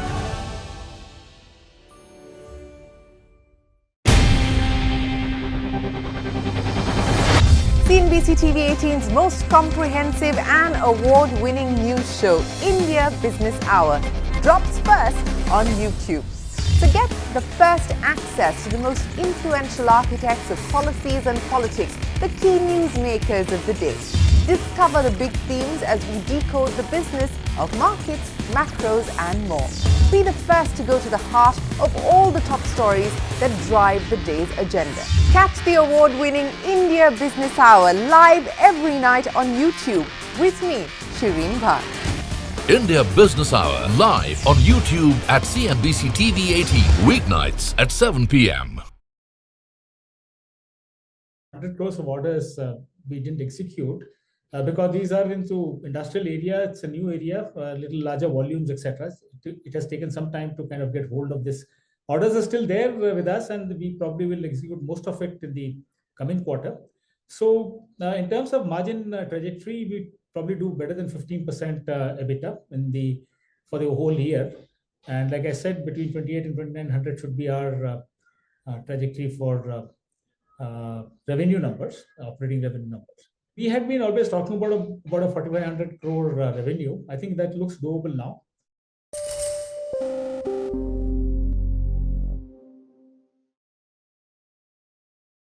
In particular, in the very near future, we're going to be placing tariffs on foreign production of computer chips, semiconductors, and pharmaceuticals to return production of these essential goods to the United States of America. The only way you'll get out of this is to build your plant. If you want to stop paying the taxes or the tariffs, you have to build your plant right here in America. That's what's going to happen at record levels.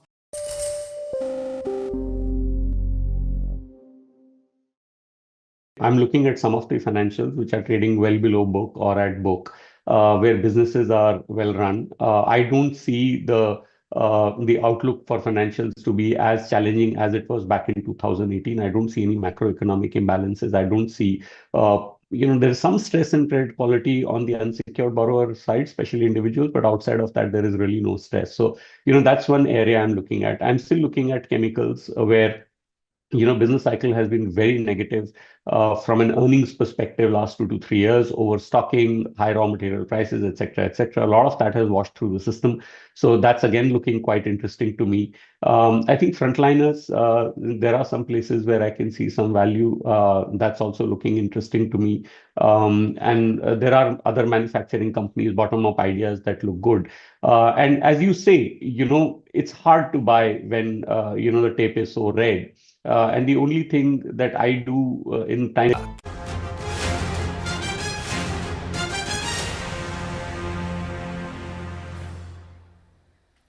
Welcome back to Commodity Champions. Well, budget special. February 1st, 2025 is significant for India due to the union budget. But the world will also keenly watch the United States as President Donald Trump has threatened to impose 25% taxes on Mexico and Canada and 10% additional tariffs on China from the 1st of Feb. Joining us to discuss the impact on commodities is Ole Hansen. He's head of commodity strategy at Saxo Bank. Mr. Hansen, I thank you so much for joining in. Before we delve into the global markets, let me ask you about the Indian budget, and I'm assuming you'll be watching that one too with the sense on whether or not the Indian duty gets changed for gold or silver.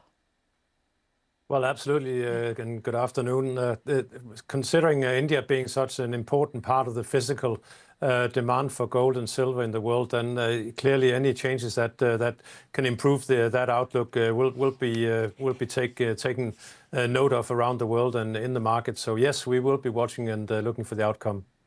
In any of the scenarios, if there's no duty cut or increase, or if there actually is a duty increase, what's your sense on what will happen to the prices here? Because today in India, we're trading at a $50 of a discount already ahead of the budgets. Well, that could obviously weigh in the short term. We're also just going through a little bit of a wait and see in the market here. I think also investors still trying just to get a better feel for this new levels that we reached last year, where we're paying record high prices in local currencies as well, and that's potentially also dissuading some demand in the short term. But if there's a belief that the ongoing trend is still upwards, then I think that over time will be mitigated, and buyers will eventually come back, and that will drive down the discount again. First Feb is important for India in various ways. The budget is one part of it. And then, of course, the international markets is something to watch out for. How are you reading the 1st of Feb with the kind of threats that we have from US about putting these additional tariffs? Well, just a lot of confusion initially, because obviously we're only 1 week in, and there's also already a lot of fatigue in the market, I would say. And then on top of that, we had the deep-seeking missile hitting the market yesterday. So the market is really just slightly on tenterhooks here, waiting for some signals or some clear signals of what we're facing. But obviously some of the market has been reacting already, especially around the New York Futures Exchange, where we're seeing premiums for gold, silver, platinum, copper, all going up relatively to international prices, for worries that tariffs will be applied to imports into the US market, which could uproot some of the normal trading behaviors in the markets. Oh, well, absolutely. I know these are difficult times, and markets would want to watch out on what really happens on 1st of Feb. There also have been reports, all that a lot of buying has happened ahead of 1st of Feb, and people are sitting on a lot of stock right now. With China also getting into Lunar New Year holidays, what is your sense on how the next 10 days could pan out really? And what also is your longer term view for many of these commodities? Well, generally, we started the year on a firm footing. If we look at across the sectors, we are up on all of them. And I think that's probably a little bit of a surprise to some, considering that the worries about the potential tariff impact on global growth and with that demand. So generally, a firm start to the year. Some of the gains has been given back in the last week, but generally we are trading higher. And I think we still have to focus not only obviously on what potentially will happen on the demand side, but also on the supply side, where we're seeing some commodities being a little bit more challenged, where we're seeing supply deficits this year underpinning prices. So even though on balance, perhaps the market are somewhat worried about the outlook for growth and demand with tariffs potentially coming, then I think the underlying strengths we're seeing across many of these commodities is likely to stay. Copper is an example. We're holding well above key support. Oil markets are range bound. Precious metals near the record highs. So generally, and agricultural commodities also on the move already so far this year. So generally, broad strength we're seeing.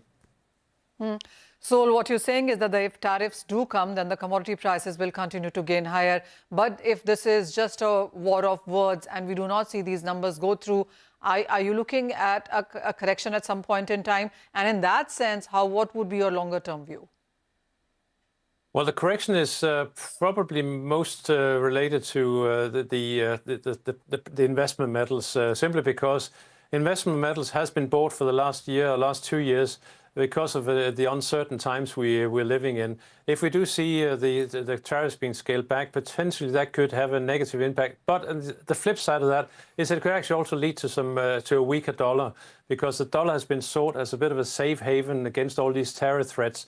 And if the dollar weakens, then obviously that could be positive for commodities. So generally the focus will probably primarily be on the metal space, because the energy sector is very much range bound for now. The agricultural is still a lot to do with weather, and obviously we have no control over that.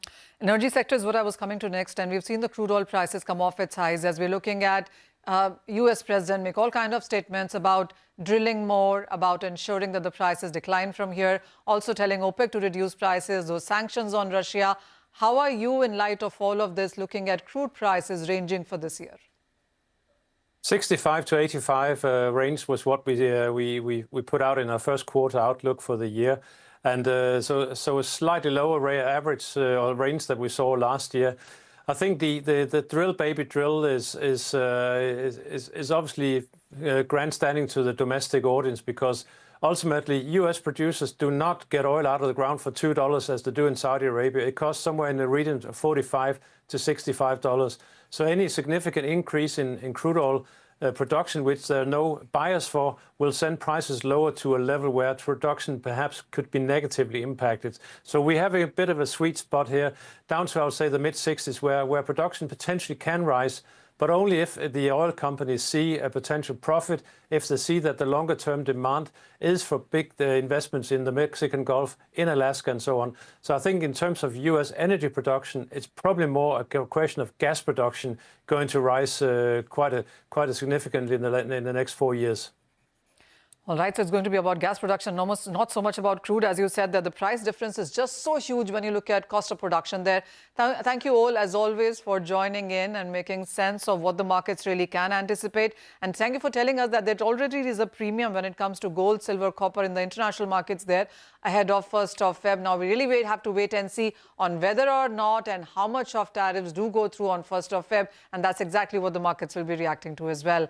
But with that, as we do that, that's all the time that we have on Commodity Champions. Thank you for watching.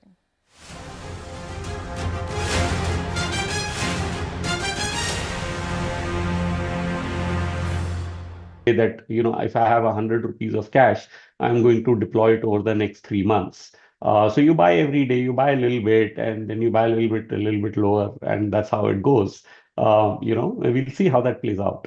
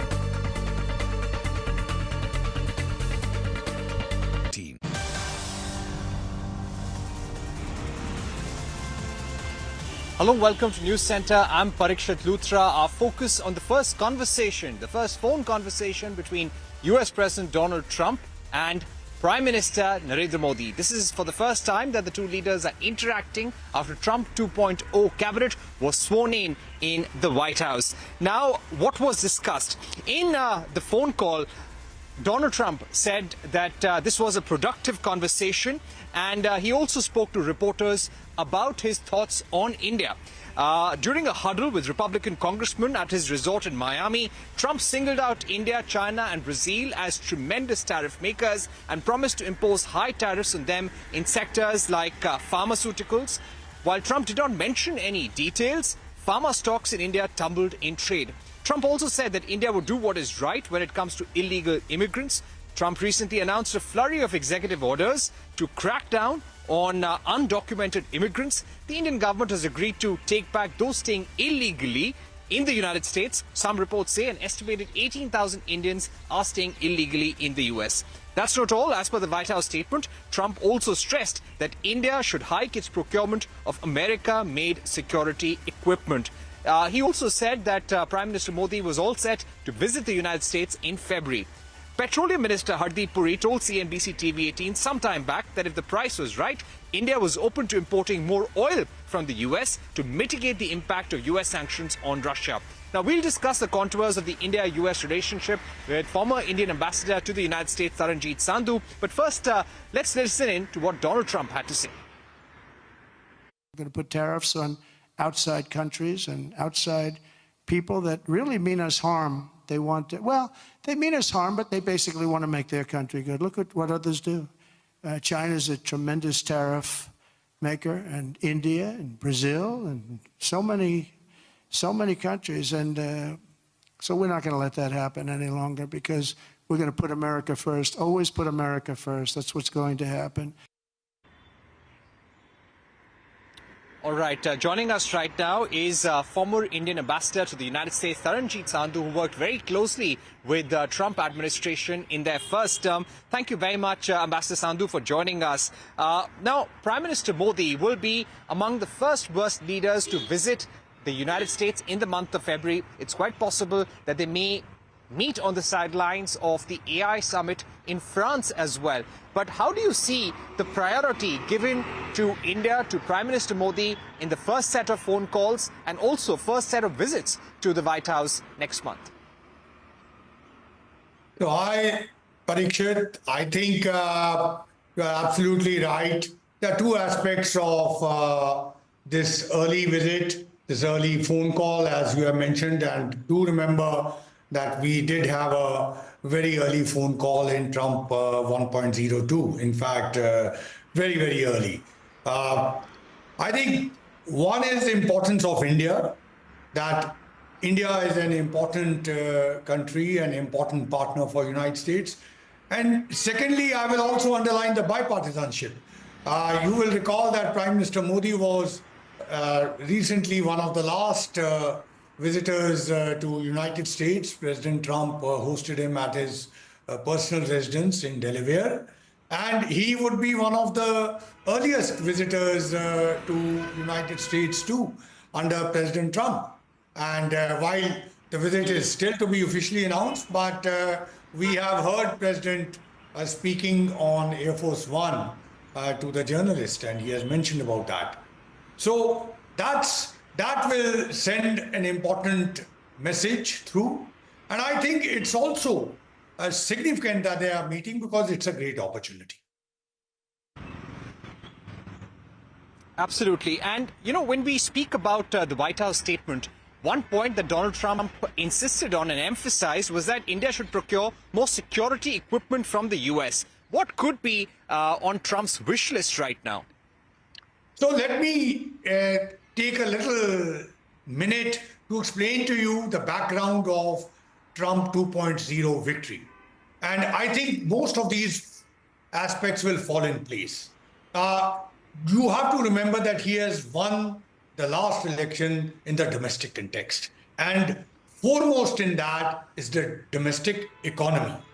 And when we talk of the economy, he talks of really it's the cost of living, oil, bread, milk prices. In fact, the vice president in his first interview mentioned all these. If you now take a look at energy, LNG, tariffs, these are all seen as important ingredients of making the cost of living lower for his American supporters or people who voted for him, the large middle class. And from there, you can also see his desire that the relationship, he calls it the relationship, but essentially the trade should be balanced. And in that, it's also included that India should buy more LNG, oil.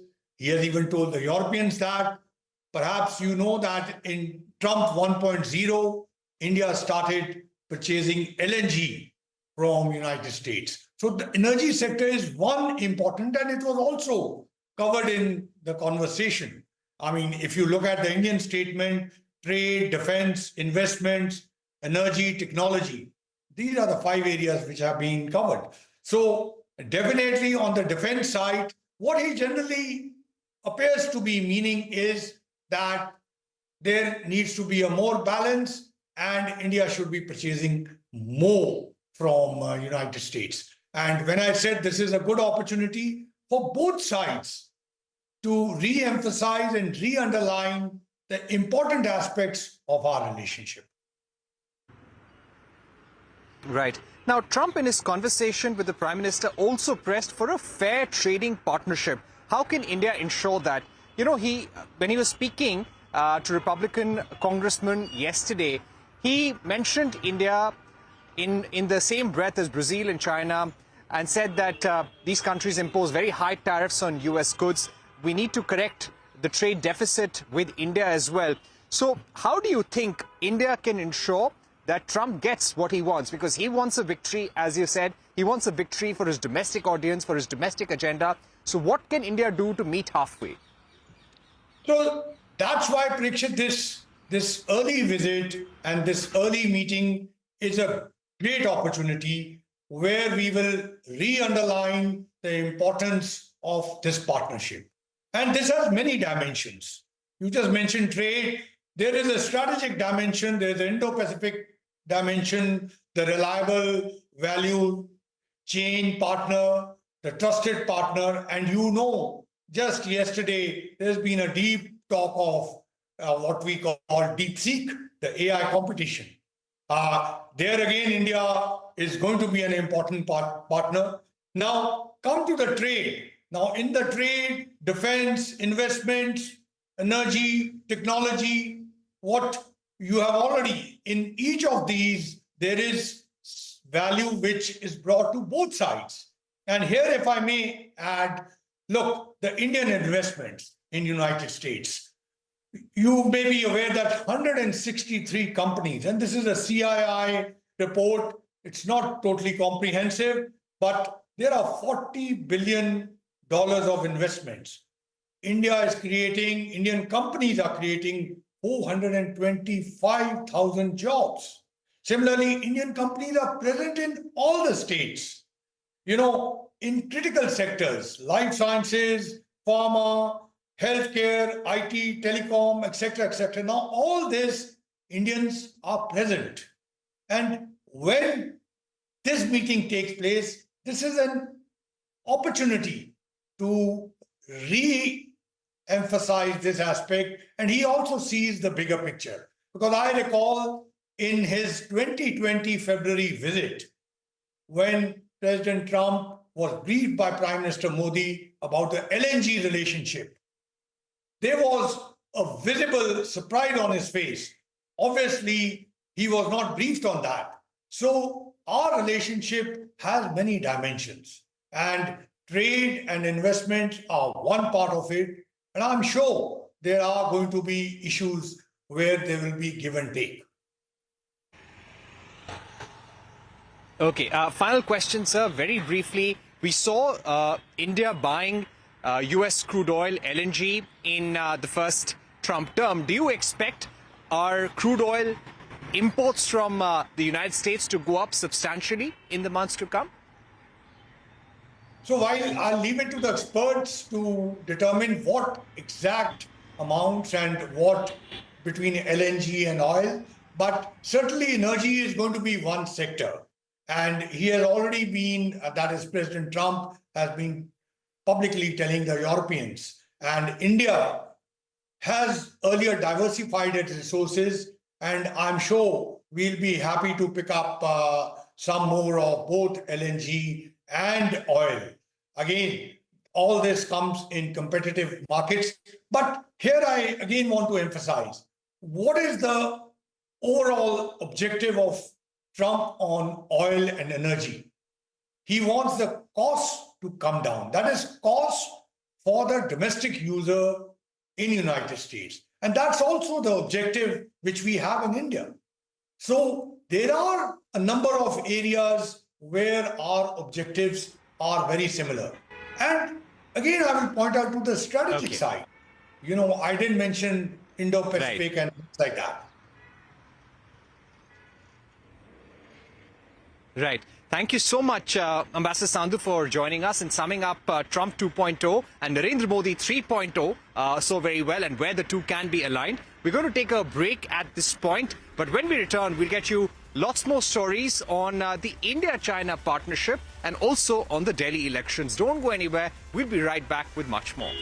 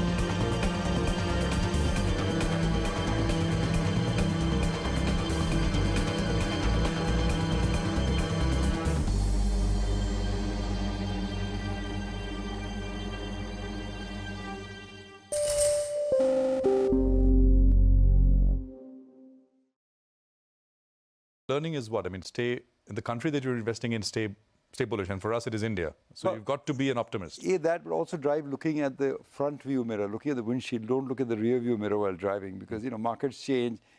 Economies are very dynamic. The companies that were in the Forbes 400 25 years ago, even in America, no longer exist today. They're a new bunch of companies. So it was a great mistake to think that you could look back and see.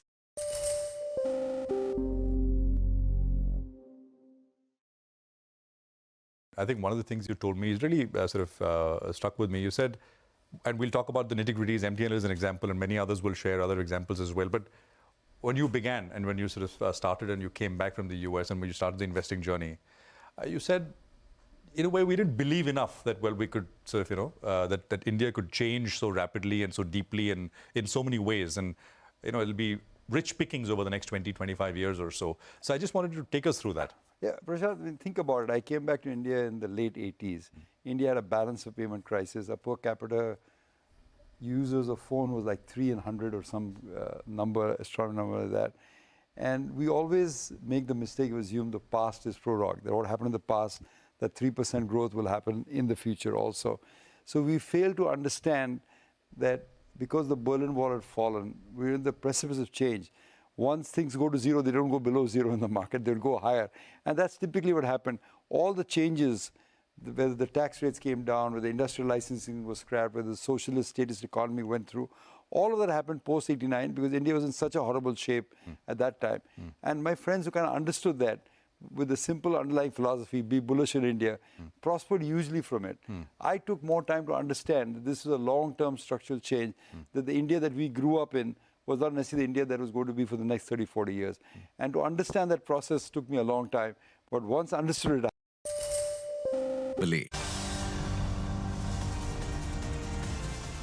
Welcome back. You're watching News Center. Our focus now is on our ongoing series ahead of the big Delhi election. Now, the auto drivers in Delhi. Now, these auto rickshaw drivers have been a core vote bank of the Aam Aadmi Party, and they've supported them over the years, at least for the last 10 to 14 years. Now, in this current election, the voters seem to be a divided lot. They have issues that they are raising and hoping that their livelihood-related issues can be sorted out by whoever is elected. Kiran Khatri did a mood check. She went across the length and breadth of the national capital to speak to auto rickshaw drivers and get a sense of how this 1.5 lakh strong community is thinking ahead of the polls.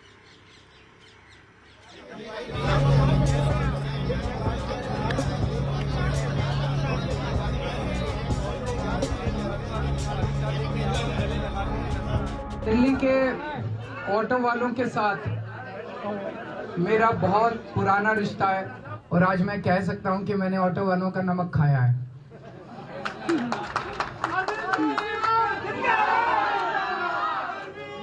तो इस नमक का कर्ज उतारना मेरा फर्ज है। This was the Aam Aadmi Party chief's latest pitch to the auto rickshaw drivers who helped him come to power for the first time in Delhi in 2013.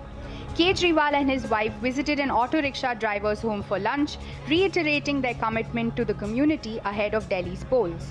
But the auto drivers we spoke to say their woes have been piling up over the past decade, and today they are divided in their political leanings. पानी free, बस free, बस इसके सिवा कुछ नहीं है। Road भी नहीं, पहले सफाई रहती थी जैसे अभी गंदगी है, पहले ऐसे गंदगी नहीं रहती थी जैसे अभी है। और मैं 9 रुपये यूनिट लाइट देता हूँ, ठीक है, मकान मालिक को 200 रुपये पानी का देता हूँ। अगर आप बिजली पानी फ्री कर रहे हो तो उनके लिए कीजिए जो गरीब है, जिनको हक मिलना चाहिए, ठीक है ना, उनके लिए नहीं जो मकान मालिक हैं। The auto drivers complain that the cost of living in the national capital has gone up while incomes have dwindled, especially due to competition from e-rickshaws and bike taxis. Their demands from the new government include subsidies to purchase new CNG vehicles and dedicated auto stands. दुनिया भर के आपने रिक्शे चलवा दिए दिल्ली के अंदर, कोई लिमिट नहीं है रिक्शों की, जितने मर्जी रजिस्ट्रेट करते जाओ, चलाते जाओ, जहाँ मर्जी चलाओ पूरी दिल्ली के अंदर। जब हमारे लिए संख्या तय हो गई है, सुप्रीम कोर्ट ने यह कहा दिल्ली के अंदर 1 लाख से ज़्यादा ऑटो नहीं होंगे, इनकी क्यों नहीं केजरीवाल सरकार लिमिट बांधती? शाम को 300 रुपये देना पड़ेगा गाड़ी का किराया, फिर गाड़ी का CNG भी उस समय 43 रुपये था 2016 में, 43 रुपये 50 पैसे, अब हो गया 46 रुपये 9 पैसे। कितना के जमीन आसमान के फर्क है, इतना महंगाई बढ़ गया और हमारी कमाई उतना ही की उतना ही रह गई है। जब सरकार थी कांग्रेस की तो मेरा चालान 500 रुपये में हो जाता था वर्दी में, अब बट मेरे पास अभी एक चालान हुआ है, ये केजरीवाल की सरकार में ही है, 15,000 रुपये का है बिगर वर्दी का। अब उसको बताइए मैं मैडम कहाँ भरूँ? ऑटो वाले इतने बड़े करोड़पति हैं जो 15,000 रुपये का चालान भरेंगे।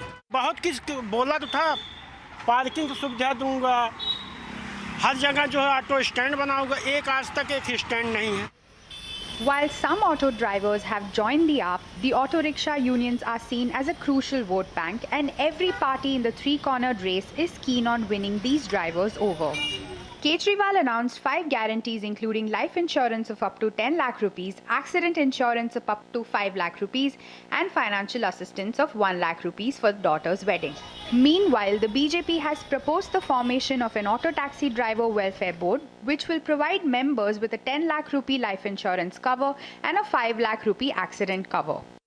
Team Kejriwal is confident this group of Aam Aadmis will support their party in securing another term, but BJP is hoping anti-incumbency and its promises to these men in brown will work to fulfill its vision of a double-engine government. At the moment, the auto driver community itself is divided, with drivers we spoke to saying their vote will go to the party that they believe will work for their benefit. In New Delhi, Kiran Khatri. All right, let's shift focus to the government's critical minerals mission. This is all set to get priority and the government's attention ahead of the union budget. In fact, in tomorrow's cabinet meeting, a proposal to announce an outlay of 18,000 crore for the critical minerals mission to make sure we have the right ecosystem and we can leverage the resources that we have the right supply chains with the rest of the world, this proposal could be approved. Abhimanyu Sharma gets us this exclusive report. The National Critical Minerals Mission is set to get a boost in the next cabinet meeting. The government is likely to take a big decision over the mission in the next cabinet meeting and is likely to announce an outlay of rupees 18,000 crores soon. The government is looking at increasing the exploration as well as production of critical minerals in India to ensure that supply chains remain protected amidst several threats of protectionism which have been unleashed by countries worldwide, and India is looking to protect its interests with respect to the availability and affordability of critical minerals and the entire supply chain. Now, the government is likely to take a call not just with respect to the outlay, but also plans are underway to pool money to push for exploration by the public sector as well as private players. The Critical Minerals Mission may also allow exploration by big foreign mining companies to harness the full potential of critical minerals which are available for mining in India. It remains to be seen how early more blocks are going to be allocated, and more importantly, what is going to be the degree of critical minerals which would be discovered at several places in India, which is going to determine the success of the National Critical Minerals Mission, and more importantly, is going to protect India's supply chains from the vagaries of global shocks which often have been unleashed by several countries as part of trade wars. All right, and finally, focusing on the beauty and personal care sector, the Body Shop Group was recently acquired by Aurea globally. Now, Aurea hopes India will soon become among the top three markets for Body Shop globally. My colleague Shivani Bazaz caught up for an exclusive conversation with Mike Titania, who is the co-founder and executive chairman of the Aurea Group. Listen in to this exclusive interaction.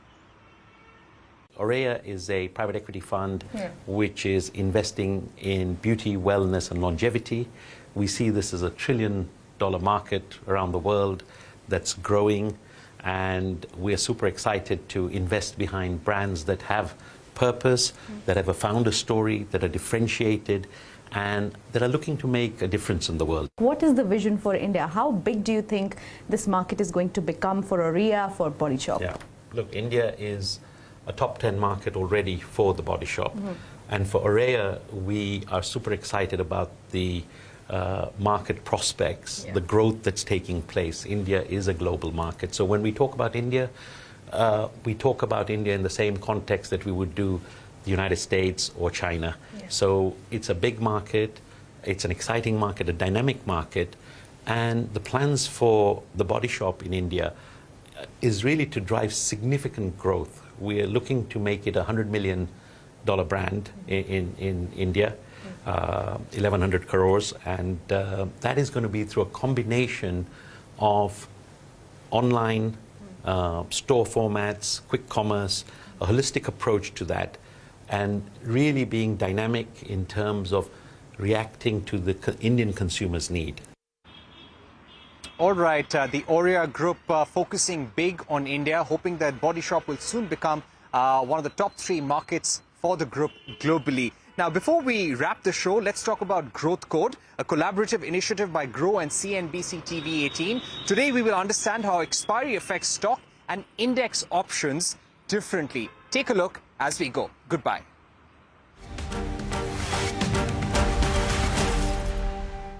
When it comes to option trading, expiry is a critical milestone. But did you know it affects stock and index options in unique ways?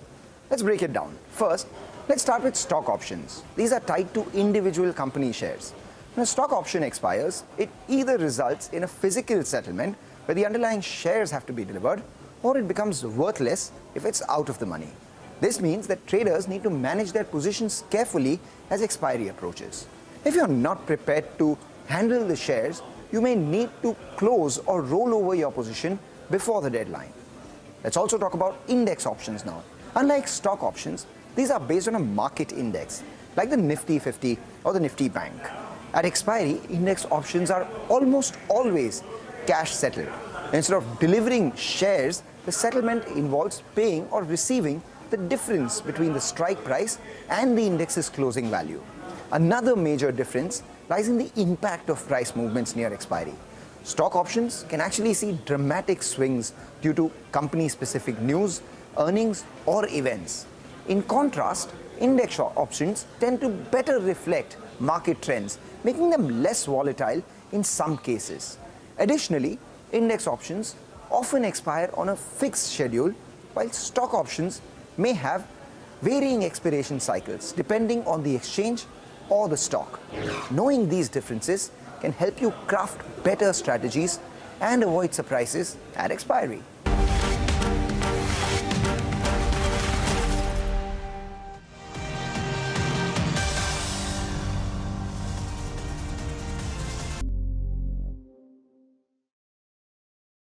So markets will always be mispricing, but mispricing to start with, but eventually it misprices on other side also. So what happens is there is always a hype cycle. Any news segment when it starts, so like quick commerce started, before that it was digital companies, before that e-commerce, before that something else.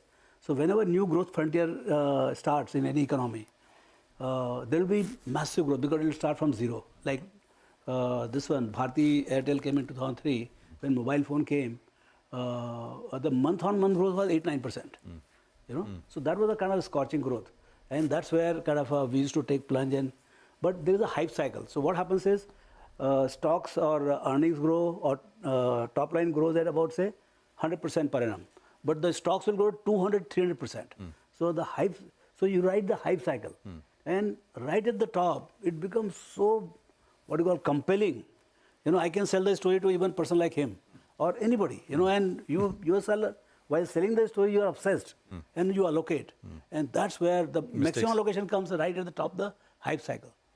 And everywhere you are right, you know, but you are right only for 6 months. The hype cycle will collapse in less than 6. This is called Gartner's hype cycle. You can go and see. We have written in one of the papers. But so any hypes, but then you incur massive loss because the drop is almost 50-60%. So you invested say 1,000 crores. Straight you'll get to see 500 crores loss. So, I mean, I've incurred once.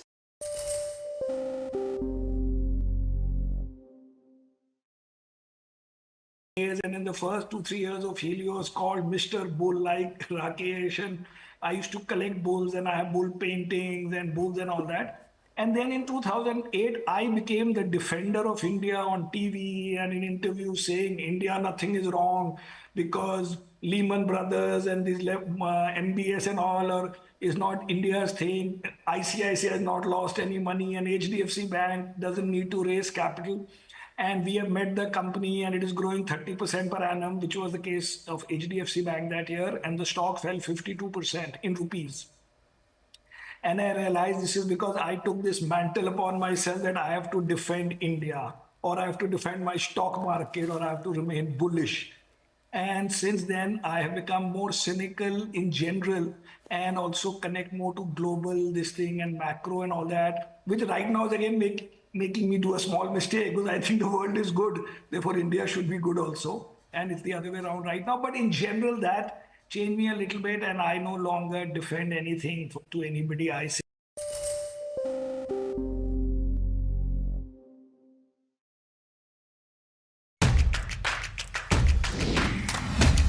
From sharp insights in the political arena to all the excitement from the world of sports.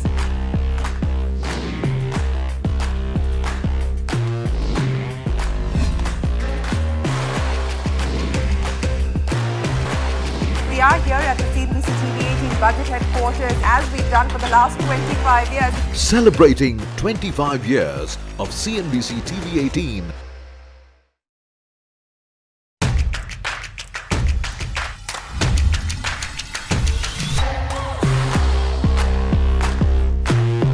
The markets are betting big on affordable housing. You look at the kind of stocks that have risen.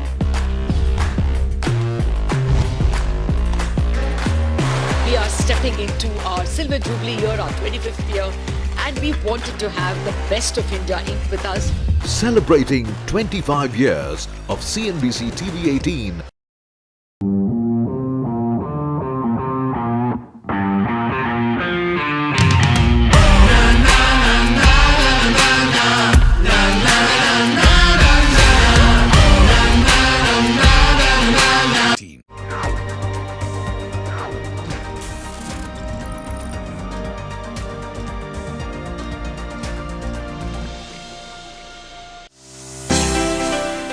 CNBC TV18 and EY recently hosted AI Forward, Shaping India's AI Story, a prestigious event in New Delhi that brought together industry leaders to explore the impact of generative AI on India's future.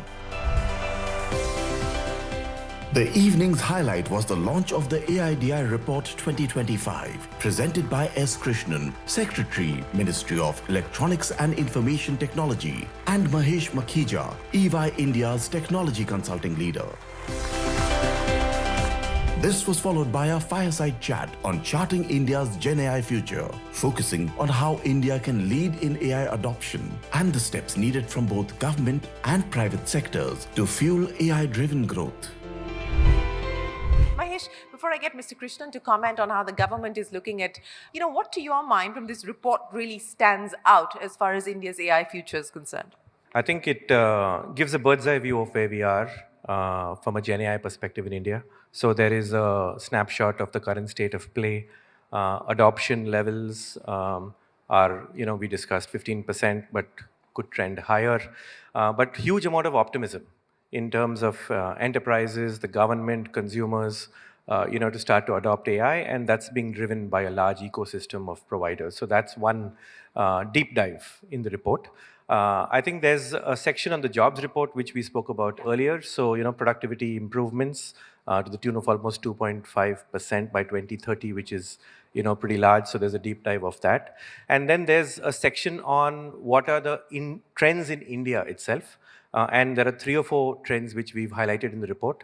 One is this whole area of the Indic AI ecosystem.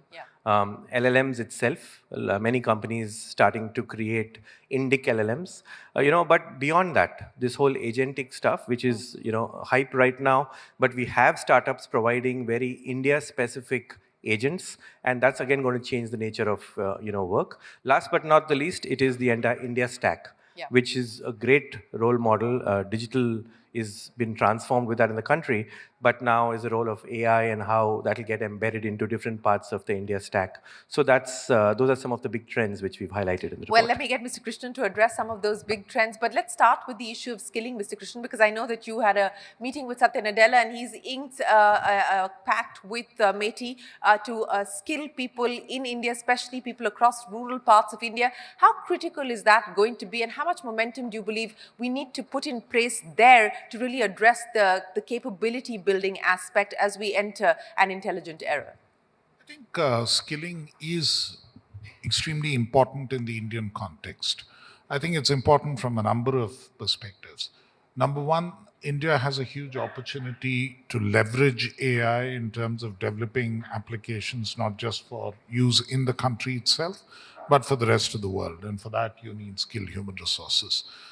Second, of course, at the upper end of this whole debate in terms of what is being talked about, developing models within India, foundational models within India. And for that, you need a different order, higher set of skills, and that's an important element of work. But I think the most important thing is how you can actually use AI to enhance your own productivity and so on is something that people should approach with confidence. And that's where, training in rural areas and using it for various productivity enhancing features in, say, agriculture or healthcare would involve people knowing how to use the tool. And I know that people do adapt to these things very quickly. And Indians have proved to be great adopters of technology. And we've demonstrated that time and again. But a little bit of training, a little bit of skilling, and exposure to what these tools could really do will go a long way. And which is why in the skilling space, really, it's all hands on deck. We are taking whatever help we can get from every possible source, because it's a big job, it's a big country. And yes, it is a big job and a big country. But, I want to address the issue of the productivity uplift that we've been talking about. And Eva's actually put a number there. And, and Mahesh was explaining to us some of the factors that have gone into putting that number. What's the assumption that you're working with within government, or what this could potentially mean in terms of an economy-wide productivity uplift, in terms of what it adds to growth in the next 5 to 10 years? Is there one? It's really the opportunity and how we use it. It's the potential, and the potential, I think everyone understands, is substantial, and it needs to get used. But I'd like to highlight a slightly different aspect, which is that in the Indian context, I mean, there's a productivity enhancing tool which you can use in a regular office environment in terms of, how you get your normal work done and spare people for other tasks in a white collar environment. But it could really make a very, very big difference when you're talking about a manufacturing environment or you're talking about a healthcare environment and so on. And that's where I think it'll make the critical difference. And for that, more work is needed. And that's what, under the India AI mission, we'll be looking to do.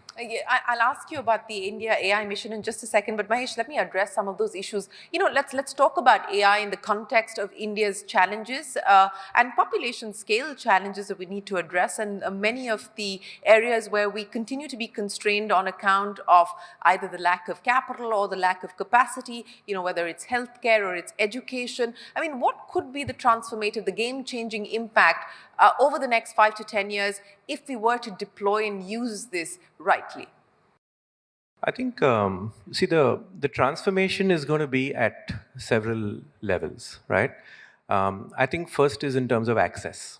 The whole Indic LLM approach today is very focused, and we'll have to see how far it goes, on just language, vernacular, making sure that, you can access, or India 2, India 3 can access AI to make their lives better. That could be healthcare, it could be, financial services, inclusion, it could be government services. So I think that's one whole level at which the transformation will happen. A lot of the excluded populations who are coming into the digital space will now accelerate and be able to make, and have better lives. So that's one part of it. Then you switch over and you look at corporates. And what that's going to mean to corporates. I think the world of work is going to change pretty significantly. We've discussed almost 24% of tasks being eliminated. That's a lot, right? You could take like customer service, we've discussed it so much. L1 customer service will probably get eliminated. But I think it's going to be the augmentation and then the amplification where I think there's going to be a big change in how people work. That's another, big mode at which things will begin to change. And then I think from an India perspective overall, you discussed GDP growth, etc. But there's a whole space of new industries which we can't even imagine, which will come to life. Those will primarily be AI first, digital driven industries. That's going to have a massive impact on our country.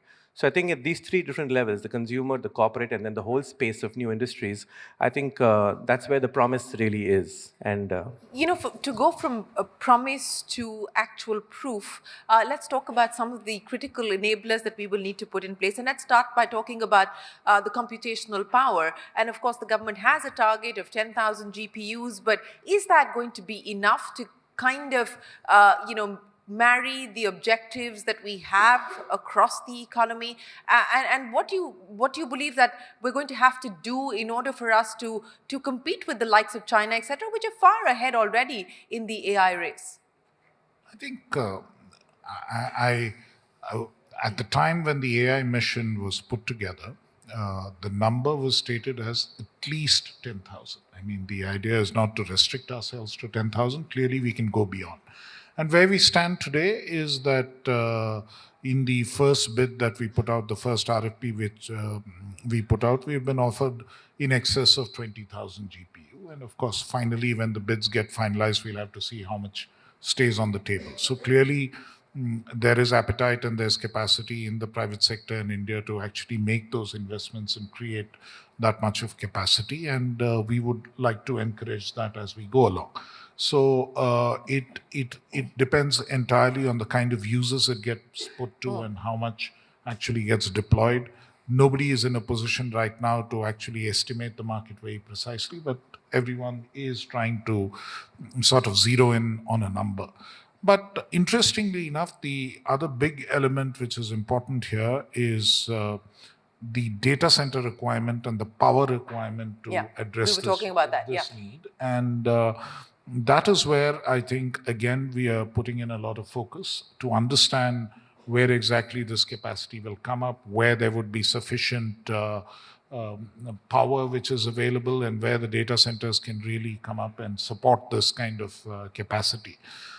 Currently, we have about 1,000 megawatts worth of data center capacity in the country. It's growing. It needs to grow further. And I think a greater understanding among state governments and others saying that this is something which needs to be facilitated and encouraged because of the strategic importance is something which is a message that we are giving them and we are talking to them about. So that's one critical element. The infrastructure build-out has to happen, and the infrastructure build-out necessarily has to be in India. Now, if we overshoot, then there is a possibility that we would be able to offer this capacity to other countries around the world. There could be many other countries which do not or which are not in a position to actually make that investment. If we do actually overshoot, then we can offer that capacity elsewhere. In fact, the United Nations Under-Secretary General was here last week, and we had this conversation, and he said, would you be prepared? Would India be ready to do that? I said, look, we have to first meet our requirements first, and it is difficult to estimate the demand today, and we will make these investments. Right now, many users in this country are accessing AI compute elsewhere in the world. So there's no reason why, if we are able to build out the kind of compute infrastructure we are looking for, and if there is additional capacity which is available, why we won't share it with the rest of the world.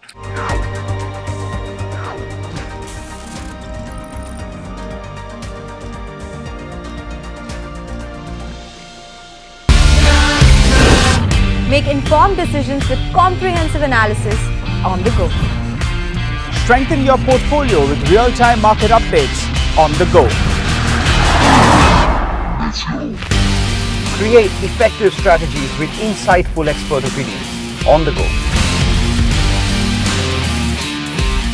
Grow on the go with CNBC-TV18, now streaming live 24/7 on YouTube.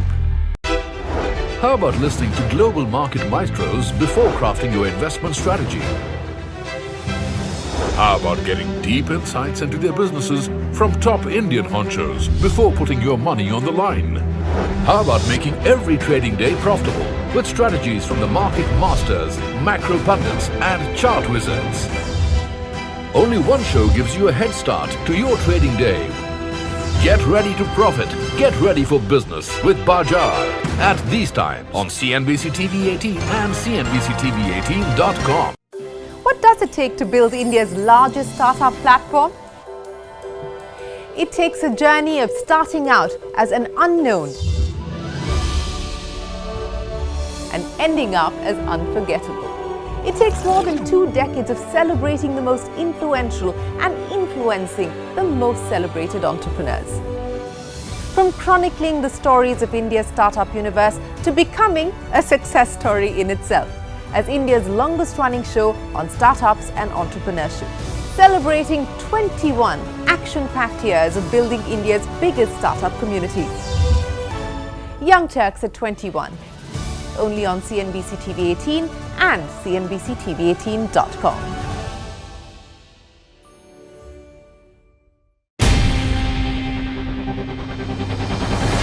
CNBC-TV18's most comprehensive and award-winning news show, India Business Hour, drops first on YouTube.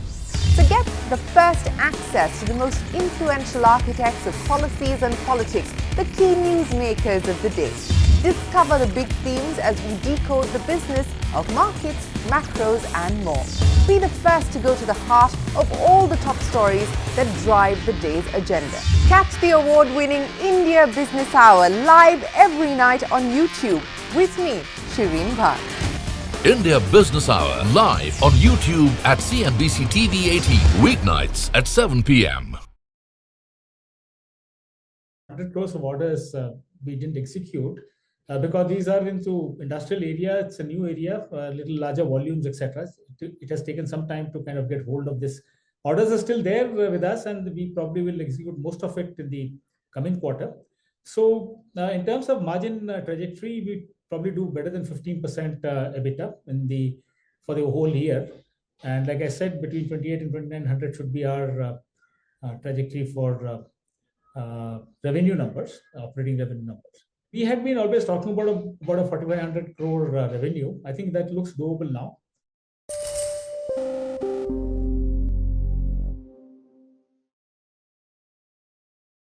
In particular, in the very near future, we're going to be placing tariffs on foreign production of computer chips, semiconductors, and pharmaceuticals to return production of these essential goods to the United States of America. The only way you'll get out of this is to build your plant. If you want to stop paying the taxes or the tariffs, you have to build your plant right here in America. That's what's going to happen at record levels.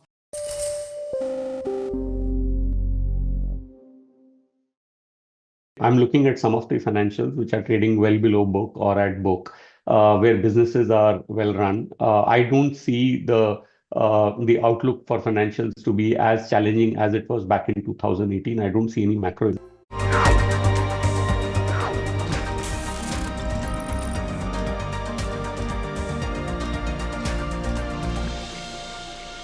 Let me get you into the conversation that has occupied mind space over the last few days. That's because the government is finally, after 18 months, put out the rules on the privacy legislation. And there's both sides of the debate that's being argued at this point in time. Industry saying there's over-regulation and the government is going too far.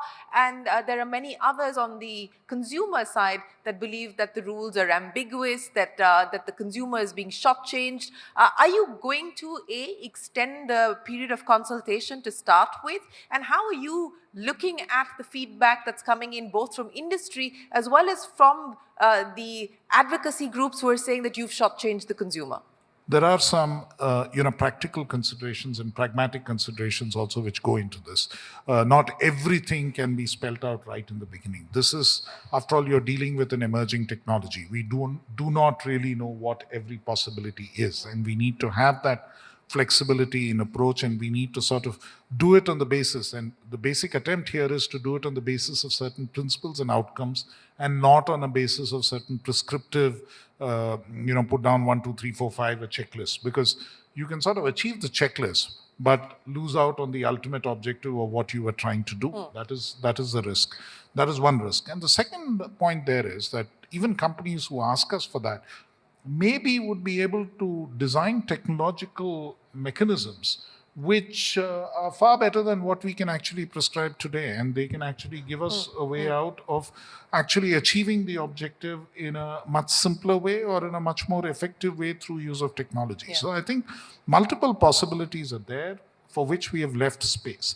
And the way that we have defended citizens and defended those stakeholders is fundamentally by saying that we are not compromising on the end principle, which stays paramount, and which is what the test which will be applied eventually, whether the significant or the data fiduciary has actually done enough to achieve that goal. I think that is something we'll have to discover over time. This is new legislation in a new space, in a space where there's been no legislation at all of this kind. And we have to find that balance. So you believe the rule making will be a dynamic process? It will be work in progress? I mean, this is the first raft, so to speak, and you will build on this based on real world experience? No, I think I don't mean that. The rules, of course, can undergo change, which is why we are doing a public consultation. If there is something which is really problematic or really an issue or which needs to be sort of modified or changed, we are, of course, prepared to do it. That's not the point I'm making. The point I'm making is the Act and the rules direct you in a particular direction, send you in a particular direction with an end objective in mind, without actually plotting out every step along the way, saying this is what you need to do, because even the government today is not 100% sure that this is exactly the path that you need to take to get to the objective that you're trying to achieve in terms of data privacy and so on. There might be better ways of doing it. Technology might offer better opportunities of doing it. So we'll try to get there by whatever means, but we will get to that final objective. And the test that a fiduciary needs to meet in order to get there is what is sort of prescribed, and not the steps that he will actually take. Mahesh, you want to come in on Yeah, on I this? just think it makes sense not to be prescriptive, sir, exactly like you're saying. And, given that it's an evolving space, adopt that approach where you're going to see how it operates and then make the changes. I think there are some areas where you've opened up consultation, which is on consent and localization, algorithms and how they'll operate, etc.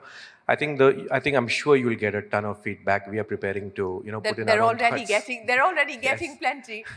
Exactly. So are you extending the public consultation? See, we have more than a month to go, and we can always, depends on what comes in, and and the point is, this is the period that you permit for people to come in with their inputs. Yeah. After the inputs come in, then we'll have to sit down with it and digest it. So it's not as if the day the public consultation ends, the next day we will notify what needs to come. Well, speaking of things on the anvil, we've got the budget coming up, and there's a big ask from industry for a component PLI, and with a significant allocation for a component PLI as well. I mean, what's your take, given the fact that this is also an opportunity that presents itself in the global context for India today?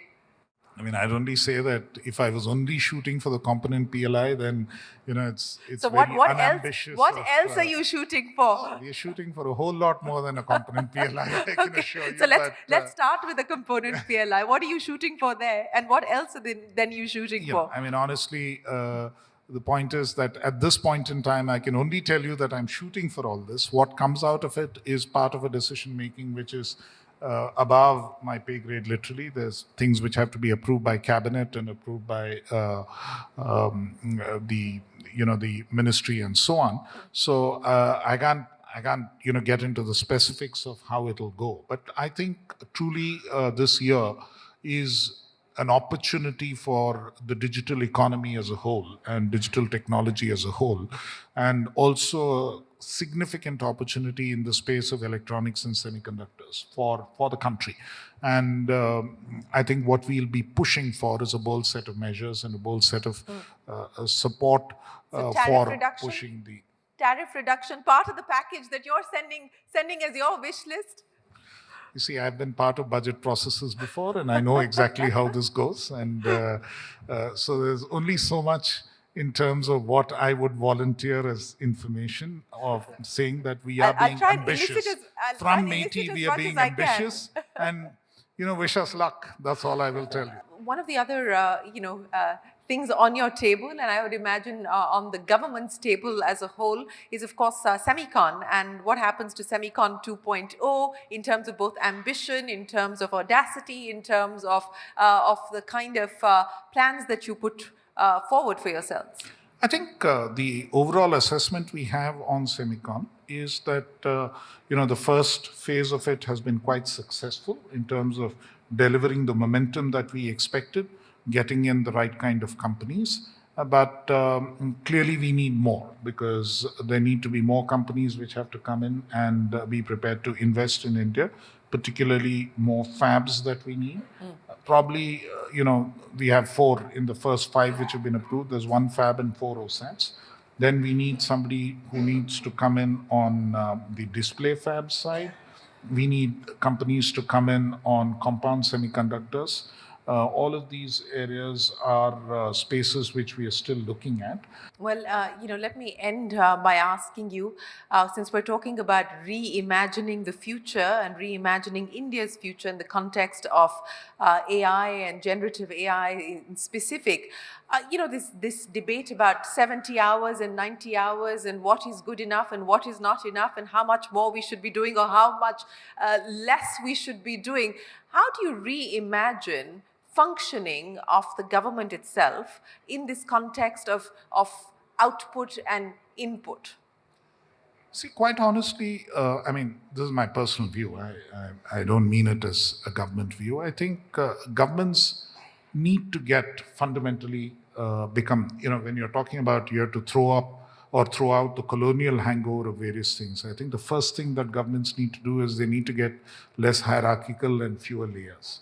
I mean, they need to be flatter structures, simply because we need to make sure that, the number of decision-making levels shrink.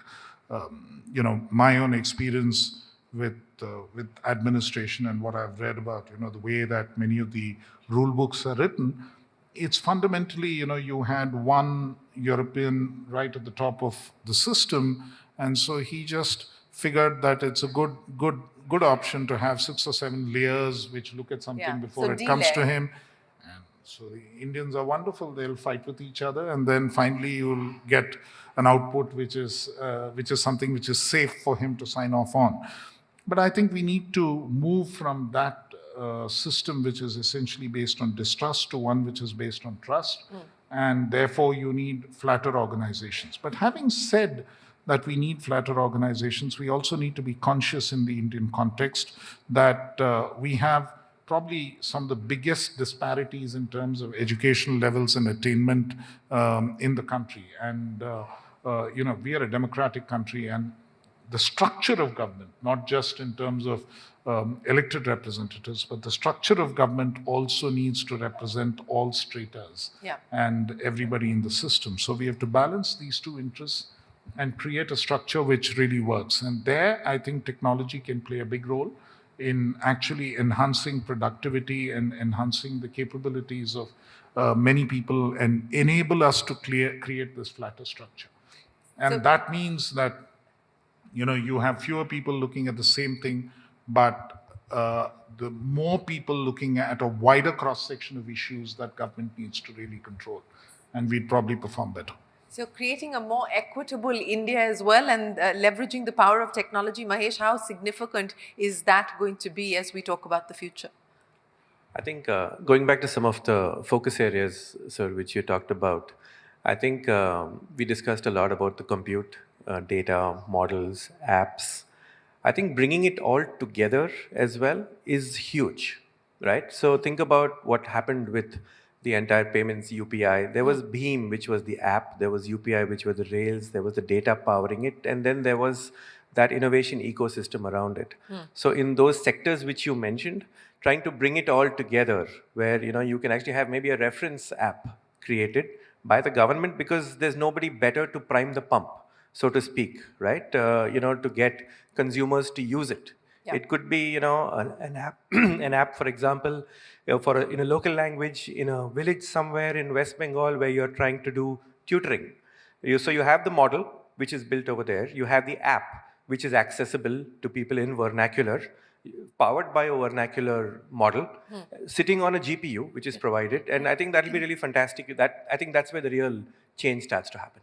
Well, we wish you the very best of luck. As you self pointed out, the 2025 is going to be in many ways a breakout year, one of the most exciting years as far as the India AI mission is concerned. We look forward to hearing much more from you in terms of what finally is achieved through the course of the year. But thank you so much for joining us and sketching out what the road ahead looks like and giving us insights into what the priorities are for the government. Mahesh, thank you very, very much for joining us. Ladies and gentlemen, a big round of applause for S. Krishnan and Mahesh for joining us here this evening. Thank you very much.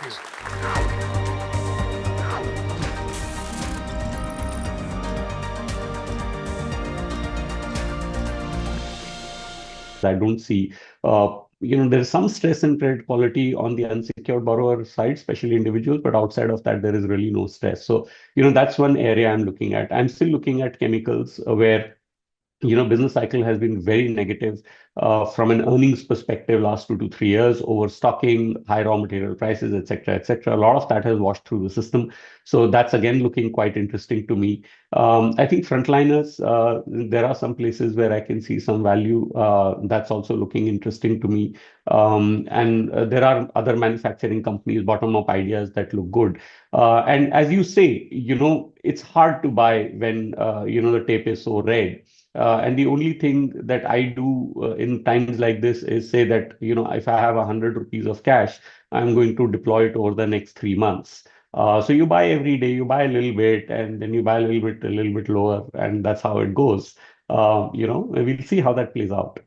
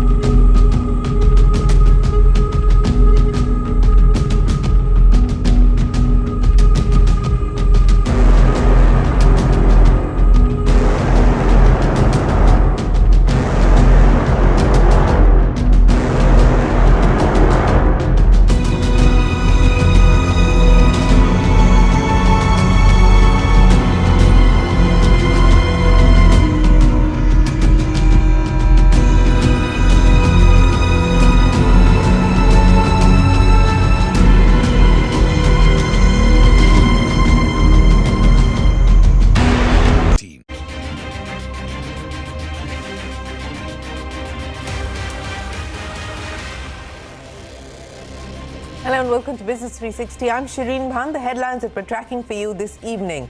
The Sensex and the Nifty end in the green after a volatile session. Mid-caps and small caps remain under pressure. The small cap index has lost nearly 19% from its record highs.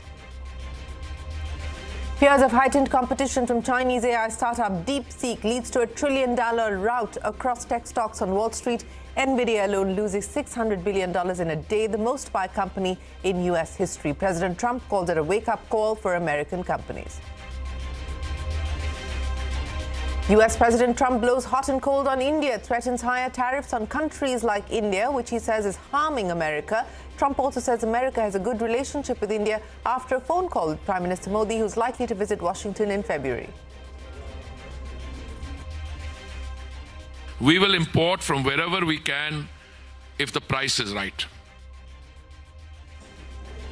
Petroleum Minister Hardeep Singh Puri says the Trump presidency is a plus for in India's energy standpoint, as India could look at importing a higher proportion of oil from the US for non-OPEC nations if the price is favorable.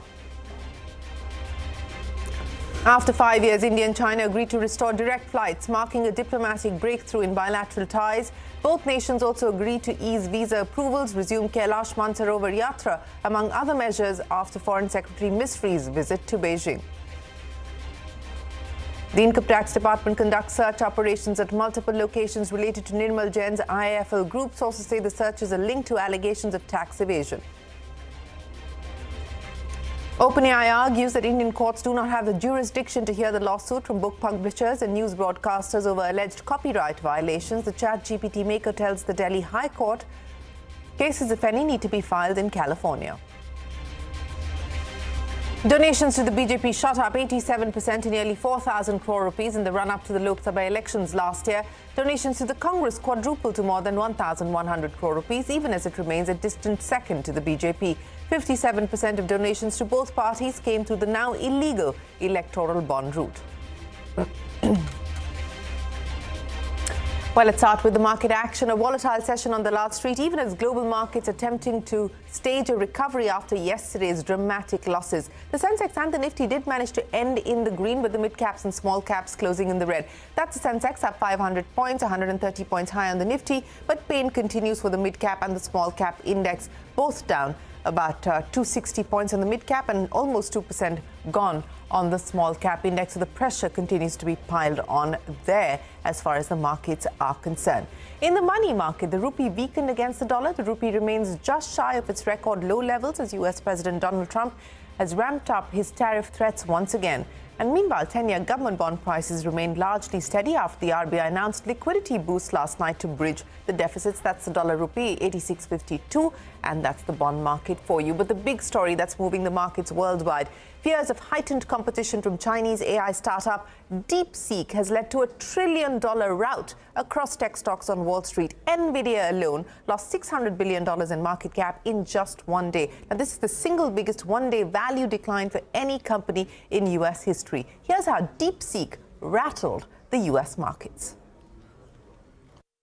The S&P 500 and the Nasdaq ended lower on Monday, as Nvidia and other chip makers sold off after surging popularity of a low-cost Chinese artificial intelligence model raised investor worries about the outlooks for current AI leaders in the United States. Chinese startup DeepSeek rolled out a free assistant it says uses cheaper chips and less data, raising questions about investor expectations that AI will drive demand along a supply chain from chip makers to data centers. Nvidia plunged about 17%, shaving nearly $600 billion off its market valuation, while an index of semiconductor stocks had its biggest single-day percentage decline since March 2020. But the Dow actually rose about 0.2%, while the S&P 500 dropped about 1.5% and the Nasdaq fell 3%. Despite the big moves in the red for some stocks,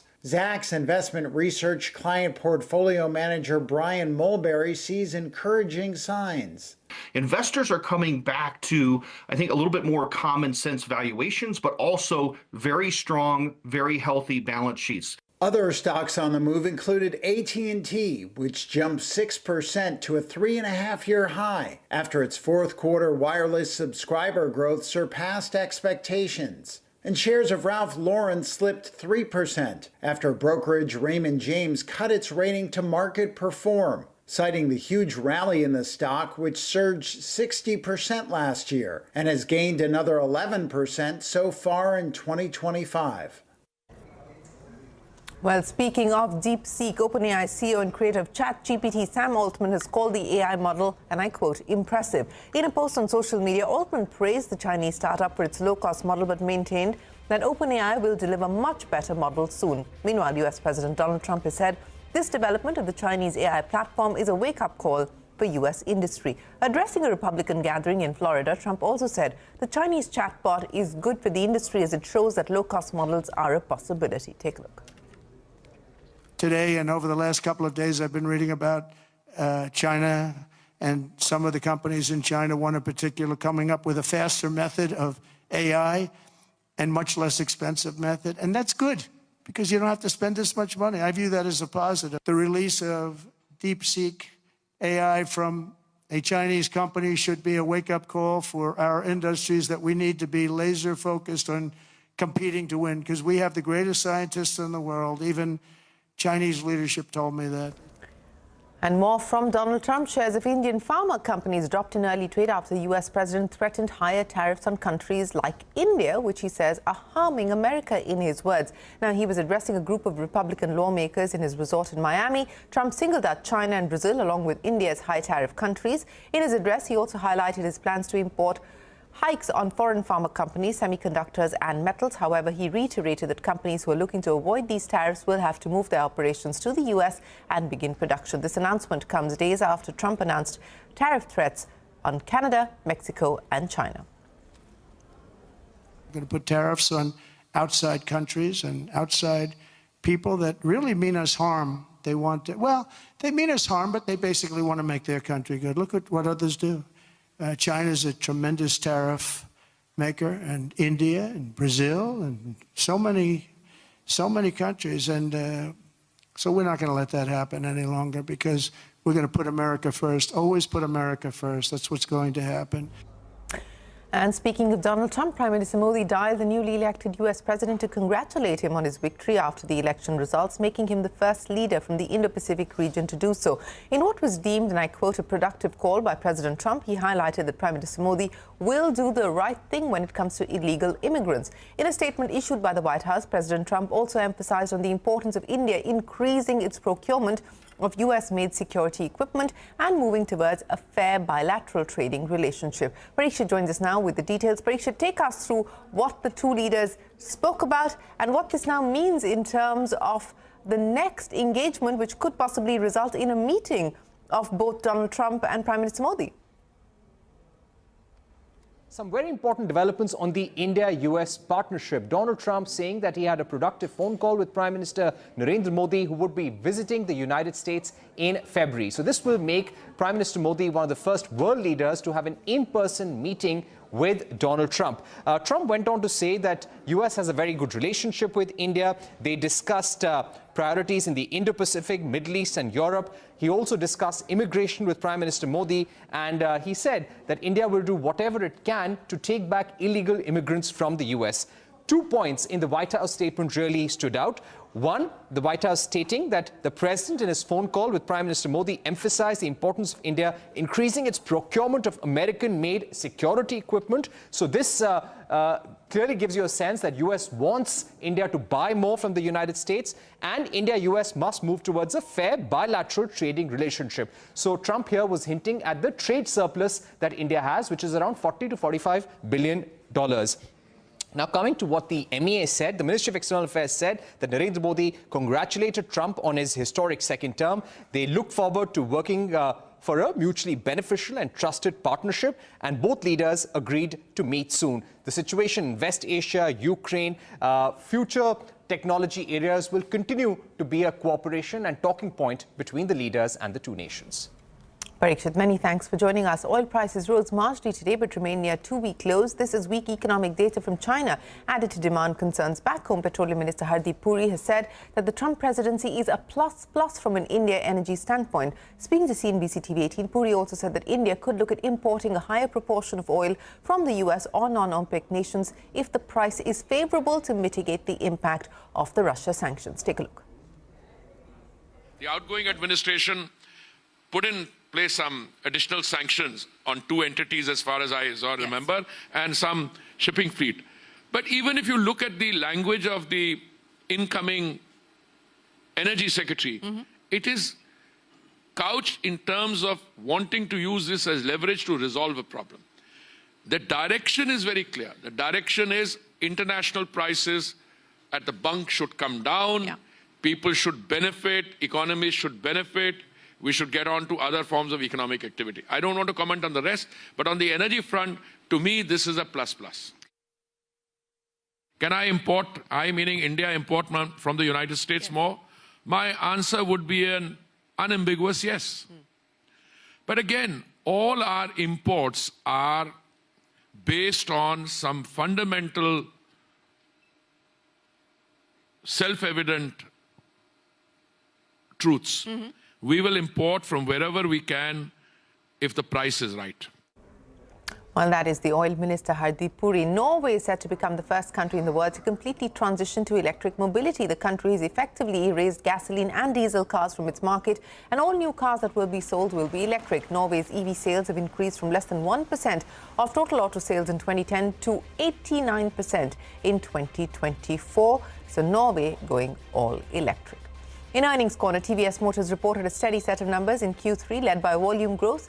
We're also largely in line with street estimates. Profits rose 4%, revenue up 10% on an annual basis. However, the auto company's three-wheeler sales were down 24% on a year-on-year basis. That's TVS for you.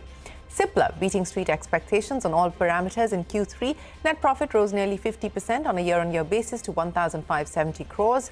In the October to December quarter, revenues grew by single digits to more than 7,000 crore rupees. Meanwhile, EBITDA margin stood at 28%. Now, the Income Tax Department has conducted search operations at multiple locations related to Nirmal Jain's IIFL Group. Sources say the search operations are linked to allegations of tax evasion. Yash joins us now with more details. Yash, take us through what transpired in Mumbai today. Well, that is correct. The income tax search operations have been underway at various IIFL or India Infoline Group offices here in Mumbai. What I've been told is that these income tax search operations started as early as 7 a.m. today, and since then have been underway at various IIFL Group offices, including IIFL Finance and IIFL Securities, the offices which are located in Andheri, Mumbai, as well as 361M, which is erstwhile IIFL Wealth, their office here in Kamla Mills, Lower Parel. Income tax search operations being underway at all these locations. It's been 8 hours and these search operations are still underway, and generally in such cases the suspicion is around tax evasion, and that is likely to be the suspicion this time with the IIFL Group as well. What we've been given to understand is that phones, computers have been seized at these various offices. Senior officials are being questioned by the income tax officials, and we'll have to wait and see what gets concluded out of these searches. But at this point of time, the search operations still continue at various IIFL Group offices in Mumbai. Yash, many thanks for joining us. In Court Corner, OpenAI has argued in the Delhi High Court that Indian courts do not have the jurisdiction to hear news broadcasters' pleas over the alleged copyright violations. The ChatGPT maker urged the High Court to quash the pleas. Ashmit is standing by now with more details. Ashmit, OpenAI essentially saying our servers are not in India and hence the Indian law will not apply. In fact, not just that, OpenAI also made a reference to the Palisade fire, saying that's perhaps the reason why it's taking time for them to come back with a reply to some of these petitions that have been filed. But broadly, what they're essentially arguing is that, look, our servers are not based here. They're based out of California. That's where we're training our AI models. That's where all the ChatGPT work is happening. There's got no connection here as far as the Indian market is concerned. And therefore, no court in India is competent to try this issue, to address this issue, to try OpenAI. That's the core concern that they're pointing out, that look, it's a case of territorial jurisdiction. We're just not present in India, and therefore no case can be made out by the Indian courts to try OpenAI for these copyright violations. Now, bear in mind, there are multiple news agencies through the Digital News Publishers Association as well as the Federation of Indian Publishers. They've both moved the Delhi High Court, whereby what they're saying is that some of the results which come out of ChatGPT-4 is essentially protected copyright information, that clearly indicates that the AI models have been trained on copyright protected information, which in case would be a violation of the Copyright Act. So strong arguments being made. For now, the Delhi High Court not seeing it fit to pass any interim orders. The next hearing in this case, we understand, will be on March 11th. Thanks, Ashmit, for joining us. We will head into a break, but up next, after 5 years, India and China agreed to restore direct flights, marking a diplomatic breakthrough in bilateral ties. That and more when we return.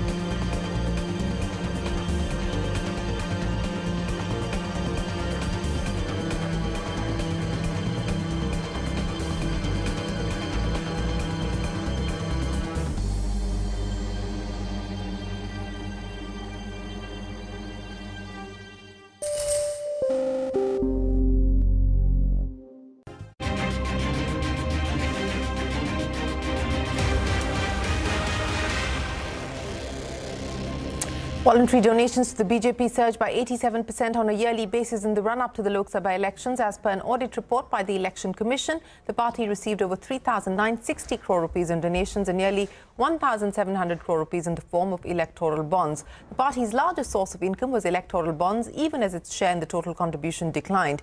Donations to the Congress quadrupled to 1,130 crore rupees. The party received 828 crore rupees in electoral bonds, which accounted for 73% of its total contributions.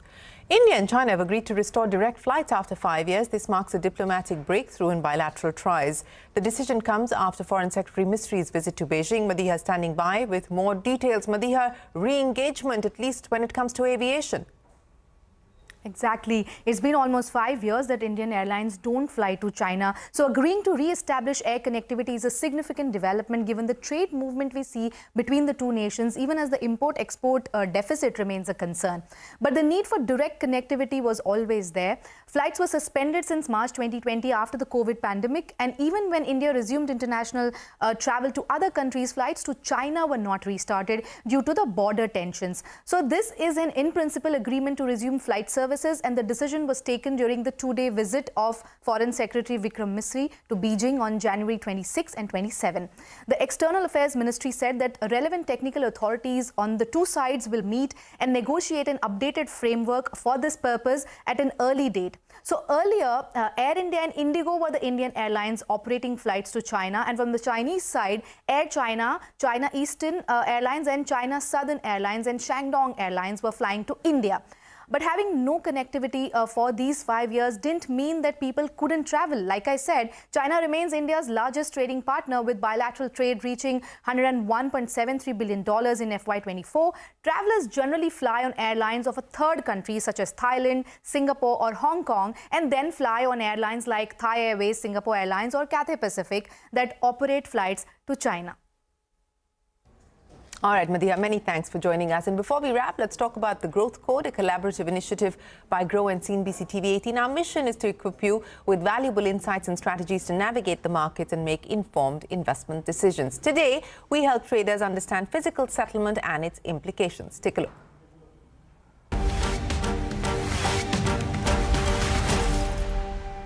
Physical settlement means that instead of settling the profit or loss in cash, the actual asset, whether it's shares, commodities or bonds, is delivered to the contract holder. For example, if you hold a stock option to expiry, you might receive the shares of the company instead of cash. Sounds simple, right? But for traders, physical settlement introduces many layers of complexity that requires careful planning. Let's break it down. First, there is the matter of logistics. In case of commodities like crude oil, metals or physical products, delivery involves storage, transportation, regulatory considerations. Traders need to be prepared for these practical challenges. Second, capital requirements are higher. Physical settlement requires full payment for the asset's value. For instance, receiving 100 shares of a company might mean a significant cash outflow at expiry. Third, physical settlement impacts trading strategies. Unlike cash-settled contracts where you can focus solely on price movement, physical delivery forces traders to plan their positions carefully as expiry nears. Avoiding delivery or ensuring readiness becomes a key consideration. So then the question, why does physical settlement exist? Well, it aligns trading with real economy. For instance, manufacturers need raw materials, while investors might prefer actual shares, fostering a direct connection between financial markets and physical assets. For traders, physical settlement isn't just a technicality, it's a strategy-shaping factor. By understanding the implications of physical settlement, you can manage risks effectively and capitalize on opportunities.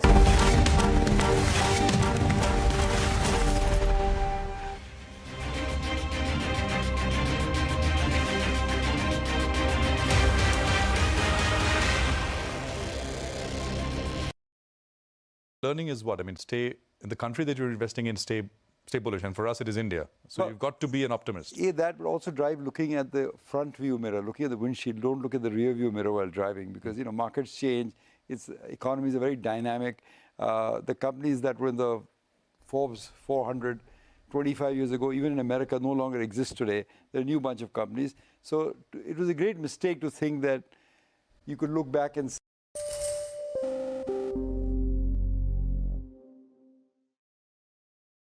I think one of the things you told me is really stuck with me. You said, and we'll talk about the nitty-gritties, MTNL is an example, and many others will share other examples as well. But when you began and when you started and you came back from the US and when you started the investing journey, you said, in a way, we didn't believe enough that, well, we could that India could change so rapidly and so deeply and in so many ways. And, it'll be rich pickings over the next 20, 25 years or so. So I just wanted you to take us through that. Yeah, Prashant, think about it. I came back to India in the late 80s.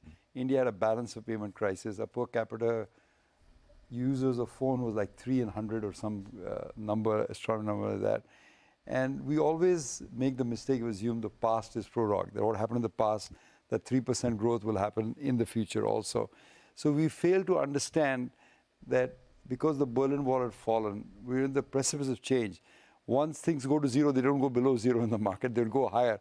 And that's typically what happened. All the changes, whether the tax rates came down, whether industrial licensing was scrapped, whether the socialist statist economy went through, all of that happened post-89 because India was in such a horrible shape at that time. And my friends who kind of understood that with the simple underlying philosophy, be bullish in India, prospered hugely from it. I took more time to understand that this is a long-term structural change, that the India that we grew up in was not necessarily the India that was going to be for the next 30, 40 years. And to understand that process took me a long time. But once I understood it,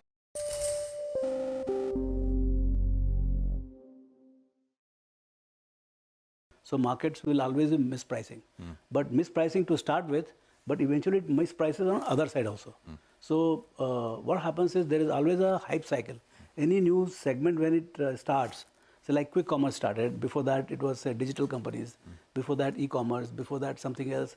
So whenever new growth frontier starts in any economy, there will be massive growth because it will start from zero. Like this one, Bharti Airtel came in 2003, when mobile phone came, the month-on-month growth was 8-9%. So that was a kind of scorching growth. And that's where kind of we used to take plunge but there is a hype cycle. So what happens is stocks or earnings grow or top line grows at about say 100% per annum. But the stocks will grow 200-300%. So the hype, so you ride the hype cycle. And right at the top, it becomes so, what you call, compelling. I can sell the story to even a person like him or anybody, and you sell. While selling the story, you are obsessed and you allocate. And that's where the maximum allocation comes right at the top of the hype cycle. And everywhere you are right, but you are right only for 6 months. The hype cycle will collapse in less than 6. This is called Gartner's hype cycle. You can go and see.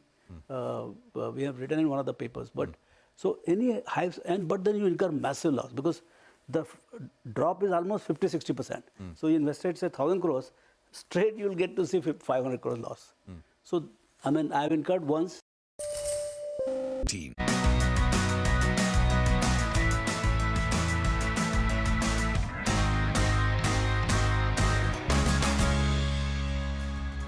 Hello and welcome to the Startup Street Special. I'm Shruti Mishra and with me from the Bangalore studio is Ritu Singh.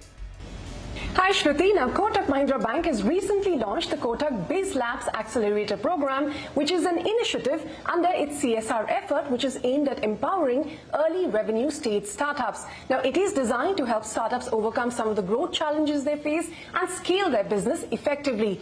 Through this, Kotak hopes to support about 1,000 startups via a community engagement program in collaboration with incubators such as IIM Ahmedabad Ventures, IIM Bangalore Startup Incubator, NSRCEL and T-Hub. And there's more. This initiative will offer networking opportunities, access to a virtual knowledge center and a series of hybrid workshops across Maharashtra, Karnataka, Telangana, Andhra Pradesh, Kerala, Gujarat, Madhya Pradesh, Rajasthan and Tamil Nadu. Additionally, about 50 high-potential startups will receive intensive acceleration support, including grants of up to 15 lakh rupees each for 30 selected startups, 30 and more. For more on this program and how it aims to support startups, we have with us a panel of special guests. First up is Rohit Bhasid, the President Head Affluent NRI Business Banking and Chief Marketing Officer at Kotak Mahindra Bank, and Himanshu Nifsarkar, Senior Executive Vice President and Head CSR and ESG, Kotak Mahindra Bank, are with us here in the Mumbai studio. Ritu. Well, we also have Professor Srivardhani K. Jha, Chairperson of NSR-CEL and Professor Entrepreneurship at IIM Bangalore joining in, as well as Chintan Bakshi, who is Partner Incubation at IIMA with us virtually.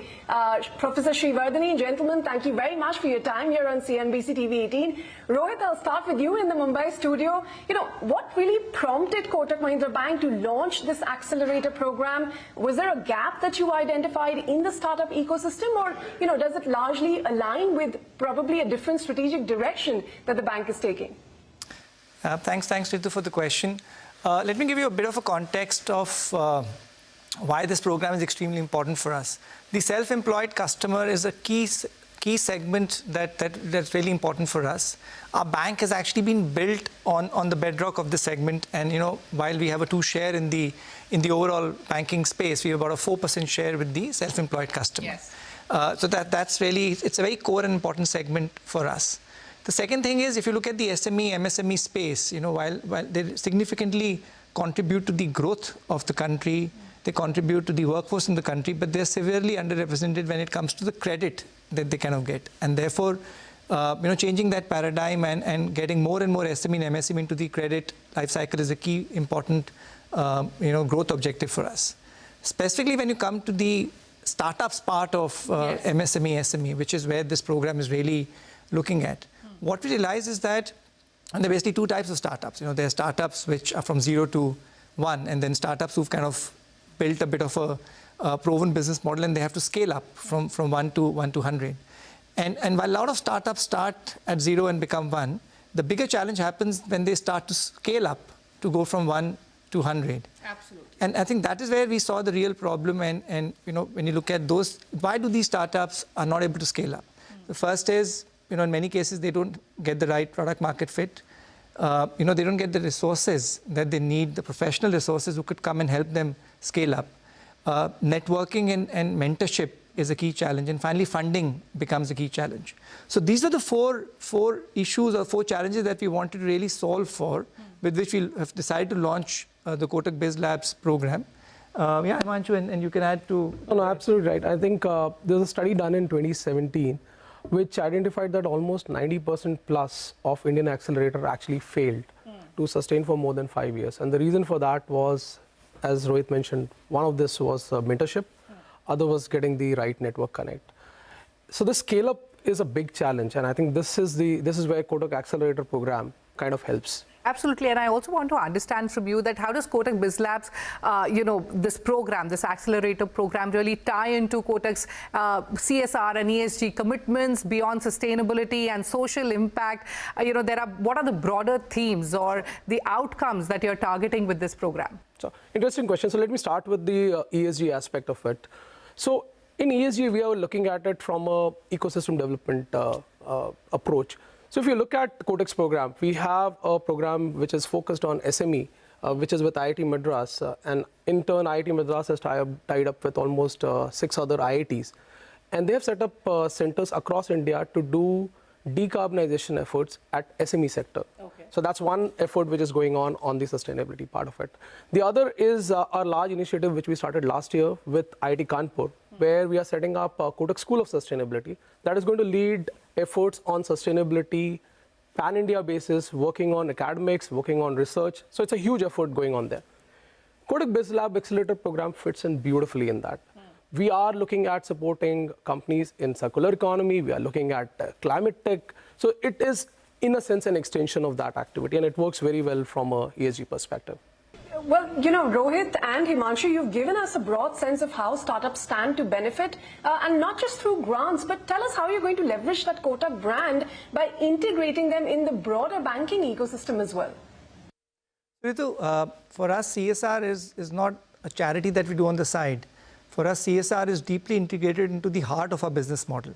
And as I was explaining that why SME and startups are extremely important, because this is the community that actually leads to growth in the country. And when these SMEs and startups grow, it leads to investments coming into these companies and therefore into the country. It leads to more employment opportunities being generated. The economy gains, the country gains, and when the economy and the country gains, every bank which is working in that ecosystem gains, because then we are able to lend more more people join the banking space from a business perspective. They take more of our services. So that's how the whole ecosystem of our CSR finally helps drive growth in the economy and therefore drive growth for the bank. So that's the first point. Second point, how does the bank or how does the brand really run in this ecosystem? So we realized that the first thing that we can do is that how do you drive awareness of this program? Because if you do not drive awareness of this program, then not many people will come to know about the benefits of participating in this accelerated program and getting the benefits of the acceleration. So the first thing that we're doing is using the power of our brand, the power of our advertising, the power of our branches to really drive awareness of this program at a mass scale.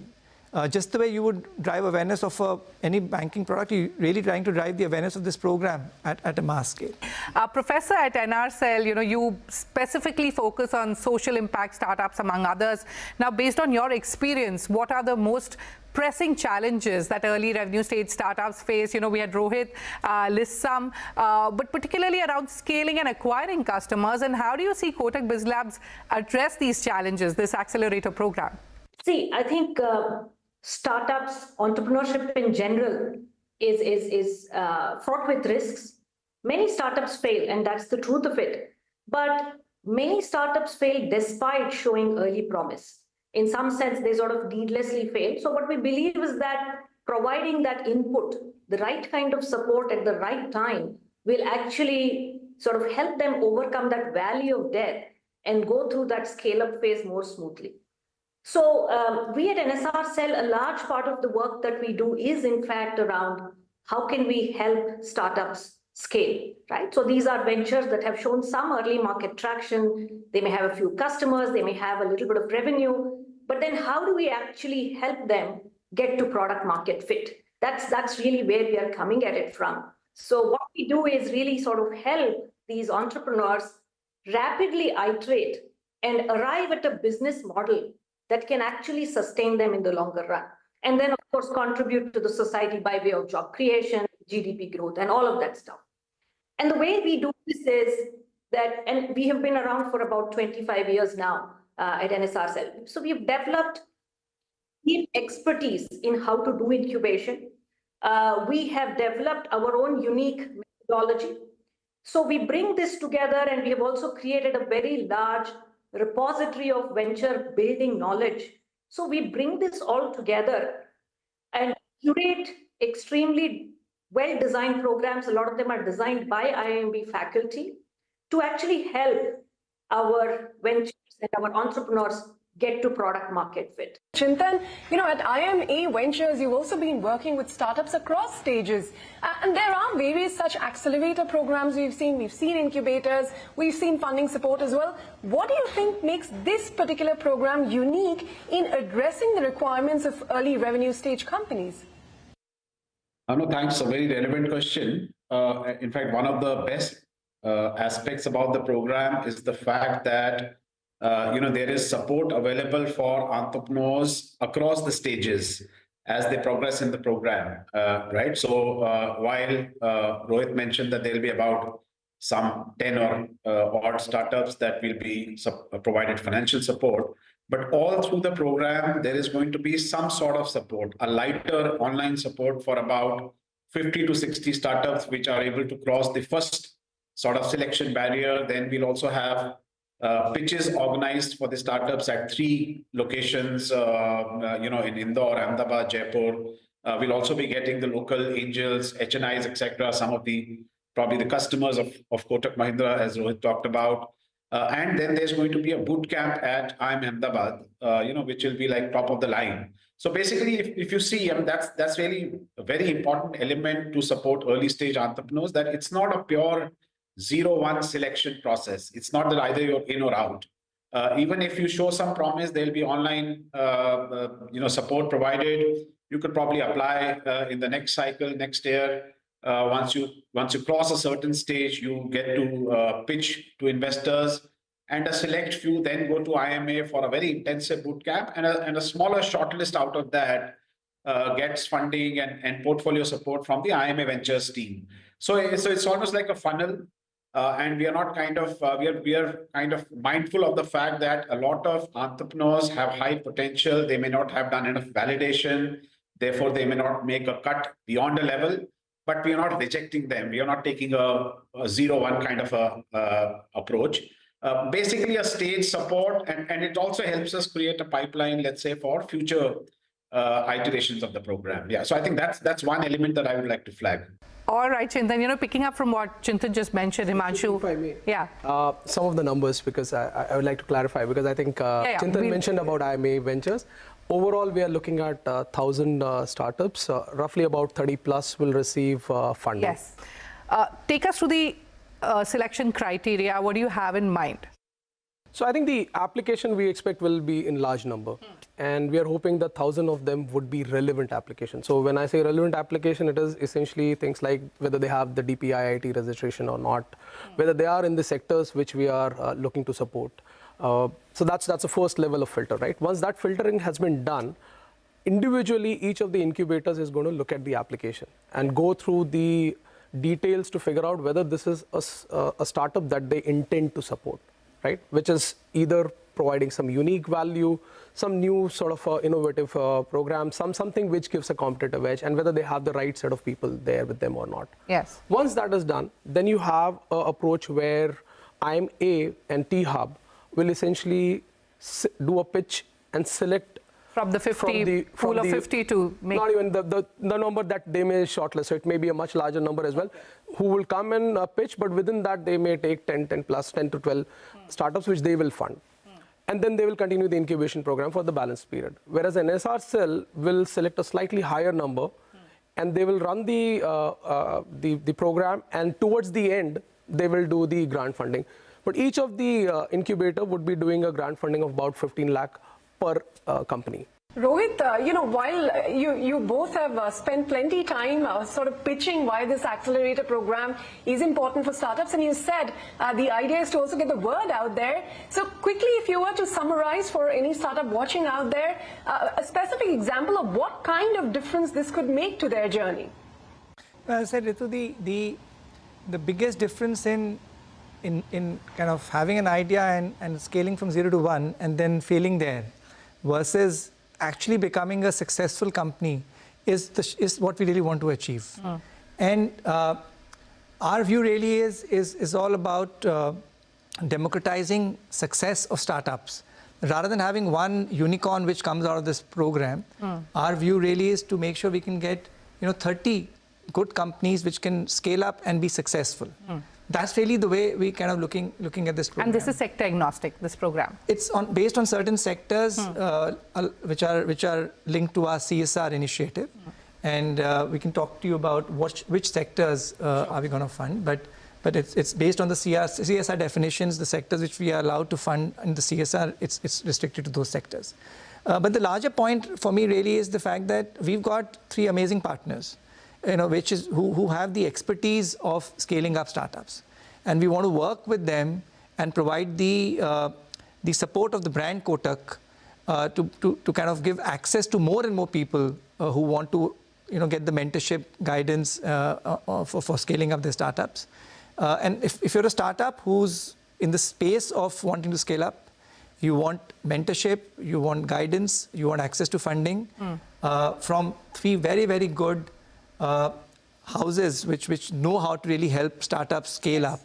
Come partner, apply to us, partner with us, and give us the opportunity to help you, in your journey to scaling up from where you are to making you a successful company. That's really my pitch to any startup who's listening to us, who's hearing us, and it will be our honor to kind of support them, help them in their journey to make them very successful self-employed entrepreneurs. All right, let me get sector specific and go across to Professor Srivardhani. What challenges are unique to startups in sectors like agri-tech and healthcare, for instance, and what targeted interventions will NRCell bring to overcome these? Yeah, that's a great question. When we talk about agri-tech, health tech, climate tech, and broadly, let's even say sort of deep tech. A lot of these are deep tech, deep science startups, and they require a long runway to commercialization, right? So they need a safe space where they can actually experiment and find a business model, find a model that allows them to commercialize successfully, right? Now, a lot of the entrepreneurs who come from this type of background, they might have the technical know-how to a fair degree, but often at times what we have found is that the business knowledge, the ability to tweak the business model to find that product market fit is something that's often missing. We bring that to the table. Additionally, what also happens is as they go through this journey, they require very specific inputs in certain technical spaces. So what we have done is, in order to support that, we have partnered with experts in this space, right? These could be universities, these could be research institutions, industry bodies that bring a deep domain knowledge that will fill the gaps, the knowledge gaps that these entrepreneurs may have. The second thing is, of course, mentoring, which is an important pillar. So can we bring in mentors who can provide the expert advice that these entrepreneurs need? And again, mentors could be other entrepreneurs, they may be scientists, they may be industry leaders who have this domain knowledge, sectoral knowledge, which, if injected at the right time, can make a world of difference for the entrepreneurs, right? And finally, of course, access to patient capital, which is very important as companies go through this journey. And that's something that we are anyway doing through the grants, but we will also, using the NSR cell network, we will be opening doors for these ventures to a large network of funding partners that we work with and see how we can help them further along that journey. Well, all right. On that note, it's time for us to head into a short break. We continue with this conversation on the other side. Stay tuned. We'll be right back.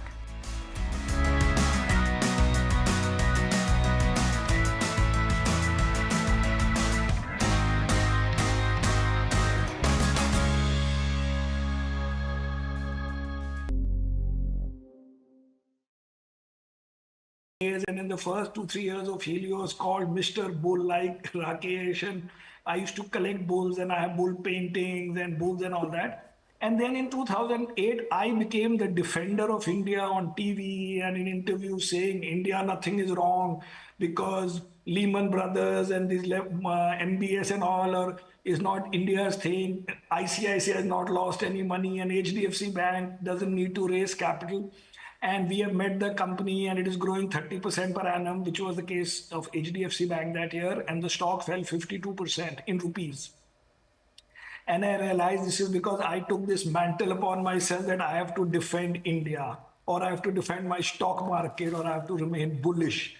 And since then, I have become more cynical in general and also connect more to global this thing and macro and all that, which right now is again making me do a small mistake, because I think the world is good, therefore India should be good also. And it's the other way around right now. But in general, that changed me a little bit, and I no longer defend anything to anybody I say.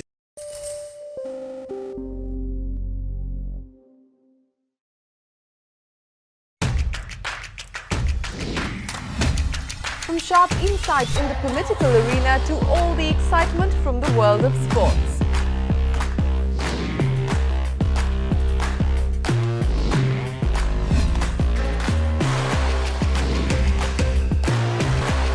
We are here at the CNBC-TV18 budget headquarters, as we've done for the last 25 years. Celebrating 25 years of CNBC-TV18.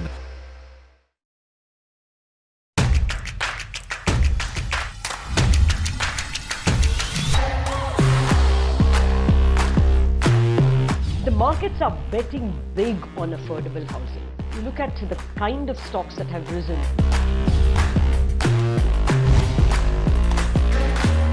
We are stepping into our Silver Jubilee year, our 25th year, and we wanted to have the best of India Inc. with us. Celebrating 25 years of CNBC-TV18.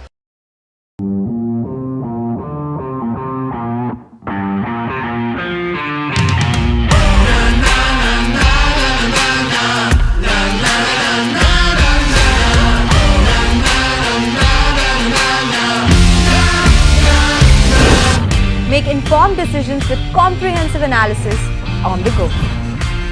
Strengthen your portfolio with real-time market updates on the go. Create effective strategies with insightful expert opinions. On the go. Grow on the go with CNBC-TV18. Now streaming live 24/7 on YouTube. How about listening to global market maestros before crafting your investment strategy? How about getting deep insights into their businesses from top Indian honchos before putting your money on the line? How about making every trading day profitable with strategies from the market masters, macro pundits and chart wizards? Only one show gives you a head start to your trading day.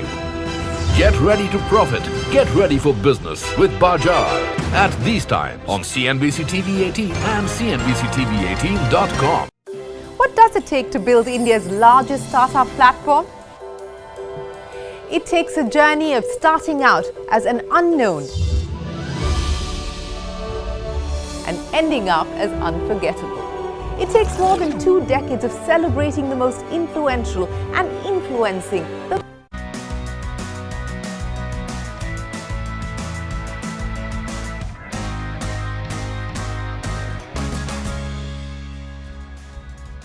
Welcome back to this special episode of Startup Street. We're in conversation with Himanshu and Rohit from Kotak and Professor Srivardhani and Chintan talking about the Kotak Biz Labs Accelerator Program and how that is going to empower early revenue stage startups.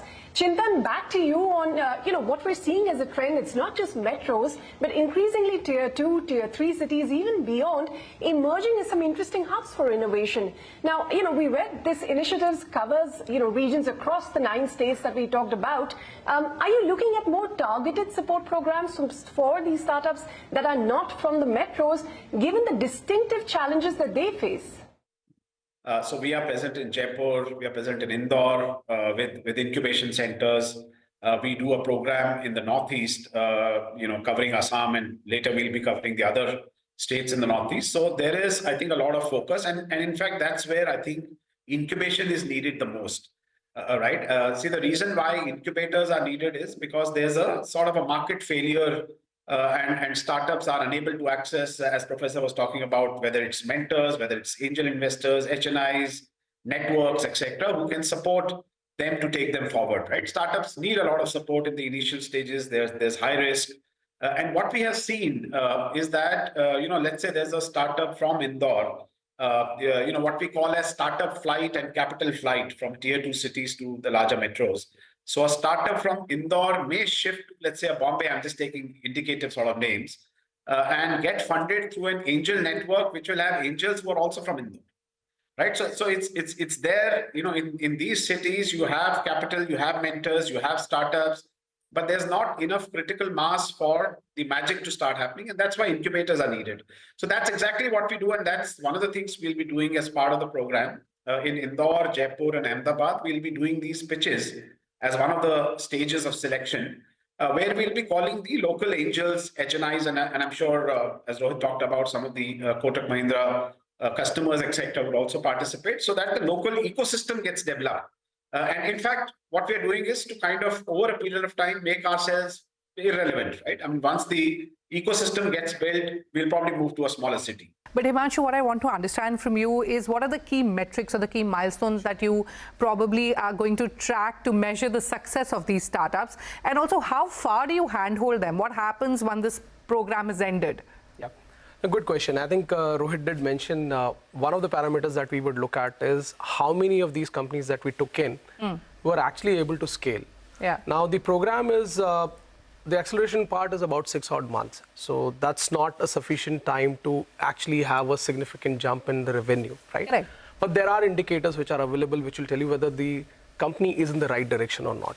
So I think the focus is going to be on measuring whether the company is on path to become sustainable, become a company which will be growth oriented, will have profitability, will generate jobs. So that's the broader metric, and we will be tracking this over a period of time.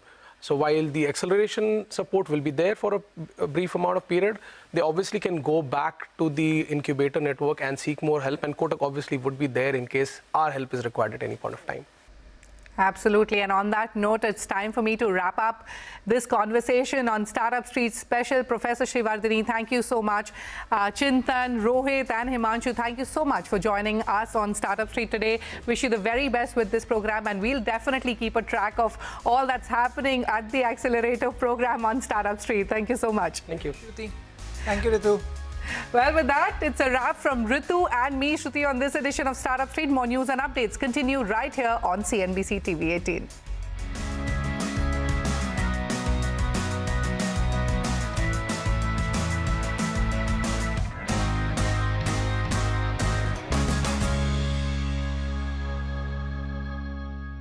Entrepreneurs. From chronicling the stories of India's startup universe to becoming a success story in itself, as India's longest running show on startups and entrepreneurship, celebrating 21 action-packed years of building India's biggest startup community. Young Turks at 21, only on CNBC TV18 and CNBC-TV18.com.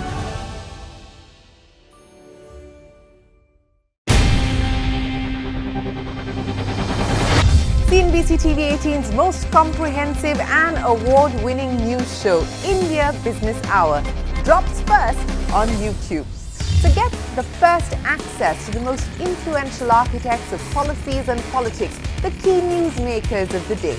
Discover the big themes as we decode the business of markets, macros and more. Be the first to go to the heart of all the top stories that drive the day's agenda. Catch the award-winning India Business Hour live every night on YouTube with me, Shireen Bhat. India Business Hour live on YouTube at CNBC TV18 weeknights at 7 p.m. 100 crores of orders we didn't execute because these are into industrial area. It's a new area, little larger volumes, etc. It has taken some time to kind of get hold of this. Orders are still there with us, and we probably will execute most of it in the coming quarter. So in terms of margin trajectory, we probably do better than 15% EBITDA for the whole year. And like I said, between 28 and 2900 should be our trajectory for revenue numbers, operating revenue numbers. We had been always talking about a 4,500 crore revenue. I think that looks doable now.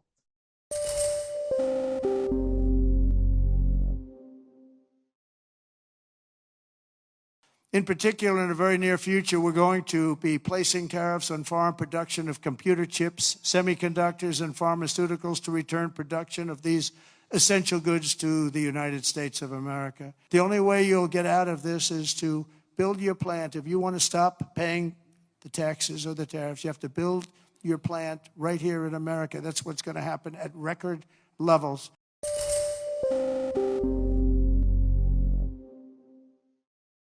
I'm looking at some of the financials which are trading well below book or at book, where businesses are well run. I don't see the outlook for financials to be as challenging as it was back in 2018. I don't see any macroeconomic imbalances. I don't see, there's some stress in credit quality on the unsecured borrower side, especially individuals, but outside of that, there is really no stress. So, that's one area I'm looking at. I'm still looking at chemicals where business cycle has been very negative from an earnings perspective last 2 to 3 years, overstocking, higher.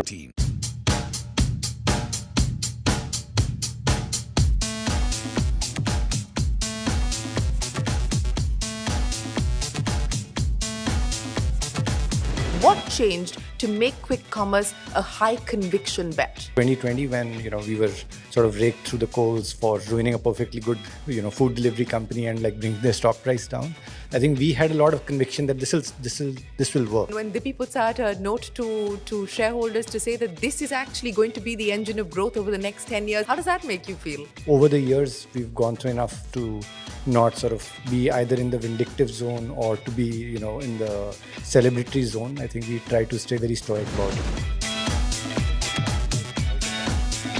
How are you looking at the race that's currently on? A lot of those bets are being taken for sector-focused quick commerce companies, and they will probably do a better job for those use cases than we will. freezers and heaters. You've got Dyson hair dryers and so on and so forth available on Blinkit as well. Are there going to be any limits at all? Come March, people were searching for like air conditioner 15,000 times a day. We didn't think that, people would be searching for, car accessories and car repair things on our platform, but they do. Doing the deliveries yourself, what did that teach you? The most love that we get is when parents forget to like print out something for their kids the next morning, right? And then they use a print service. Somebody forgot their hair dryer at 6 in the morning, Yes. right? Yes, me.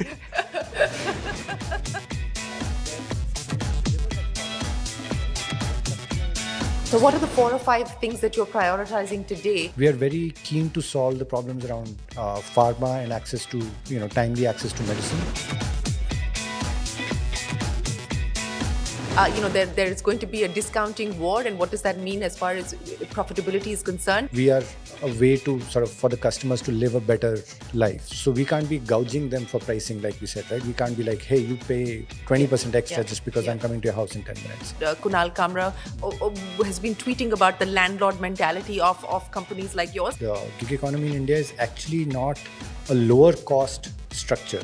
Most of the gig economy workers in India actually earn higher than they would if they were actually making wages, like as a full-time employee. Let's get into Bistro, because this is the latest in the chapter of love and hate between you and the Restaurants Association. Not me. I think this is a matter for. Do you cook? Yeah, I do, actually. In 10 minutes? I think I take a lot longer.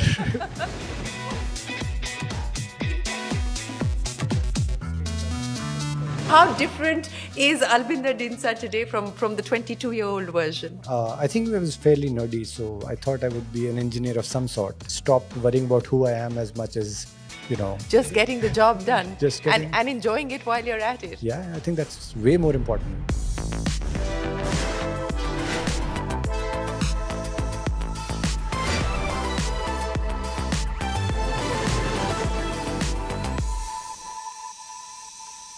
Hello and welcome to Young Turks Reloaded. I'm Shireen Bhan. There's not a lot that people agree on these days, but there is certainly a consensus call that worked through 2024. And that was the fact that quick commerce in India has been a great disruptor. It's been a game changer, not just for the commerce business or digital commerce business, but it has changed customer expectations, fulfillment expectations across different sectors and across different categories. What will the future look like? What will be the lines between quick commerce and e-commerce, or is it going to just be one? To talk to us about all of that and more, we have with us the man who is the current market leader in the quick commerce wars, and these wars are getting very, very competitive. Albinder, thanks very much for joining us here on CNBC-TV18. It's great to have you back on Young Turks. But, that's what I want to start with. I mean, the degree of skepticism, the skepticism was founded on the fact that this was not a model that worked. It was a model that you tried a decade ago in 2015 with Grofers. It didn't take off. And suddenly, in 2022, things changed. I want to understand from you, what changed to make quick commerce a high conviction bet? So I think when we started in 2015, the challenge was that the ecosystem of customers was not mature enough. There were not enough customers in the top cities to support a very hyper-local focused business. The other issue was that even though the customer adoption was there, the customers liked the service, there was just not enough of them. The second issue was that there was not enough capital to support a large-scale build-out, especially in our cities, which can be very expensive if you're going to build out infrastructure, if you're going to build out, large-scale warehousing. A lot of the investor capital wasn't there because of the fact that there were not enough customers. And the third part was that, we really suffered in 2015 from a lack of last mile support, right? Which over the years after 2015, because of food delivery and because of horizontal e-commerce and a number of other players, there was enough of a gig economy ecosystem which got created, which brought a lot of predictability to last mile fulfillment in especially the large metros. And I think when we started again in 2020, when we opened the dark store again in July of 2020, that was way more smoother than what it was 5 years before that, right? That was because a lot of these problems were solved. There were now more customers that were exposed to e-commerce in one shape or form, whether through horizontal commerce, whether through cabs or food delivery or travel. So they now were transacting online. There were more customers which are transacting online. Of course, there was also, because there were now more customers, there was also the amount of capital that you could also get from the market was higher. And because food delivery in large part had solved the gig ecosystem problem for last mile delivery, it was just easy for us to also tap into it and say, okay, we will just replicate that and start another hyperlocal business all over again. So I think these are the three large factors which in 2020 were very different from what it was in 2015. Yeah. And then, we saw that, because of that, we had the conviction to just sort of pivot the entire business towards quick commerce. And this time it worked, right? And as I pointed out, I mean, this has really been the story of 2024. Did it take you by surprise as well? Because it certainly took everybody else by surprise. The strength, the pace of acceleration, the customer love and adoption. Did it take you by surprise as well? Not really. So, like I said, right, between 2020 and 2022, when Zomato acquired us, right, we had already gone through this journey of knowing that this is a way better product market fit in this model than what we were operating in as growthers, which is why we also changed our name, right? So we had seen that journey throughout, right? So in 2020, when, we were sort of raked through the coals for ruining a perfectly good, food delivery company and like bring their stock price down, I think we had a lot of conviction that this will work, this should work, unless we really go out and mess this up. Thankfully, that didn't happen. And I think 2024 was just the acknowledgement of the market also realizing that, okay, this is different. And this is actually like, something which might work over here even faster than e-commerce did in the country. So how does it make you feel today? You just talked about the fact that you were hauled over the coals, so to speak, when the Zomato acquisition of Grofers took place, and then you, of course, became Blinkit. But today, when Dipi puts out a note to shareholders to say that this is actually going to be the engine of growth over the next 10 years, it's going to outpace the core business, how does that make you feel? I think, I just have a lot of gratitude for the fact that, we are here, we get to do this. It is a very interesting business to build. I think over the years, we've gone through enough, as a team, we've gone through enough, highs and lows to not sort of be either in the vindictive zone or to be, in the celebratory zone. I think we try to stay very stoic about it, that, this is just, we should just be grateful that, we're still here. We're still here. And we're doing what we love to do. Yeah. Well, so let's talk about where things are today and what the future looks like and what potentially quick commerce could evolve into as far as India is concerned. Let's start by talking about the headroom for growth from here on. I mean, is this still over the next 5 years or so likely to be a top 10, top 20 city business? I mean, what are we talking about? I mean, there's all kinds of addressable market numbers. What's the number or what is the assumption that you're working with? I think our assumption is also changing. So over the last, 2 years, we've been progressively opening newer cities. Yeah. And we're finding that there is a different fit for the business model in smaller cities. We are actually building a supply chain for a lot of products, which traditionally has not reached, let's say, the 200th largest city in the country, right? And that is finding acceptance overall because I think consumption is going up. There is more affluence in our tier 3, tier 4 cities. So there is a demand for, better products and better services to be available there as well. So how different are things for you from Blinkit's perspective when you deal with customers in Delhi or building out the supply chain in Delhi versus building it out in Alwar or Vellore? So I think there are two parts to this. One is, what is the customer, how is the customer different, right? So what we are realizing as we go into the smaller cities is that the audience is a lot more, a lot more older. The majority of our audience tends to be slightly older. Their demands are slightly different, right? Whereas in the metro cities, we are seeing that our customers are skewing younger and younger as more of them get to work, they start working. This is like a more convenient way for them to deal with it. The supply chain part, I think that has been a revelation because traditionally a lot of the supply chain solutions that were built for our smaller cities, they were built on the back of the sale of FMCG products. Right. And that is a supply chain that has been operating for 70, 80 years, right? But that also had its limitations in what breadth of products and what kind of products could actually flow through that pipe.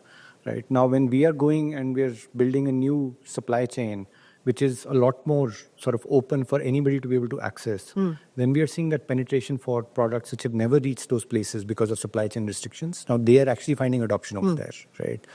So D2C brands have a higher salience in smaller cities because those are products that consumers would like to consume. But didn't have access to. Right. Their only access to them was horizontal e-commerce. Yeah. So whatever was the restriction of horizontal e-commerce, right? So for example, if it's a 60 rupee soap, chances are you're not going to be able to get it on horizontal e-commerce because the shipping cost would not be justified. Yeah. Right?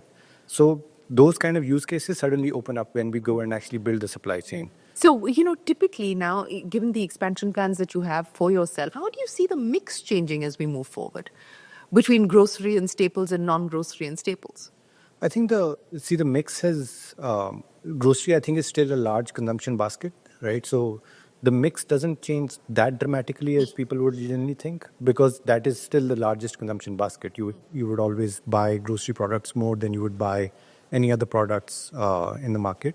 So I think the mix change is there. Like, the other products salience would increase, grocery salience will go down, but it is not super dramatic. Right? It also happens at a very, very, very slow pace. Slow pace. Right. But what's interesting is that, we have to build solutions in quick commerce for a lot of different use cases, right? I mean, we started with categories like electronics and beauty. Yeah. But if you exit from here, you will today see like our large order fleet, which is delivering everything from like geysers, air conditioners, heaters. We've launched laptops and all of these things. All of these are like different supply chains that you have to invest behind and build. Right? There's an entire back end which makes it possible. And I think we will have to build these capabilities in order to be able to give people an opportunity to sell their products on these supply chain rails. Right, because now we allow pretty much everybody to now come and list their product and sell. But if we don't have the right supply chain to be able to cater to them, then they will not be able to sell their product. So let's talk about whether there are going to be any limits that you put in terms of what will go through these pipes. You were just talking about geysers and heaters. You've got Dyson hair dryers and so on and so forth available on Blinkit as well. Are there going to be any limits at all that you foresee in terms of what goes through these pipes? I think there will be. Right, our point of view is that a lot of the high assortment categories are not something that we will be able to do that well. But again, we learn more as we walk and we see what the world is doing with the product that we've built. Right? Because a lot of the time the customers tell us that this is what I would like in 10 minutes. Right? And that is our cue to pick up that in data and then say, okay, let's enable. So what are they telling you today? What would they like in 10 minutes that you're not already giving them? I think every month it is different. Like we get a lot of these empty searches, which we didn't think. For example, last year was actually when we realized that we need to do air conditioners because we had decided in January that air conditioners are just not something that we'll be able to sell. And come March, people were searching for like air conditioner 15,000 times a day. And all of a sudden we were like, okay, we should have done air conditioners. So at least let's do coolers. So we did coolers last year. Hopefully this year people will throw up something new altogether, right? I think our latest addition in the pipeline has been automotive, right? Which is, we didn't think that, people would be searching for, car accessories and car repair things on our platform, but they do. So now we have an entire selection of them. I think a lot of these products just come out of like what, the customers tell us that, okay, I would buy this if this was available on Blinkit. And I think our job is to make sure that we make it available as soon as possible in the right way, with the right experience, all of those.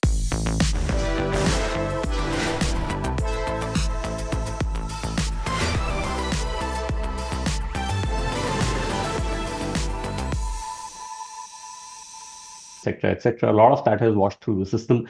So that's again looking quite interesting to me. I think frontliners, there are some places where I can see some value. That's also looking interesting to me. And there are other manufacturing companies, bottom-up ideas that look good. And as you say, it's hard to buy when, the tape is so red. And the only thing that I do in times like this is say that, if I have 100 rupees of cash, I'm going to deploy it over the next 3 months. So you buy every day, you buy a little bit, and then you buy a little bit lower, and that's how it goes. We'll see how that plays out.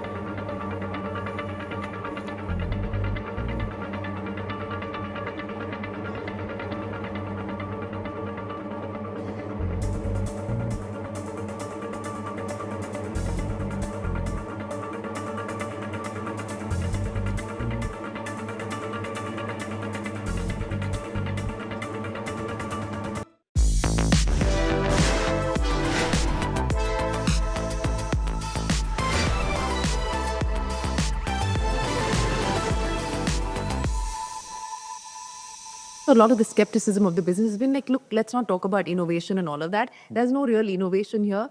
It is a labor arbitrage game that's actually playing out. And this continues to be part of the conversation or part of the criticism or the argument that is put forward. How do you respond to that? There is some legitimacy to the labor arbitrage argument. How do you see that changing as well as this business grows, as more and more competition comes in and there is an escalation, so to speak, of the landscape? See, I think let's talk about the flaws that people point out, that maybe it's only about labor arbitrage, which we believe is not the case. But I think it is still important to understand that it is not about labor arbitrage either, right? I think if you look at the gig economy in India in general, right, it is different from what it exists in the West. The gig economy in India is actually not a lower cost structure, right? It actually solves for very different issues, right? The nature of employment, the nature of flexibility. But if you look at sort of, the wages or the earnings that these partners would make against the wages that they would be able to earn, most of the gig economy workers in India actually earn higher than they would if they were actually making wages, like as a full-time employee. And I think, so that is important to understand. Yeah, but flesh that out for us, because again, there's a lot of, and it's a visceral issue, and it gets people sort of excited about it as well. I mean, I don't know if you saw, but Kunal Kamra has been tweeting about the landlord mentality of companies like yours. Now, how do you address this? And when you talk about the fact that they are making more money than they typically would have had they been working in a regular job, what are we talking about? What are the numbers? So I think normalized, if I'm not mistaken, like our latest number was somewhere around, like normalized for the same hours that they would have worked in a job. I think our partners take north of 25,000 rupees a month. And I think that that number will change depending on how the rest of the employment ecosystem changes, right? I think if you look at a ecosystem where you have, millions and millions of people who are signing up voluntarily to become gig workers, that is information and that is data, that this is something which actually works for them. Now, there's an argument that could be because of lack of opportunity. Sure. If that is lack of opportunity and that solves, then of course, And that's not your problem. That's we are playing in a market, right? So if let's say there is more demand for workers in regular jobs which are not gig work, I think we will have to pay more. Yeah. Yeah. Right. But do you foresee having to pay more given how competitive it's getting? I mean, now with Amazon and Flipkart and Big Basket and just about everybody getting into the quick commerce space, is the cost of human capital likely to go up significantly? I think it is likely to go up, but not because of competition within the space, not because of competition within gig work, right? So I think if we have more manufacturing jobs come into the country, right, we have more services jobs come into the company, we have a higher skilled workforce which is actually able to find different opportunities. I think those are much larger factors that will cause us to have to pay out more to attract more people to come in and do the gig work. Talking about the cost of services going up, and again, that is something that, there's periodically there's outrage on social media about what is happening as far as the platform fee is concerned, what's happening as far as the convenience fee is concerned, and so on and so forth. How much room do you believe that you have to be able to expand that further, to be able to get the consumer to willingly pay more for your service? I think. How much elasticity do you believe you have there? See, we always believe we are at zero elasticity. So we have to do a better job to basically be able to ask the consumers to pay more. Yeah. And I think our learning over the last few years has been that if you build a service which is reliable and you build a service which actually adds value to the customers, then they will pay, right? You can't just arbitrarily charge anything, right? And I think to do that, our services have to get better, right? Like we have to be able to deliver a wider assortment of products in a certain timeline, make sure that they're always high quality, make sure that they're always delivered on time. A lot of these things, if we keep doing better and better, that is when customers pay us more. Yeah. And if you look at the customer behavior also, right, customers will happily pay for a service which adds value to their life, right? Because they will find different reasons. We were talking about tier 3, tier 4 cities. Yeah. A lot of the older population which transacts with us, we never thought that, they would also be willing to pay for delivery. But they really rationalize it. They don't want to take their two-wheeler at their age and then drive to to get simple products. They're like, I'll happily pay 15 rupees to just save that effort, to save the petrol. So I think consumers are very rational. I know you've been spending time actually going out there and doing the deliveries yourself. What did that teach you? That process of actually being there in the dark stores, packing and then going out there and delivering. What did that teach you? I think the first time that I did it, I think my perspective on what our business means to customers changed, right? And it is good and bad, like most things, right? Like the good is that, of course, customers love us because they see us as an upgrade to their lifestyle, right? But the reason that we are an upgrade to their lifestyle is because the other friction in their life is just so high. Yeah. Right? The inability to sort of, be able, there is so much, we are talking about traffic today, right? That is a feature of everybody's everyday life. Yeah. If you are a working mother of two and then you have a job, you have to go back home and you have to take care of the children, right? There is just so much coordination and friction in everyday life. If there is a service which takes some of that anxiety down, that, oh, I forgot something, right? I think the most love that we get is when parents forget to print out something for their kids the next morning, right? And then they use a print service. it is a thing to see that, suddenly the anxiety when it goes away, like, you were talking about, somebody forgot their hairdryer at 6 in the morning, right? Yes, me. And that when you deliver that product, right, and that customers, and you see the anxiety melt away on their face. Yes. Right, oh no, like I was in panic, and like all of a sudden, okay, this is here. I'm not panicked anymore. I'm not panicked anymore. Yeah. And that actually has an impact on their life quality. And I think that changed our perspective. That changed my perspective on the business. That our business is actually, we're not in the business of selling things, right? We're in the business of sort of making sure that people can live better lives in our cities. They would be less anxious. From your own personal experience, I mean, what are the pain points that are yet to be addressed? Where can you take out the friction from that you aren't already?